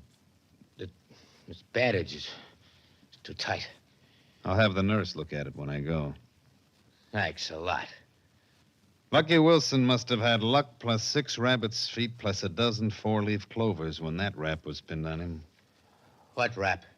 Browning. Remember, Joe? The Browning killing. Nobody pinned nothing on him for that. You tried, but he beat it hands down. He sure did, didn't he? Why, Joe? Huh? What do you mean, why? We picked you up as a material witness right after the shooting. That's right. I talked to you myself. That's right. You told me Lucky shot Browning because Browning well stopped. You know that? Yeah, I'll buy you another. Scram. Can you play a ukulele? What? A ukulele. Look, I made this all by myself. You can play it if you like. No, thanks. I got some good books here. You like to read books? Look, kid, I don't read or speak English. Beat it, go away. Willie, stop your bothering him. Go in my room and get dressed. Pauline will get you breakfast. I got a swell baseball glove I'll show you after a while. Did you get hold of Dr. Warner? Here now. Don't you try to set up. Did you call Dr. Warner at that number I gave you? Dr. Hobbs brought Pauline into the world and Willie. Doctored them both through measles and chicken pox. And if it hadn't been for him that time, the paw caught his foot in the thrasher, well, he'd be glad to see to you. It's plain silly to wait for some city doctor. Lady, I'd rather have the city doctor. He's my family doctor, okay? I suppose so. Did you get hold of him? Oh, yes, he's coming right away. Be here in a couple of hours. Good, good. Now, you just rest, and we'll fix you some good breakfast. Thanks, I'm not hungry. And never you mind. You will be when you see the tray. Oh, say, Yes, young man. what about my car? Oh, Pa's pulled it out of the ditch. It's back behind the barn. You'll have to see to what needs to be done. Yeah, I will. Don't you bother about it. Just leave it where it is, back behind the barn, and out of sight.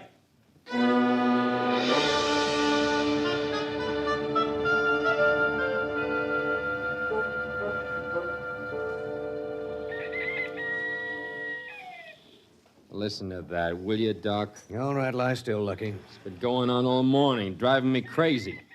And these apple knockers. They're nice people, Lucky. You know what you try to pull on me? Tea. Drink this, she says. And it's tea. All right.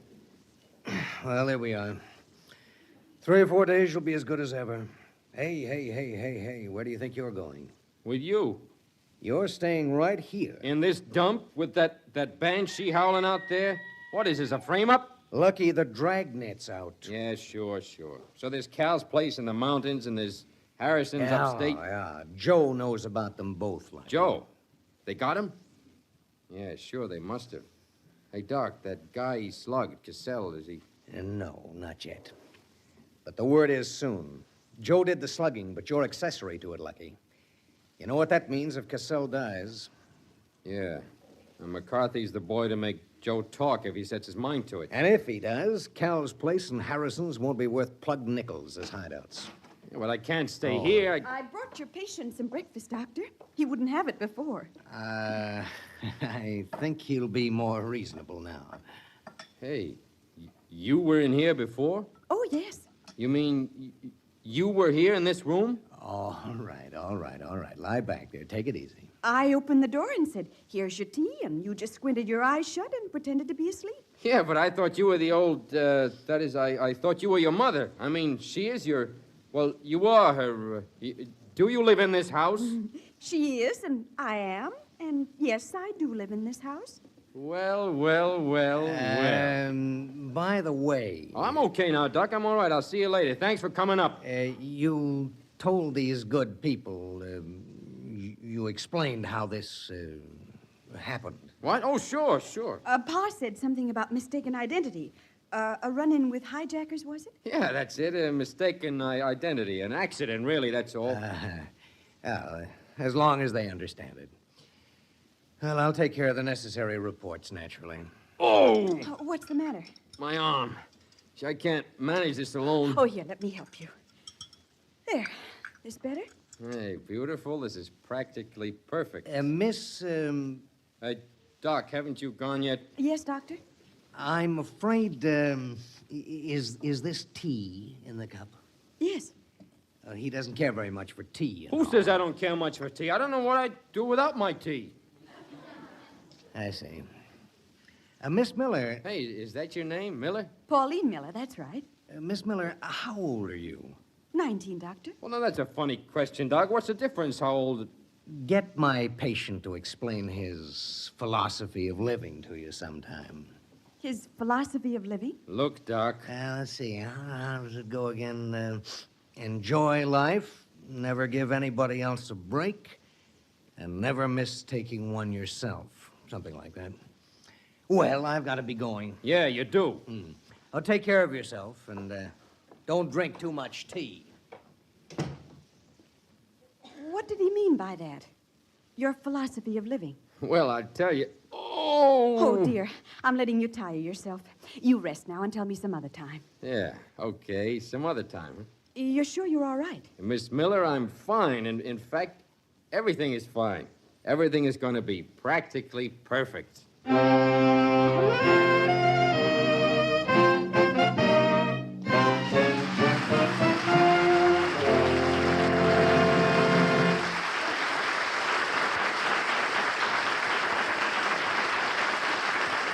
The only meeting ground for lovers is love itself. There can be a dividing line of principles.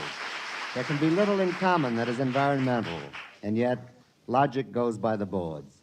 Love, as someone once remarked, conquers all, or does it?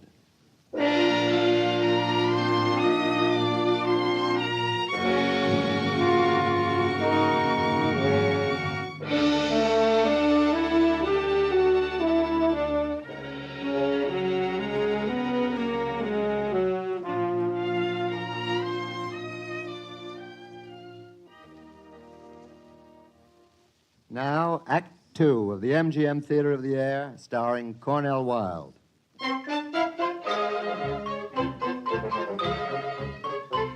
The puppet strings from on high, which have brought together such divergent types as Lucky Wilson and Pauline Miller, may have been guided with forethought, but it certainly was an accidental meeting.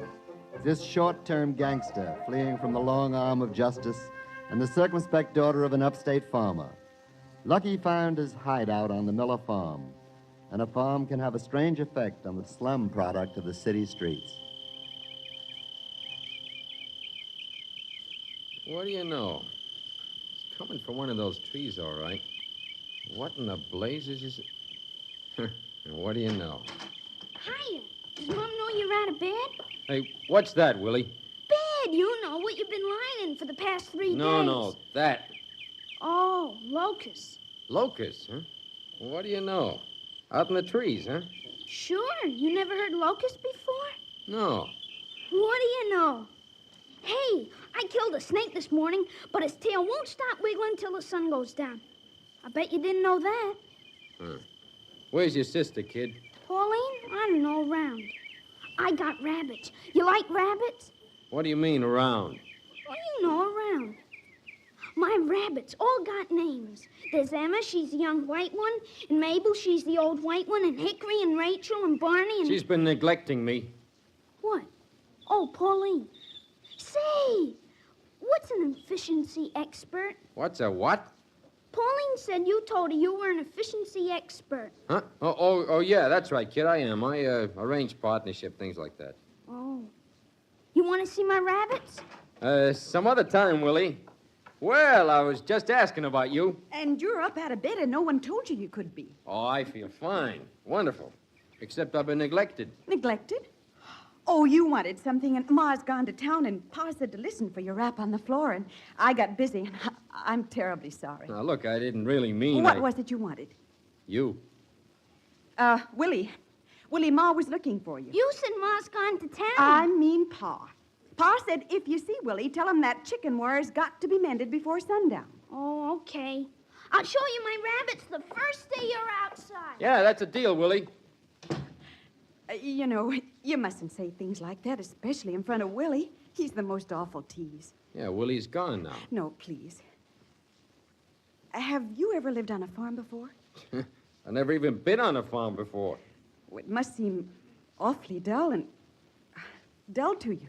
Well, to tell the truth, I've been wondering what a girl like you finds to do in a place like this. Why, ever so much. Well, a girl like you ought to have bright lights, excitement, fun. Things you could have in a minute if But you... I'm happy without bright lights. And I have fun here and excitement sometimes. I love it here. Yeah, well, sure, it's your home after all. Not only that. Yeah, but what else? Golly, I don't know. Everything here is sort of real somehow. Simple and not mixed up and real. Do you know what I mean? Yeah, sure. There's ever so much to do to keep from being bored, you know. Yeah, like feeding the chickens, chopping wood, Mending fences? Silly, no. There's, well, the Harvest Festival dance, for one thing. Yeah? When's that? Next week, Saturday night. And that's exciting, huh? Oh, yes. Well, you know, it's swell of you folks to let me use this place to convalesce. Dr. Warner said it would be much healthier for you to stay here than go to a hospital. Oh, it's healthier, all right. Well, then, what's so swell about letting you stay? Well, I just wanted you to know I appreciate it, so. We like having you here. You do? You're paying Ma $10 a week board, aren't you? Oh, making a profit on me, huh? Of course. Just a business proposition. You insisted on $10. Ma still thinks it's too much, so do I. And that's all. What do you mean? You like having me here because I pay board. Beautiful, you lie in your teeth. Look at me. Please. My goodness, look at the time. And I haven't collected the eggs yet. Hey, Pauline, Yes? that Harvest Festival shindig Saturday night. Go to it with me. Well, We got a date, okay? okay. Anybody else asks you, tell them you're taken. Just like that, you're taken. See?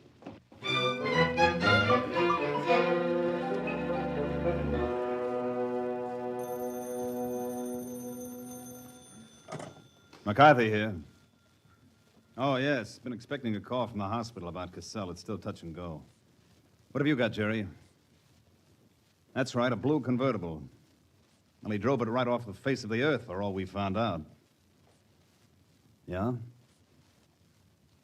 Farm outside Bartonville, hmm? It's a funny place for a farmer to park a blue convertible behind his barn. Funny for a farmer to have a blue convertible. Get a man up there to check on it. Maybe we can throw a little surprise party in Lucky Wilson's hideout after all.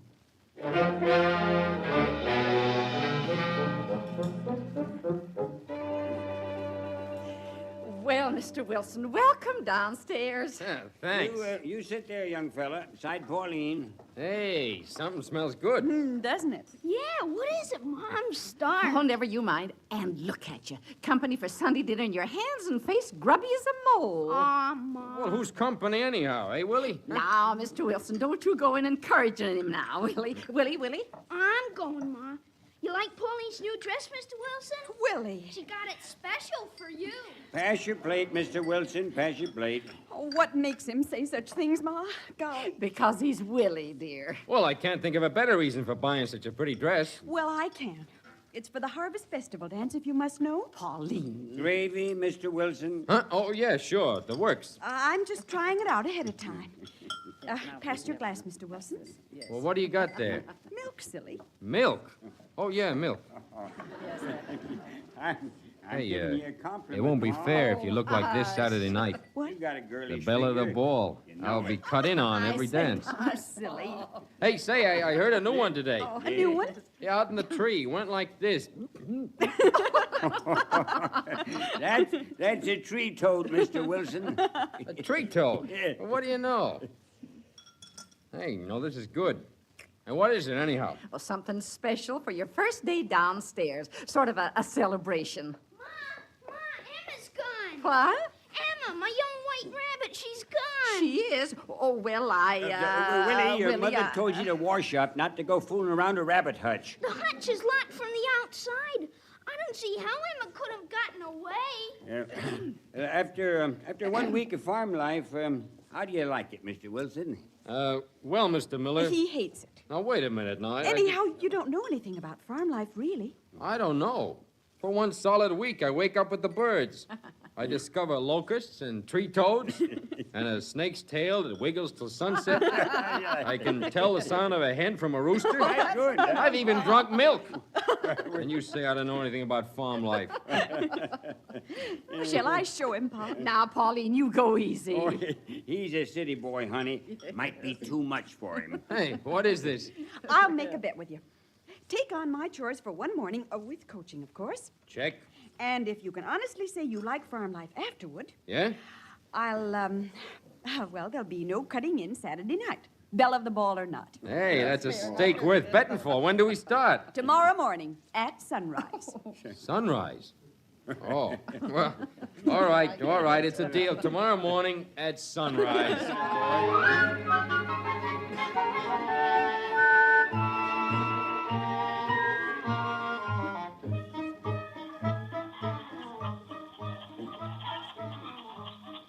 Is that what they eat? Yes. Didn't you ever feed chickens before? Not this kind. All right, you. Come and get it. Oh, not like that. You have to call them like this. Here, chick, chick, chick, chick. Here, chick, chick, chick, chick. What? Here, chick. Oh, they laugh in my face. Oh, they won't come otherwise. Well, okay. Here, chick, chick, chick, chick. Come on, chick, chick.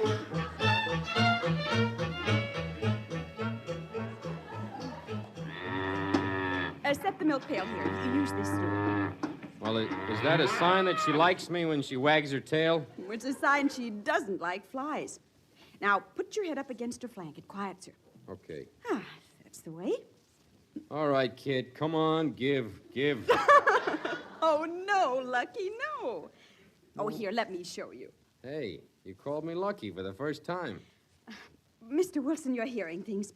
If you'll move off that stool, please, we'll get on with the chores.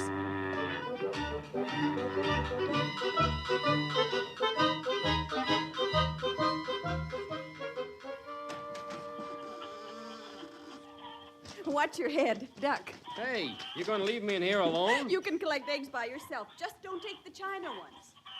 Chinese eggs. What do you know? What don't they think of? 1, 2. Hey, what are you doing in there? Come on, get up.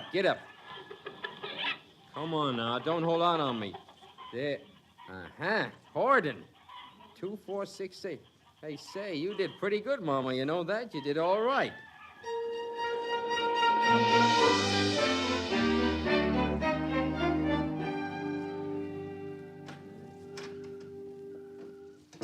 Well, Mr. Wilson, forgot to ask you. How'd you make out with the chores this morning? Oh, fine, Mr. Miller. I might even get to like this farm life. When you bet with Pauline, Yes, sure did. You know that milk we had for supper? I made it.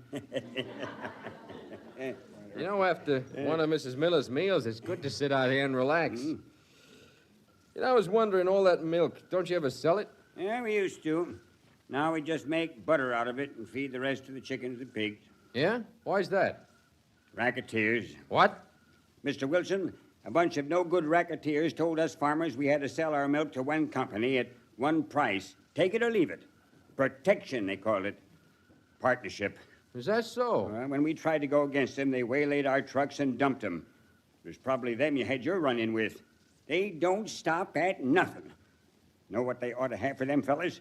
What? A Devil's Island, that's what. Send them all down there and keep them there till they learn to respect other human beings. Willie, what's got into you? Pa, I found out what happened to Emma. Oh, did you now? Ma told me. She said it was to have something special for Mr. Wilson to eat. But gee, Pa, gee. Now, Willie, what do you raise him for except to eat? I let you eat my string beans, don't I?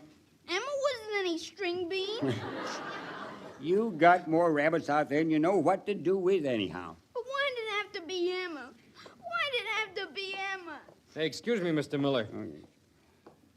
Willie. Don't call me Willie. Okay, Bill. Hey, listen, I'm sorry about the rabbit. I didn't know.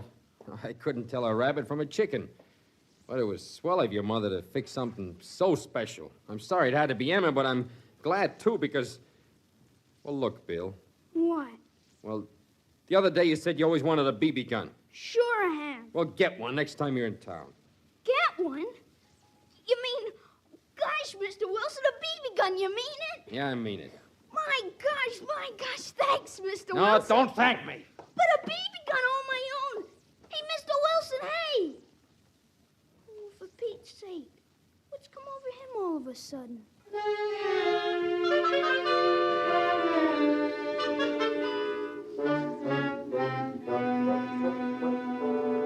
Well, Joe, they tell me you'll be healthy as ever, just in time. In time for what? To stand trial, Joe. Okay, McCarthy, okay. I'm on my way to see Cassell. He's in bad shape, Joe. Not healthy at all. When I finish at the hospital, I'm dropping in on Lucky. Lucky? Mm-hmm. I thought you might be interested. Look, wait a minute, McCarthy. You mean you... Oh, we found him. We know where he is. Now we pick him up. What you might call a Saturday night reunion. Good night, Joe. Pleasant dreams.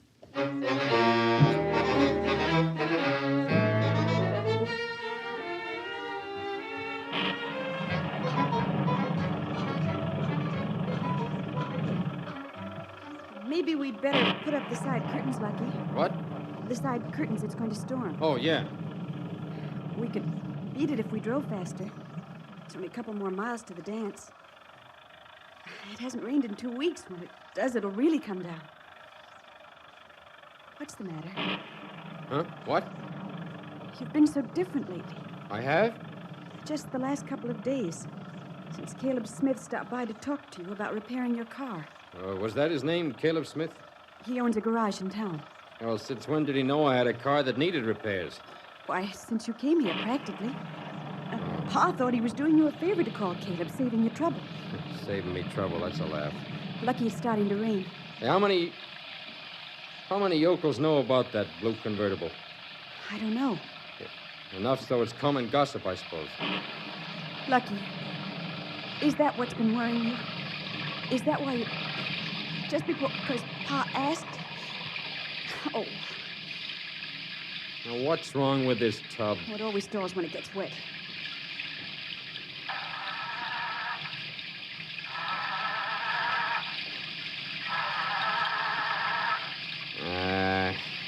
You say it's 2 miles to the dance? Yes. Well, we can't walk, and we can't sit here. Oh, there's the Burns cabin over there. Well, come on. Put your arms around my neck. But I can... You can't walk. You want to wreck those satin shoes? Now, hang on.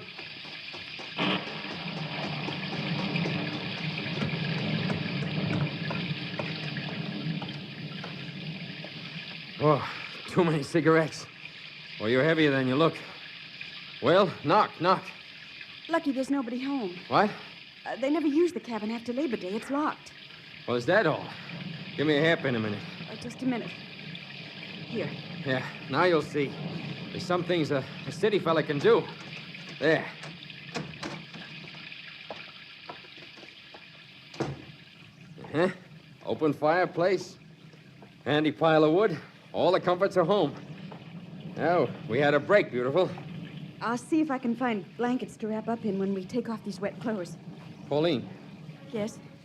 Wait a minute. Yes, Lucky? No, I got a hunch this is the last time we'll be together. I mean, alone together. I don't see why... Don't ask questions. But remember what Doc Warner said about how I think about things, what I believe? No, not very well. Never pass up a good break when one comes along. That's part of it. I still can't remember the rest. Well, never mind. Go find those blankets. Yes, Lucky. And then come out here by the fire. Hurry up now, beautiful. We can't have you getting cold feet at a time like this.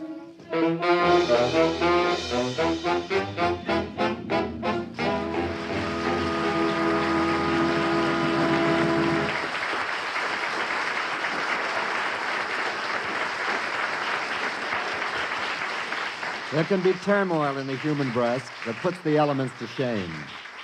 One such storm is brewing right now. We'll be in on it.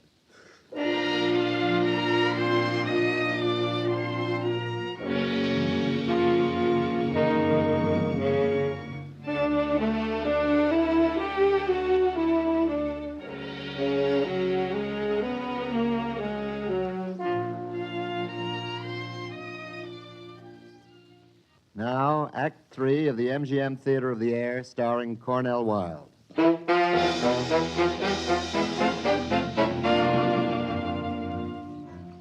Here was Lucky Wilson, tucked in his hideout, at bay, with the minions of the law closing in on him. The charge could be murder, but still they haven't got him yet. And sweet freedom is here, in blissful isolation with the lovely Pauline. It's a new twist for Lucky. He's got to figure this one out. Well, first thing to do is to put another log on the fire. Yeah. One more log this way. Yeah, that'll do it. Well, hello. You got a fire going. Lucky you're wonderful. You look wonderful. Wrapped in a blanket, I feel like Minnie Ha-Ha. Yeah, well, Minnie Ha did all right. Here, curl up against these pillows. Pure luxury. What's funny? You sort of We look like a couple of cigar store Indians, you know. All right, give me those wet duds. Yeah, I'll drape them over the back of this chair in front of the fire. There we are. Now we can be comfortable. Listen. Yeah. Sound of a fire is real cozy, ain't it? I mean the rain. It's almost stopped, Lucky. Yeah, that's right, it has. That means the car will stop when we're ready to go. Probably. Are you ready to go now? No, not yet. We can't put on wet clothes, silly. You warm enough? Mm-hmm. Remember what I told you? What? Well, this, right now, it's maybe our last time together. Lucky, why? Will you miss me when I go? Oh, yes. Oh, sweetheart. Lucky. Oh, darling. Oh, don't talk. Golly, Yeah, I wanted you to kiss me. I know. You don't think... That doesn't make you think I'm awful. Oh, no, baby, no. You see, I never met anybody like you before. Yeah. I love you, Lucky. Baby, wait a minute. I loved you long before you came into my life. What? I didn't know what you looked like. I didn't know your name. I'd never even seen you, but I loved you. Pauline, honey. When I was a little girl, you used to ride a great white horse, and you wore a helmet with a plume in it. Is that silly? No, it's not silly, no. When I grew up, you got to be more like you. Quiet and wonderful and sure of yourself. Baby, listen. And that first day, the day we found you hurt and brought you home, I knew you were you. Fine and strong. That's enough. Come on, these duds are dry enough. Lucky, what's the matter? Nothing. Get into those clothes. Something's wrong, darling. What is it? I don't know, so help me. I never felt like this before in my life. If I said anything, I did, that's it. I don't know what you said. I don't know what's the matter with me. I don't know anything. Except we're getting out of here. If we have to walk, I'm taking you home right now.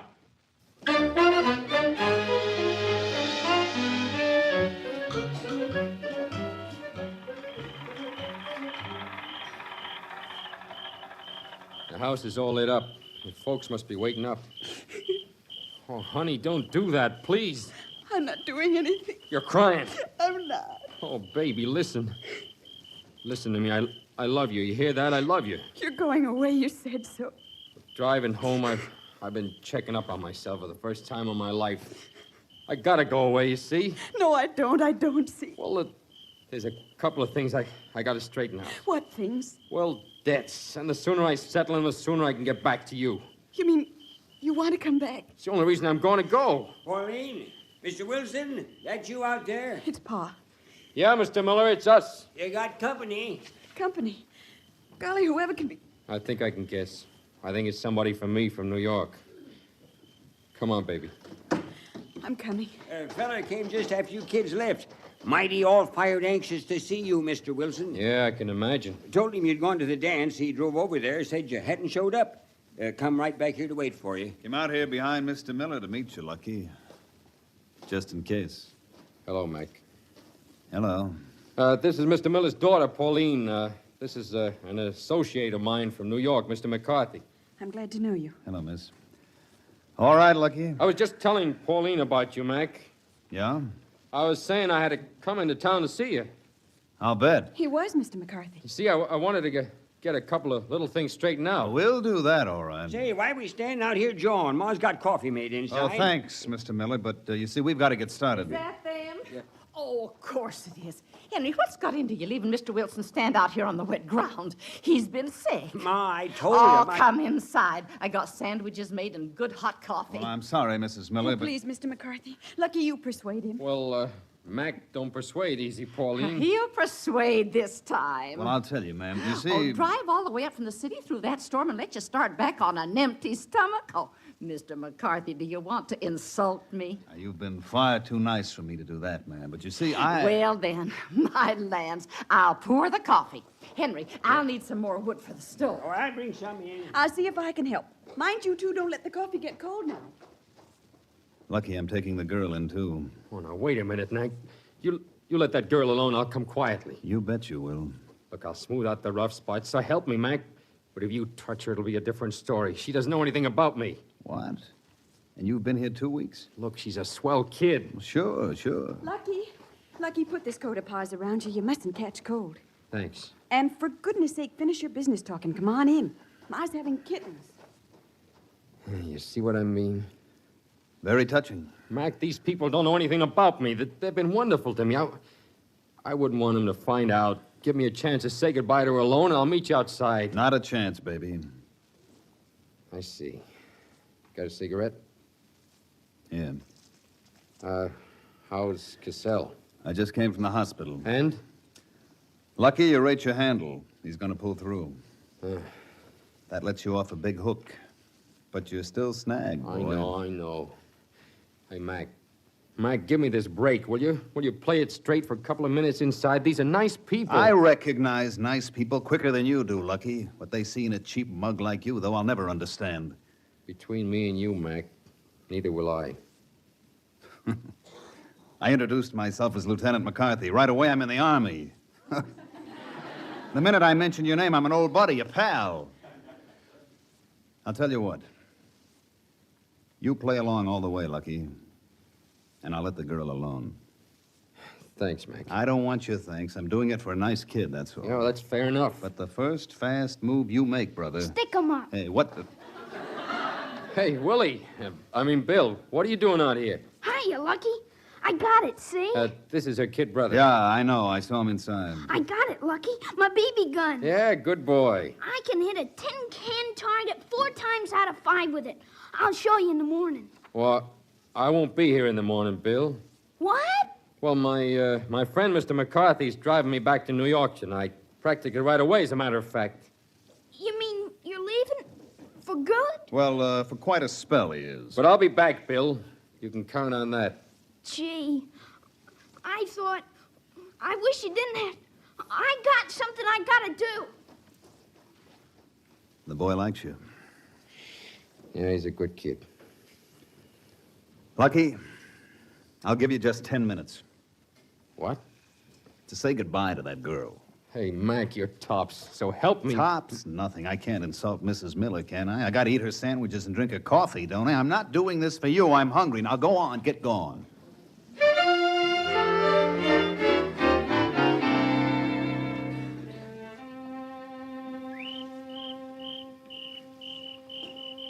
Hey, I've been looking for you.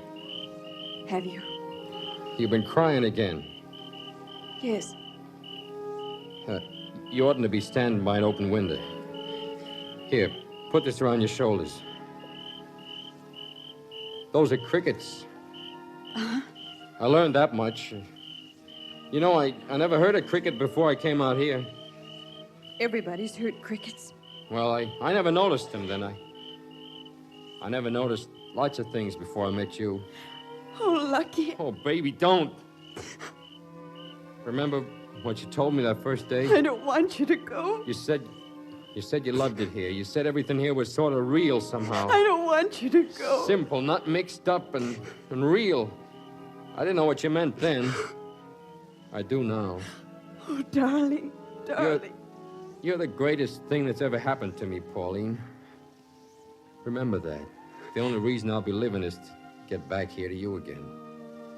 How long will you be gone? I don't know. There's lots to do, things to wind up, get squared away. It might be a couple of years. A couple of... But you'll be in the city all the time? Well, I won't be out of the state. Then you could come up weekends, no matter how busy you are. Yeah, sure. Sure, weekends. Hey, baby, look at me. Yes, Lucky. Would 2 years, I don't know, maybe even longer, would it be too long to wait? 10 years wouldn't be too long to wait. Don't you know that? Yeah, I guess I do. And it won't be so awful bad. Golly, if we can see each other every weekend... Well, we can't. What? I can't go on like this. I've done enough lying. I was going away and not saying anything, never say anything, but I can't, see? Even if it queers everything between us. Lucky, what are you trying to say? Well, that guy McCarthy, he's not a friend of mine, he's a cop. Yeah, a cop, that's right. He came up here to arrest me. Lucky. He's taking me back to jail to stand trial, and I've got it coming to me, kid. Don't get me wrong, I've got it coming. Hey, baby, don't look at me like that. Lucky, You what? That's what waiting will mean, see? Waiting for me to get out of prison. Maybe it's not worth it. That helmet with a plume is just a make-believe. Maybe, only for me all of a sudden, it's not. Aren't you going to say anything? It's okay, baby. It's okay. But remember one thing. Lying's done with. Most of all, it's the truth that I love you. I love you, and I always will. So long, baby.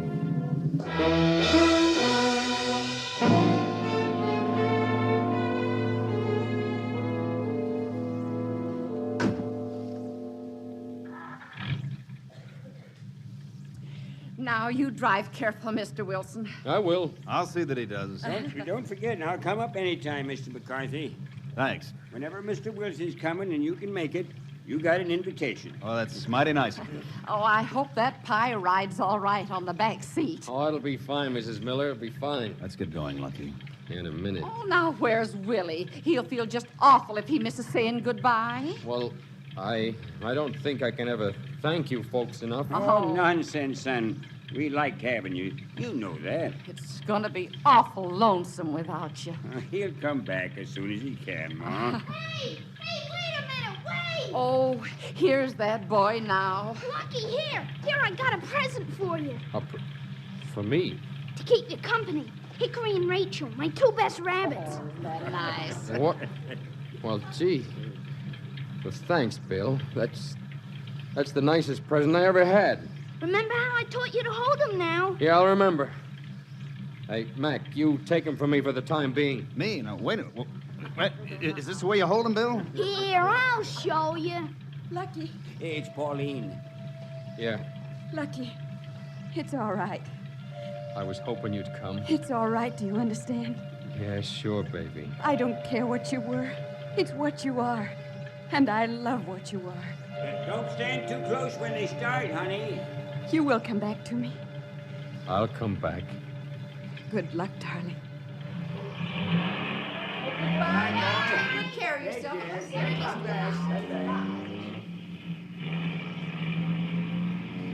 Lucky, Yeah? these rabbits. What about them? I'll keep them for you till you get out. Okay, Mac. Just those two. The rest you can have for souvenirs.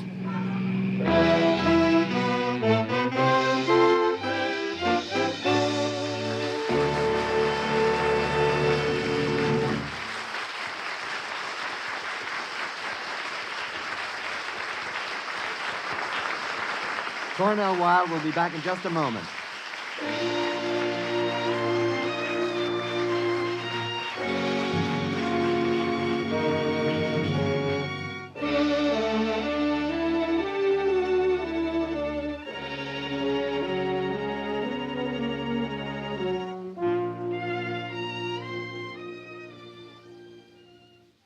Now, Mr. Wilde, somehow I have difficulty calling you Cornell. It seems like a college cheer. Well, actually, I went to Columbia and the College of the City of New York, CCNY. Good for you. Cornell being a co-ed school might have been more training for the Hollywood curriculum. Well, now, I didn't expect you to make such an implication, Howard. Hollywood is just like every other place. Only there are more wolves at the door. Well, every place has its quota of wolves and doors. Well, let us say that Hollywood has a more attractive species. Hey, this conversation is getting corny. It's under the heads of our audience. Okay, I'm crushed. But I still rise to say that we're glad you've made your way to stardom, and we've enjoyed many of your performances. Even wish some of them had been for MGM. Well, I'd better say I'm sorry they weren't, but you never know where you may land in show business. At any rate, I'm glad you landed on the MGM Theater of the Air. Thank you, Howard. And thank you, Cornell Wilde.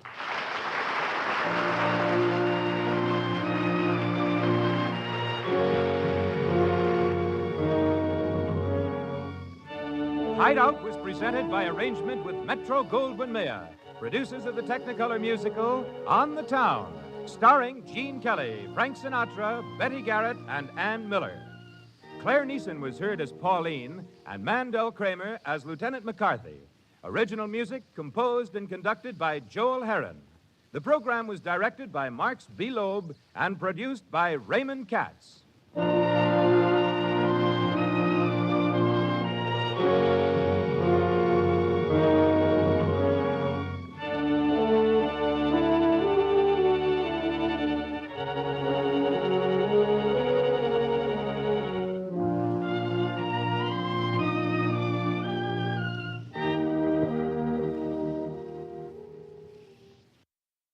The MGM Theater of the Air. Our star this week, Ann Southern.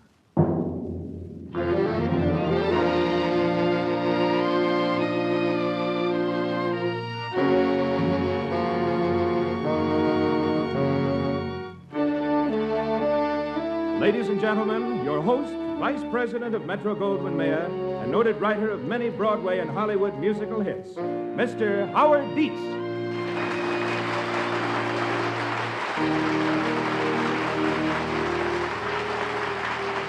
Thank you. The full-hour play you are about to hear on the MGM Theater of the Air is one of the best comedies of recent years. It is called Three Loves Has Nancy. It was originally a Metro-Goldwyn-Mayer movie. Our in-person star is that accomplished actress with whose inimitable style you are all familiar, Ann Southern. In a moment, we will hear Miss Southern in Three Loves Has Nancy by the MGM Theater of the Air.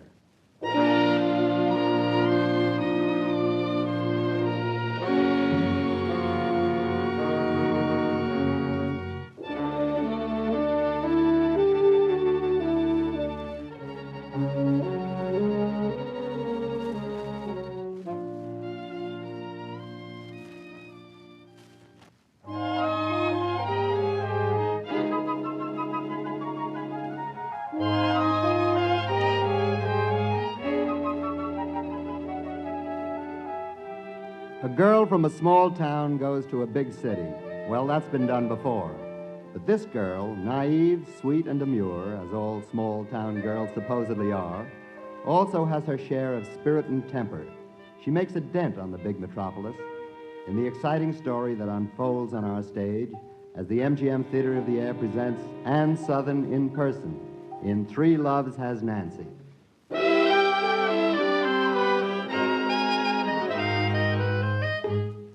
It's midnight in Manhattan. There are two apartments joined by a narrow terrace paved with flagstones. They're almost, but not quite, penthouse apartments. On the left, the rooms are dark, silent, French doors bolted and shut. On the right, the rooms are glowing, alive, candlelit. The doors open. The sound of feminine laughter emerges on the night air. A figure slips through the open door and stealthily moves along the terrace, raises a hand toward the locked doors in the dark, silent apartment. Inside, in bed, unaware of the nocturnal visitor, a man lies sleeping. Robert! Hey! Wake up! Robert! Robert! Hey, go away. I'm sorry. Advance royalties are against the rules of the house. I'm sorry. Hey, what? Me, Miles, out here on the terrace. Just a minute. I need to slip his robe. Oh, the man out of bed in the middle of the night ought to be a law. Hurry up, will you? Who is it, anyhow? Niles, you dope. Niles, what do you want? In, open this door. You realize it's nearly midnight? I'll break this glass, so help me. You realize I was enjoying the first good night's sleep I've had in years? Now, come on, old boy, be a sport. Open up. Oh, what are you doing out there on my terrace anyhow? You're supposed to be entertaining a beautiful young lady in your apartment next door. She's why I'm here. I can't hear you. You abysmal aborigine let me in. Oh, yeah, of course, sure. Come on. Another minute, she'd have heard me. Shut that door. Oh, now, see here, Miles. 10, 20, 100 good publishers in this town, and my publisher has to sleep with doors and windows bolted. I do? Was I? Will you shut that door? Oh, boy, you got me out of bed to open it. Well, shut it. Yeah. I knew when you moved next door it was a mistake. Give me a cigarette. Yeah, there on the nightstand, and I knew it was a mistake. Never let an author get close to you, Robert. My father always said they'll abuse the privilege every time. Robert, listen to me. I've got to get out of town. You woke me up to tell me that? Well, have a pleasant trip. I'm going back to bed. Oh, no, you're not. You're going to help me get out of town. Now, see here, Niles. I'm your publisher, worse luck. I was also your roommate at college. But when it comes to being drafted as accomplice for one of your escapades... Bob, it's Vivian. Who's Oh, Vivian. Oh, the beautiful actress, huh? Yeah. The redhead for whom this evening was so carefully prepared. Champagne, soft music, candlelight dining. What happened, Niles? She take you seriously? Her mother did. Her mother? Redheads like that have mothers? Also fathers. So help me, Bob. All I did was ask the girl up for dinner. I know, old boy. A pleasant, harmless evening between two friends. I know, old boy. We aren't children, either of us. I know, old boy. Stop saying that. Well, she brought her mother. That was bad enough. But the old, her mother took it for granted that we were engaged. Said she'd cabled Vivian's father in London the happy news. They've accepted me. Well, if you explain that you were just friends... Oh, she was delighted to hear it. Says friendship is the basis of marriage. Another cigarette. Help yourself. Anyhow, I slipped out and got over here. Now, you know that lecture tour you wanted to sign me for? You weren't interested. I am now. I'm ready to leave tonight. You're not leaving anywhere for a week. You've got proofs to correct. Now, don't cross me, Bob. I'm in no mood to be crossed. Oh, see here, Niles, it might not be so bad. Vivian's a sweet girl. Well, she can be sweet. You might both be very happy. No, not me. Marriage wasn't made for me, and I wasn't made for marriage. I'm leaving town, Bob, and I'm leaving now.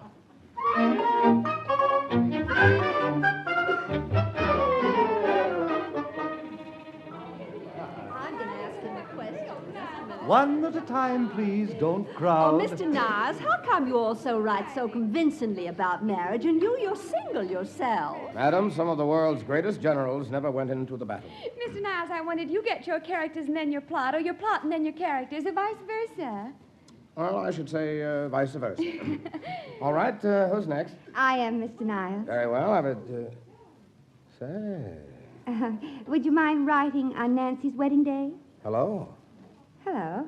How did you get into a small town like this? Why, I live here, Mr. She was born here. I'm Mrs. Briggs, Mr. Niles, her mother. That makes you a very fortunate woman, madam. Well, could you please sign the book now, Mr. Niles? The book? Oh, yes, of course. What was it again? On Nancy's wedding day. And who is Nancy? I am. I see. And when is your wedding day? Today. Today? Uh-huh.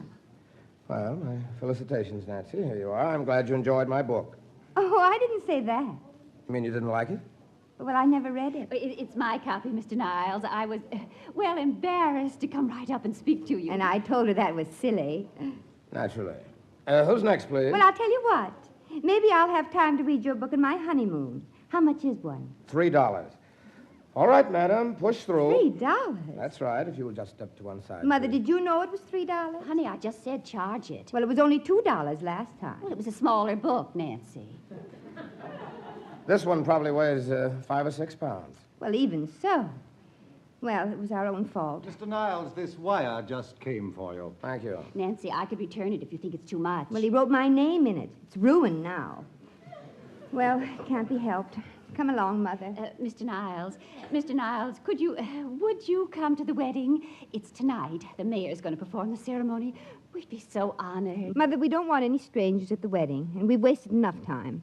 Goodbye, Mr. Niles. Hurry, Mother. Yes, dear, coming. Now I know the meaning of true Southern hospitality. Not bad news, Mr. Niles. Bad news? Not to go to that girl's wedding? Oh, the wire. Oh, no, indeed. It's from my publisher. Sales skyrocketing. Vivian has gone on the road with a play. Are you going to be here tomorrow, Mr. Niles? I want my grandmother to look at you. I'd love to look at your grandmother, too, but I'm leaving on the first train to New York tonight.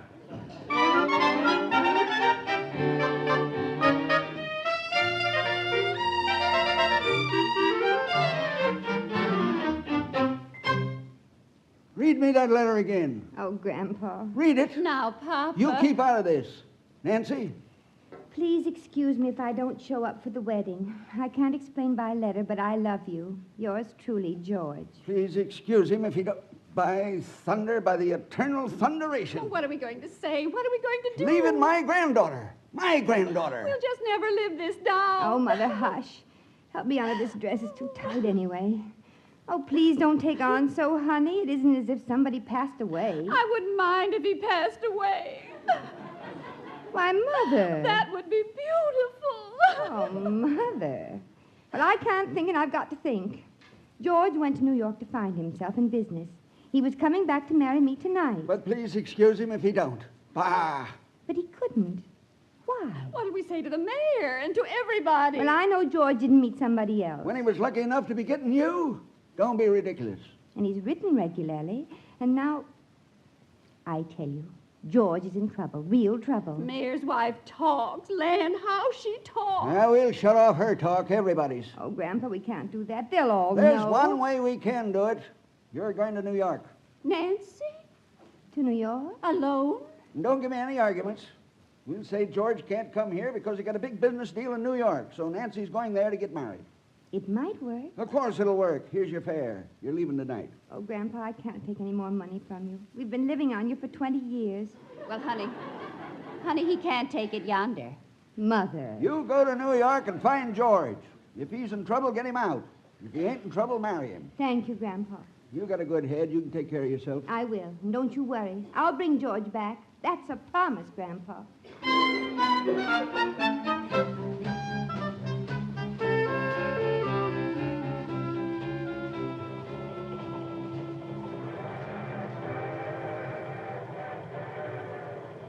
Dinner for one?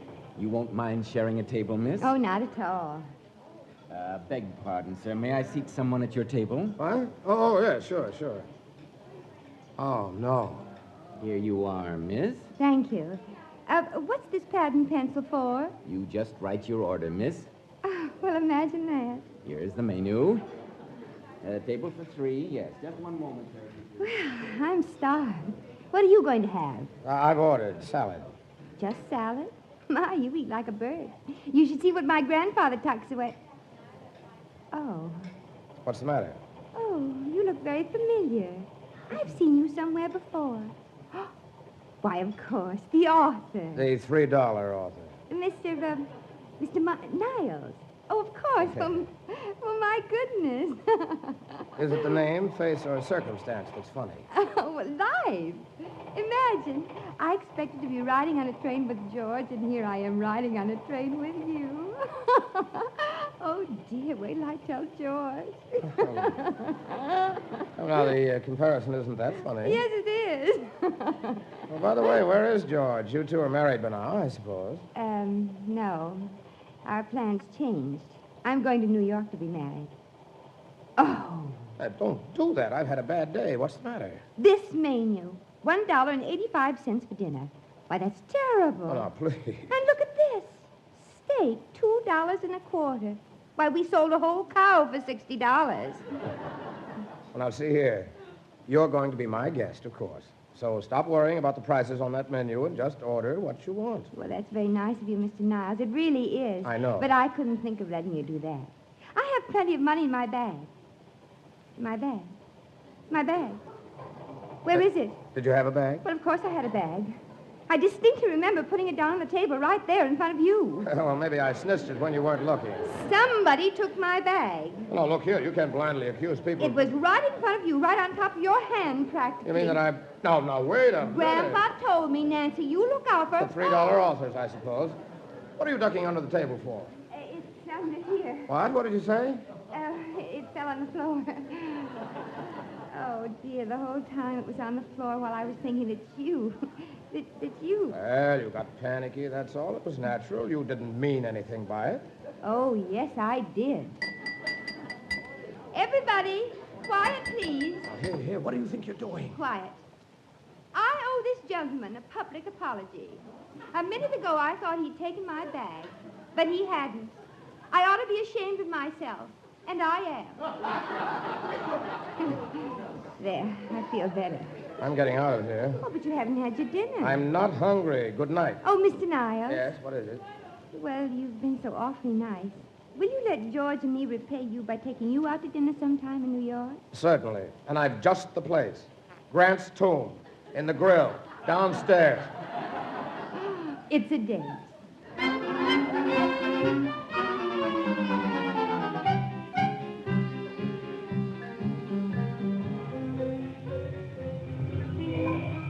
Oh, my goodness, give a person time to get to the curb. No need to be in such a rush.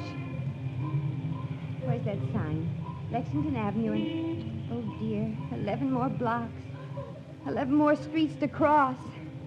Well, 1, 2, 3, go.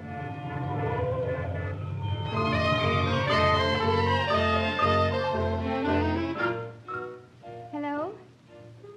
Hello, is this the proprietor?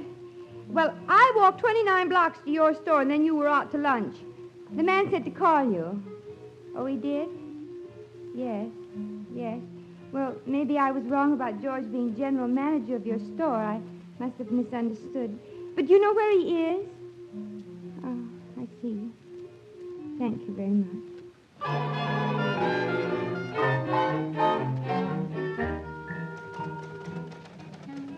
No, he's not my husband. That is, not yet. But he's missing. And a policeman told me to ask you if you had him here at the Missing Persons Bureau. George Wilkins. Well, not if you had him, you know, but if you'd help me find him, please. I've got to find him. You see, I've just got to.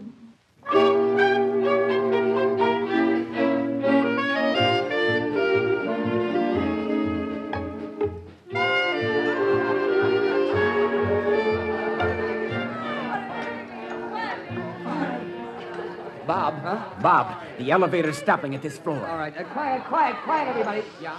A little surprise party for our traveling authors about to be sprung. Remember how we rehearsed it? Everybody down now, get down. That's it, you're scraping your forehead, see? When I give the signal, all together we shout, "Welcome, Master." Now, shh. Welcome, Master! Well, all this for me? Vivian, what are you doing here? I read you were on tour. Darling Robert, so sweet. When I heard by accident that Malcolm Niles was coming back, I couldn't tear myself away. Surprise. Yeah. Hazel, darling, I've so much to tell you. Wherever shall I begin? You know, the last time I was here, when I left. Bob, the elevator's stopping again. Oh, no, not before I get her out of here. Vivi! Oh, never mind, there isn't time. Say, hiya, Bob, you old rascal. Not so loud, you dope. Come here. I got your wire. Hey, what are you... What's the idea of shoving me? Don't talk. Get down this hall before anybody sees you. It's all right for a minute. Now, look, old boy, after that wire, I was all ready to consider you my benefactor, but with a reception like this... She's back. She's out there. Who's out there? Not... Yes. But your wire said... Your wire said she'd gone on the road with a play. Well, she changed her mind. Why, you bilious, blundering... You should have checked up before you sent me that telegram. You don't need a publisher. You need a G-man. Well, we can't stand here. I've got to figure out what to do. Come on, my bedroom, right down here. No. Wait a minute, old boy. What's the matter with you? You can't go in your bedroom. Mal, I'd like wait. to see anybody keep me out. Oh, hello, Mr. Niles. No. I tried to tell you. She said she met you in Birch Valley. I liked her face, so you settle it between you. I wash my hands of all orders. How did you find out where I live? At the Missing Persons Bureau. I'm not missing. But George is. They know everything at the Missing Persons Bureau except where George is. And somebody stole all my money, Grandpa's money. The police said it was Barney the Dip, but they don't know where he is either. And I don't like New York. Nobody's neighborly. You're not even glad to see me, and I'm getting out of here right now. I'm going. Now, wait a minute. Listen. People having fun. Singing and laughing. Yeah. Nobody caring at all about... Oh... I think I've got the answer. Put down that suitcase. You haven't any place to go. Well, I'll find some place. At this hour? Why, the hotels are all closed. You're staying right here, Nancy. Oh, I couldn't do that. I only came here because I thought you might help me find George. Oh, sure. Yeah, you're going to stay right here until we do find him. Oh, well, you're awfully kind. Now, you get unpacked and go right to sleep. You've had a hard day. Sleep well and don't worry about a thing. Everything is going to be all right.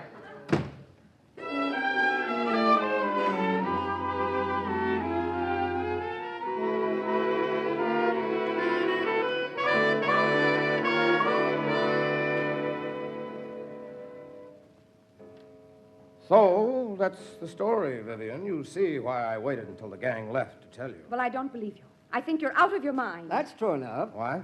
What Mal told you. It's all perfectly true, Vivian. I've seen the girl myself. Well, I haven't, and I wouldn't trust either of you. Oh, now, Vivian, you must understand I can't desert her. It was one of those things, you know, a simple, sweet, unspoiled... Well, I was a fool. I don't believe you. A fool, but I'm not a cad. I shall marry her because I must. I won't have it. Do you hear? My hands are tied, but we'll still see each other, darling. We'll pretend you're my cousin. Your mother can be my aunt. Oh. Nancy will never suspect. Oh, Mr. Niles. What? Oh, well, I thought everybody had gone home and I couldn't sleep. Hello. Ha! She stops being articulate after hours, Nancy. It's all right. Oh, my, just look at this room. It's a wreck. But it'll be real nice when we've straightened it up in the morning. You're not wasting much time moving in, are you? Oh, I'm in already. Excuse me, I have a phone call to make. Nancy, you go back to bed. Well, I'm not sleepy, Mr. Niles. I could just as well start setting things to rights. It's past 4. Go to bed. That's right, Nancy. Must go, Betty. Bye. Hello, Tony. Well, good night then. Yes, darling. Good night. Oh, Mother's much better, Tony. Good night, Nancy. I can't get away after all. Yes, of course. Bye, darling. Vivian, I've had a lovely evening, Niles. But this wasn't it. Gone! Well, you hunk of dog-eared doggerel. Did it work or did it work? Oh, it worked so far. So far? What's that mean? That girl, Nancy. Oh, you can forget her. She got you out of a peck of trouble. She might say so. Yes, that's true. I was just thinking there's trouble and there's trouble. But you know that already, or you'll find it out soon enough. Pleasant dreams, old boy. Pleasant dreams.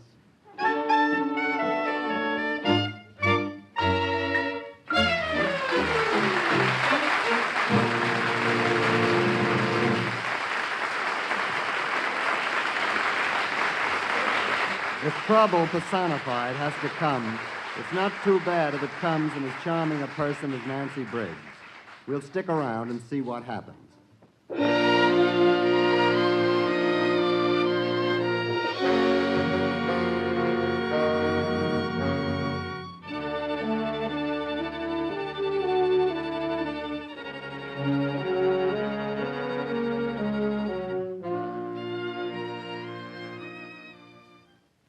Now, Act 2 of the MGM Theater of the Air, starring Ann Sothern, with Myron McCormick and Carl Eastman.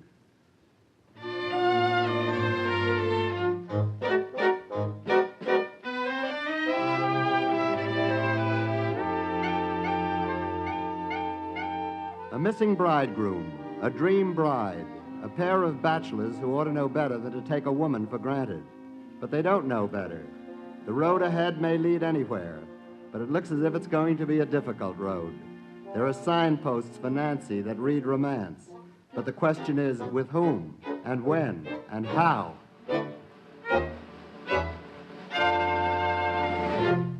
It is morning, the morning after the homecoming party for Malcolm Niles, bachelor, novelist, and man about town.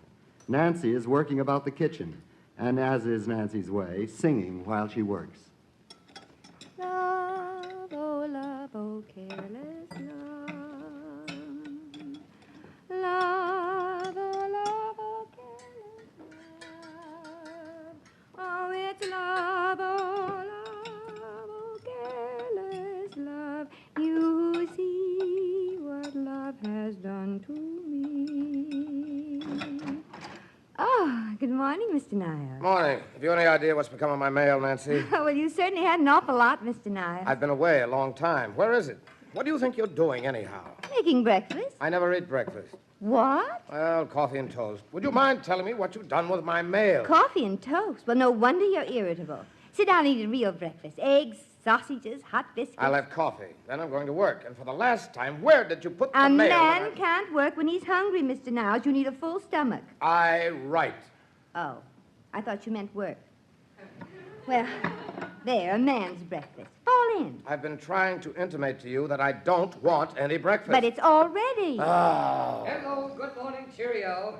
This where that delicious aroma's coming from? Oh, it is. Uh-huh. Nancy, for the 6th, the 10th time, where I is put it my... in the drawer of your desk, Mr. Niles. The desk looks neater that way. If there's one thing I can't stand, it's having my mail disturbed. Oh.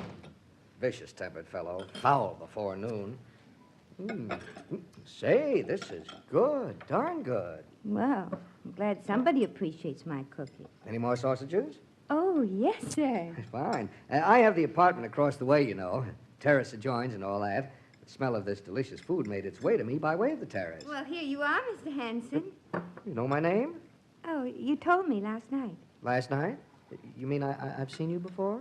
Well, you opened the door when I came looking for Mr. Niles. The girl from... wait a minute now. I've got a great memory, you know. It's just a little lazy. Oak Mountain. Birch Valley. Birch Valley, of course. But you weren't trying to find Malcolm Niles. You were looking for... wait a minute now. Henry... no. Thomas. George Wilkins. Yeah, George Wilkins. I never forget a name. Yeah, that's it. You know, you know, you're the most decorative cook I've ever seen. Well, thank you. Now, if you'll give me just one more biscuit, just one, mind. Oh, there's plenty. They've got to be eaten while they're hot. Nancy, did you put this ad in the paper? Ad in the paper, Mr. Niles? Personal column. George, girl who loves you, wants to help you out of trouble. Will get money. Come to 924 Park Avenue, Mr. Niles' apartment. Nancy. Did you? Oh, yes, I forgot to tell you. Here are your biscuits, Mr. Hanson. Oh, thank you, my dear. At the Missing Persons Bureau, they said I should put in an ad, and I did. Somebody missing? Why did you give my address? Well, I don't know anybody else. That's what you call real loneliness. Nancy, come here.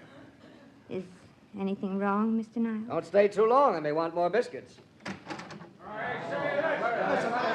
That's what's wrong. Oh, my goodness. 15, 20 bums, as many as the hall hold. There's more in the lobby downstairs. That's what you did with your little ad. Hello? That's George? Oh, no. George is handsome. Then why did you say hello? Well, he said hello. I was just being neighborly. Well, I wish you'd stop being neighborly. You see George? Well, let me see. No, he's not here. Gentlemen, I regret to say that none of you is the lady's soulmate. I am very sorry. Hey, do I smell food? Yeah, you hungry? Wait, I ain't eaten since yesterday noon. Why, that's terrible. There's plenty of food. Yeah, wait a minute. You all come right in.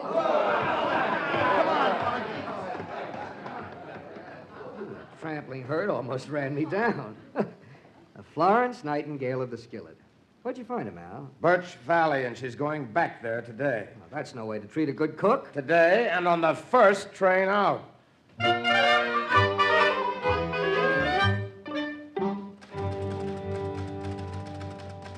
Let's see. As Mirabelle swept into the room, the chatter ceased. Women turned to stare. Head high, eyes alight, she marched past them. The Countess turned. Her green eyes laughed mockingly. Ah, she breathed. My things are gone. At last she is here. At last... Do you hear me? My things are gone. Go away, please. At last... Someone stole my wedding dress, my veil, and my suitcase.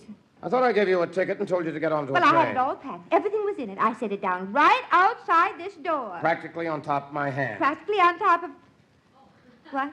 I stole your suitcase. I stole your bag on the train. Oh, Mr. Nice. I spend my life going about stealing from frilly-headed little Oh, bronze. Mr. Nice, I didn't mean you stole it. Nobody's stolen anything. Nothing has been stolen. Maybe I misread my lease. Maybe you live in this apartment and I should be working across the hall. Well, I've transferred your things to my place, Nancy. This oaf here doesn't appreciate fine cooking. He doesn't deserve you. From now on, you're working for me. Just name your own terms. Oh, but I couldn't. You want to find your, what's his name, George Hooses, don't you? Oh, yes. You have to live while you're hunting him up, don't you? Yes. Well, then the motion is carried. I'd rather cook for you, Mr. Niles. Well, we can have him for Sunday dinner. I don't care what you do, and I'm busy Sundays. See? It's all settled. Run along and get unpacked now. Well, I guess there's nothing else to do. Oh, Nancy. Yes, sir? I'll be home for lunch at 1. I'd like something tricky with kidneys. And ground glass. All right, Mr. Hanson. You're going to regret this piece of folly, Bob. Well, I'll tell you this, old boy. I'm surprised you can treat that girl as you do. Oh, she's your headache now, old boy. Poor little mite. Alone in the big city. A lamb among wolves. Lamb. Wonder if she knows the secret of marinating lamb. Alone in the big city. A lamb among wolves. There's an idea for a serial in that. A great city's regeneration through the purity of a simple country girl. 50,000 words at 20 cents a word? Say.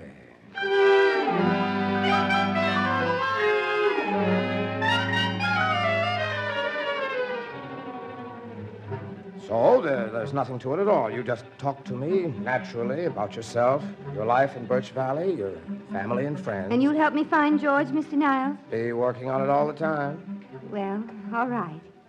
First, you've got to know about Grandpa, when he was a little boy. Hold it. Not quite that far back. Suppose we begin when you were, say, 17. Mm-hmm. Now, just talk to me naturally about yourself. My goodness. Who'd ever thought I could talk about myself for 2 solid weeks, practically? Very well, into the second installment. Now, today we let it ring. It's Mr. Hanson about his dinner. Let him eat out. Oh, I couldn't do that. Hello? Yes, Mr. Hanson. Yes, sir. Eggs Benedict and Canadian bacon and mushroom caps. But I haven't been able to talk to you for 3 days, Nancy. Mr. Hanson keeps me awfully busy, Mr. Niles. I am pushing a deadline. Doesn't that mean anything to you? Oh, blast that thing. Please, Mr. Niles. After all, where would I be if it hadn't been for Mr. Hanson? Where? Nancy, tell him to hang up. We've got work to do this afternoon. Hush. Yes, Mr. Hanson? Time is running out. This installment's overdue now. A steak with the same sauce I made last week? Oh. Why, of course, Mr. Hanson. It'll be no trouble at all. Oh.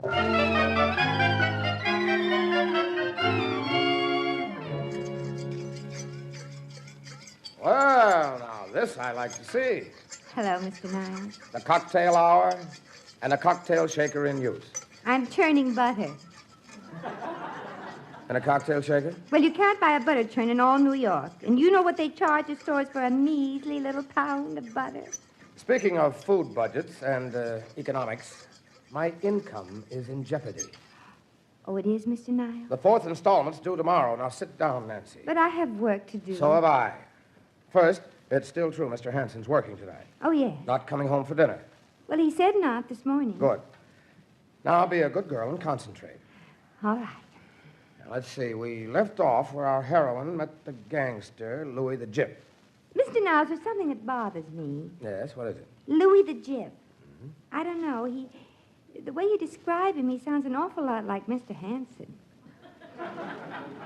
That's a minor detail. Well, I don't like him. Not after the way he talked to his mother. Of course, maybe the heroine could reform him. What would you do if you met this gangster? Well, I'd tell him a thing or two. Well, what exactly, in your own words? Well, first of all, I'd say...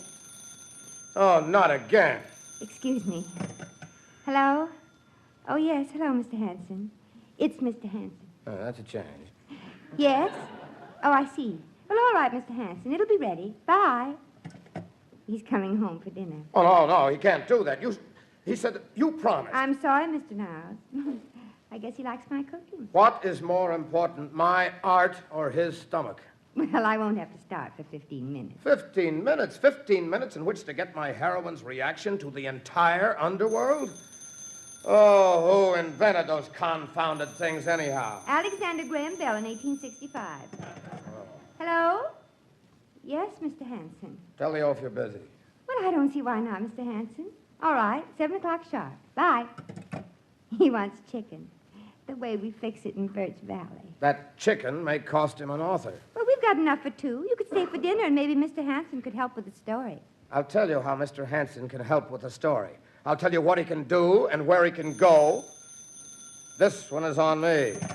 Hello. Nancy, about the dressing for the chicken, I think... Oh, you can't get home for dinner after all, old boy. Yeah, what's that? Who is it? Oh, that's a shame, Bob. Mal, get off that phone. He says to tell you his plans have changed at the last minute. He's not coming home for dinner after all. Get out of my kitchen. Where's Nancy? Oh, that's too bad. Oh, Nancy, sorry to hear that, old boy, but I'll see that she doesn't go hungry. The story's coming along fine, old boy. You two-faced, double-crossing friend in the grass. How's that? Take Nancy out for dinner? Well, yeah, sure. I'd be delighted. No, of course not. Oh, isn't that sweet? Always thinking of other people. Oh, that's darn decent of you, old boy. If it's the last thing I do, will help me of all the low conniving... Now, don't work too late now. So long, pal. Go on, get ready, Nancy. We're going out for dinner. Oh, that'll be wonderful, Mr. Niles. I'll be ready in 10 minutes. Make it 5. I'll see what he wants this time. All right, 5 minutes. Hello? Mal. Hello? Mal, listen, old boy. You must have the wrong number. I'm just trying and to keep save your nickels. From here on, the receiver is off the hook.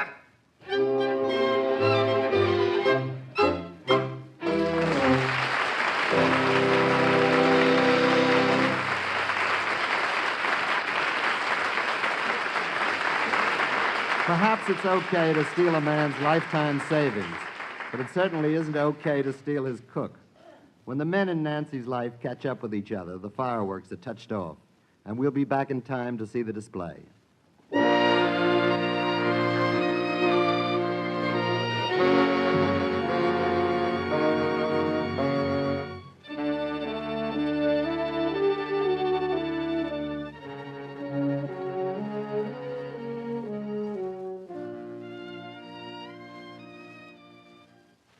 Now, Act 3 of the MGM Theater of the Air, starring Ann Sothern.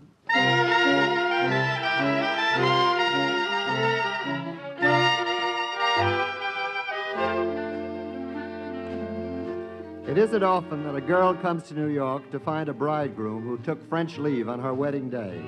It isn't often that a girl, having come to New York, finds herself a dream cook for a prominent publisher and at the same time the dream heroine of a prominent novelist. But Nancy manages to be all of these things. Of course, it couldn't happen to every girl, but it could happen to Nancy, from whom we have now learned to expect the unusual. At the moment, Nancy is dining out with novelist Malcolm Niles at one of New York's ultra supper clubs. Well, you like it, Nancy? Oh, yes, it's a beautiful place, Mr. Niles. Except I feel sort of plain in just street clothes. Nonsense. And it's a funny feeling not to know what you're going to have for dessert. You've never had crêpe Suzette? Gee, it doesn't even sound like food at all. Oh, they're more than food, Nancy. Crêpe Suzette are the climax of dramatic cuisine. Is that so? They're served in a chafing dish with a burning flame from the fumes of brandy sauce. You listening to me? Oh, yes. What are crêpe Suzette? What? You see, you weren't listening. What are you staring at? You? No, I wasn't listening, Mr. Niles. I was thinking how nice it is being here with you. Oh, fine, fine. Well, now let's get to work, shall we? Work? Oh. We've got our heroine alone in the park. We have? This is the crucial scene so far. This is where love enters her life, see? Even my serials can't go on for more than 3 installments without love. Hello? What? I just said hello to that man over there. I thought you said you didn't know anybody in New York. Oh, I don't, Mr. Niles. Then what are you speaking to that man for? Well, I was just being neighborly. My goodness, he smiled at me and I smiled back and he said hello, I think, so I said hello. Nancy, New York is not Birch Valley.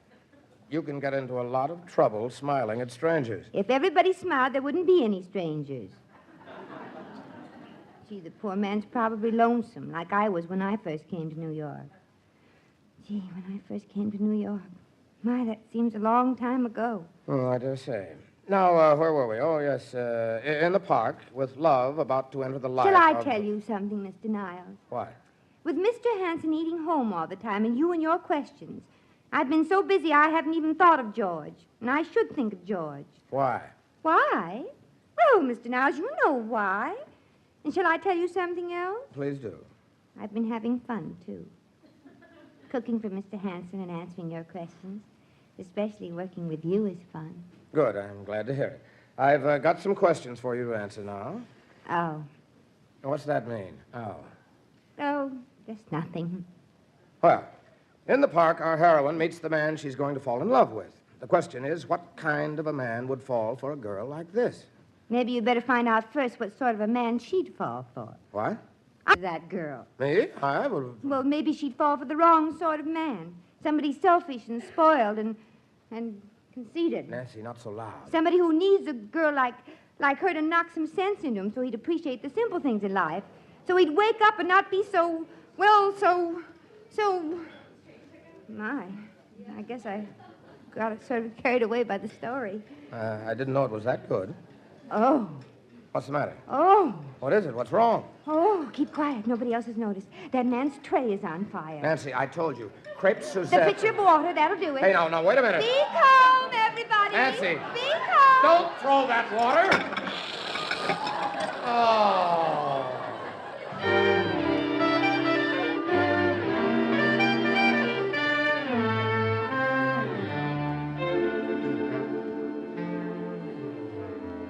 All right, let's see that finger. Oh, it's all right, Mr. Niles. Oh, quite a burn. Here, put some of this butter on. Oh, no, really. Oh, go on. It's not store butter. There. Now, that'll teach you not to play with fire. Mr. Niles, I'm terribly sorry. I didn't know it was only a dessert. Well, forget it. You're home now in your own room. And a good night's sleep, and it'll all seem like a bad dream in the morning. But putting you to all this trouble. It was rugged while it lasted, wasn't it? Oh, I could do with a drink. Well, there's some water over by the bed. I keep it there for Mr. Hanson. Well, I didn't mean exactly to... You what? Mr. Hanson walks in his sleep. But that's ridiculous. Oh, he does, Mr. Niles. I've roomed with him. I've camped with him. He never walks in his sleep. He walked in his sleep last night. He was coming right in here. Only the window onto the terrace was closed. I'll have a talk with roaming Robert in the morning. We had a farmhand who walked in his sleep. His wife threw a pitcher of cold water on him to wake him up. Yeah, well, you climb into bed now and get yourself some pleasant dreams. Oh, Mr. Niles. What? Look, it's Mr. Hanson. Sleepwalking again. Well. Turn off the light. Is the window unlocked? Now it is, yes. Give me that pitcher of water. Quick. Now, come along, my wandering boy. Come along. Come on. Where am I? What happened? Where am I? Turn on the light, Nancy. You're well on the road to Alcatraz, you cad. Mal, what are you doing here? Getting you out, cad. Come on. Now, wait. I demand an explanation. She's my cook. Good night, Nancy. Good night, Mr. Niles. Good night, Mr. Hanson. I demand an explanation. Now, what have you got to say for yourself? What have I got to say? You kidnap my cook. You take her out to dinner. You drown me for no reason. And then... What were you doing in there? It so happens I was bringing her some butter. A likely story. Well, you can believe it or not. She got burned. I'm not surprised. Well, I'll tell you this, my fine, meandering friend. After everything that happened tonight, I'm taking care of her. What else happened? Never mind that. From now on, I'm Nancy's guardian, and my first official act is to see that you sleep in my room tonight, chained to the bedpost.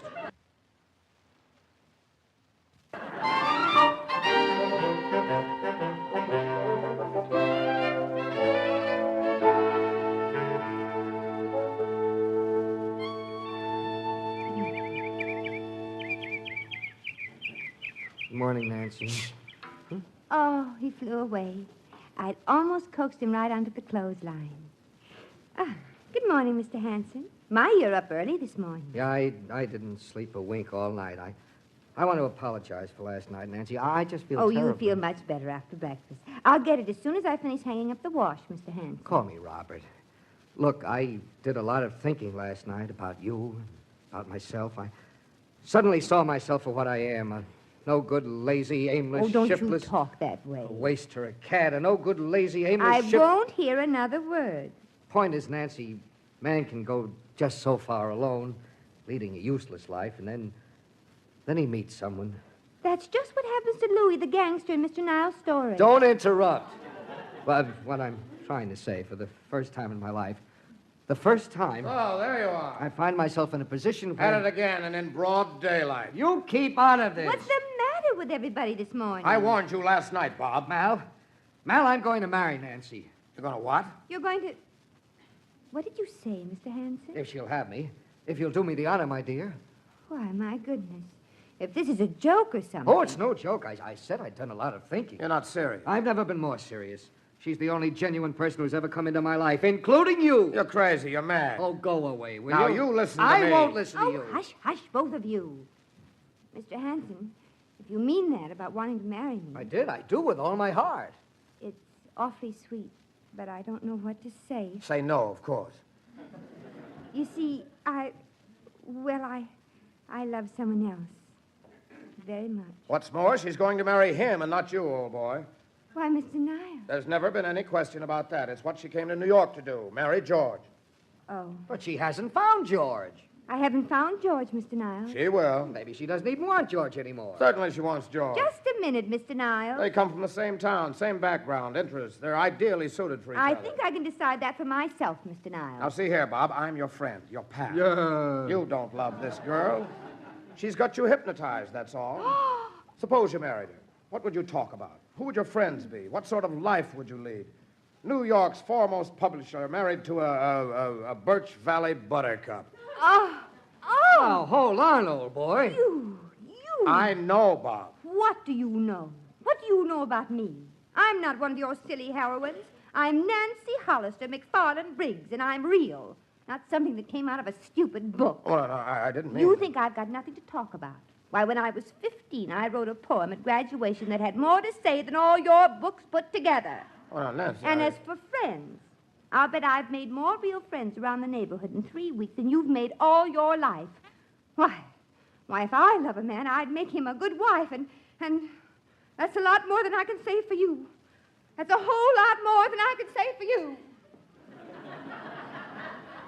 Well, Birch Valley Buttercup, huh? Go away. This happens to be my terrace. Go away yourself. Before you do, I've sent for a family. Hmm? Her family. I wired them to come up for our wedding. Well, you are crazy. I met Mama, and I had a full description of Grandpa. Wait till you see him. I expect to very shortly. They're flying here as my guests. Ah, Bob, I can't let you do this. Oh, bosh. Now, if you won't consider yourself, think of your mother and father. Why, if they ever met Nancy's family, the blue blood in their veins would turn white. They'll meet her family all in good time. You're determined to go through with it? Yes. Even when she's admitted she loves George? Yes. Well, I won't have it, you understand? You and that girl. I'll stop it somehow if I have to drag you to a psychiatrist. Psychiatrist? Maybe that's what you need. A good, honest psychiatrist who'll tell you the truth for once about yourself. The truth? Yes, that you're in love with her. You want to marry her. Oh, you're an idiot. Of course, that's it. I see it all now. You don't want me to marry her because you want her for yourself. Well, it won't work, see? Now go away from here and stay away. Oh, he's out of his mind. That's what it is. He's possessed. Of all the idiotic... Me in love with that pest? Well, she spelled nothing but trouble for me ever since I laid eyes on her. Oh, no, it isn't that at all. I'm thinking of Bob, my friend, my buddy. Well, I've been a nervous wreck ever since she followed me to New York. Oh, I've got to scotch this thing between her and... hello. I want to send a telegram to Mr. and Mrs. Robert Hanson, Sr., Beacon Hill, Boston. Come at once. Bob making grievous mistake involving family name. That's right. Grievous mistake.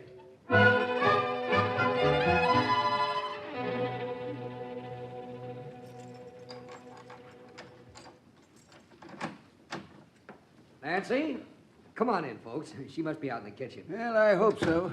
I could do with some of Nancy's victuals. Ain't had a decent meal since she left. Why, Papa, I've cooked all your favorite dishes. Yeah, that's what I mean. Well, Mr. Hanson... Robert, please. Quite a place you got here. Might fancy, but nice. I'm glad you like it, sir. But where's Nancy? We want to surprise her. I'll go get her. I didn't say a word about your coming. Good evening, Robert. What? Speaking of surprises, I've got a couple for you. Well, Robert, have you lost your tongue? Don't stand there gaping, boy. Mother. Father, where did... Oh, hello. We came the moment we got Malcolm's telegram. Left on the next train. Malcolm's telegram, I see. This is Mrs. Briggs and Grandpa, my parents. Howdy, folks. How do you do? How do you do? Isn't anybody going to introduce me? I'm Malcolm Niles. My best friend in wolf's clothing. You don't remember me, Mr. Niles, but we met before in a bookstore in Birch Valley. Robert, what's this Malcolm tells us about a wedding? Who is this woman? She's my granddaughter Nancy. As fine a girl as ever came out of the South. Oh, do you like fruitcake and syllabub? We do not. No, indeed. Don't evade the issue, Robert. Who is she? Oh, Mother, you'll love Nancy. She's wonderful. And anybody says she ain't has got to me to answer for her. We ought to be proud to join this family, Mother. Why? Why, Robert? Well, because we need fresh stock. We've been watered down with decadent nobility. Robert, how can you stand there and insult your family in front of these... Peasants. Say, You mean us? The whole affair is utterly absurd. Oh, Mother, be fair about this. You haven't even seen Nancy yet. I don't have to see her. I've seen them. Why, the idea. Papa, you hear her? Think you're too good for us, do you? Well, let me tell you a thing, Mrs. Hoity-Toity. I won't forget this now. Of all the... I did it to save you from yourself, Oh, Carl. thank you, thank you, thank you. You'll mean that someday. You won't live to see it. You and I are through. Kaput. Quiet. Here comes Nancy. Nancy? What's she doing with those bags? Oh, Nancy, my dear, I have a surprise for you. Nancy, honey. Mother, Grandpa. Oh, well, how did you get here? Came up here by airplane. You know, if we Confederates had had a few of those things, these Yankees wouldn't be so uppity today. Oh, I'm so glad to see you. So glad. Hey, wait a minute. You've been crying. Here, put them bags down. Well, what brought you here? Why didn't you let me know? It was all so sudden, honey. Nancy, this is my mother and father. This is Nancy. Oh, well, I'm mighty glad to meet you. Well, my, this is a pleasant surprise seeing you all. Oh. Oh, don't mind me. I'm just an innocent bystander. Robert, your father and I wish to speak with you alone. Alone, Robert. Anything you got to say, you say to our faces. Why, Grandpa, that's rude. It's no more than they rightly deserve. I say it's a heap sight better to have a showdown right now before Nancy marries that young feller. Who said I was going to get married? He did. Well, Nancy, we didn't decide. You didn't decide, but when I mentioned it this morning, I'd already sent for your folks, you see, and... Say, let's get this straight. You wired us you and Nancy was going to get married. I did, sir. Well, are you or ain't you? Are you going to let that man bully our son? See here, my good man. I ain't your good man. I knew what it'd be like. Yankees. Now, don't get excited. Nothing will be gained by getting excited, please. Please, everybody, keep quiet, please. It seems you've all got something to say about my getting married, except me. I told Mr. Hanson how I felt this morning. He's sweet, one of the nicest people I know. There's someone else. Nancy. What? George? George? Where did you come from? Well, I rang and knocked. Finally walked in. Long time no see, Nancy. Where have you been? Oh, well, I lost my job, see. That's why I skipped the wedding. That's why I didn't answer your ad sooner. But I got another job, and everything's hotsy-totsy now. These your bags? Yes.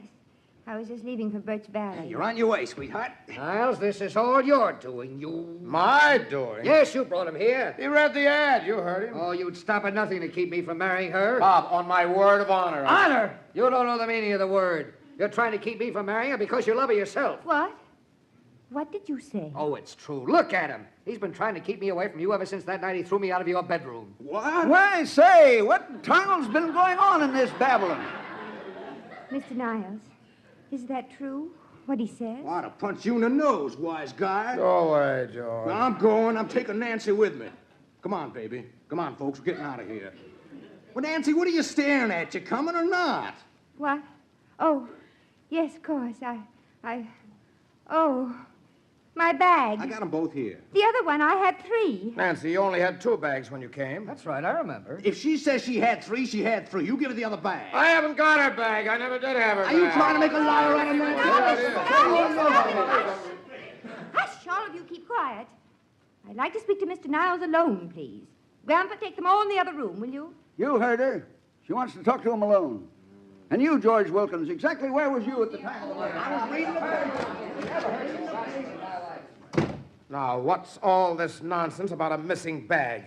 You know as well as I do that you never had 3... Mr. Niles, you didn't deny it. What? When Mr. Hanson said you were in love with me yourself, you didn't say you weren't. Are you, Mr. Niles? Yesterday I'd have said that he was crazy. But today? I guess I'm crazy.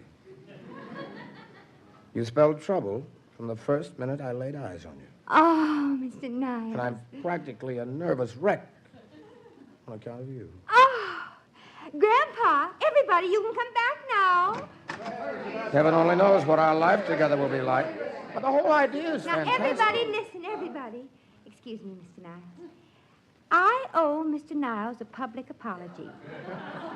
A minute ago, I let you all think he'd taken my bag, but he hadn't. I ought to be ashamed of myself, and I am.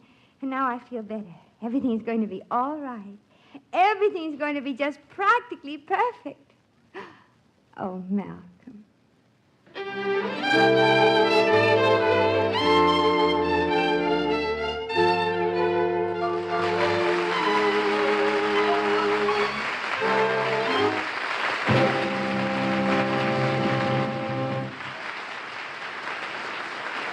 Ann Southern will be back in just a moment.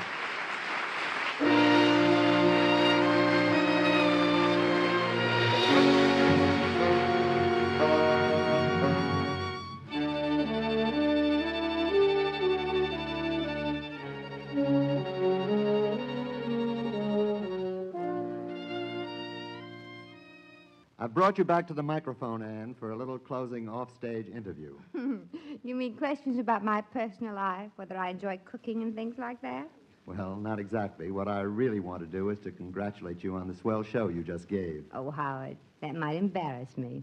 Well, we're a little proud of you around here, especially since you're on our radio in The Adventures of Maisie. This isn't an interview, it's a commercial. Well, going further, we all liked your psychological characterization in your latest film, Death in the Doll's House. Thank you, Howard. And thank you, Ann Southern.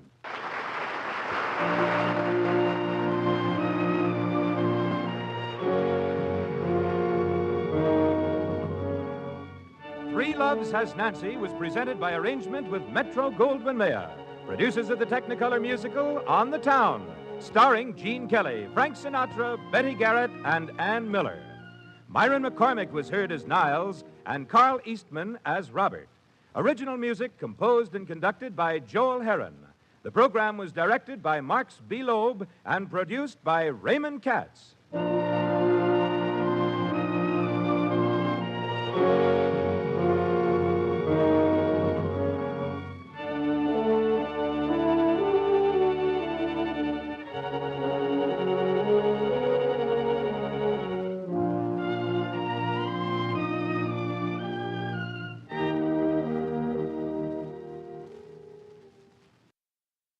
The MGM Theater of the Air. Our star this week, Rex Harrison.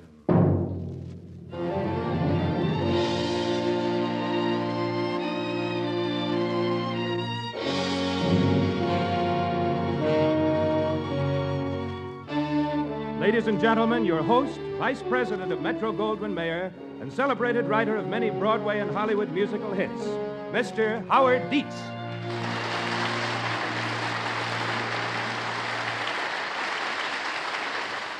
Thank you. We feel that the next hour will be entertaining to those who like suspense, romance, and action. People who don't like these things shouldn't listen.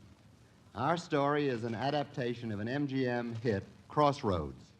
The plot ranges from the Paris underworld to the higher world of the French Foreign Office. Our star is the distinguished Rex Harrison. He plays a young French diplomat who might also be mistaken for a more doubtful character. As the phrase goes, is he man or monster? In one moment now, Rex Harrison will appear in Crossroads.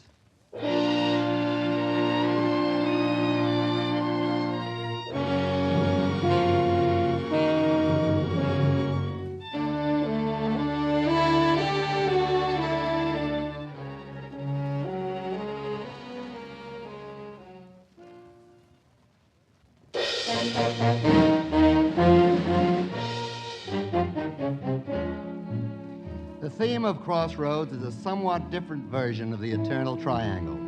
Usually, this triangle is two men and a woman, or two women and a man. In this case, however, there's a woman, a man, and the strange and secret past of that same man, his alter ego, so to speak, which becomes the most important character in the play. We take you to Paris, the Paris of 1935, pre-war. Walking along the Champs-Élysées on his way home is David Talbot, considered extremely brilliant by all his colleagues in the French Foreign Office. Good evening, Monsieur Talbot. Ah, Francois, you didn't even give me a chance to ring. Madame saw to that, sir. Hmm? She was waiting at the drawing room window, saw you walking down the avenue. Ah, tell me, Francois, how is she? As lovely as ever, sir. Yes, tell me more. As happy as when you left this morning, sir. Yes? And, if possible, even more in love. Ah. Francois, our country is about to confer quite an honor on me. Yes, sir. And if I get it, remind me to give you a raise. I must tell Madame. Oh, sir, a letter came for you today, brought by a rather strange man and... Oh, not now, Francois. Oh, very well, sir. I gave it to Madame. David, darling. Lucienne? What? I was thinking all day about how wonderful it is to be in love with a married woman. particularly since the woman is married to me. Oh, you are silly. Kiss me. Really, it's criminal for a man to have to work when his honeymoon's barely over. But, darling, you're so important. Did you miss me today? I thought of you every minute. What did you think? Well, to be honest, I suppose I was selfish. I was really thinking of myself. Tell me. Well, I thought, here am I, a nobody. Not only selfish, but dishonest. You're very much a somebody. Just a few years ago, I was an obscure government clerk. My darling, you're married to a fortune hunter. Everybody says you'll be Minister of Foreign Affairs one day. Perhaps even President of France. Oh, I don't aim quite that high. But I do know a secret. I knew you were holding something back. Tell me. That I'm soon to be offered... What you've dreamed of. An ambassadorship. Correct. Ambassador to Brazil. There. How's that? Oh, I'm so happy for you, David. So happy for both of us. We are lucky. Terribly lucky. We have position, a bright future, not a worry in the world. Dinner is served, madame. We'll be right in, Francois. Yes, I'm starved. Excuse me, sir, but that letter I mentioned, perhaps I did wrong when the man delivered it. Perhaps I should have called the police. Francois, what do you mean? Well, something he said, madame. I'd not like to repeat it. Oh, nonsense. What did this strange fellow say? As he handed me the letter, sir, he said, "How do you like being butler to a criminal?" David, have you been speeding again? No, that was when I was a bachelor. Just forget the letter, Francois. Yes, sir. And you can serve the first course. Very well, madame. Now then, would madame do me the honor of having dinner with me? Oh, you men, you have no curiosity at all. I'm terribly curious about what's for dinner. I'm starved. But the letter, darling, there on the table. Oh, yes. Oh, the fellow has atrocious taste in stationery, hasn't he? Obviously from a political enemy or a crackpot, but we'll see. Well. David, you seem puzzled. Well, mystified is the word, my dear. Listen to this. It starts out, Dear Jean. But, David, the letter isn't meant for you. Now, the envelope's addressed to me. See, David Talbot. Well, read it. Well, it says, Dear Jean, allow an old friend to congratulate you on your noble career. Accept my good wishes for a happy life with your rich bride. You are now able to pay me that old debt of 1 million francs. 1 million francs? May I suggest that you deliver the money at noon tomorrow to the abandoned park in Volney Street. Throw it over the hedge near the boarded-up gate. I'm sure you will understand the reason for these exotic instructions and the reason why this letter must remain unsigned. Well... But, darling, what does it mean? I haven't the foggiest notion. What are you going to do? Do? Well, first I shall have dinner. I'm sure it'll be a good one, and then, naturally, I'll call the police.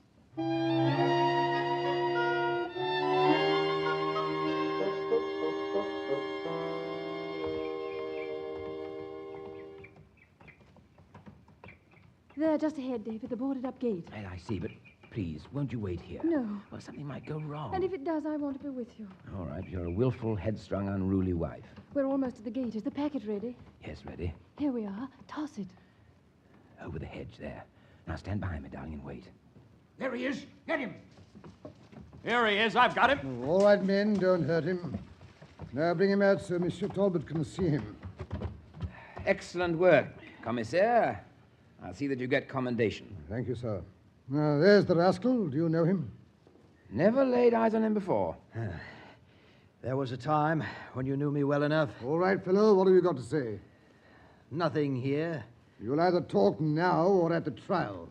I'll talk at the trial where all of France can hear. Very well, if you will. Commissaire, I don't think a trial would be necessary. Oh, David, if you let him go, he might come back and try to hurt you. And after all, sir, attempted extortion. I don't think it's attempted extortion. You see, although I have a rather high position in the Foreign Office, anyone who knows me knows I haven't got 1 million francs. The idea's ridiculous. You married a rich wife, didn't you, Jean? Oh, there, Commissaire. The man also thinks my name is Jean. Instead of a judge, I think this man should be taken to a doctor. All right, Monsieur Talbot, if you say so. One moment, all of you. Hey there, fellow. What? My name is Carlos Leduc. I'm a citizen of France, and I know my rights. I insist on a hearing in court. But Monsieur Talbot is only trying to help you. Oh, so he would like you and his rich bride to think. Eh, Jean? My name is not Jean. I haven't the slightest idea what you're talking about. Well, then I shall be happy to explain it in court. My dear Jean. I tell you my name is not Jean. Oh, no, not anymore. Now you are a high and mighty official of the Foreign Office. And your name is David Talbot, you say. David, what does he mean? Oh, he's mad, obviously. I mean, madame, that you are married to a stranger. Oh, no. But yes. And when I get into court, I will be happy to tell you and all France your husband's real name.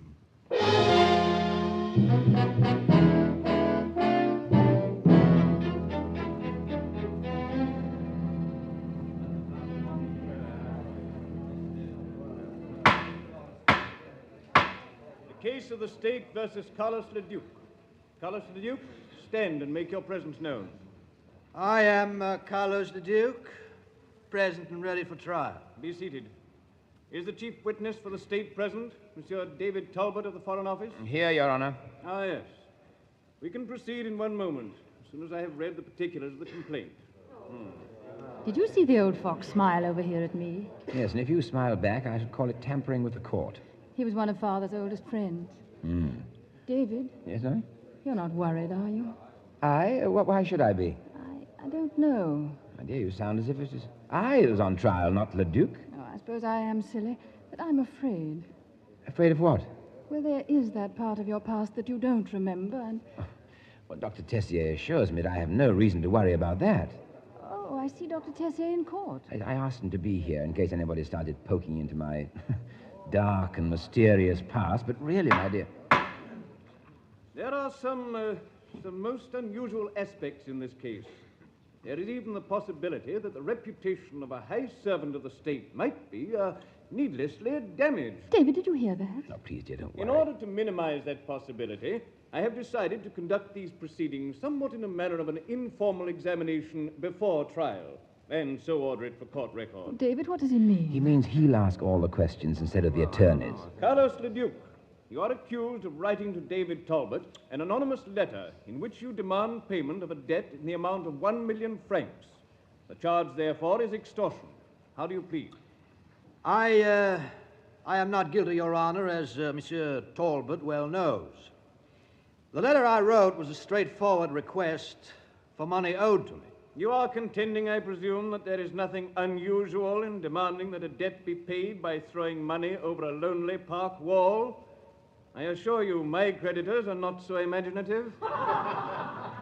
Perhaps they would be, sir, if you were living under an assumed name and they were considerate enough to help you keep your deception a secret. Order! Order!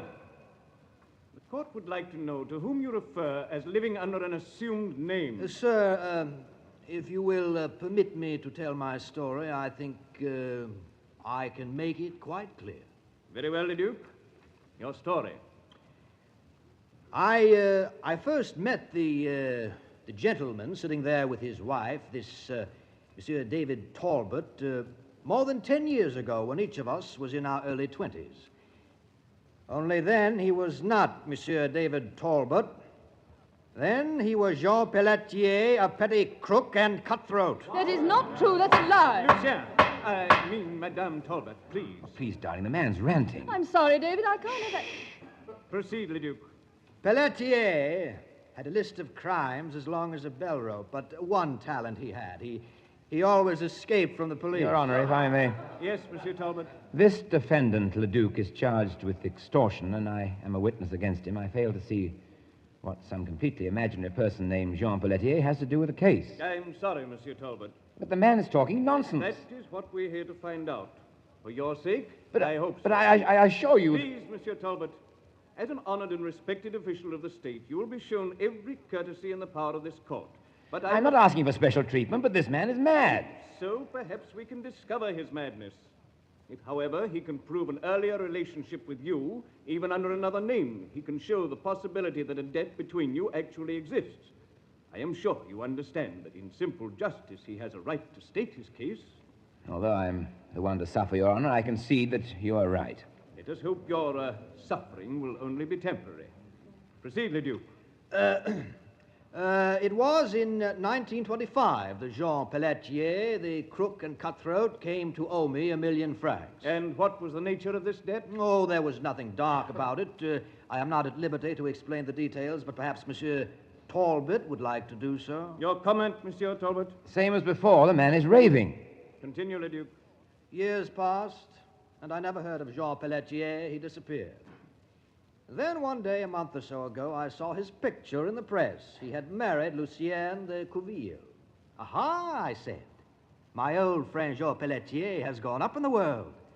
Not only that, the sly rascal has changed his name to David Talbot. Enough of your dramatics, the Duke. Your story. Yes, Your Honor, yes. Well, I had no wish to spoil his game, whatever it was. I only wanted my £1,000,000. I wrote and asked for it, and my answer was a knife in the bag. And just when and where, the Duke, do you claim you last saw Monsieur Talbot? Do you know that? Distinctly, Your Honor. I last saw Monsieur Pelletier Talbot on the night of March 25th, 1927, in the railway station at Marseille. I was there to see him off on a trip to Paris. That is all? That is all. Very well. Monsieur Talbot, do you know where you were on the night of March 25th, 1927? Well, in a general way, yes. And? I have reason to believe I was aboard the Paris-Marseille Express. And was the man Leduc at the station to see you off? He was not. That is, I've never seen the man before, as far as I know, but... Yes. Judge Monet, you're being cruel, unreasonable. Madam Talbot, your father was my good friend, but there are no personalities in this court. You will please... But the story of what happened to my husband that night is well known. It's been written up by every paper in Paris many times, and you know it... Another disturbance, madame, and most regrettably, I shall have you removed from the court. Your Honor, my wife is right. I am not the person to tell you about that night. Dr. Franz Tessier is in court, and... Very well. Not in order, but I shall permit it. Dr. Franz Tessier. Here, and I'll be happy to testify for David Talbot. There. My reputation for truth is rather well known, but would you like me to swear on a stack of Bibles? This is an informal examination. Just tell your story. Later, you will be asked to attest the record. Very well. On the night of March 25th, 1927, there was a wreck on the Paris-Marseille Express. An open switch. Many people were killed and others injured. It is a very famous wreck, and the details are known. The issue here is Monsieur Talbot. Correct. I have a hospital at Avignon, and I was one of the doctors called to the scene. One of the persons I attended was this same David Talbot. Now I'm happy to say my very good friend, as is his lovely wife. The extent of Monsieur Talbot's injuries? The right side of David's head had been mashed in like a dropped egg. He was very strong, and I managed to repair all his injuries, with one exception. Yes, Dr. Tessier? He has never been able to recall any of his past before the wreck. None whatever.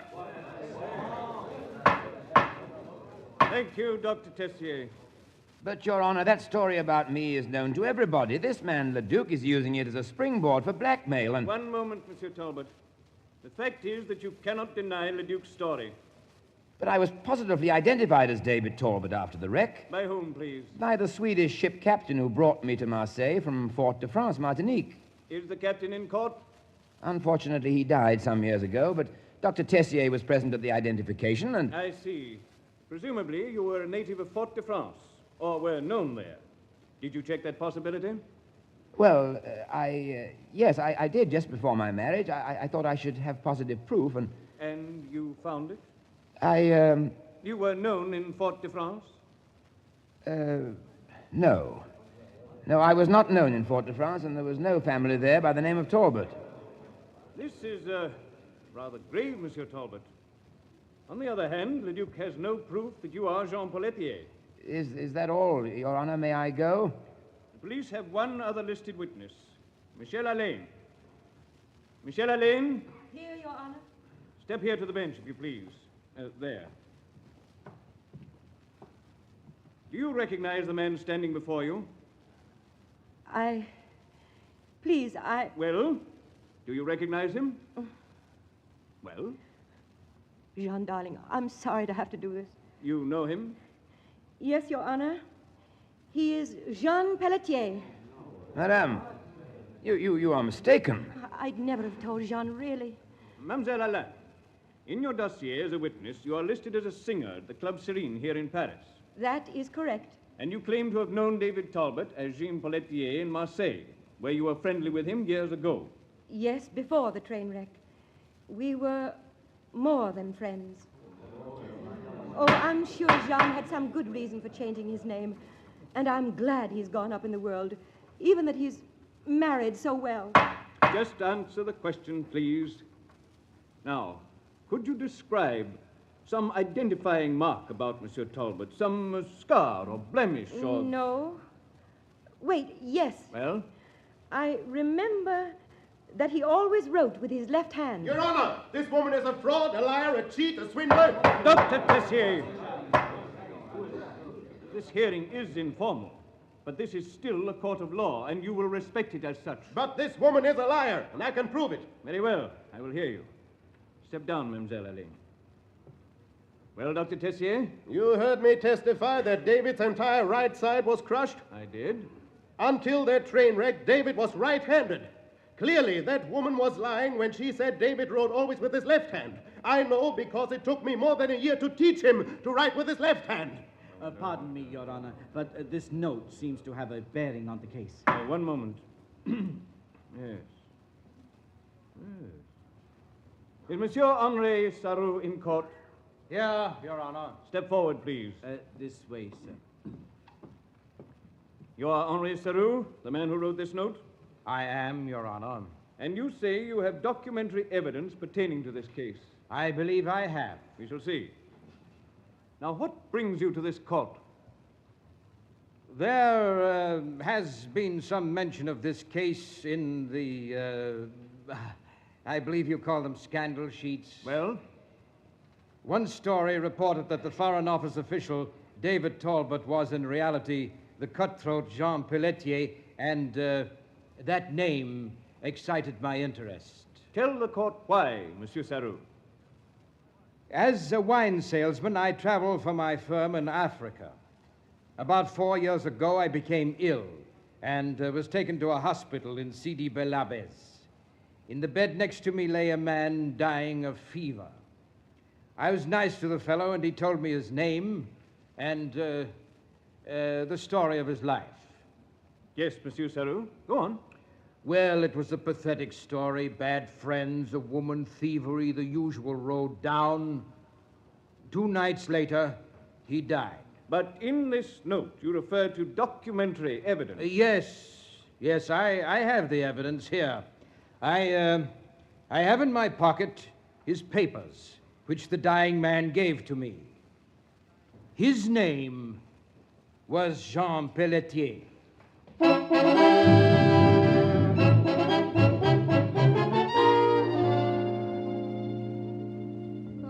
I was so frightened. And now it's all over. I told you there was nothing to fear. Oh, I was afraid I'd lose you. I was afraid we'd never have another of these quiet evenings at home. Just the 2 of us. We'll spend a lot of evenings together, all the rest of our lives. But we'll have to speak Portuguese, you know, and I'm an ambassador. Excuse me, but... Yes, Francois? There is a gentleman here, a Monsieur Henri Sarou. Oh, David, the man at the trial. Oh, dear, and I'm in my dressing gown. I'll keep him here until you change. I'll be back at once. I want to thank Monsieur Sarou in person. Show him in, Francois. Yes, sir. This way, sir. Monsieur Sarou. I am not intruding. Indeed you're not. We looked for you after the trial, tried to find your number in the phone book. Fortunately, I knew where to find you. Oh, I'm so glad you came. My wife will be here in a moment. Then we're alone. Alone? Yes, I mean to say, may I speak freely? My dear sir, after what you did for me today, there's nothing you can't say to me, nothing. Good. Well, then I'll say this. I admire your colossal nerve. I really do. What? Now, don't act surprised, you double-crossing swine, because you're going to pay me that 1,000,000 francs as sure as your name is Jean Pelletier.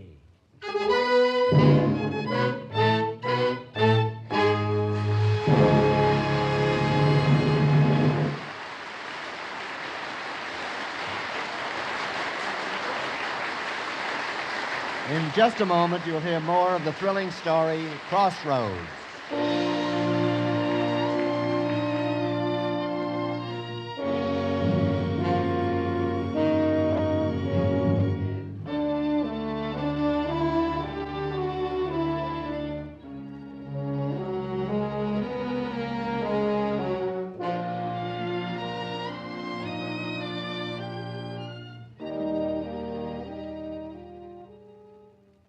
Now for Act Two of the MGM Theater of the Air, starring Rex Harrison. The young French diplomat, David Talbot, stands face to face with the symbol of a haunting past.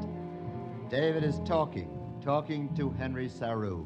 If you really believe me to be Jean Pelletier, Monsieur Saru, why did you testify as you did in court? Well, that was all carefully planned, of course. We wanted to show you that we wouldn't hesitate to turn you over to the law if it became necessary. Turn me over to the law? For what? Oh, come now, Talbot, as you now call yourself. Don't try to fence with me. For instance, today in court, when Judge Monet asked you where you were on March 25th, 1927. Yes? What would you have said if he'd asked you where you were on the morning of that day? Well, how could I answer? I have no memory of anything before the train wreck. Oh, of course, you've lost your memory. But I haven't. It happens that I spent that morning with my good friend, Jean Pelletier, with you. And you claim I did something illegal, is that it? Well, slightly illegal, yes. It was cold that March morning, and the old bank messenger had on earmuffs. You remember? Go on, Saru. The old man didn't know that his cab driver was our good friend Leduc. And when Leduc pretended to break down in the alley, he suspected nothing. And of course, you and I, we were waiting in the alley. And I suppose you claim we robbed the old man. Ah, now you're beginning to remember. Oh, nothing of the sort. You don't remember that the old man surprised us by putting up a fight? You don't remember putting 3 bullets into his head, running off with the 2 million francs while Leduc and I decoyed the police?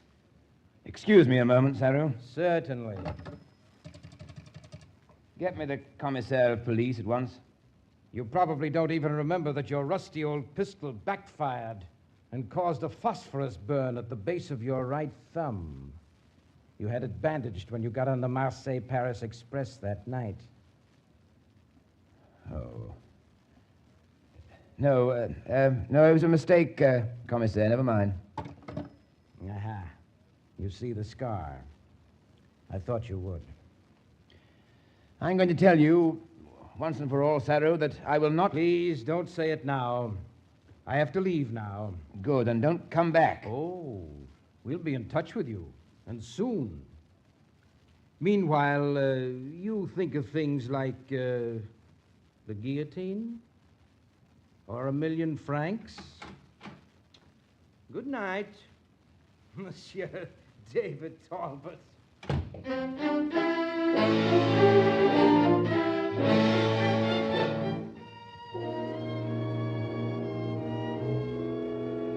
Really, David, I'm disappointed in this report of yours. I'm sorry, sir. I've always tried to do good work. Yes, you always have. The brightest mind in my ministry. Let me try the report again, sir. By all means. I want my next ambassador to Brazil to have a better grasp of the situation he'll have to face. Worried about something, perhaps? Oh, no, sir, really. A lady to see you, Mr. Talbot. Ah, perhaps a lady. Oh, you know me better than that, sir. I was jesting, of course. If we French husbands lived up to our reputations, we'd be in hot water all the time. Monsieur Talbot, are you there? Let her in, David. I'll go out this back way. Mademoiselle Michel Alain, Monsieur Talbot. No. Ah, perhaps a lady after all. Well, I'll go along. Ask her to come in, Miss Laval. Jean, darling, can you ever forgive me? What do you want of me? Oh, Jean, please. I'm not made of stone, you know. And yesterday at the trial, you looked into my eyes as if I were a stranger. You are a stranger. Please don't. You're spinning at the top, and I'm glad. I can understand you not wanting to remember, but, well, I don't want to forget. I repeat, what do you want of me?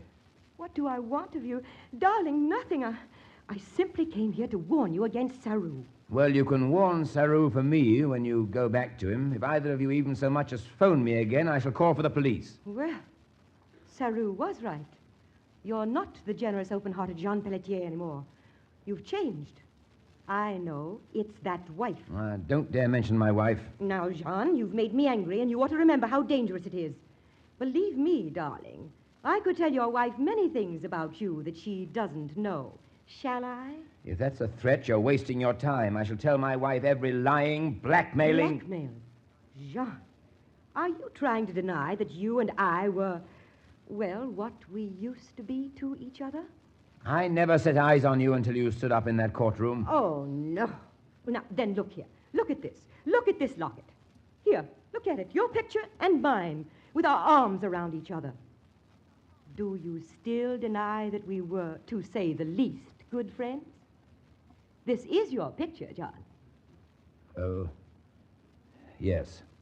So perhaps you will change your tone, yes? To get rid of you, will you? I'll give you 50,000 francs. Oh, no, Jerry. You're talking about cabbage. We're talking about caviar. 50,000 francs is all I have. It's all I'll pay. Your wife has money, much money. I'd never touch a sou of her money. Oh, you have changed, darling. But there is another place you can get money. There is no other place. Over there in the corner of your office, John. There is the big safe. There's no money in that safe. Fortunately, I know better.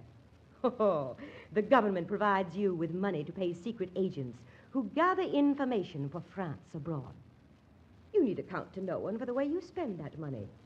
And always in that safe, there is between 1 and 5 million francs. I would rather die before I'd betray France. Perhaps you will die, darling.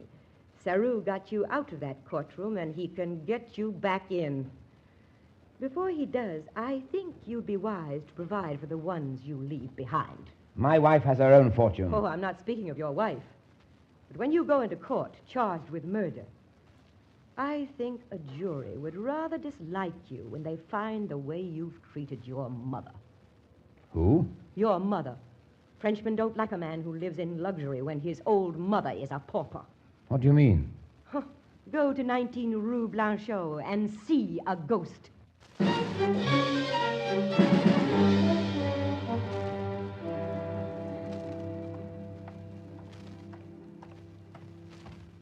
Pardon me, sir. Oh, gendarme, yes? I thought it better to warn you, sir. Warn me? Warn me of what? Please don't be alarmed. I only meant that this is, well, a bad neighborhood for one who dresses so well. You kind of mind your own business. Well, pardon me.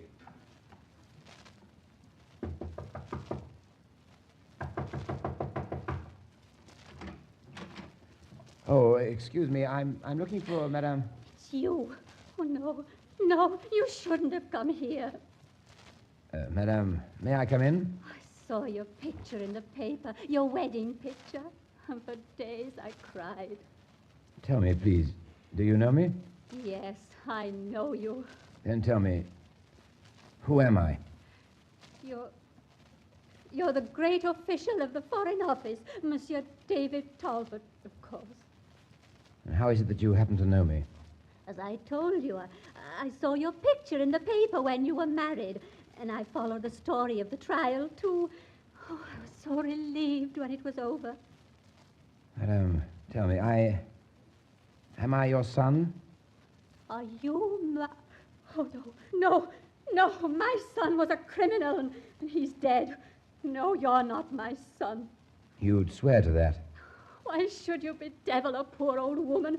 I tell you, my son is dead. Go away. Don't come back here again. Madame, was your son, well, was he like me? No, nothing at all like you. Oh, please, leave me alone. Oh, I'm sorry. Oh, even at his worst, though, my son wasn't really bad. Mother would know that. He was just gay and careless. Yes, careless. I remember as a boy how I couldn't get him to keep his shoes tied. He was just careless, not bad. Madame, you're in need. May I help you? No. Oh, please, you must go. Wouldn't you let me? Go, please, go. After the trial, there was gossip. You mustn't be seen here. God keep you, Madame, and your son. Goodbye, Monsieur Talbot. Oh, one thing. Yes? I wouldn't want you to trip and fall. When you get outside, tie your left shoe.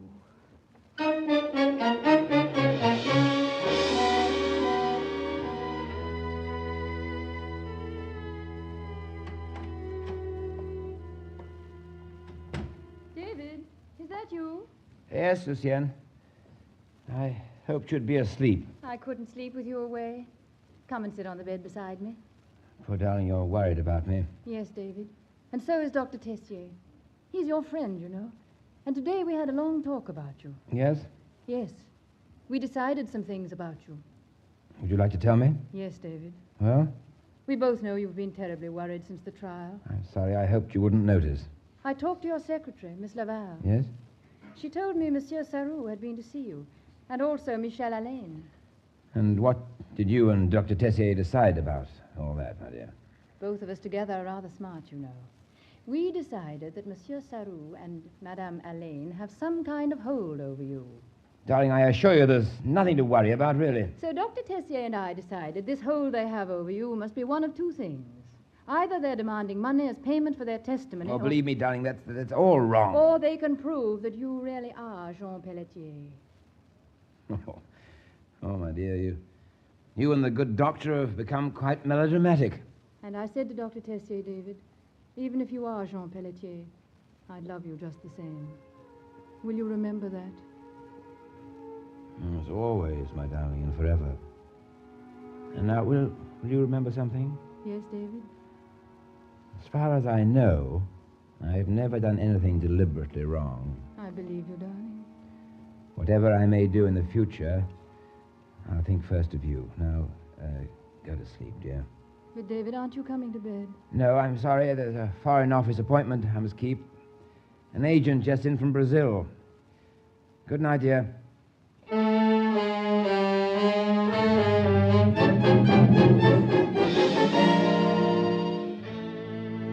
Yes, monsieur, here you are. Everything in order? Everything, monsieur. You take off from Le Bourget at 11:15. You arrive at Istanbul at 12 noon tomorrow. After a 3-hour stop over there, you will continue via Bombay and Calcutta. You have your passport this time? Yes, I just went home to get it. Then, monsieur, a happy landing in Saigon. Sir, may I help you? No, thank you. Sarou? As you see, mademoiselle, I am here to see my friend off to Saigon. Eh, Jean? I should have known you'd have me watched. But of course.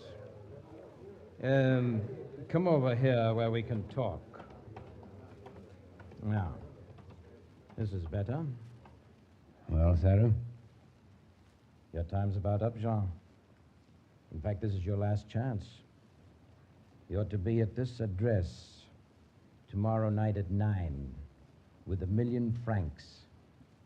That gives you tomorrow to get the money, and where you get it is your own affair.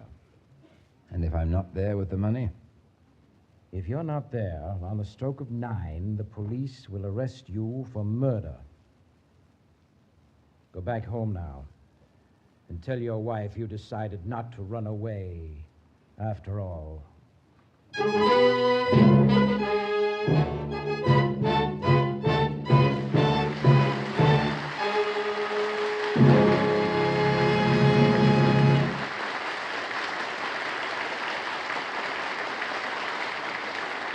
We'll return and clear up the suspense of Crossroads in just a moment.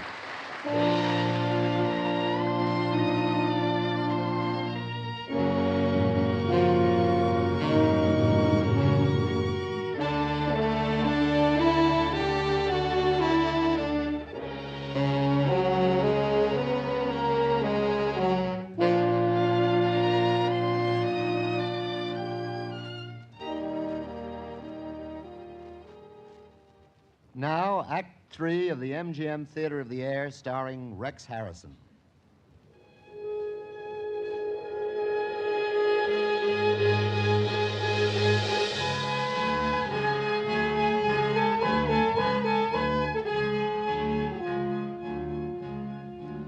The time limit has just about run out for David Talbot.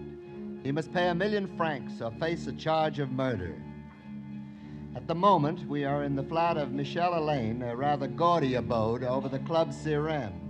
With Michel is a woman, obviously an actress, for there are still traces of footlight makeup on her face.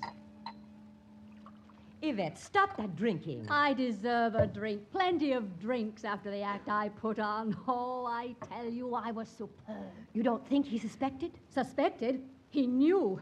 He went away from there knowing that he'd found his long-lost mother. You're sure? Of course I'm sure. Why don't you have a drink with me and stop that worrying? Oh, if you had any sense, you'd be worried too. One moment, madame. You forget that you're not a partner in this venture as I am. You're merely hired to do your part. I'm sorry I spoke sharply. I'm worried, and I wish I knew when Saru would come. Oh, Saru will be here, and so will Monsieur David Talbot. Oh, what an act. And that business of the shoe. I noticed as he came in that one of his shoes was untied, and I built it into a superb act. That was the final straw. Then he knew I was his mother. Oh, if I'd only stayed on the stage instead of marrying that fool, the Duke. There. You see, we've lost. Nothing of the sort. But it's 9 o'clock and he hasn't come. I'm getting out of here. Stay where you are, you fool. I tell you, I'm afraid something's gone wrong. Saru would have told us if... Wait. Saru, what's wrong? Nothing is wrong. There, you cowardly fool. But Talbot hasn't come, and these things must be done quickly to succeed. Oh, you milksop. Michel is right, Yvette. But you said nothing was wrong. That's correct, but it would only have been a matter of time before Talbot got on to us. Where is he? He'll be here in a matter of minutes. I telephoned him. He was delayed by getting out of a state dinner he was supposed to attend with his wife. Oh, he'll be here. With the cash? Well, he'd better have the cash. Yvette, take that bottle out of here and pack our things. Soon now, we'll be headed for the border.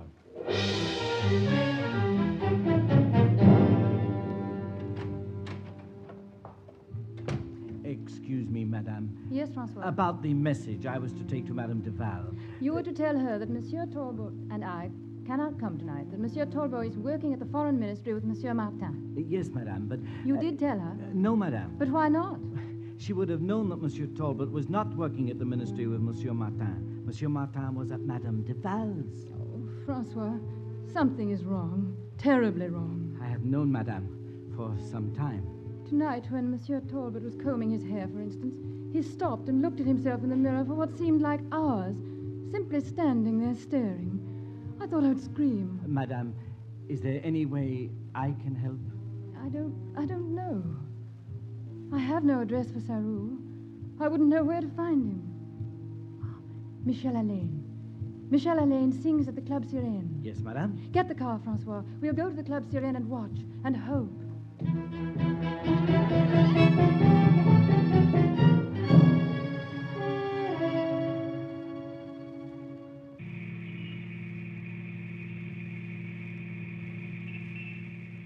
There, Francois. Just ahead. I see it, madame. The Club Sirène. Not too close to the entrance. We mustn't be seen. That's why I'm getting behind this car, madame.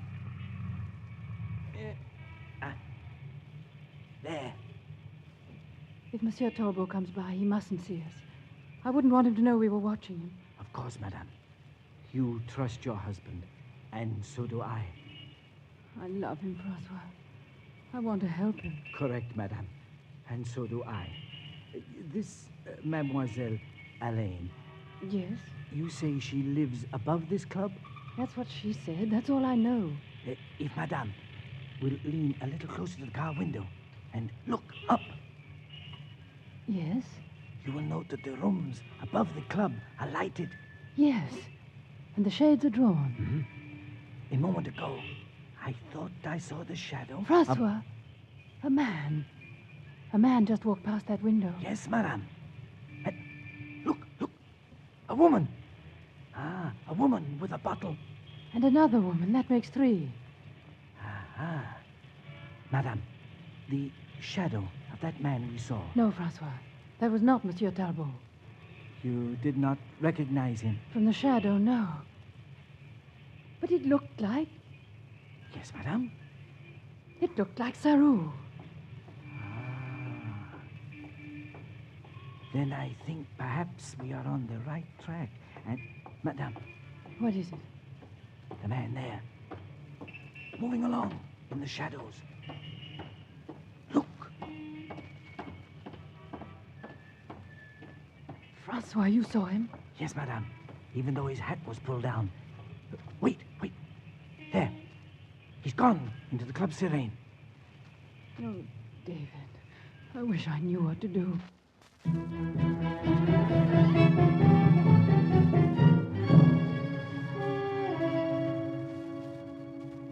Well, monsieur, you took your time getting here. Yes, Jean, darling. We were about to call the police about a little matter of murder. I told you on the phone I'd be a little late. Yes, well, no matter. You're here. Did you bring the money? No. What? You didn't You'll get the money, Saru, but first I want to be sure of something. Madame Elaine, may I see that locket again? Why do you want to see it? Frankly, I want to make sure it is my picture with you. Of course it is. We had it taken in Marseille just before you disappeared. There's something about the way my hair was combed. I want to be sure. Let him see it, Michel. All right. There. Now, what's wrong with it? See, your hair is parted on the left side, just as yours is. Is this your picture, my friend? Yes, it's my picture. Well, then, now about the money, and quickly. The money is in the safe at my office. The money belongs to France, but I know no other way. Where you get the money is your affair, but get it. No, Saru, that I will not do. Are you playing a game with me? I must have some sort of protection for myself. So I figured it out. Well? You and I will go to my office. You'll bind me to a chair and then take the money, only... Only what? It happens that there are 3 million francs in the safe. 3 million? I was going to ask that you take only the 1 million francs that I owe you, but of course that would be useless. Of course. Michel, wait here till I get back.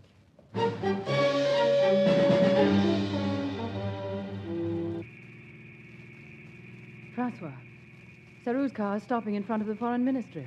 Yes, madame. I see. Don't get too close. They mustn't see us. Very well, madame. Uh-huh. I'll park here. They're getting out of the car. Can you see them? Yes, madame. They're going up the steps of the foreign ministry. David's office. The safe with all that money in it. What, madame? There's a great sum of money in that safe. Money that belongs to France. Money they're going to steal. Madame? Yes? Oh, I must call the police. No, you mustn't. Francois, you mustn't. Do you hear me? Yes, madame, but if the money belongs to France... No, Francois. Even if the money belongs to France. He's my husband and I love him, even if he's a thief. I know, madame. Also, he has always been kind to me. Promise you will not call the police. I promise, madame. Even if he is a thief. Madame, where are you going? I'm going to his office. Oh, but there may be danger. Allow me to go with you. No, Francois. You wait here with the motor running. But, madame, what are you going to do? I don't know. But when I come out, Monsieur Tolbo will be with me.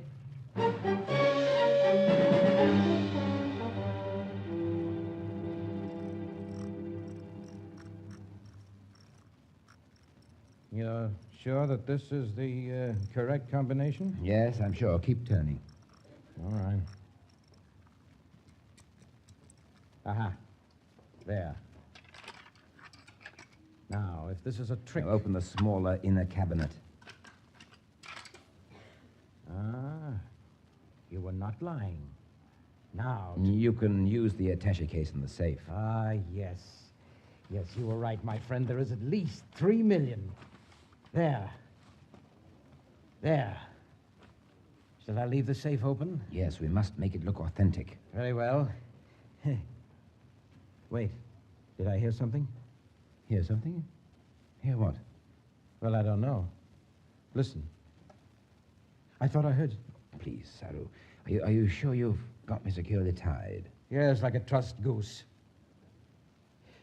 Well, my friend, I will now bid you adieu. You have the money? 3 million francs, my friend. Wait. Didn't you hear something in the corridor? No. No, of course not. No? Well, then goodbye, Jean, my dear friend. By this time tomorrow night, I'll be far away. All right, Saru, you're under arrest. A trick, huh, Jean? Quietly, Saru, or we might have to hurt you. Let me in. My husband is in there. You'll suffer for this, my friend. Please, my husband. I'm sorry, Madame Talbot, but your husband is also under arrest.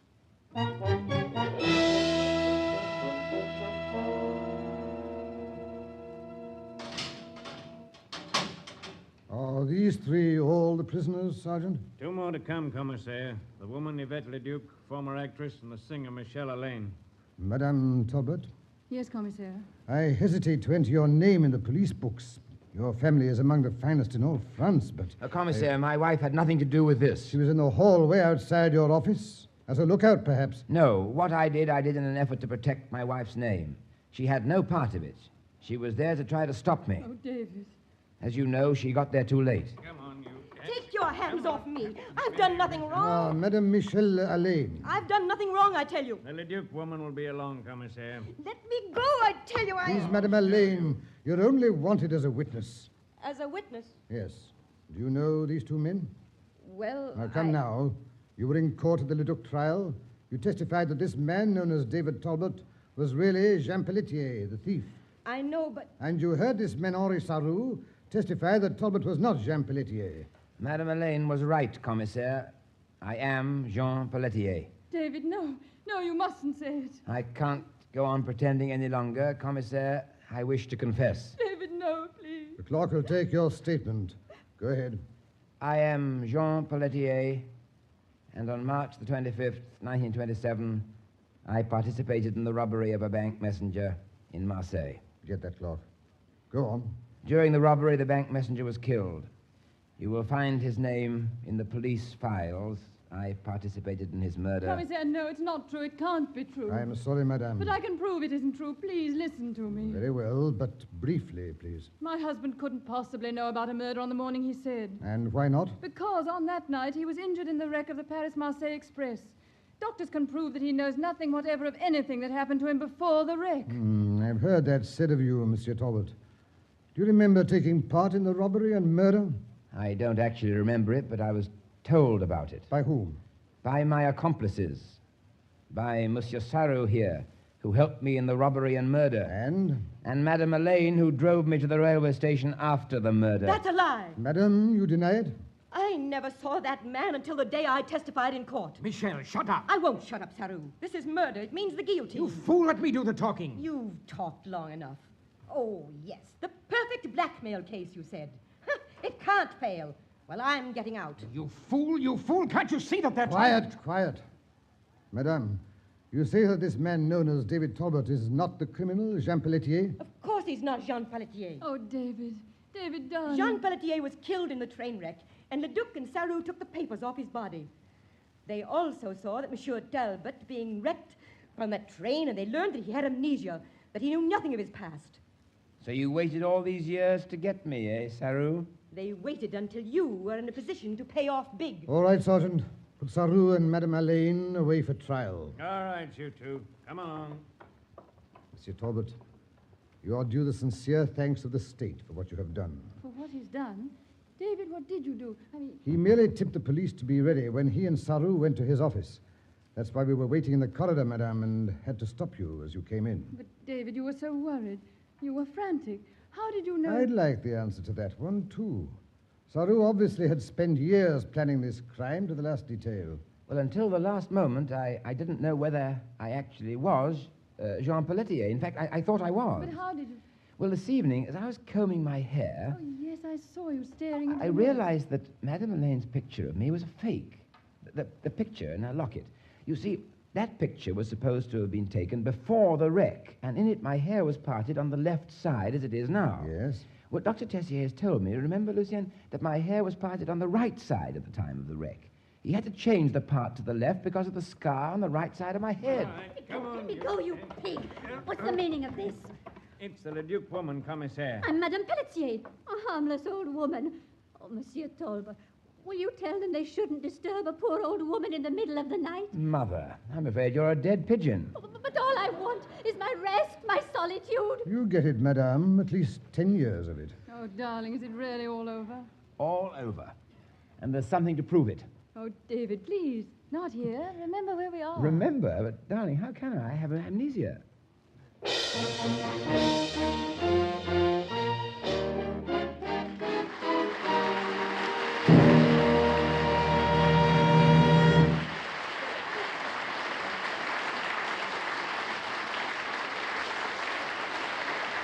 Rex Harrison will return in just a moment.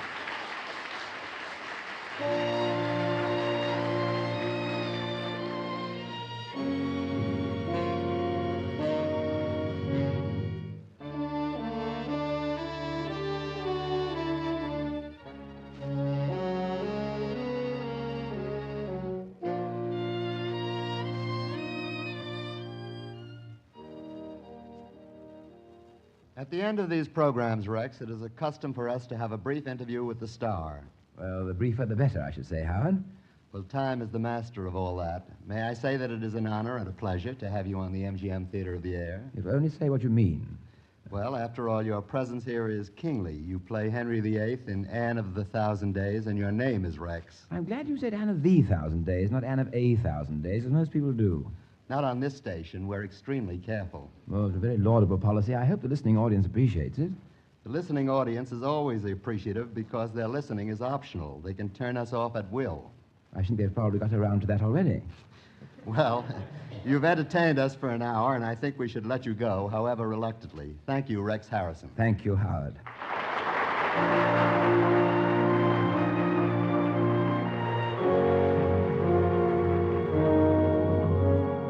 Crossroads was presented by arrangement with Metro-Goldwyn-Mayer, producers of the Technicolor musical On the Town, starring Gene Kelly, Frank Sinatra, Betty Garrett, and Ann Miller. Joan Wetmore was heard as Lucienne, and Eric Dressler as Saru. Original music composed and conducted by Joel Herron. The program was directed by Marks B. Loeb and produced by Raymond Katz.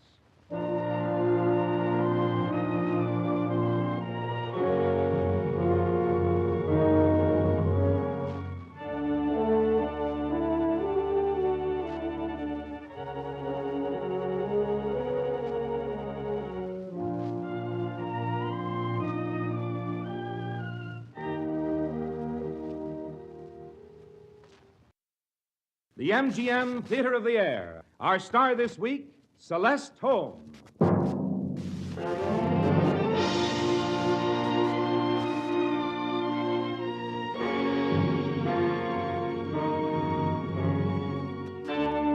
Ladies and gentlemen, your host, Vice President of Metro-Goldwyn-Mayer, and celebrated author of many Broadway and Hollywood musical hits, Mr. Howard Dietz.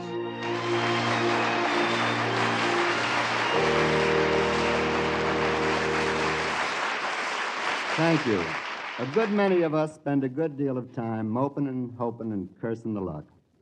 Down in Hotchkiss Falls, there's a young lady who is bored with all that. She's determined to take the bull by the horns, or the tiger by the tail, or whatever animal you take by what, when you decide to be master of your destiny.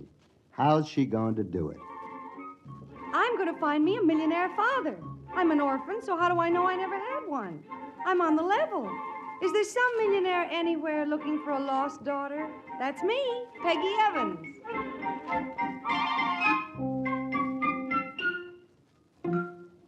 Hold it a minute, Peggy. We'll take up your case in the next hour when we bring you the dramatization of that well-known MGM comedy, Slightly Dangerous, starring Celeste Holm.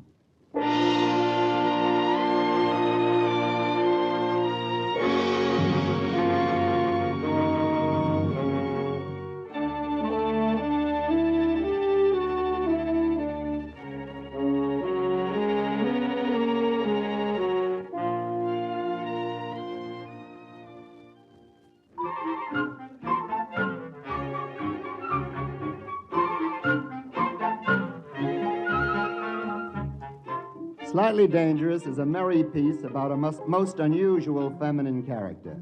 With the curtain up on Act One, we are in Hotchkiss Falls, where the employees of this branch of the Coast to Coast Small Change Mart are convened for a morning ceremonial. The district supervisor is awarding a prize to Peggy Evans.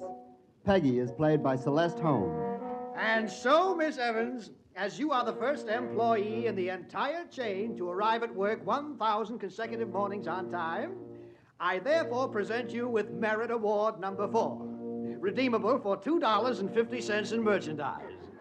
Thank you, Mr. Snodgrass. Yes. All right now. To your stations, everybody. The store is now open for the day. Look sharp. I want a good impression when your new manager, Mr. Stewart, arrives. As you noticed, Peggy wasn't at all enthused about her award, a fact which puzzles her fellow soda jerk, Mitzi, who wants to know. You ain't excited, Peggy? Winning $2.50? You lucky stiff. Lucky? Huh. I just stopped to think, Mitzi. It's funny. 1,000 mornings on time. In another 5 years, I'll get the $10 award. So I'll be 26. Ah, what's the beef, honey? In 5 years, you're going to be 26 anyway. Is it bad if they give you $10 velvet? That's an insult. No, it's wonderful, exciting, something to look forward to. I'll have such a nice set of memories. 3,000 mornings on time. Those will be something to tell the children about. Except if I have a child, it might make me late one morning. Bound to. Besides, you ain't even married. No, I'm not, and I'm not likely to be. Where would I meet a man? Well, anywhere. Where'd I meet Hobart? Don't tell me. Under a rock. Oh, Hobart'll do till Johnny comes along. Who's Johnny? Nobody. Johnny's what I call him. Call who? Whoever he is. Phil, Joe, Charlie, George, Jimmy. I call him Johnny. Well, what about him? Look, honey, I know a lot of girls got the same kind of life you got, and they love it. Why? Because they got their Johnny. And that makes everything wonderful. It sure does. You just keep laughing at nothing all the time. That's the way it is when you meet up with Johnny. Well, I don't know any Johnny, and I'm not likely to find one around here. Unless it turns out to be the new manager we're getting today. Mitzi, I'm fed up with life. Honey, relax. I've never seen you so worked up before. I've never been on time 1,000 days straight before. Mitzi, the fates played a dirty trick on me. Ah, be yourself, will you? Nobody's played any tricks on you. Oh, yes, they did. When they were sitting around deciding who was going to be who, when they came to me, they said, let's make this one nobody. Let's not even give her a family or any home or anything. Let's just give her one thing, a job, the dullest little job we can find. Take it easy, honey. Your job's not as bad as all that. You meet a lot of people. You do a lot of interesting things. Like waiting on them. Oh, stop it, Mitzi. I could do my job blindfolded. No, you couldn't, honey. There's more to it than you think. I couldn't? I certainly could. Absolutely blindfolded. Look, here comes our first customer of the morning. That man, see? Now watch me. I tie this napkin so. I tie it around my eyes. Like this. Peggy, don't do that. You'll get in trouble. Yes, sir. Wait on you. What's the matter, miss? Hurt your eyes? My eyes? Of course not. Why? But that bandage over them. A new company rule improves efficiency. Does, huh? Your order, please. Doesn't that blindfold handicap your work? Order something and see. Well, I'm sorry to spoil your fun, but I've really got to ask you to take that off. And I'll have to ask you to leave that stool if you're not going to order. The management doesn't allow lounging. Look, number 122, I am the management. I'm Mr. Stewart, the new manager. You're attracting a crowd. Now kindly take off that blindfold and come to my office immediately.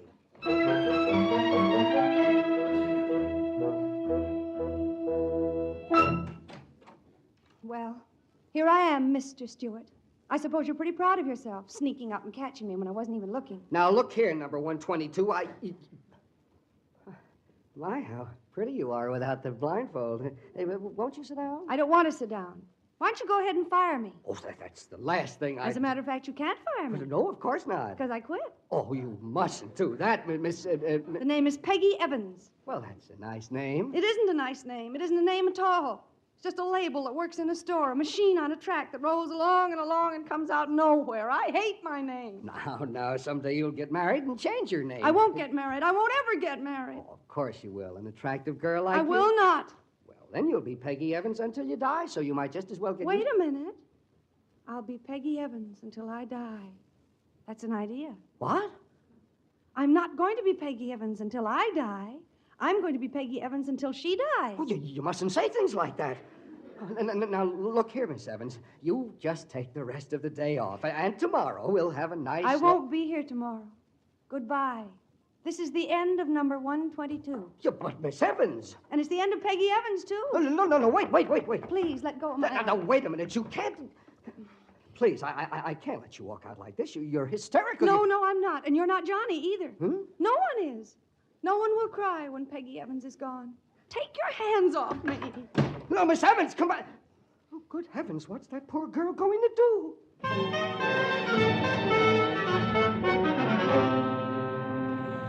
Oh, officer, she was such a sweet girl, so nice and refined. Now, if this story gets around, I'll never be able to rent this room again. Well, she got any relatives you know of, Miss Moucher? No, she was a poor lone orphan, officer. Didn't have a soul in the world. Yeah? What do you want? I'm looking for Peggy Evans. I was told this is her room. Who are you? What's your name? Robert Stewart. What's going on here, officer? Has anything happened to Miss Evans? I'm asking the questions. What's your business with Peggy Evans? Well, I'm Miss Evans' boss. Aha! He's the one who drove her to it. Huh? There ought to be a law against skunks like you, mister. Will you please tell me what this is all about? Show him the note, officer. Let him know what he's done. Yeah. Here, Stinker, read this note she left. Note? Oh, my gosh, let's see. This is to tell whoever cares not to bother looking for me. I know I'll be happier wherever I'm going. I've been fired by my boss, Mr. Stewart, and I can't go on being Peggy Evans any longer. I'd rather jump into the river. Mitzi can have my clothes. Farewell. Oh, that's awful. You said it, Brother Rat. Your conscience bothering you? Now, wait a minute. You got me all wrong. I just did my duty. I told her to take off her blindfold. I had to. I'm Peggy Evans' boss. What conscience?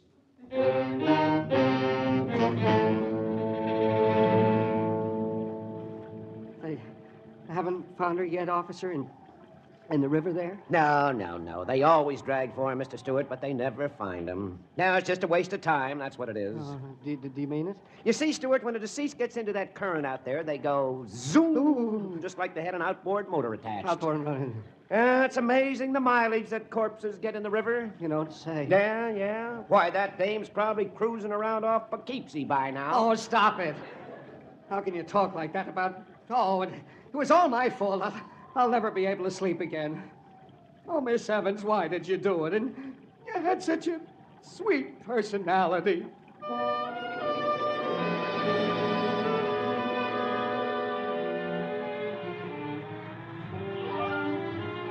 Want a new personality, ladies and gentlemen? All right, looking now to the left of this sightseeing bus is the famous Fifth Avenue establishment, Graves, where, for the price of an arm and a leg, they'll make you a gorgeous creature. Their famous slogan, let Graves give you a new personality. And now looking east on Fifth Mr. Guide. Yes? Can you tell me how much they charge for one of those new personalities? Girlie, you couldn't afford it.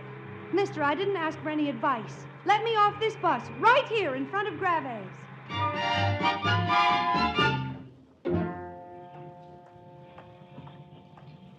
Gee, I'll bet Graves did change my personality. Bet I do look transformed. Oh, that's me being whistled at. Me, Peggy Evans. No, thank heavens, it's not Peggy anymore. That's finished. Now, let's see. Who shall it be? I need a new name. Diane? Diane Vanderbilt. Could be. My, how tall the buildings are. Hey, miss, what's the idea? Stop jaywalking. Choose a ritzy name, then put an ad in classified and get a nice position. Suzanne's better, though. Suzanne Astorbilt, Crisco built, Van Crisco built. No. Watch out, lady, watch out!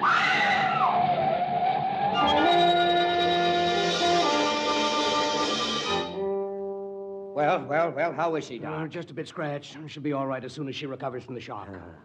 Where am I? You're in safe hands. In the office of the New York Blade, miss. You're going to be perfectly all right. Just relax. What happened? Why, you backed into one of my delivery trucks. I backed in. I was on foot. That's right, young lady. You were walking backwards, crossing the street, looking up at the tall buildings. Well, what am I doing in a newspaper office? What were you doing downstairs in front of this building? Why didn't you back into the New York Times? Oh, my clothes. Look what's happened to my beautiful clothes. They're torn. Now, don't worry about that, my dear. We'll buy you a whole new outfit. Hey, who are you? What's your name? Well, my name is... no, my name's Diane... No, it's Sue... it's Vander... No, it's not that either. I don't know yet. Oh, surely, miss, you can tell us your name. No, I can't. Oh, leave me alone. I don't know it. Where do you live? I don't know. Oh, look at me all spattered. Oh, dear. What do you think, Doc? This is more serious than I thought. I'm afraid she's suffering from loss of memory. Oh, why does everything have to happen to me? Shall I phone the police? No, you imbecile. Think I want every other paper in town building up a case, spreading the story that I'm an assassin? Look, my hat's ruined, too. Mr. Durston, maybe we should notify the Missing Persons Bureau. She's only been missing 10 minutes. Did you look in her purse? I did. There's nothing in it. No identification? Huh? Not a shred. Oh, what'll I do? What'll I do? Now, just look, Miss, what's your name? Just please stop worrying. We'll find out who you are. We'll put your picture in the paper. Whoever you belong to will come and claim you. Won't that be nice? No, you don't understand. I don't belong to anybody. Nonsense, a fine-looking girl like you. Oh, but I tell you, it's no use. Nobody will come. Oh, yes, they will. We'll take care of you until they do. You will? Why, of course we will. But we'll just ask you to remember how nice we are. You know, Mr. Durston, you might have to take care of me for a long time.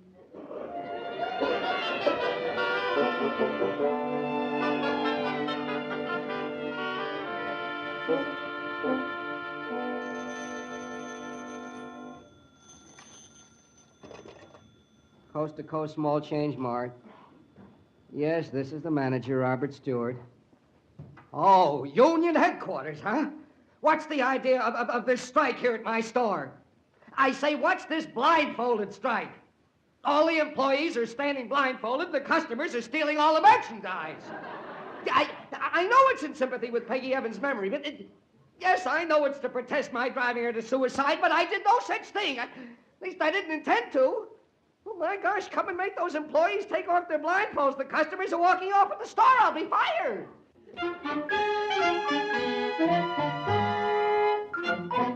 You're fired. Yes, Mr. Snodgrass. Shame on you, Stewart. In 48 hours, you've driven one of our girls to suicide. You've incited a new kind of strike. You've let the place be looted. You've blackened the store's good name. You... What are you staring at? That New York newspaper on your desk. That girl's picture on the front page with the caption, "Who am I?" Huh? Let me see. Say, this looks like her. Like who? Peggy Evans. Oh, nonsense. Wishful thinking. This is the picture of some Park Avenue blue blood. But I could swear that's her. I'll never forget her face. I tell you, this is Peggy. Don't be irrational, Stewart. How could it be? This is how it explains it right here. She's got amnesia. I fail to see the connection. Suppose she did jump in the river, and suppose the shock made her lose her memory. You are grasping at straws. And suppose she forgot she was going to commit suicide. And suppose she swam out and forgot who she was. And suppose she just wandered down to New York. And suppose you collect your things and get out of this office. She isn't dead. I'm going to find her and bring her back here and prove to all of you that I didn't drive her to suicide. And what's more, I'll make her tell the truth and get me back my job. If you can bring back the dead, Stewart, you can certainly get your job back. I'll hold you to that, Mr. Snodgrass.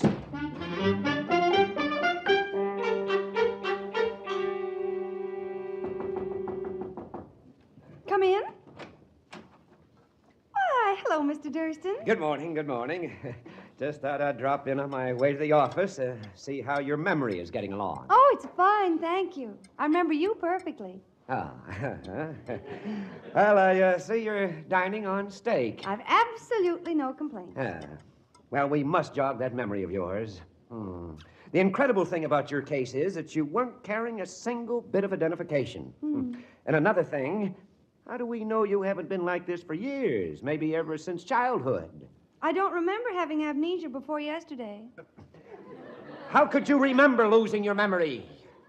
Now, I'm going to run another story today. We'll suggest the possibility that you're an old case, like, maybe Judge Crater. Oh, I wish you wouldn't go to all this trouble, Mr. Durston. Well, what do you want to do, spend the rest of your life in this hotel suite? Oh, no, of course not. You know, in a way, I really envy you. Envy me? Whatever for? Well, think of all the exciting possibilities ahead of you. Why, you might be almost anyone in the world. Even a missing heiress, say. An heiress? Well, why not? Been quite a few heiresses among the missing cases in the last 20 years. Yes, you might be any one of them. I think I'll run a feature about that. Well, I've got to be going. Think about it. Strain hard. Work on it. Yes. Yes, I certainly will. You know, Mr. Durston, in my bones, I feel strangely I am some missing heiress.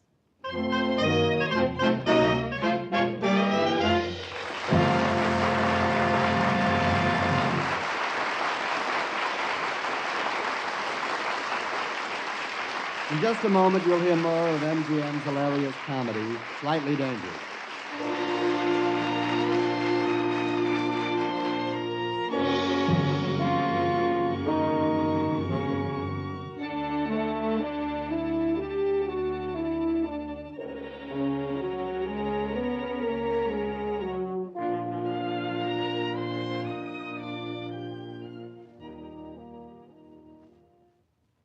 Now for Act Two of the MGM Theater of the Air, starring Celeste Holm.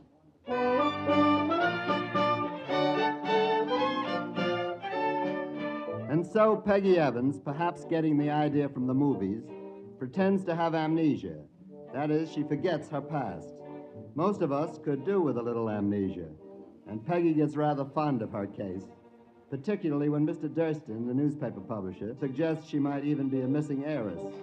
Feeling a little research is in order, Peggy goes to the public library and looks up old newspaper files to see if there are any heiresses who have been missing for about 20 years. And if there are, which one she'd most like to be. Now, let's see. Here's a 1930 headline. This could be it. Now, let's see. Carol Burden, millionaire baby, missing.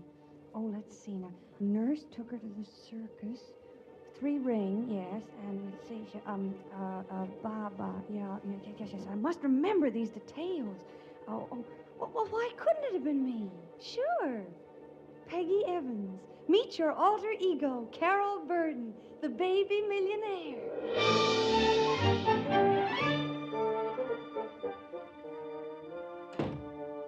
Well, right on time, Miss Eggs. There are about 200 husbands, mothers, and just plain crackpots in my outer office, all waiting to claim you from that picture I ran. Oh, Mr. Durston, before I see anybody, I've got to tell you something. Yes?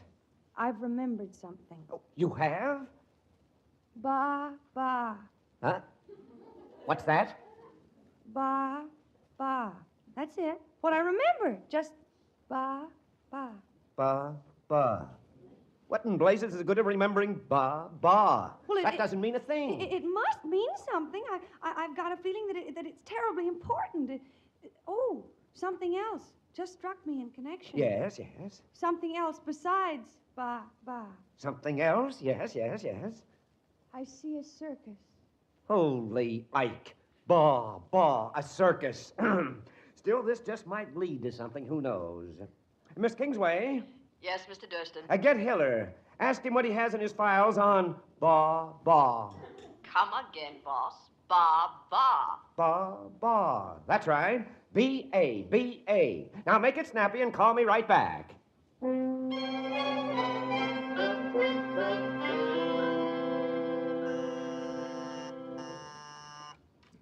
Yes? About ba, boss. Oh, yes, Kingsway. What did you find? Well, I got 3 bas. Turkish mind reader who cut up his assistant with an axe. Out.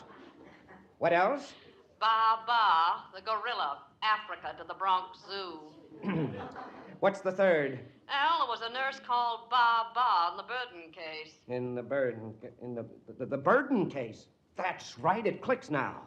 Why, yes, the nurse took the Burden kid to the circus and lost her. They never did. Check, boss. Bring in that file. Yes, sir. Hustle it. Well, my dear. It was a mighty lucky thing you remembered, Ba. Is it important? Important?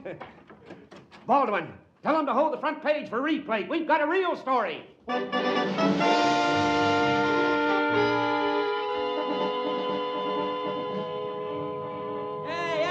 Extra, clue to missing Burden heiress, amnesia victim, thought to be daughter of Soap King. Read all about it, extra. Here, boy, give me a paper. Okay, mister. Let's see that girl's picture. Heiress, my eye, that's her. So I didn't drive her to suicide. That's Peggy Evans, my own former soda jerk. My name isn't Bob Stewart.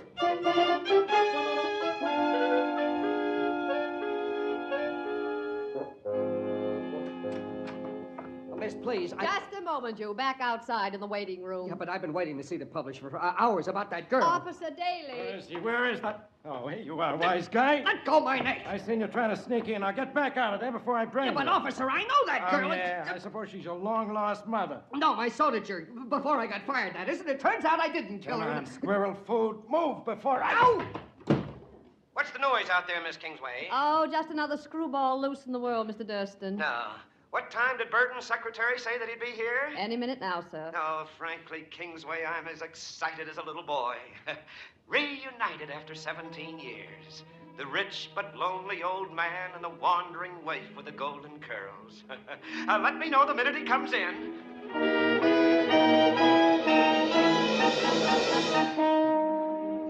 Mr. Mr. Burden's here now, Mr. Durston. Good. Send him in at once. Has Hiller got the camera already? Yes, boss. I'm a little nervous, Mr. Durston. Well, naturally, dear Miss Burden, naturally. Not having seen your father for so long. This is a sacred moment. Wonder what he'll say when he sees her, boss. Say? Oh, why, he'll look at her. He'll hold her in his arms, and his voice will break as a tear stream down. He'll say, Where's that muckraking buzzard Durston?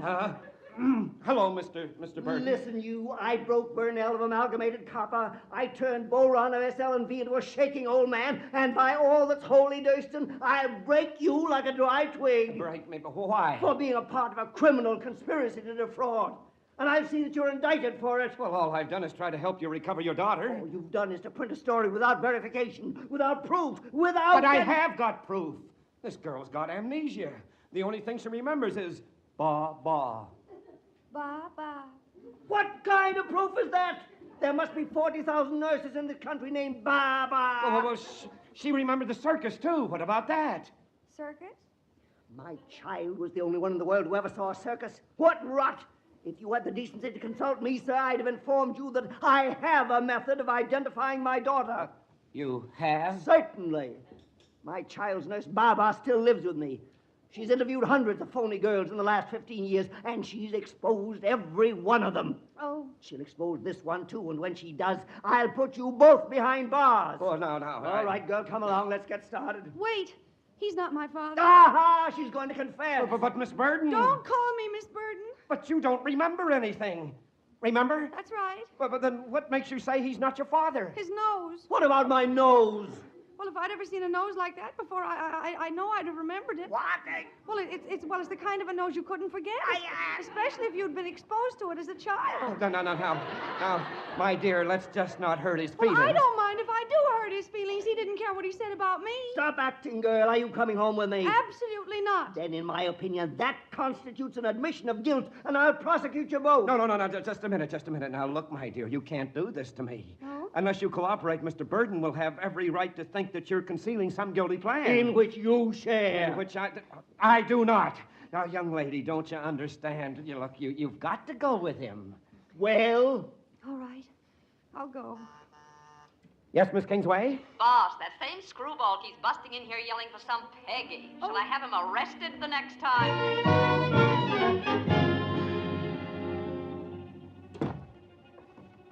Baba, she's here. I brought her with me. She's in the playroom. Let's get it over with. Plenty of time. No need to get into a tizzy about it. Come here. Let me measure this sweater I'm knitting you. Oh. Hold still, Master Cornelius. Oh, for heaven's sake, this is no time. Well, you're getting fatter. I am not. You are, too. I'll have to add some more stitches. All right. You can do that any time. No, you need a sweater. I don't. You're always catching colds, even when you were a little boy. Used to worry me half to death, sneezing and sniffling and... Will you please forget about me and concentrate on her? No need shouting, Master Cornelius. I'm not deaf yet. Well, what's this amnesia victim like? Well, she's prettier than the others, but that only makes her more of a problem. Falderall, I'll show her up. Come on.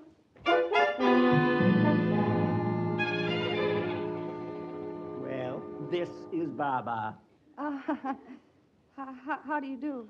Remember this playroom? I don't remember a thing. You'll note it's still filled with toys. Carol Burden had a toy in this room she loved more than any other, always carried it around with her, all day long, even slept with it at night. Which one was it? I don't know. Didn't he tell you? I got amnesia. Amnesia or no amnesia, if you don't get the right toy, I'm going to hammer away at you until I find out who you really are. But that's unreasonable. You bet it is. Hold your tongue, Master Cornelius. Well, look around you. Take your time, child. Oh, well, this is the end, all right. What chance have I got of picking out the right toy? Well, the odds are about 100 to 1. Guess I might as well confess and get it over with. Well, young lady, you can't pick it, can you? You're an imposter, admit it. Cornelius, give her more time. He's too anxious. If I confess, I'll go to jail. Oh, I wish I were back in Hotchkiss Falls.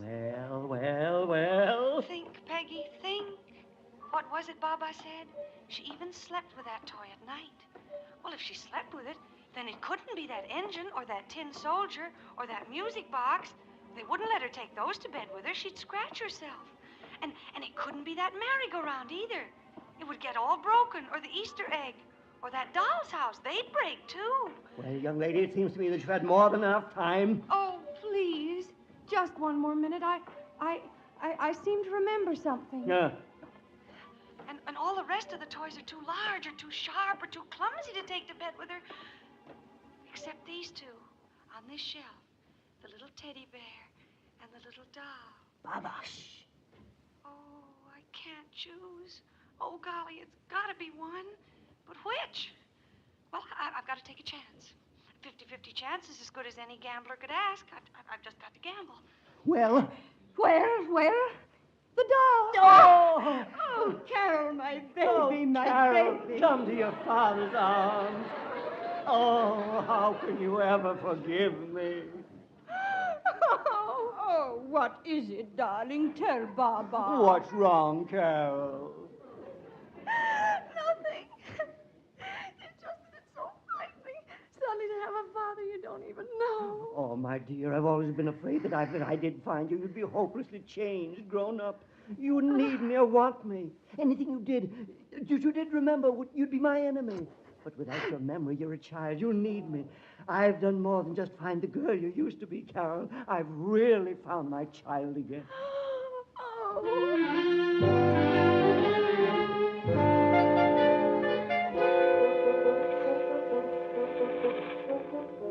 And so, this commentator takes off his hat to the greatest human interest story of the century. Wealthy Cornelius Burden has found his long-lost daughter, Carol, at last. Identified her how, ladies and gentlemen? By a toy. Imagine Carol picking out a toy 17 years later. That's quite a memory. Quite a... Oh, yeah? Well, I've got quite a memory, too. She drowned for me, and I mean, she jerked sodas for me, and Carol Bird, my eye. It's got to be Peggy. I want my job back. I gotta get up close to her and know for sure. I've just got to.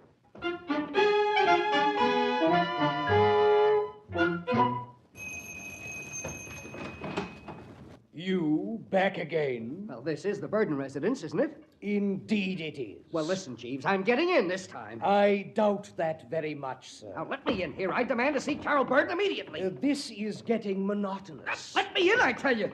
She's not going to get away with this. She's not Carol Burden any more than I am. She's a... Out you go. Out! And stay out. Hawkins, that man at the door just Just another reporter, madam. He didn't fool me one bit. Well, how did he get past the gatekeeper? I thought I left very strict Carol, orders. darling, you look pale. Now, it was just another fresh reporter. Nothing to get upset about. But what if he should try to come back? Don't worry, he won't. You mustn't be frightened. I'll see to it that no more reporters get in here again to annoy you. Now, get dressed for the ballet, my dear. Tonight, I'm going to introduce my daughter to society.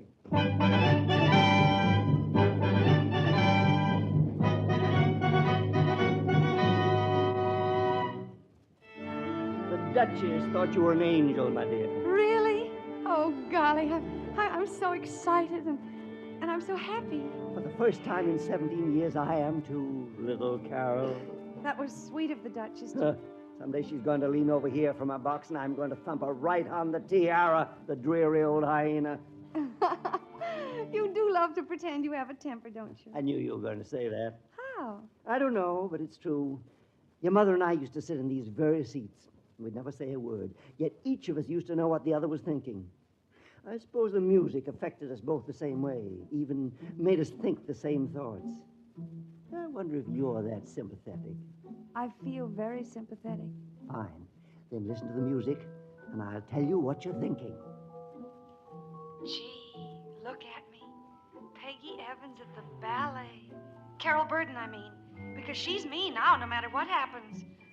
Gosh, Mitzi could only see me now, wanting to stay in Hotchkiss Falls for the rest of my life, to wait for a guy called Johnny. I wish Mr. Burden hadn't turned out so nice. That's what makes me feel so... Oh, don't be hypocritical. I feel wonderful. Well, what harm am I doing? He's happy, and I'm happy. So stop feeling guilty. I feel lonesome, though. Maybe it's the music. I sure wish I had a dog. Carol, would you like me to buy you a little dog? jeepers, how did you happen to ask me that? Why, is that what you were thinking? Well, yes, sort of. I told you we could do it. You're your mother's daughter, all right. Carol. Here, take these glasses. Look up there. That man hanging from the balcony by his fingernails. Isn't he the one our butler threw out of the house today?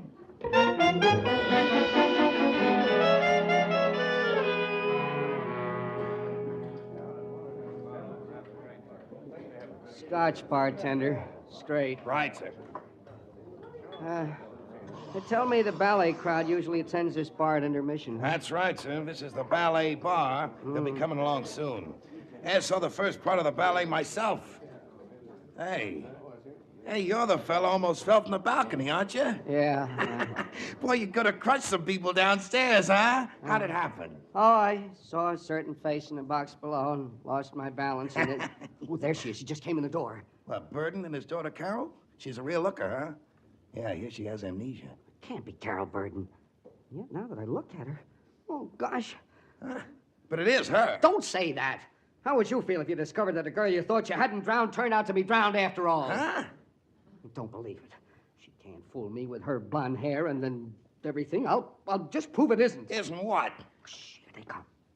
Now look, watch what I do. When she passes by me, I'm going to shout something in her ear from behind. Take her unawares. See how she reacts. But I don't... One banana split. Coming up. What's that, Carol? I didn't kill her! I didn't kill her after all! The man's mad. Oh, Peggy. Peggy, hello. This is me, remember? My dear, do you know this eccentric fellow? I haven't the vaguest idea who he is. Oh, Peggy, you're lying. You know you are. All right, Hawkins, let him have it. Any time, Mr. Burden. Thanks, Hawkins. I'm glad I had the good sense to bring you along as a bodyguard for Carol. Want this fellow arrested, Mr. Burden? No, Father. Let's not make any more of a scene. Hawkins, you didn't have to hit him so hard.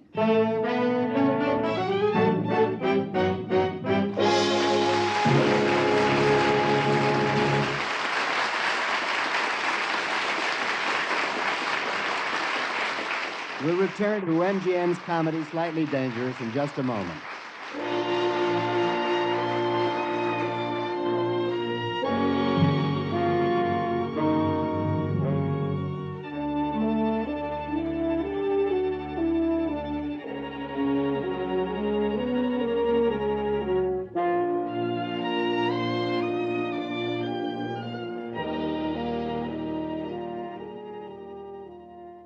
Now, Act 3 of the MGM Theater of the Air, starring Celeste Holm.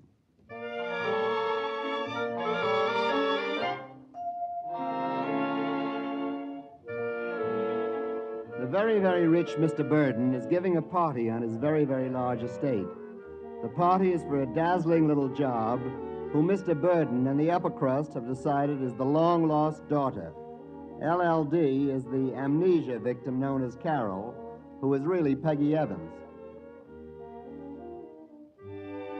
The deception is getting by beautifully. No one is in on it. Well, not exactly no one, for there is that doubtful-looking extra waiter wearing what must be a false mustache. His peculiar behavior is accentuated when he suddenly seizes our heroine and whirls her off in a dance. You! You know me even with my false mustache. What do you think you're doing? Dancing with you. Are you mad? How did you get in here? He's an extra waiter. Let go of me! Get out of here, people are staring. You do remember me, don't you, Peggy? Take this man away, he's crazy!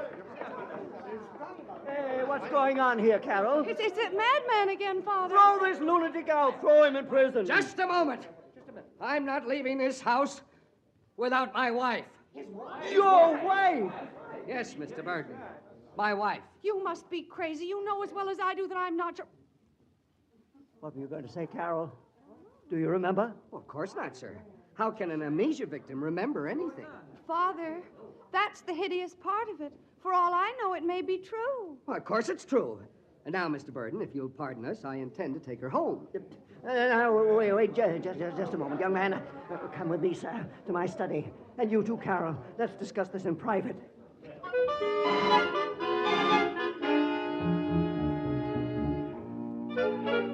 Then when I got home, Mr. Burden, she disappeared. Of course, I was desperate until I saw a picture in the paper, and I left Hotchkiss Falls right away. But when I called the claimer, she'd already left with you. Since then, you know how I've tried to reach her, and if it hadn't been for the publicity, I'd have gone right to the police. Well, that's the whole story. And now, dear, if you'll get your things, we'll be trotting along. Thanks for taking such good care of her, Mr. Burden. Never mind that, young man. And take your hands off my daughter. But she's my... I know she's your wife. Well, if you don't mind, we just won't take your word for that. We'd like a little proof. Proof? Yes, proof. That's right. Let's see some if you have any. Oh, proof. In my pocket. Here, I'll show you. Here, look at this. Our marriage certificate. Well, marriage marriage certificate? How do we know this is genuine? It isn't. It's a fake, a forgery. Now, dear, you didn't think so at the time. Why, you were so proud of it, you used to take it to bed with us. Why, I did not. Well, I mean, I don't believe it. Oh, it's sad, isn't it, sir? All her beautiful memories gone. Well, I have some more proof in my pocket. This snapshot here of her in a simple small-town dress. Look at it. I challenge you to say it isn't her. Oh, this is ghastly. It is a picture of her. It doesn't seem fair. I've only had one daughter, and now I've lost her twice. I'm sorry, Mr. Burden, but it had to come out sooner or later that Peggy wasn't your daughter. Of course she's my daughter. This proves she married you, but it doesn't prove she's not my daughter. Yeah, but she's Peggy Evans. This girl's my daughter, whatever her name is. I couldn't be mistaken about that. Who was she before she was Peggy Evans? That's the question. I don't know. You mean to say that you don't know anything about your wife's background? No. You see, she had amnesia when I met her. It reoccurred. She kept having it off and on. Mr. Stewart, what's the name of this town where you met Carol? Hotchkiss Falls. And that's where we're going now. Come, lamb chop. Leave me alone. I'm going with you. What for? Carol, why? Don't you realize what all this means? At last I've got a clue to your past. We can go back to Hotchkiss Falls and trace everything that's happened since the day I lost you. Oh, no. Bob, I want to speak to my father alone. Wait outside for me, please. All right, but do hurry, dear. We've got a long ride ahead of us.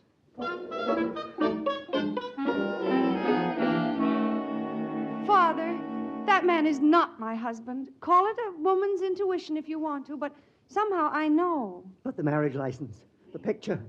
Why would a man make up such a... I think I'll call the police. No, let's not do that. I have a better plan. I'll go to Hotchkiss Falls with Mr. Stewart, but you mustn't come along, just the two of us. Then I can find out what all this is about. Do you think I'm insane? Let you go away with a man who's not your husband? Oh, but don't you see? If I'm alone with him, I can find out everything. I can trap him because he won't be suspecting anything after I'm with him. But with you along, he'd be on his guard. Carol, if I were to let you go and something happened to you, I'd... Oh, nothing will happen, I promise you. Well, then, maybe. Oh, thank you, Father. I knew you'd understand. And Father... Yes, dear. I love you to beat the band.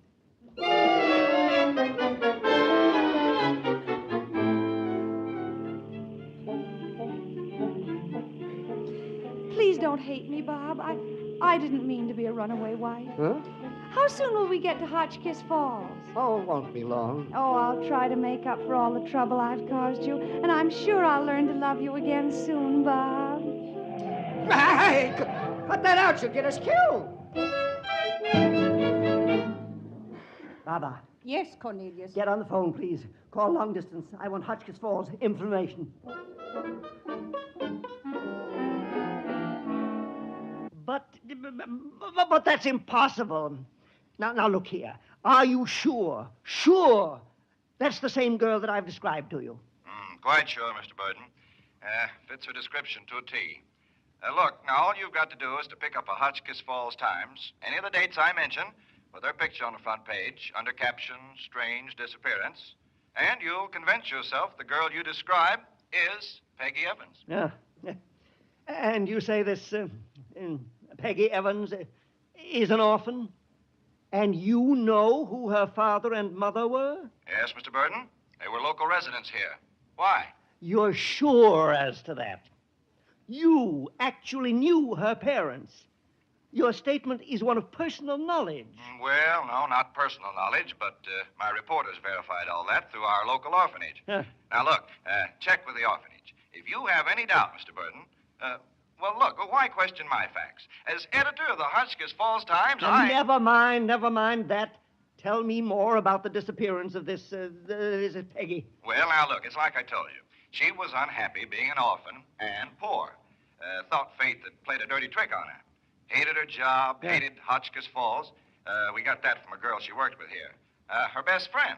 Yes. Well, go on. Well, she used to tell this girl that she was an orphan anyhow, so what's to stop her from looking around for a millionaire father? What? One who's lost a daughter. Look, I tell you this, sir, just to show you how unhappy she was, and why we've always believed that she committed suicide. Because, you see, when her boss, Bob Stewart, fired her, well, that was the last straw. Who? Wait a minute. Who did you say her boss was? That name again? Bob Stewart. Why? Where is this Bob Stewart? Well, I hear he went to New York. Whole town turned against him for driving her to suicide, you see. I see. Yes, I see. Mr. Burton, can you tell me now why you're asking all these questions if, as you say, you haven't met a girl answering to Peggy Evans' description? I mean, on the one hand, you ask all these questions, and on the other, On the other, my good man, if you print one word of this talk with me, I'll handle you. I broke Burnell of Amalgamated Copper. I turned Boron of SL&V into a shaking old man. And by all that's holy, I'll break you into a dry twig if you do this.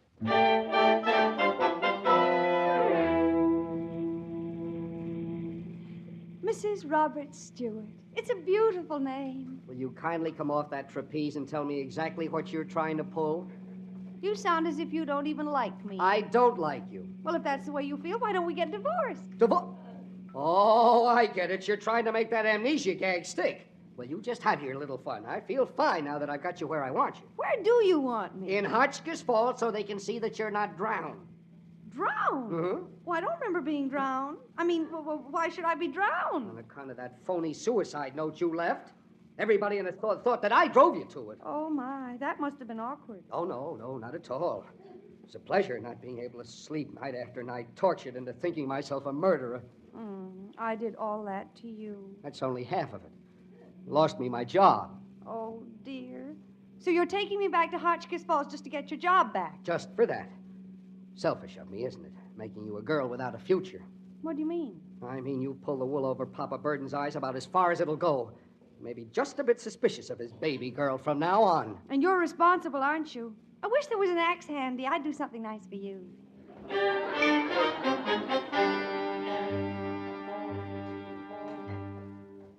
Well, let's finish our coffee and get back to the car. Still an hour to Hotchkiss Falls. I'm sorry I was so fresh before. Oh, that's all right, Bob. It was my fault, really. I lost my temper. It was just that, well, it's all so embarrassing. Suppose you didn't remember me at all and suddenly found you were married to me.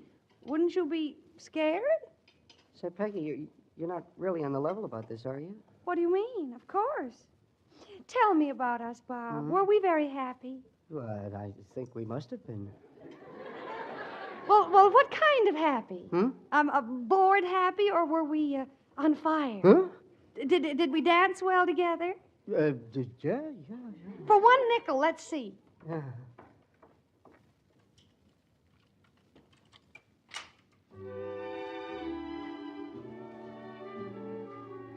Show me, Bob.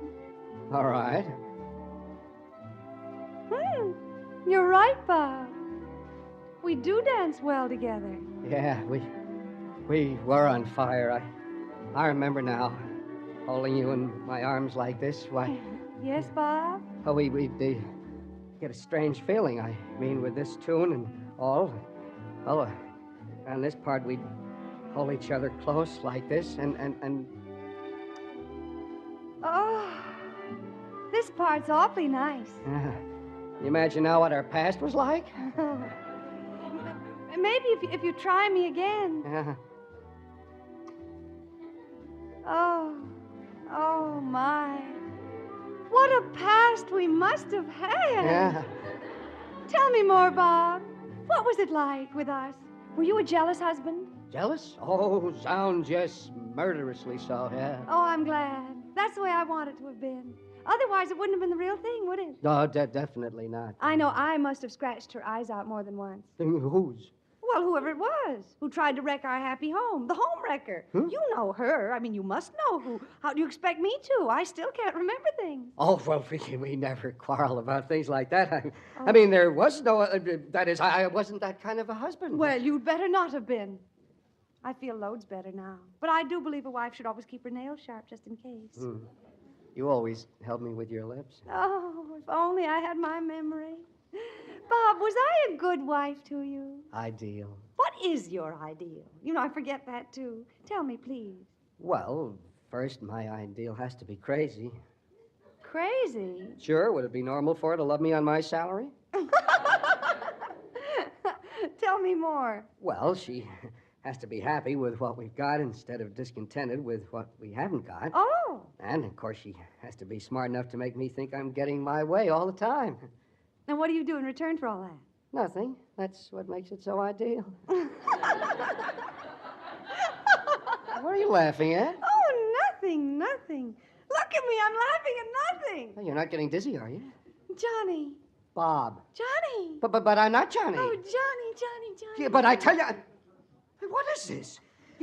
You're on the level. You don't know me. Oh, my gosh, then I've kidnapped Carol Burton. I'm going to call your father right now and tell him to come and get you.